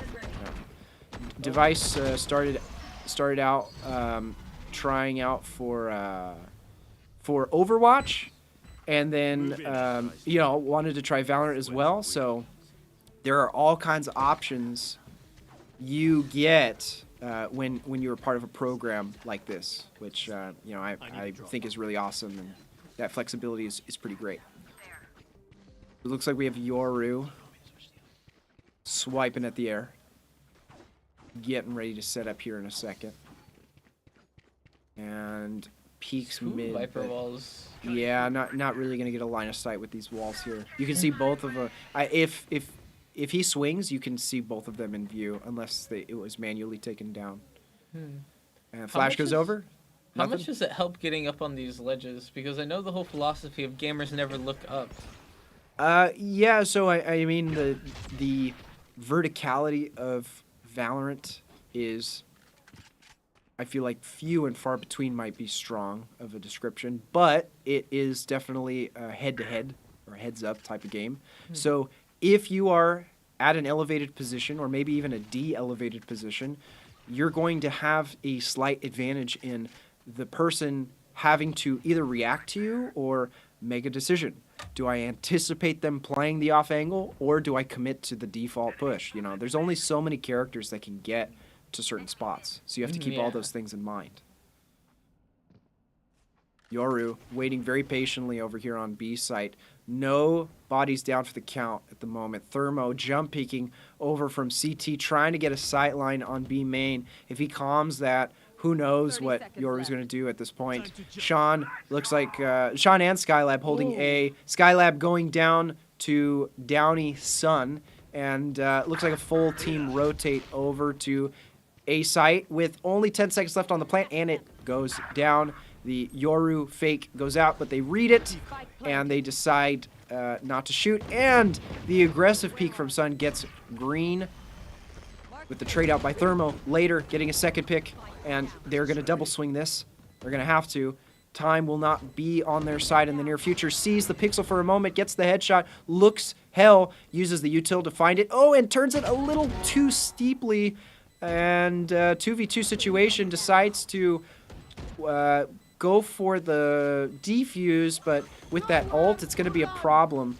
Actually, Thermo, wow. Thermo Able just, to bait with the defuse. The very, very clean peaks and flicks on each of those players at the end there. I don't know, controlling the spike with an ultimate that goes through walls seems really powerful. Yeah. Especially if that's the opponent's really only win condition. However, LBCC Red was able to pick off the rest of the team anyway, even though they were plenty of players down. What's even more insane is, you think the bow is impressive. There is one where it pulls up the map just like we see right now, and he can place an airstrike on it. That's Brim's ability. His ult is, it's kind of like a molly, but it, if anyone steps near it, they take significant damage, and you can just throw it on the spike. Oh wow, that was an interesting engagement. Looks like little trade action happening over on mid. A lot of jumping around here, trying to scramble to get to the proper position in order to defend the rest of this site. 2v4 situation. I have a strong feeling that Downey is going to make the push onto B. They have a lot of clearance right now, but really they could go anywhere at this point because neither site is technically defended. I do think it's smart that Later and Thermo are sticking together here at the moment because that's going to allow them to, at the very least, get a trade. Later able to get a kill on Poot. 2 Vipers opposing one another, slightly evening the odds here for these two teams.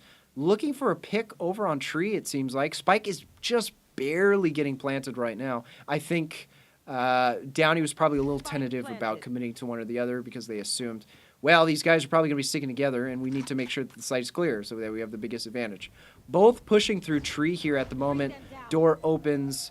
I don't know if they're aware of both players' positioning at the moment. They have to know one's there at least. Scan goes out from Fade. Later, pushing right into the door. Has one dog left, decides not to throw it in. Pre-fire through the smoke over on A main. Peeking down in hell, no one's there. Surprisingly, where are they holding the site from? Okay, we go for the defuse and headshot. That's chaotic. Yeah. So it looked like a pretty heavy setup over on A main for whatever reason. It could have been a bad situation if LBCC was looking that way. It might have been 3 headshots for one player. Who knows? But we don't live in that timeline. So we're back here. Not so much of a major deficit as we've seen in prior games. 5-3, kind of anyone's game at this point. No real mental breaks or momentum shifts happening quite yet. Well, you have to note that Downey came back from 5-1. This is right. their opportunity That's true. to use their momentum. Especially now that it seems most of LBCC is back to pistols. No doubt. Yeah, so it looks like we got a bit of a save round going on here, which, I would say that's an aggressive play by the Yoru, but not really because I know he's got his TP set up somewhere off site, so he can get away with making moves like that. Looks like we did have an aftershock shoot through onto B. LBCC's probably relaying this info. Yeah, we've got 3 guys rotating over. Ooh. Beautiful pick by Green there. Unfortunately, unable to follow up with the second one, but I barely saw that peek even happen before the headshot took place. So we've got 3 over on CT looking to make their retake happen onto site. Util's going out. Smoke's up on B main. Door is opening on Market. Fade looking for the scan. Sean peeking over towards main and I almost want to call it. I think it's called Lane. Yes, Lane shots from Boathouse and unfortunately going down with the concussive ability makes it really hard. Beautiful shot from Thermo. Thermo looking for another here. He's super confident, but it's not quite enough. Both Karma and Poot get the respective kills on Thermo and Later. I was gonna say about after the pick in the beginning, it seemed things were going really slow, and then everyone on LBCC died. Yeah. That's here. This is either where we tie it up or where LBCC goes. Okay, guys, enough goofing around. Here we go. We've let them have enough. 7 o'clock. We can get the win and play tomorrow. Yeah. All right. You can see Green is setting up the TP for CT right now. I'm surprised he's not going for a little bit more of an aggressive peek here on B main, considering that he has a get out of jail free card set up. What do you think of that Vandal skin? It reminds me of the Midas from Fortnite. I did. Wait, was Midas bull or wolf themed? I thought so. In fact, I thought they were agent themed. It was the whole thing about the hideout, like Midas hideout. Oh yeah, that's true. Ooh, wallbang happening. What? Somehow Poot is able to get both kills. 90 damage through the crate. Wow. That is a crate of steel, I tell you. Mitigating all damage there. Man, it looks like they were just spraying into the crate, and the opponent wasn't even paranoid or wasn't even aware of it. They were like, okay, you can continue to shoot this box, but I'm over here. Yeah. Oh, nice flash from Sean Thermo with the flank up here. And it's looking like we may need to adjust some crosshairs. That is the key here. There are a lot of crosshairs to pick through. Man, I would not know what to decide. I think I've used the same crosshair for each game for the past, I don't know how long. Jeez, I really need to get with the times. Okay. So, I will say myself that that knife skin is pretty nice. Vandal skin, all right. Knife skin, bigger fan of. Thermo with a really fast pick on round 10 here. A quick peek here by Green. Green just trying to get some info over here on main and turns around just in time to lose the gunfight to Karma. LBCC scrambling to retake B site right now. Things are not quite looking in their favor with 2 bodies down for the count this early in the round. Spike has been planted. They have plenty of time to strategize and make something happen, but if they don't execute this properly, if they lose any more players, it's going to become exponentially more difficult for them to make a play happen. We're seeing a lot of util get thrown into Boathouse right now. A lot of spraying through the Viper ult. Looks like someone's in the corner right side, and the Sofa's not looking, but the reload is going to make it impossible for Sean to get that kill, but Thermo and Skylab go in, get 2 more. Not quite enough. Joe takes out Skylab there in that final moment. Very chaotic point there. Looked like LBCC had a solid plan. It just did not work out when it came to the numbers game and the gunfights that happened in those last few moments. All right, so still ahead by 1. There is a chance to maintain this lead, but just like in baseball, you don't want to be winning by 3 runs. You want to have a little bit more of a. Is that a Dodger game advantage. reference? I haven't watched the recent series. Yeah, I'll be honest. I haven't watched the Dodgers at all, but I've been playing Backyard Baseball recently because they've released it on Steam, and it is, man, that is a game. You got to play Backyard Baseball. Check it out, chat. Real game. I've heard of Duck Simulator, but Backyard Baseball. If you aspire to be a coach, you got to play. Like shouting at these digital 6-year-olds to play like MLB players is just, it's a whole other ball game. No pun intended. All right, peek here by the Yoru up mid with the flash. Doesn't quite see anything.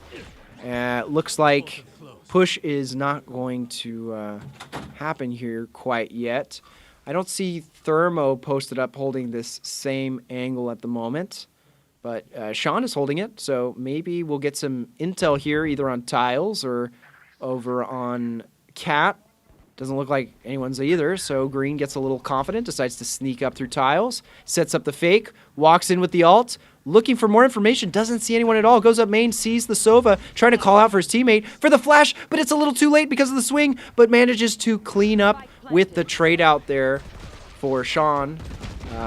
Peeking here, manages to trigger the flash, looks like they've already planted, and likely to have players over on Boathouse, narrowly avoiding the breach there and getting a nice wall bang on the Omen.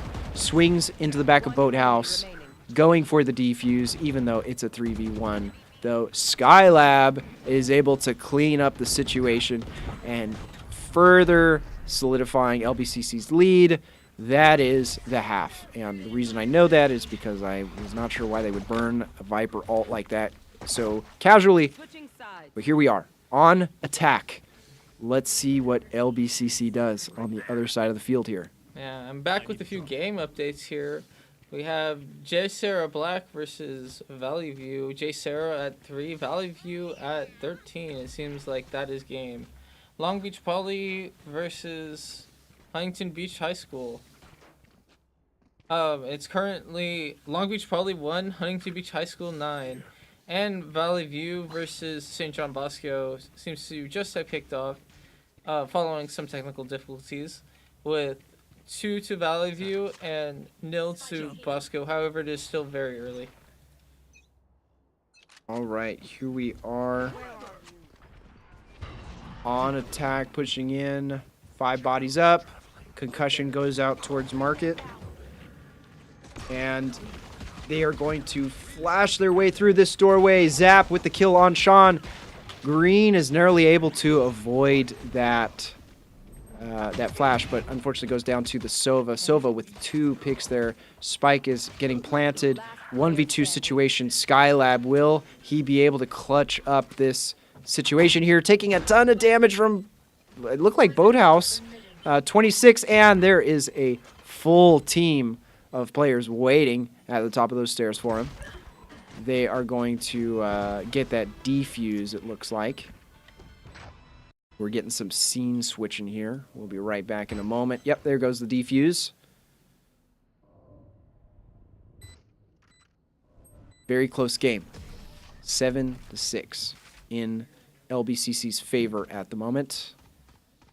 Downey High School really holding their own this game.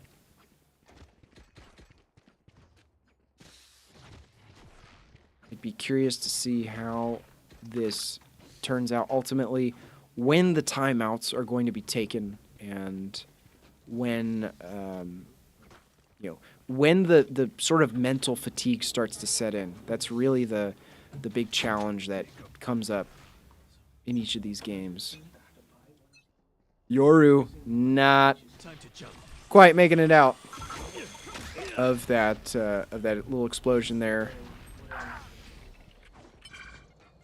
And at 58 health, looks like they're going to opt to rotate down one body, losing later. Thermo prepping for the B main push. Green and Thermo taking it nice and slow. Gun here. Right there. Peeking around these corners, looking for info.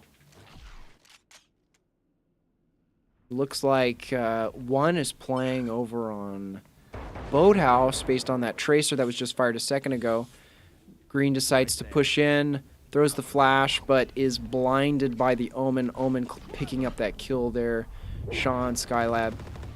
Oh, Skylab not getting the kill on Tree, the offsite kill. Both peeking main. One goes down, 2 go down. Sun is on fire with the Guardian right now, just hitting headshots left and right. Downey now catching up to Long Beach City Red. This is suddenly a game. Long Beach's last match came down to overtime, if I remember. That's right. Yeah. Running such a tight situation back, I wonder if they'll be able to handle it. This is, yeah, I mean, we're all tied up right now, so it's anyone's game. And it can quickly slip in the favor of one team or the other. Well, I don't know about quickly. I think we've been playing long enough that teams are starting to get the rhythm of how each squad is playing, and everyone's going to fight tooth and nail. Green narrowly avoiding those pre-fires coming through the Viper smoke, getting one pick but going down to Hoot. Zap getting another pick as well. Looks like a heavy push here up A main, and the breach flash is about to go up along with the Omen. The Molly goes up towards rafters, and we should be set up here for a spike plant. All the angles, well, most of the angles are hold that we need. Flank is definitely covered. Rafters are covered. I don't know about Tree, though. Probably spike plant is covering Tree.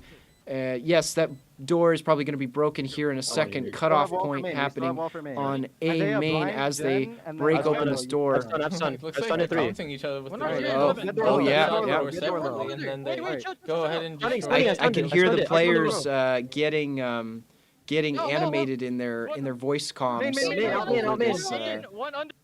over this play. Looks like it's not quite enough. Skylab is able to capitalize and bring a 1-point lead for LBCC here. Seems like these last few Long Beach City Red games haven't been all that decisive.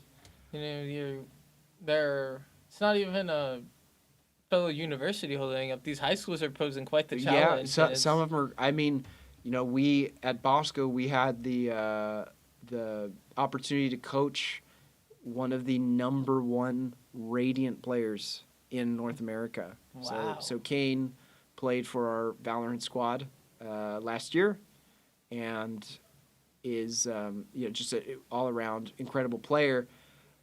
Joe going down to green. What's that? He's sort of hopping into that. Oh yeah. He's. I think he was trying to get away from the tree, not realizing his true fear was right behind him. So. Looks like we've got a 3-man push happening up here. He's like, do I break this? I guess I will.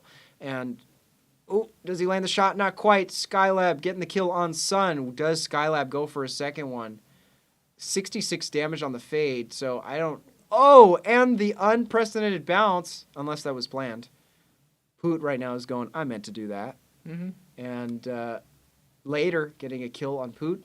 No, Zap, just Zap. rotating around towards tree, it looks like, or rotating towards mid. It's a 1v5, so definitely not looking too favorable unless Zap plans on making his way onto the ESPN showreel, but that is a tall order to ask for considering he is going against 5 of the strongest players LBCC has to offer, and he instead opts to save and get out of dodge with the Omen, or the Odin, my apologies.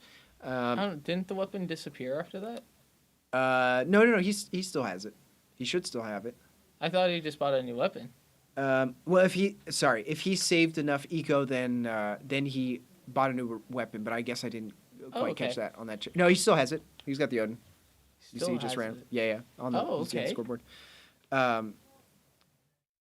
If you look, you can see they're pinging B main for the stun here. Wow, really, really aggressive util usage here. Breach just going all in, trying to take real estate on B main, and seemingly to no avail, as it looks like none of LBCC actually pushed up that area. Sun, on the other hand, decides, I'm going to keep going. I'm going to look for some picks. I've got it, but somehow Yoru gets behind Sun, gets the kill on Breach. Sun probably whipping around trying to figure out where this player is and get a return kill. Yoru running away, but turns a 180. Green with the beautiful headshot on Sun. Zap with 2 kills. The Odin perfectly timed on that peak. 3v3. Still technically anyone's game. Yeah, and then Odin ended up coming in handy in that particular case. Yeah. Sprayed into 2 enemy players. I think that's useful enough. Scan goes out on A main. Doesn't quite catch the fade, but she's definitely there, hanging out in the right-hand corner. Though she's going to have a hard time getting out of this angle unless both of these players opt to look away. Oh, and Zap somehow able to claim that next kill with 2 people looking. Green getting the kill on Zap with the, I think that was the shorty. And Karma in a 1v2 situation here. Grabs another sheriff. Probably went, yeah, I think this skin gives me more clutch factor. It does. So, you pick up the enemy's weapon and defeat him with it. It's pretty cool. It's going to be a little risky going through here. That glass break definitely made a sound. They have to be aware that Karma is over on this side. They threw the utils into the other direction. However, she's on their flank. Oh, right underneath the area there. Quick update. Norwalk is the winner for their respective game. Norwalk versus Long Beach Poly. Just a quick update on that end. Valley View is up 6 versus Bosco, which is 0 at the moment. And looks like we've got the Viper setup happening here on. I mean, LBCC is now down from their commanding 5-1 lead. It's, with that being said, it's just as, well, not necessarily easy, but possible for score to turn back around in LBCC's favor. Well, LBCC is, as far as I'm aware, they are up at 10 right now, 10-7. If this jiggle peak here. So they've solidified it. They've solidified it a little bit, but it's still close enough where things could technically turn around. Breach is really insistent on jiggling this doorway. He is certain someone is going to walk through Cat right now, and he might be right. The Viper smoke goes up. He might catch some feet based on the placement, but you never know. He seems to be aiming into the smoke though. Yeah. Looks like another smoke goes out, completely obscuring his vision. The sky flash flies overhead. He had to have seen that, so he knows they're probably going to commit here to tree. But both smokes are down, so he has a full line of sight on this area. Skylab with the kill on Karma. And it looks like that was over on A site. Later with another kill. Sun trading out with Later. And the 3-man push is happening over here. Well, 2-man now. Sean with the kill on Poot. And Thermo with the wide swing kill on Joe. Every time we see Thermo, the gameplay just looks kind of effortless. Sun pushing in, and 10 seconds left.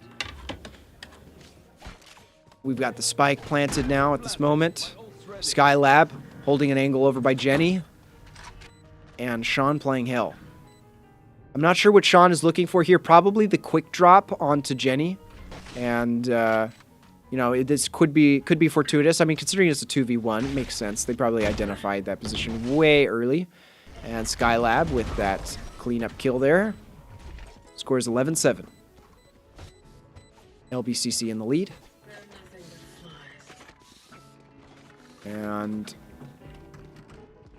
playing over on the right side on A site. Timeout starting for defenders. I suppose now would be the time, as the deficit is definitely starting to grow here. Quick game update. Valley View is up 8-0 against St. John Bosco High School. It looks like we got to change our Spotify playlist real quick. No. Got to get some good tune. Hey, you know what? If you're going to take a timeout, that's what it's for. Yeah, it's for changing. You got to get that playlist. Mozart Third Concerto going. I don't know if I use those right, but you know what? Maybe it's a fourth concerto. I'm pretty sure that refers to the number of people, not the actual part in the song. I mean, it's a 5 stack, so you know maybe there's 5 players in the orchestra. I'll stop digging my own grave at this point. Anyways, all the music majors are gonna get you. Yeah. Hopefully they're not playing esports at the moment. So I can't quite see the score. I think that's 11. So 11. We're 11-7 right now. Yep. And hopefully that timeout was enough for LBCC to also lock in and go, all right, let's bring this to the end. They really only need 2-3 more rounds to basically seal the deal. Yoru, Green swinging in. Omen backing him up a little bit. Heavy util push on A. Tree gets smoked off. Heaven gets smoked off by the Omen. Everyone pushes onto site. Green with an early pick. That's huge. Spike goes down in the corner. I really hope they planned for this, because based on their positions, if they don't hold this properly, it could be problematic. Sun getting a kill on Green. Off-site, though, so shouldn't be too consequential for LBCC as they hold this area. Lots of smoke happening over on Heaven. Flash going out on Tree. I don't think there's anyone to capitalize that. Oh, actually, no. Cat. Omen on Cat should be able to take care of that. Sean, right in the thick of it. Skylab with 2 picks. And a third from later. 4v1. That is it. Skylab with the final on Poot. Long Beach extending their lead. Yeah. Even though it's a little tighter, we're back up to a 5-point lead, and with these caliber of guns, it seems like any one person could take on 3 people if they approach it correctly. Oh yeah, if someone, I think that's one of the elements that Valorant was actually designed around, where, you know, team play is incredibly important. That's something we've been kind of harping on this entire tournament, is just how important it is for everyone to work together. But Valorant does give you that sliver of clutch factor, right? It's no fun if the game is so methodical that every time you're in a situation with superior numbers, you're always going to win. The fact that there are opportunities where one person can come back and take out 3, 4, 5 players even is what makes the game exciting, and what keeps the stronger players on their toes, because they need to always be on high alert when you know, their opponents decide to take them more seriously. Later, with the first pick on Sun, looks like we might plan for a tree push here. Yeah, 2 bits of util going out, taking a little bit of damage through that smoke there, and they managed to make it onto site. Well, most of them at least. 4v3 situation. Thermo picking up a kill on Karma here. Smoke goes out on Heaven. Ult is happening down on Hell. I don't know if Green's going to be able to get out of there. Well, it doesn't matter, because Sova is going to opt to fire the final volley at the outside of Hell. Green with another kill. Joe trading out Green.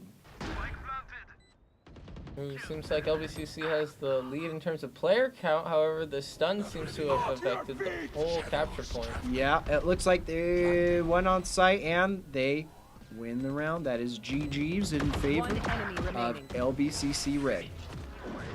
Attackers win. Okay, time for coffee. My treat. All right.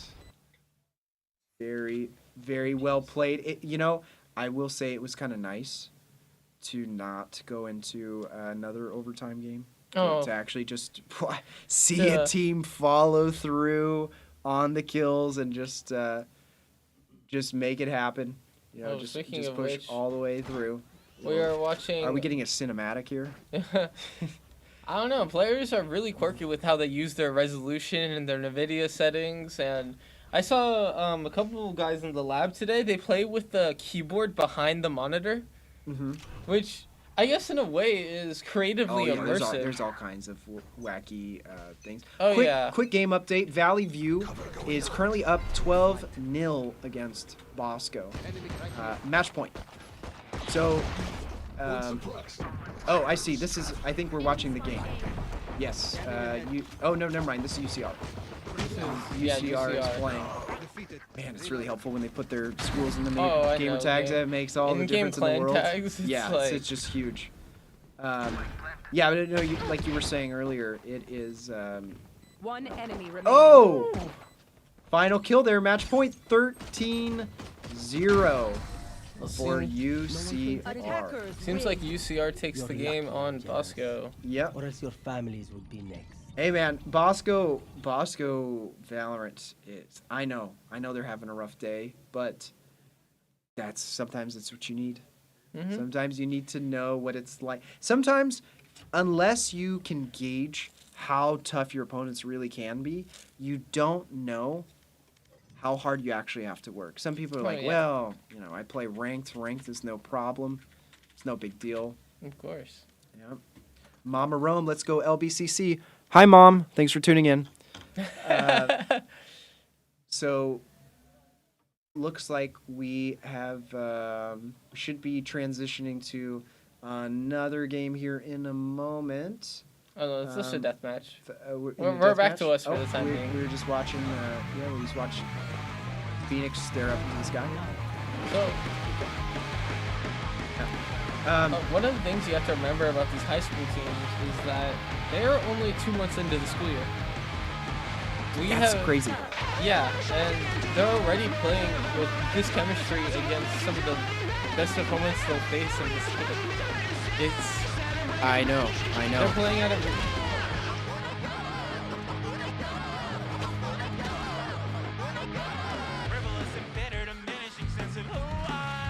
Yeah, no, I think it's actually crazy that they have this much chemistry happening when they're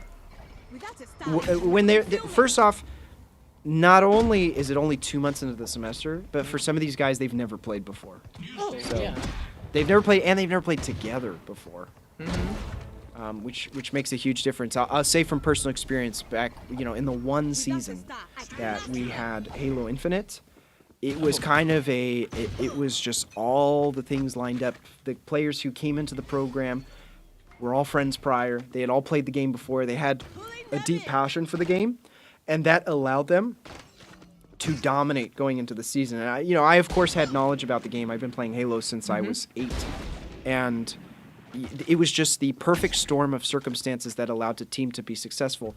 In most cases, you don't have guys with that sort of chemistry because they've never met each other, right? Everyone's brand new and fresh. To get a squad of people that know each other is fairly rare. So building that over time, I think, is a coach's most important job, and just getting them into situations where they have to build camaraderie I is think super this important. tournament is a great opportunity for them to have to build camaraderie. Even if they are taking heavy losses in some cases, I think there's so much to learn from. It's like, this is what Valorant can look like and in collegiate esports. Yeah. This is what Rocket League can look like. And it's just, you're able to have those expectations of your team that we need to be competing at this level. And having those high expectations is the only way for anyone to move up. All right, so we are not having our next matchup until about 8:30 p.m. So we are going to be taking a sponsored break here shortly. Looks like we've got a little bit of action happening outside that we'll get to, but we will be right back for our next game here in a moment. And in the meantime, enjoy. We will talk to you guys soon.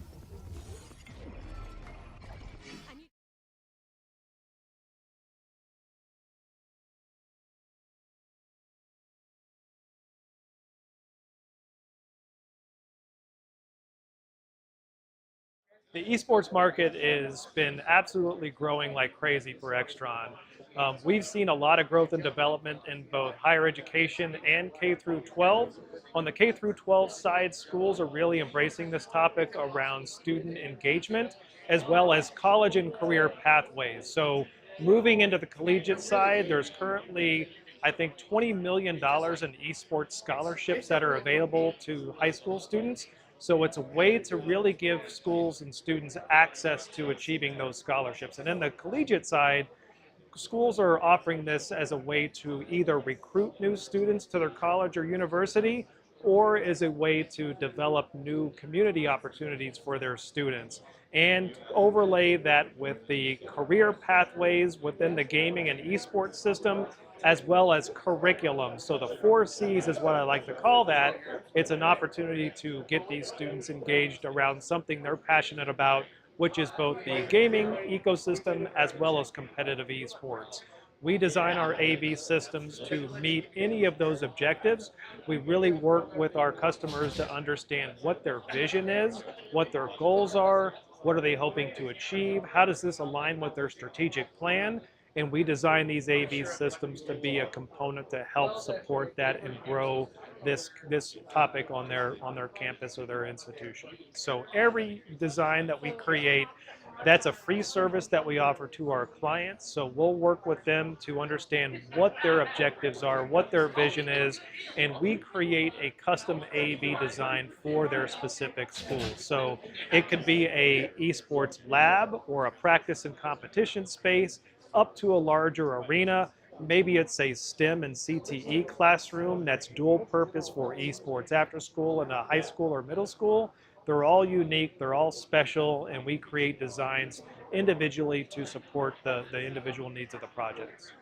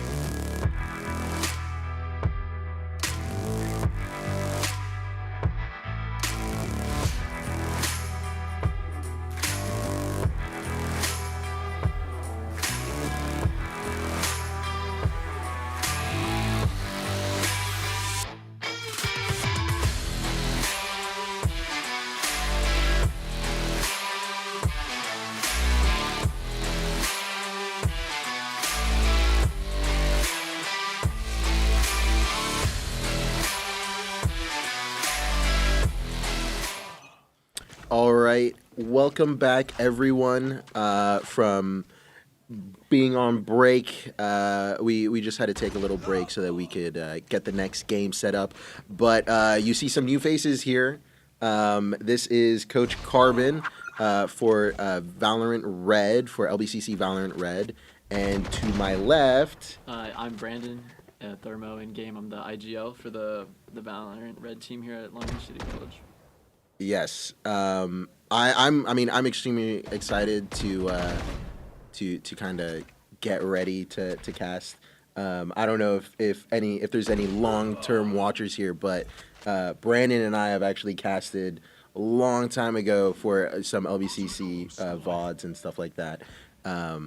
But we're back again. Yeah, we are back will be again. Back with the casting, and today it looks like we're going to be having the LBCC Black versus J Sarah game. You want to This play? actually is a Let's deciding play. match to see who goes through in that second spot to actually play the Valorant Red team here at LBCC. Yeah, I am extremely excited. It would be great to have both of our teams make it to the second day.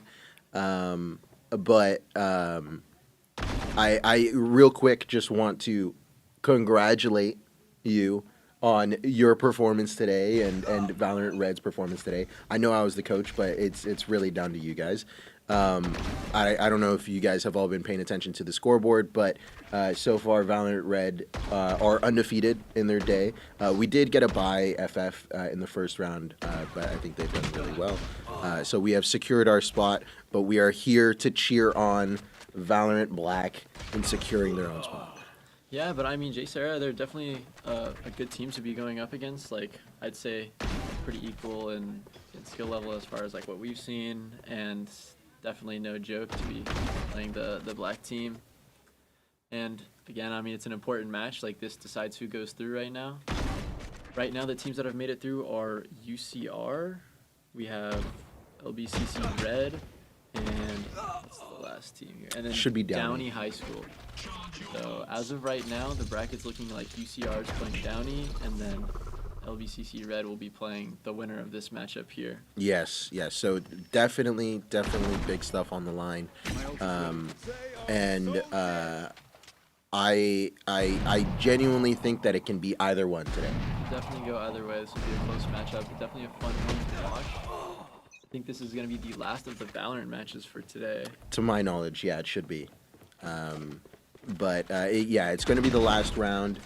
But I think that this is the only matchup that will change kind of the Definitely a good way future of the to end ball. the first day of the Grim Cup tournament here. 100%. And speaking of, I just want to congratulate the entire team here at just like an amazing performance of just like putting everything together. It was hectic. Yeah. There were moments. Everyone behind the scenes. Shout out to all the teams who came. I know it was a bit of a drive for some. Yes. Some of the other games starting pretty early.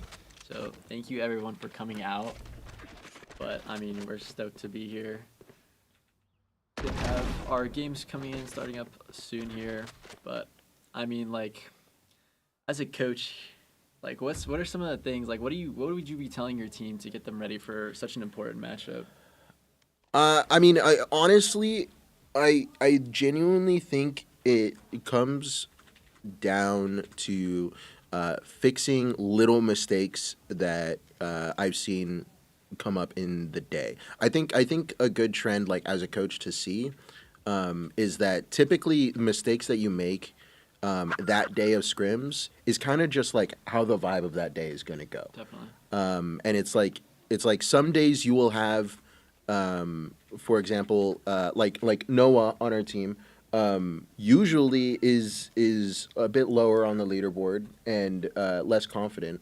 But like today, he's been like insanely of the opposite side, and he's absolutely locked in. And that's kind of something that like going into a game, I like really want to play into, where it's just like, okay, you're like feeling it today, so let's kind of like build around that and maybe like change a few setups.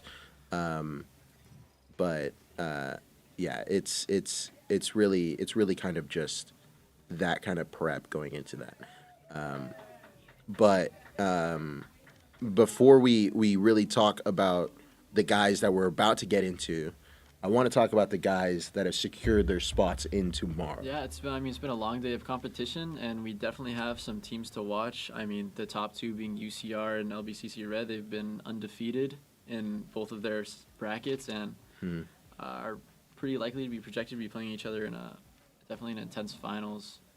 Some of the high school teams are really showing up this year, though. I think 100%. honestly, our matchup against Downey, they were a solid team. They definitely were, and I will say also.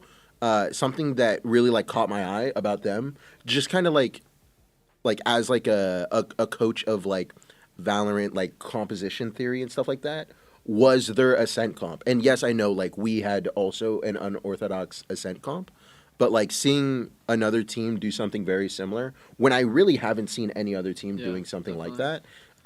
Was honestly put a smile on my face, because I was like, I love seeing teams try new things, especially on Ascent. Definitely. A lot of, I mean, that map is just like everyone plays the same comp all the time. God. Super boring, but it's definitely fun when both sides are picking something a little off meta, trying some new things, and just playing differently. Yeah, I haven't been able to see any of UCR comps. Oh, guys, sorry. One of our accounts doesn't have a character. Yeah, I mean, but I've been busy playing, so I can't do yeah. much, but I mean, just looking at their scores, they've done very well in their games. They've definitely been keeping the competition below them, and I mean, not that I wouldn't expect it out of UCR. I think UCR have been notoriously good throughout the last few years, and they've been putting up insane stats, so it's kind of expected. But no, I think one of the biggest things also that I want to prepare for, like as the coach of a team that's going to be playing tomorrow, I think it's very helpful that we're both going to be casting whichever team we're going to be playing tomorrow, and it might be a bit of an unfair advantage. But I mean, it wasn't really planned to to go out this way. I mean, yeah, it'll be fun to cast their game. 100%. I mean, yeah, it'll be a good time. Yeah, I mean, let's see. Tomorrow we have playoffs. What's the bracket looking like? Like, what's kind of the structure? I think we're playing best of threes tomorrow for Valorant. We have a semifinals and a finals game, and so yeah, it'll be another day of competition. But going back to kind of like what I asked you about with the like, what would you do as a coach, like talking to them before the game right now, right? Like, we're at a LAN tournament, you know, like you're playing against these people in person. There's definitely a lot more pressure than just like sitting back at home playing ranked or scrimming, or even like leagues in your, even just like other leagues that you play in. Like what are you kind of doing to manage the pressure of like playing in person and like actually competing in a tournament? Yeah, I think we kind of have a great example of this right now with Green, who really talked with me before starting our games, and kind of just like let me know that like, hey, I'm like really nervous about today. Which is kind of just like out of the blue from Green, because typically he's like a high energy, like wants to play and just like wants to get at it. And he was like, hey, like I genuinely like lost some sleep about like this event today. And I genuinely think that when it comes down to that, you just have to make sure that the players are as comfortable as possible. Yeah. And that goes into like the little things like playing on maps that they're comfortable on, playing on like setups that they're comfortable on, sitting them next to a person they're comfortable with playing with. And it's kind of just like little chess piece like tweaks, kind of just like to make all my players comfortable. Because to be honest, like everything is kind of like unpredictable on a LAN, even like the setups. So it's kind of just like a lot of like little tiny things, and just to focus on comfortability. But we will be swapping into the game feed of the next matchup, and I repeat, this is LBCC Black versus J Sarah. Yeah, and it looks like LBCC Black is starting on the attacking side on Bind, looking at their comp. It's a pretty standard comp. I think the Chamber pick might be a little bit out there, but, I mean, from what we've seen, they have a Chamber player who's, I mean, really been on that, and he's fragging, so, I mean, their coach putting the fragger on the fragging role and trying to, like you said, I mean, keep that comfort going. 100%. Looking at the other comp, we have a little bit different comp here coming from J Sarah. Not something you would really see on a Bind match. I think honestly the thing that catches my eye the most is the Killjoy pick. I think of all these agents, that Killjoy pick is on Bind. It's kind of been always hard to make work. Yeah. Like theoretically, you always kind of think, oh, KJ could be good because of the mollies and the turret and like the ults. There's some good ult spots. But there's like some moments where for some reason it just never really works. But Bosco will be going down short immediately, and Waka will be going down. We have some trades coming in here, both sides, 4v4 now. And like Bosco is trying to lean a little towards the A site, get some of the control. We have smokes going down here. We're getting some early picks, but still trades coming out. We're back to even, 3v3.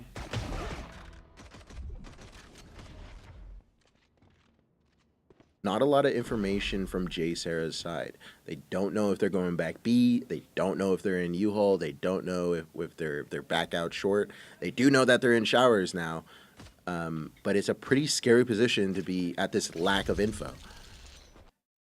That they're in showers now. Unknown. But it's a pretty scary Little position bit of unknown to be coming at this. here. It looks like the Bosco has committed to this A site here. LBCC Flag, sorry, is committed to the A site. It is a pretty bad situation for Ronald Reagan to be in. But I mean, let's see what they can do here.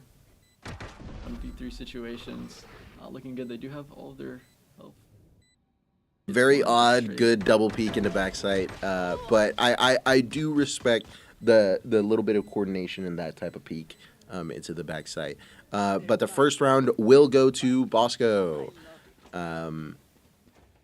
Little notes that I saw from there. I really liked how fast they're aggressive into short, and how quickly they backed out the aggression as well. They understood, hey, we can slow down our gameplay a little. They have a lack of information. Let's kind of abuse that fact. Yeah, and if we take a look at the Bosco Black side, looks like they're grouping up here on the B long area. Looking like they're gonna go for a full hit here on the B site. Getting their util fully stacked up towards B long with their one Viper lurk on A. Looking like they're just gonna take their gun advantage, try and hit the site together. Just push them out. They have that lurk on A all the way up, but the site hit is coming in now. Nice opening frags. It's now 3 down. Getting the plant down. The lurk is coming in. They have a huge flank, and it's looking like it's going to be a flawless round here from LBCC Black. Every single elimination going in the way of LBCC, and that last trip to trigger where the last person is, almost nearly making that flawless. But I do think that it was kind of a flawless round. One of the main things on bonuses or light buys is to make sure that you really don't lose as many guns so that you can guarantee the next round. And I think they did pretty well at that. Yeah, they did well at that. JSR did get one there. It's not ideal, but, I mean, other than that, they got the bomb down, good damage. Going into the second round here, looking like leaning more towards the A site. Maybe trying to lurk up with this Viper wall, trying to get some space here. A short. Early fights with the chamber short. That's another thing that is great about the Viper pick. Getting picked off alone by Showers. Not ideal. LBCC Black, sorry, does have to kind of take the space back. And a lot of eliminations going in the way of Jay Sarah. No trades to be found so far, but it is a very dire situation for LBCC Black. Yeah, getting one kill there, though. They are grouped up here. They could still have a chance in this round.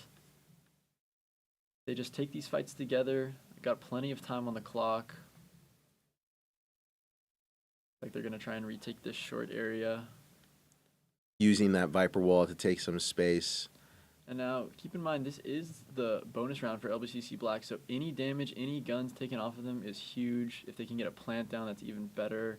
They're just trying to maximize their damage. They're trying to get as many orbs as possible. And it seems like they're deciding to rush over to B. They have 20 seconds left. They need to get the spike down as soon as possible, and going into a KJ site is going to be scary. It looks like the Killjoy pick is actually paying off a bit here. Looking like Was that a dink? Unlucky. That's the 115 with the bulldog that you love to see. That's so unlucky. Jay But Sarah getting their first round on the board. Decent damage from the LBCC Black side, getting two of them. I do agree. I did notice that one of the biggest flaws in that round, especially for a bonus round, is that the amount of fights that were taken that were just untraded. Yeah. A lot of short fights, that shower walkout, where it's just there's no teammate next to you. When your priority in rounds like that should really, really be fighting as a team and finding those players. But it seems like Bosco will be, or LBCC will be leaning into that B site again, probably out of habit from winning the last round. There is a bit of confidence after something like that.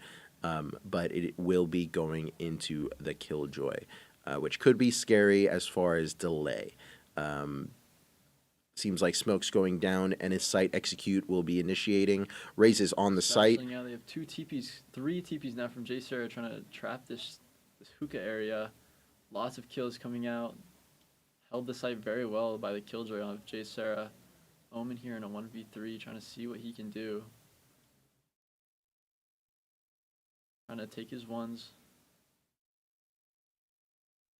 Some good kills. This is a very winnable round right now. Especially after he turns it into a 1v1. Very good at isolating these fights here. Some amazing shots out of Star, the Omen player. But now low on health, and the Killjoy has been pretty hot in this round too, getting two of her own so far. So This Killjoy could be anywhere, though. He has had enough time to rotate if he has read this well enough. yeah, no info. Looks like Star's here just trying to walk up, trying to get any sort of aggressive angle to catch this Killjoy off guard. He's down on that low HP, so he's really got to play this perfectly now. And a great wrap by the Killjoy and just playing the round well. It really is scary to be in situations like that where you have low health, you're in a complete 1v1, Spike is down, and the Killjoy's priority at that moment is really just to find you. Yeah. It's kind of just, hey, I got to get some damage on this guy and just finish him off. Yeah. Let's take a look over at the JSerra side, this Killjoy. See what kind of setups they're doing here. See what's giving the LBCC Black side so much trouble. It really is this Killjoy, to be honest.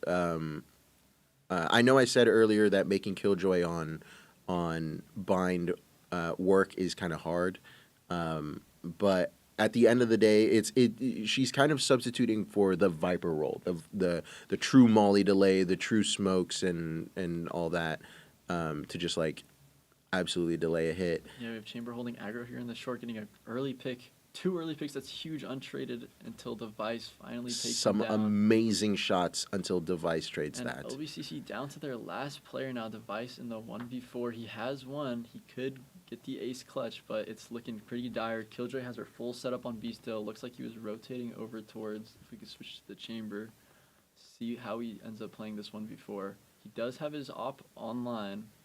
And I will say that could be his saving grace in his round. The Chamber Operator ult is devastating.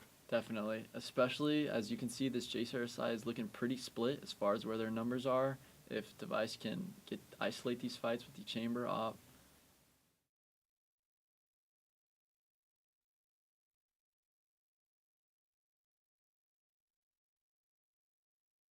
They're just trying to figure out where he is. 30 seconds, 35 seconds left on the round.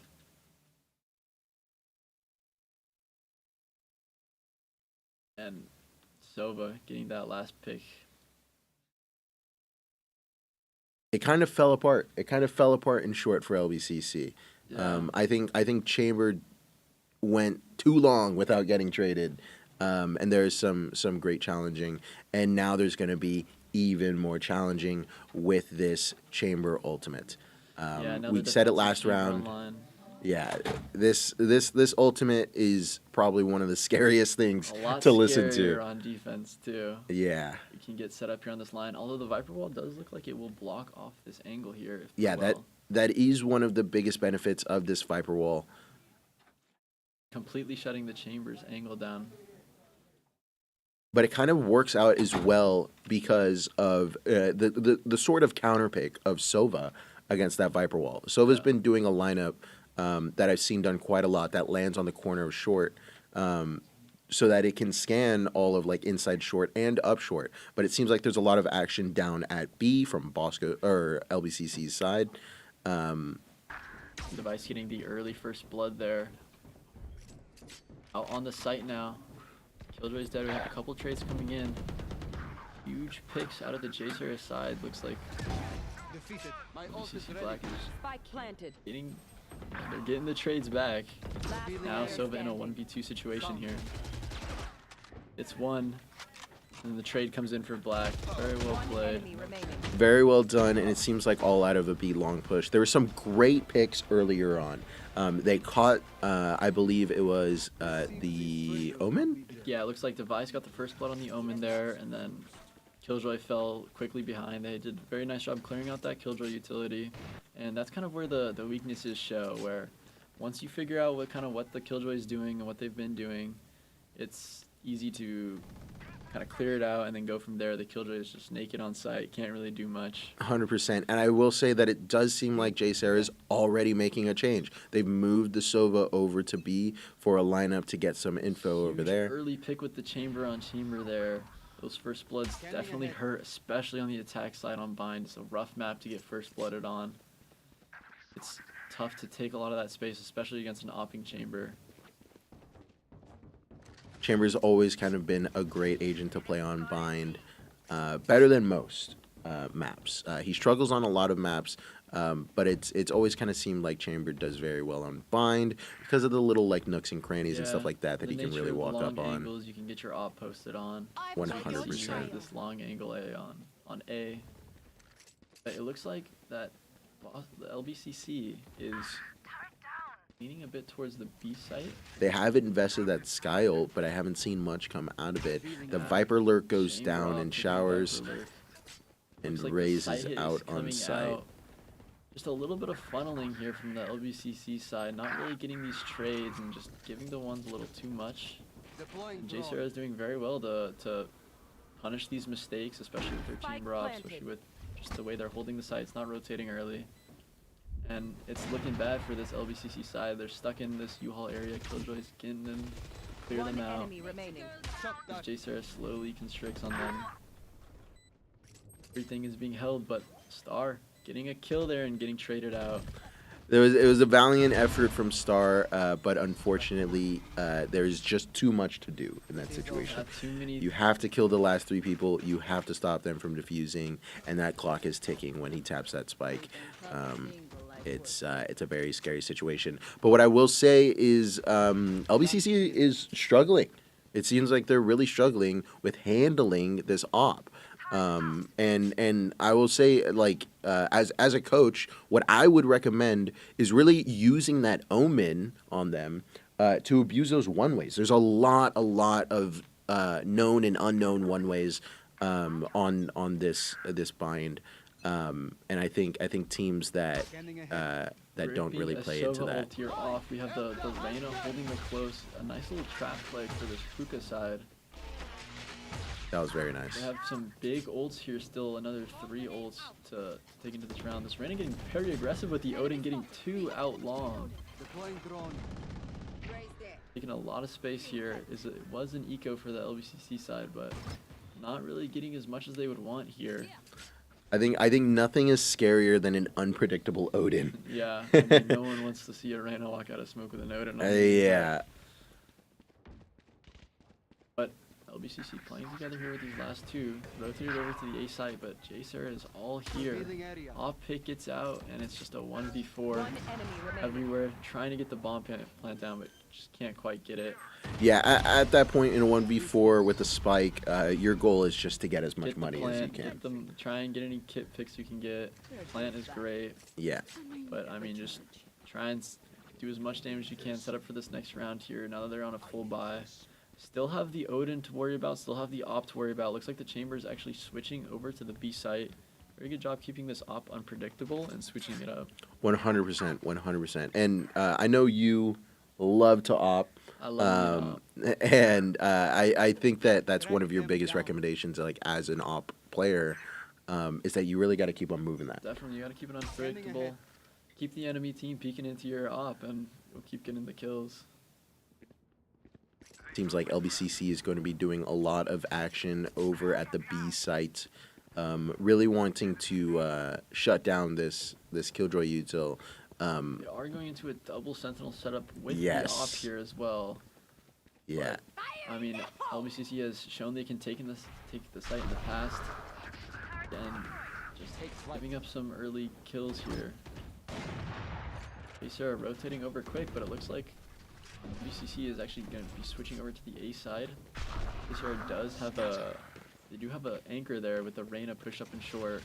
Getting two there, that's huge. And again, leaving our Sky and Omen in a 2v5 situation. I think JSerra have been doing really, really well at capitalizing off of LBCC's positioning for a lot of these kills. That shock dart kill is landing, another shock dart into U-Haul. And again, it's just the LBCC Omen in a tough situation in that 1v3. Now, a little update on our other game. We have Valley View is at 12 versus Bosco. So, I mean, Valley View really putting it down over there. 100%, 100%. If you've never seen a massacre, this is what. And yeah, it looks like Valley View has won that game now, so.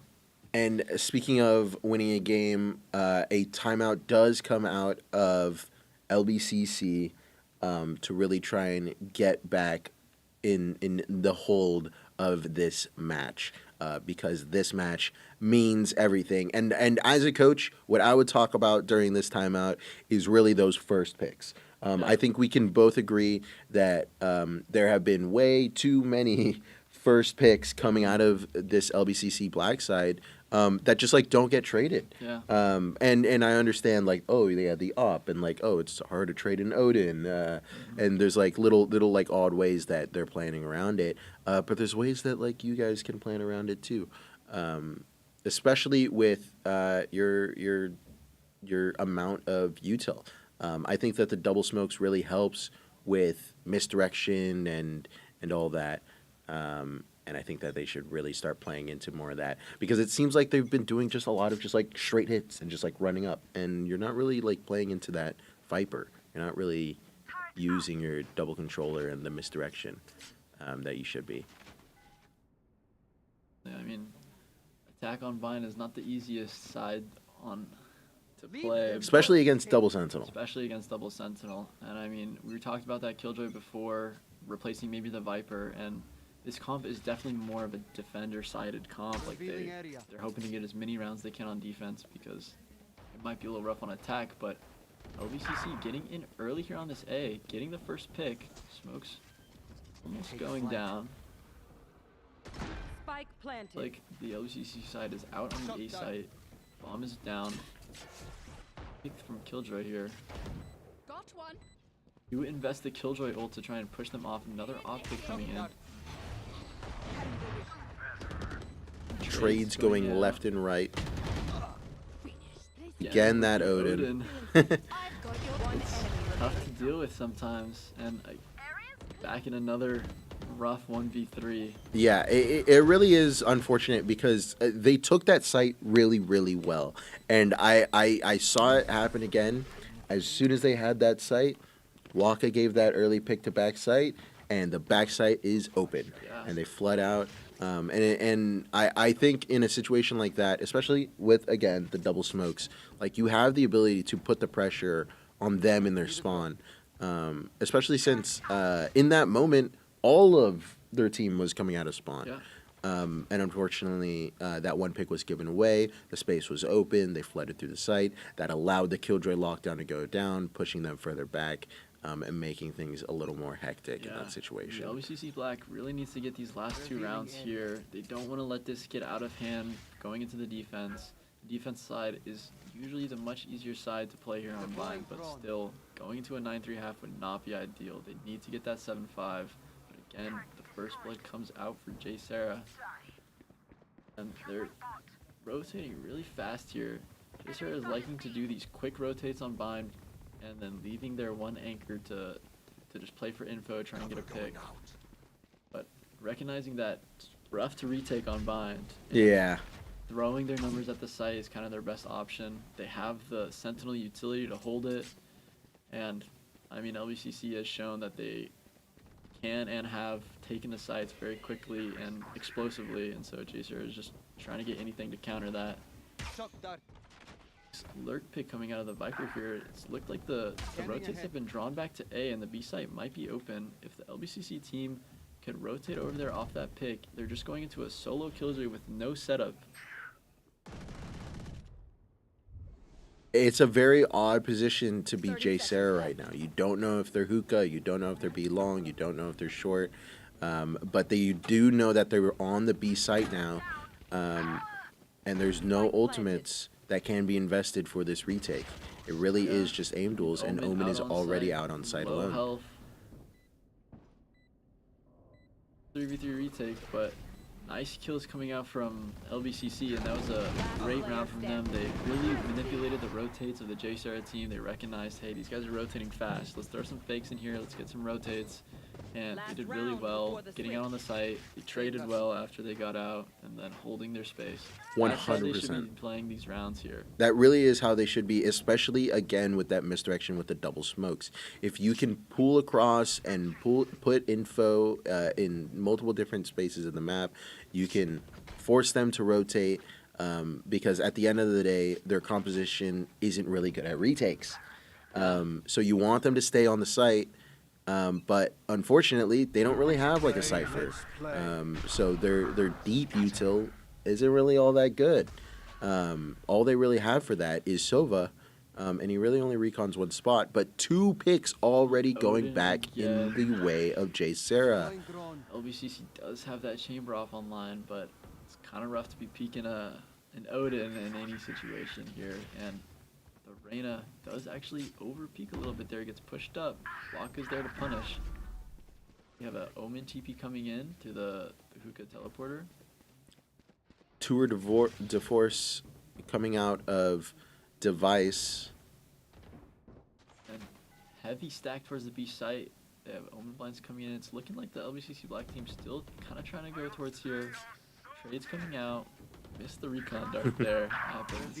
Smoke's coming out on the site, and this could be a commit to the B site, but it is scary. They do have majority of their numbers there, and this chamber you see over there is questioning. He's like, should I rotate? Should I not? We're not really good at that retake, so should I try to get what I can over at A? And Ronald Reagan will clear up. It's the last 2 there. A4 half, not ideal for LBCC Black, but it's still very winnable. This defense side we talked about is much easier to play, and looking at the J Sarah comp, it's might be a little rough for them to kind of get the space depending on how the Black team plays.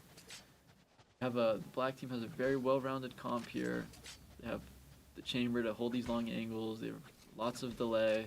So J Sarah could have trouble here trying to get out onto the sites. And I will say I am afraid about Device's chamber, because I do think that the only way that J Sarah can really open up sites and all that is really with these early picks before the site hit. Yeah. They don't have that much util to help with the site hit. It's really just that Omen blind and just kind of running out. So if they give away these kills early on in the round, then that could be a really bad situation for LBCC. Yeah. Definitely. I mean, if the chamber gets these early picks that he's meant to do, then it could be rough for the JSerra side. Looking like a full B hit. The spike is actually dropped and spawned though. Very good job. They're fighting the site, not letting them out. Nice kills coming out here from the LBCC Black side. 100%. 5v3, they're holding their site well, and this is what we were talking about with the JSerra having some trouble getting out. They just have to face check smokes like we saw there and just die to the black players who are already posted up on the angles.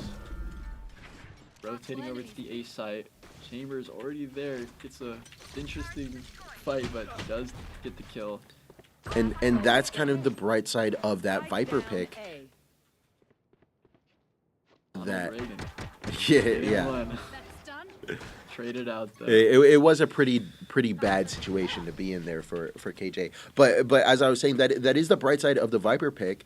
That kind of just like allows you to play across the map, and you just like pop that wall, and you can keep your numbers over at the other sites. Yeah. As well as having the extra omen smokes to help out anywhere as needed. Yeah, 100%.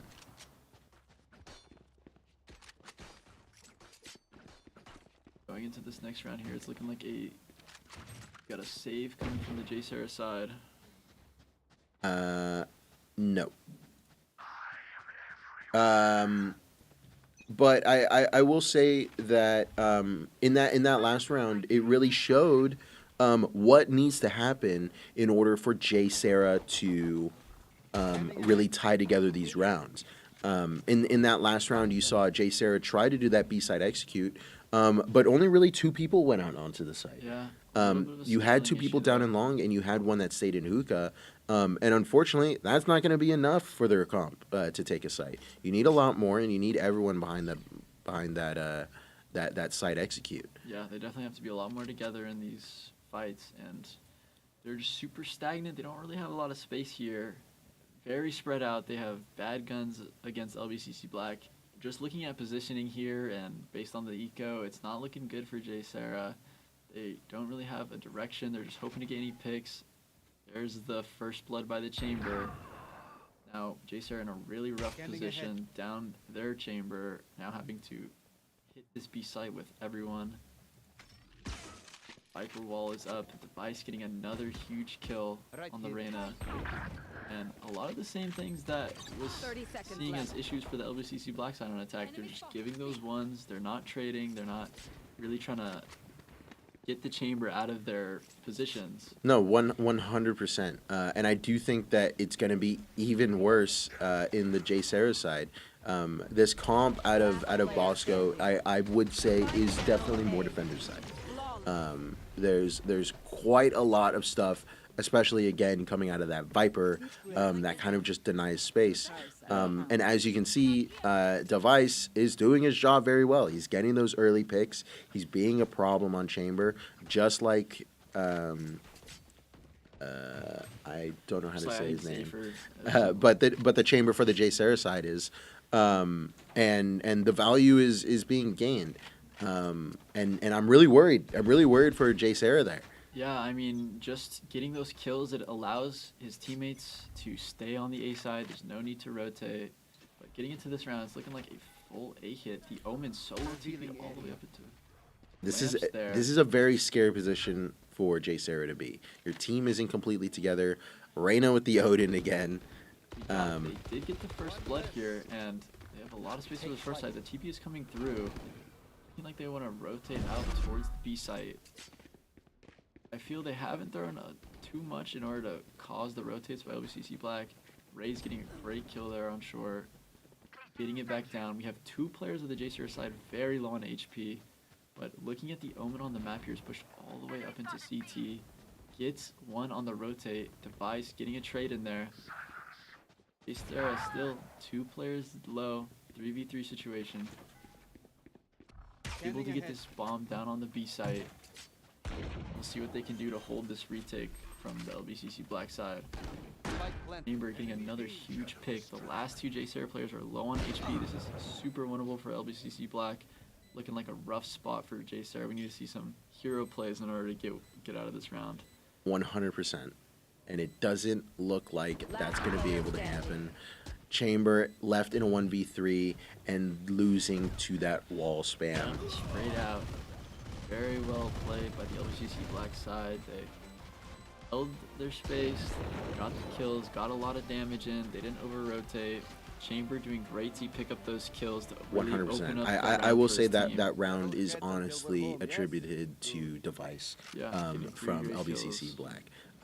Taking out those 2 players to set up those kills. And now we are going to get a timeout. From the JSerra side. Yeah, 100%. You want to fix some flaws made here. If I'm not mistaken, they haven't won a single round so far. Yeah, I mean, they really got to stop the LBCC Black momentum here, especially losing that 3rd round is rough. That's their bye. That's the LBCC Black bonus round. And they really got to get this back on track before it gets out of their hands. And they're struggling with a lot of the things that we kind of predicted here, looking at their comp. Not having the Viper, they have the Omen solo smokes. It's a little rough to kind of clear out the sheer amount of util and stopping power that the LBCC Black side has. 100%. And it is also scary because you want to use your util to also find that chamber. And so chamber is being a problem by spending up their util, and they don't have a lot of util to spend. Yeah. And that chamber is finding a lot of value really by abusing that value. fact that they don't really want to spend their util on him. I mean, just the threat of a chamber posted up with an outlaw is scary. I mean, you don't want to peek that, but you have to use util, but you need the space, especially on a map like Bind. You can't be stagnant sitting in spawn, or you're gonna lose the round. It's not gonna go well. Another default coming out. The spike is still in spawn, and there it is again. Device with a huge first pick. And I will say that the recon was going to happen, but they simply did not wait for it. They could have waited. But, I mean, Device, very good job punishing the mistakes there. They're just looking like they're just trying to avoid the chamber entirely. Let's hit the B site, see what we can do. But again, they have the Viper there. Huge kill. Very stagnant. They're not really getting out in time. Trades are not coming through. Reyna's pushed all the way up. Device getting another. Gets a 3rd in the round before he gets traded. He's just a problem for the other team right now. And his teammates doing a great job closing on the last guy. Just cleaning up. 8-8 game. Yep. Brought it back. LBCC Black looking really good. They have a lot of momentum here. Device is really heating up, getting these kills, opening up the rounds for his team. And, I mean, the JSerra side is struggling to attack. It's been 4 rounds. Device has not bought anything, so he has an op online for sure. 100%. And it's just going to be more of a struggle if they aren't able to clear him out, aren't able to get this space. It's dangerous. It's dangerous if they allow LBCC to keep this momentum, and it seems like they're going to with that first pick, but it is traded. It is traded out, but, I mean, that's their Killjoy dead. It's a little bit less util for their site holds after the plant. And still, like, they got that pick for nothing. They don't have space out of it. It looks like they're going to be falling back. They've also lost that entire B side. Omen is ulting onto the B site, but it seems like it probably got canceled out. Someone's still there. We have the chamber op from Device Online. And JSerra is just scrambling around the map, trying to find any holes. LBCC Black is very tight on their defense right now. Everything's being watched. Rough. I mean, just the sheer lack of smokes from the JSerra side against the chamber op is not the situation you want to be in. Looks like they will be able to get the plant down here. Can't hold the post plant, they just have no space. They can't really hold anything. Numbers are in favor of JSerra,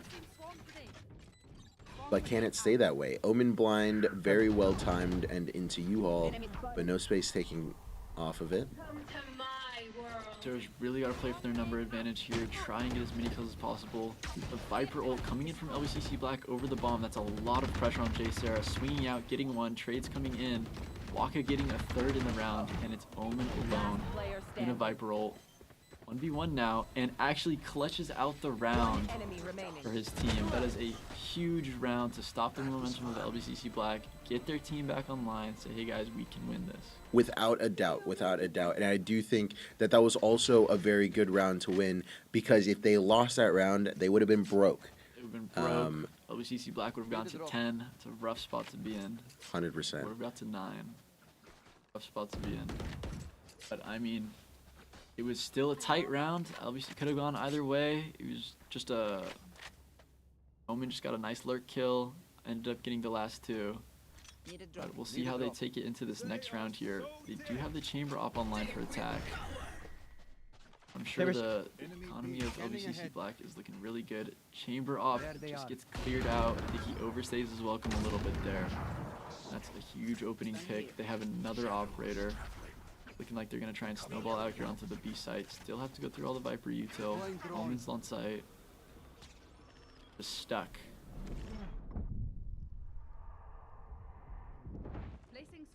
They've decided to take this TP and rush over to A because they think that the numbers are all over at B. But I doubt that everyone is over there. To the site. It's bold, but they have the read. Sounds like they knew where enemies are. Reyna taking a lot of space here early. Trying to get some space, hold space for his team. Recon scans 3. And LBCC Black is in a little bit of a predicament here. Going against the JSR team, they have lots of space, lots of positioning, hold crossfires. They now have the Killjoy, who's a lot more useful in that post plant. Fade's coming out here. BB1 now. JSR side, so is low, but that chamber off is a big issue. Able to get that last kill and clean up the round. And it seems like JSerra is on a path to gain their own momentum of their own.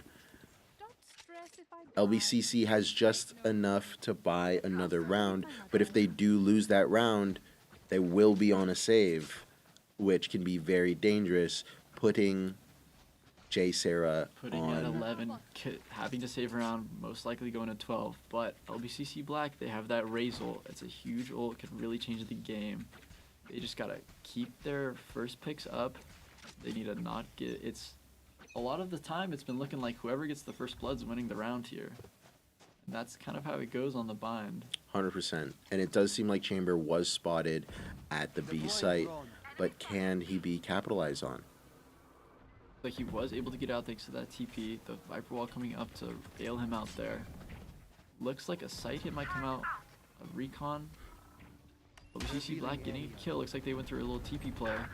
The Razor did come out. Did not quite get anything. Fade's coming in favor of LBCC Black. Afers ties it up here as far as numbers go. We have a free play on the A site for JSerra. Sova ult online. It's definitely a very good spot to be in. See how the LBCC Black team plays this retake. They really need to deal with this op. The Omen is in a forward position. However, JSerra is kind of split. Op gets a kill there.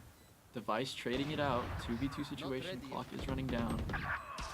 Now in a 1v2, we have the Sova ult coming online here. There they are. Getting pushed by the chamber and very well played in the retake by LBCC Black. Is there enough time? It seems like there is. Barely 2 seconds left. Close round, but very huge. 100%. That is very, very huge coming from LBCC, putting JSerra on their final buy round before a bonus. That can set them up for a 10th round and probably an 11th, which is very, very valuable to them. But JSerra does have that Killjoy lockdown. But it is dangerous. It's a big ult, but there's not a lot of great spots. Trust me, I know. I've been in the customs. Yeah, bind is it's another reason why the Killjoy is not always used so much. We'll see how they try and use this ult going into this round. It's definitely an important round. I'd say they have to use it here. Chambers taking some early fights there. No kills coming out yet. Some more early chip damage coming out. JSerra side is leaning heavy towards the B, trying to avoid that chamber. But going into a Viper here, usually the Omen's playing here as well. No one's not getting a lot. Sky gets a great pick on the chamber there. Call to rotate comes in. Sova TP's alone with the Reyna following short after. Omen again TPing on the site, but gets shot out of it. Site hit has slowed down a lot here. They're really like seeking pings coming in. Saw the chamber there. Very scared of going into the chamber here.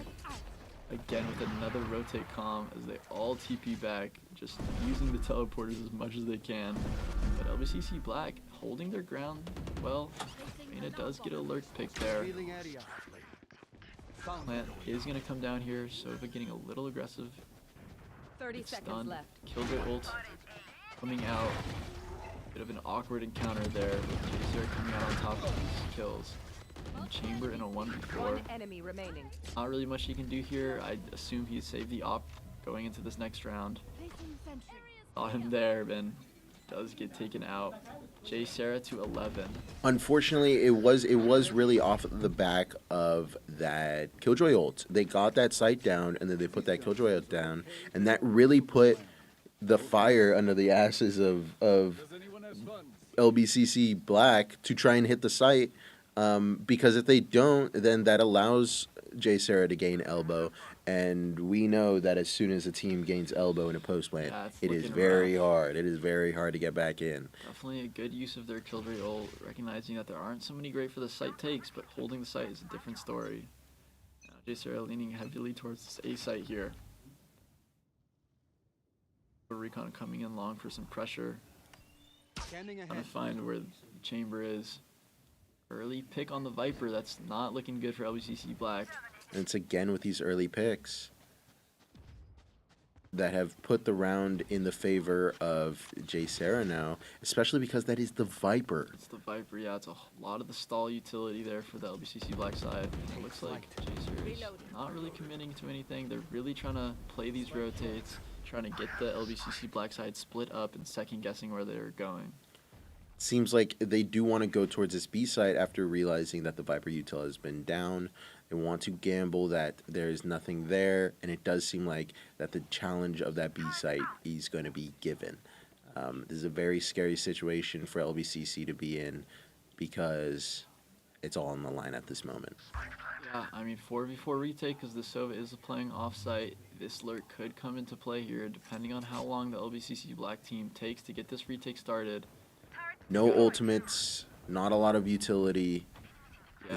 This is a very bad situation, but it seems like there are going to be on the site, and that chamber trip is very huge to help them with that knowledge. But it's the kills that are simply going in the favor of Jay Sarah. Yeah, it's looking like it's too little, too late for LBCC Black. Just can't quite capitalize. They were on an eco that round, and Jay Sarah cleaning it up, getting to 12. This is a rough spot to be in. They had the momentum, LBCC Black had the momentum early in the game. If they can get some of that back, get those early picks going again, they're still very into this round. Timeout coming out from LBCC Black. What is going through these players' heads? I think there's a lot of stress, to be honest. They don't have really any super strong ults, aside from that Sky ult, which really only really helps you in like a retake. But I don't think they should play for that. I think retaking B is probably the way that they shouldn't go. Absolutely. They need to put most of their numbers into that B site, and I want to say work the chamber just into that A. They get 3 guys over at B. They let Chamber work his op or his little aim duels, and just hope that Device can get something out of it. Because everything is on the line at this moment. They need the next 3 rounds to tie. Yeah, they have to take this to OT. Really have to lock in here. They do have their bye this round. They saved the round before. It's still a very winnable situation. They had that timeout to kind of mentally reset, to physically stop the momentum of the Jay Sarah side. And, I mean, it's do or die for the LBCC Black team. This is the game that gets them through or not. Jay Sarah heavy towards the A site. We're looking for these first picks. Very slow from Jay Sarah. I'm gonna walk up, get any sort of space they can. Or being fought for by the LBCC Black side. Does belong to Jay Sarah now. first pick comes out onto the Viper. That's not a good situation. Looks like they're rotating off of it as well. We've seen JSerra win a lot of these rounds where they get the first pick and they rotate out to the B side. Omen actually sticking to TP this time. Maybe thinks it's a little bit safer. This is a scary situation for Omen. Will the plant in his smoke, but does get the plant down. Another pick coming through JSerra, and it's looking very rough for LBCC Black. 2v4. Let's see what they can do. Maybe some sort of hero play would come out. They really gotta pull this one out. 100%. Molly's spent on the spike. Time is ticking down, and Ronald Reagan with the last two to end the game. One enemy remaining. Congratulations, JSerra. They'll be making it through to the second day.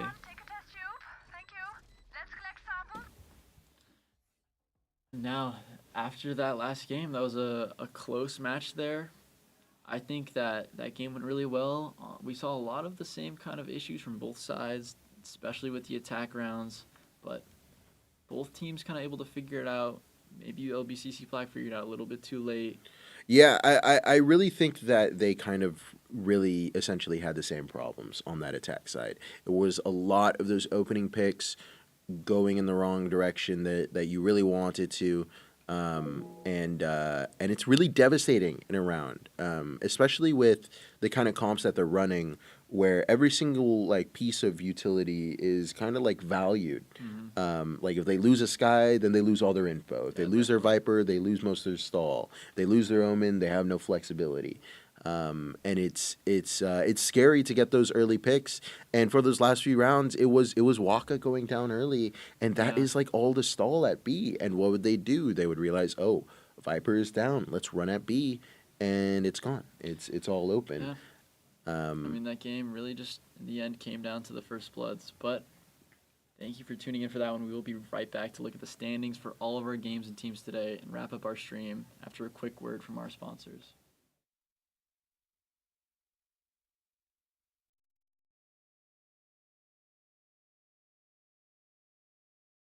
The esports market has been absolutely growing like crazy for Extron.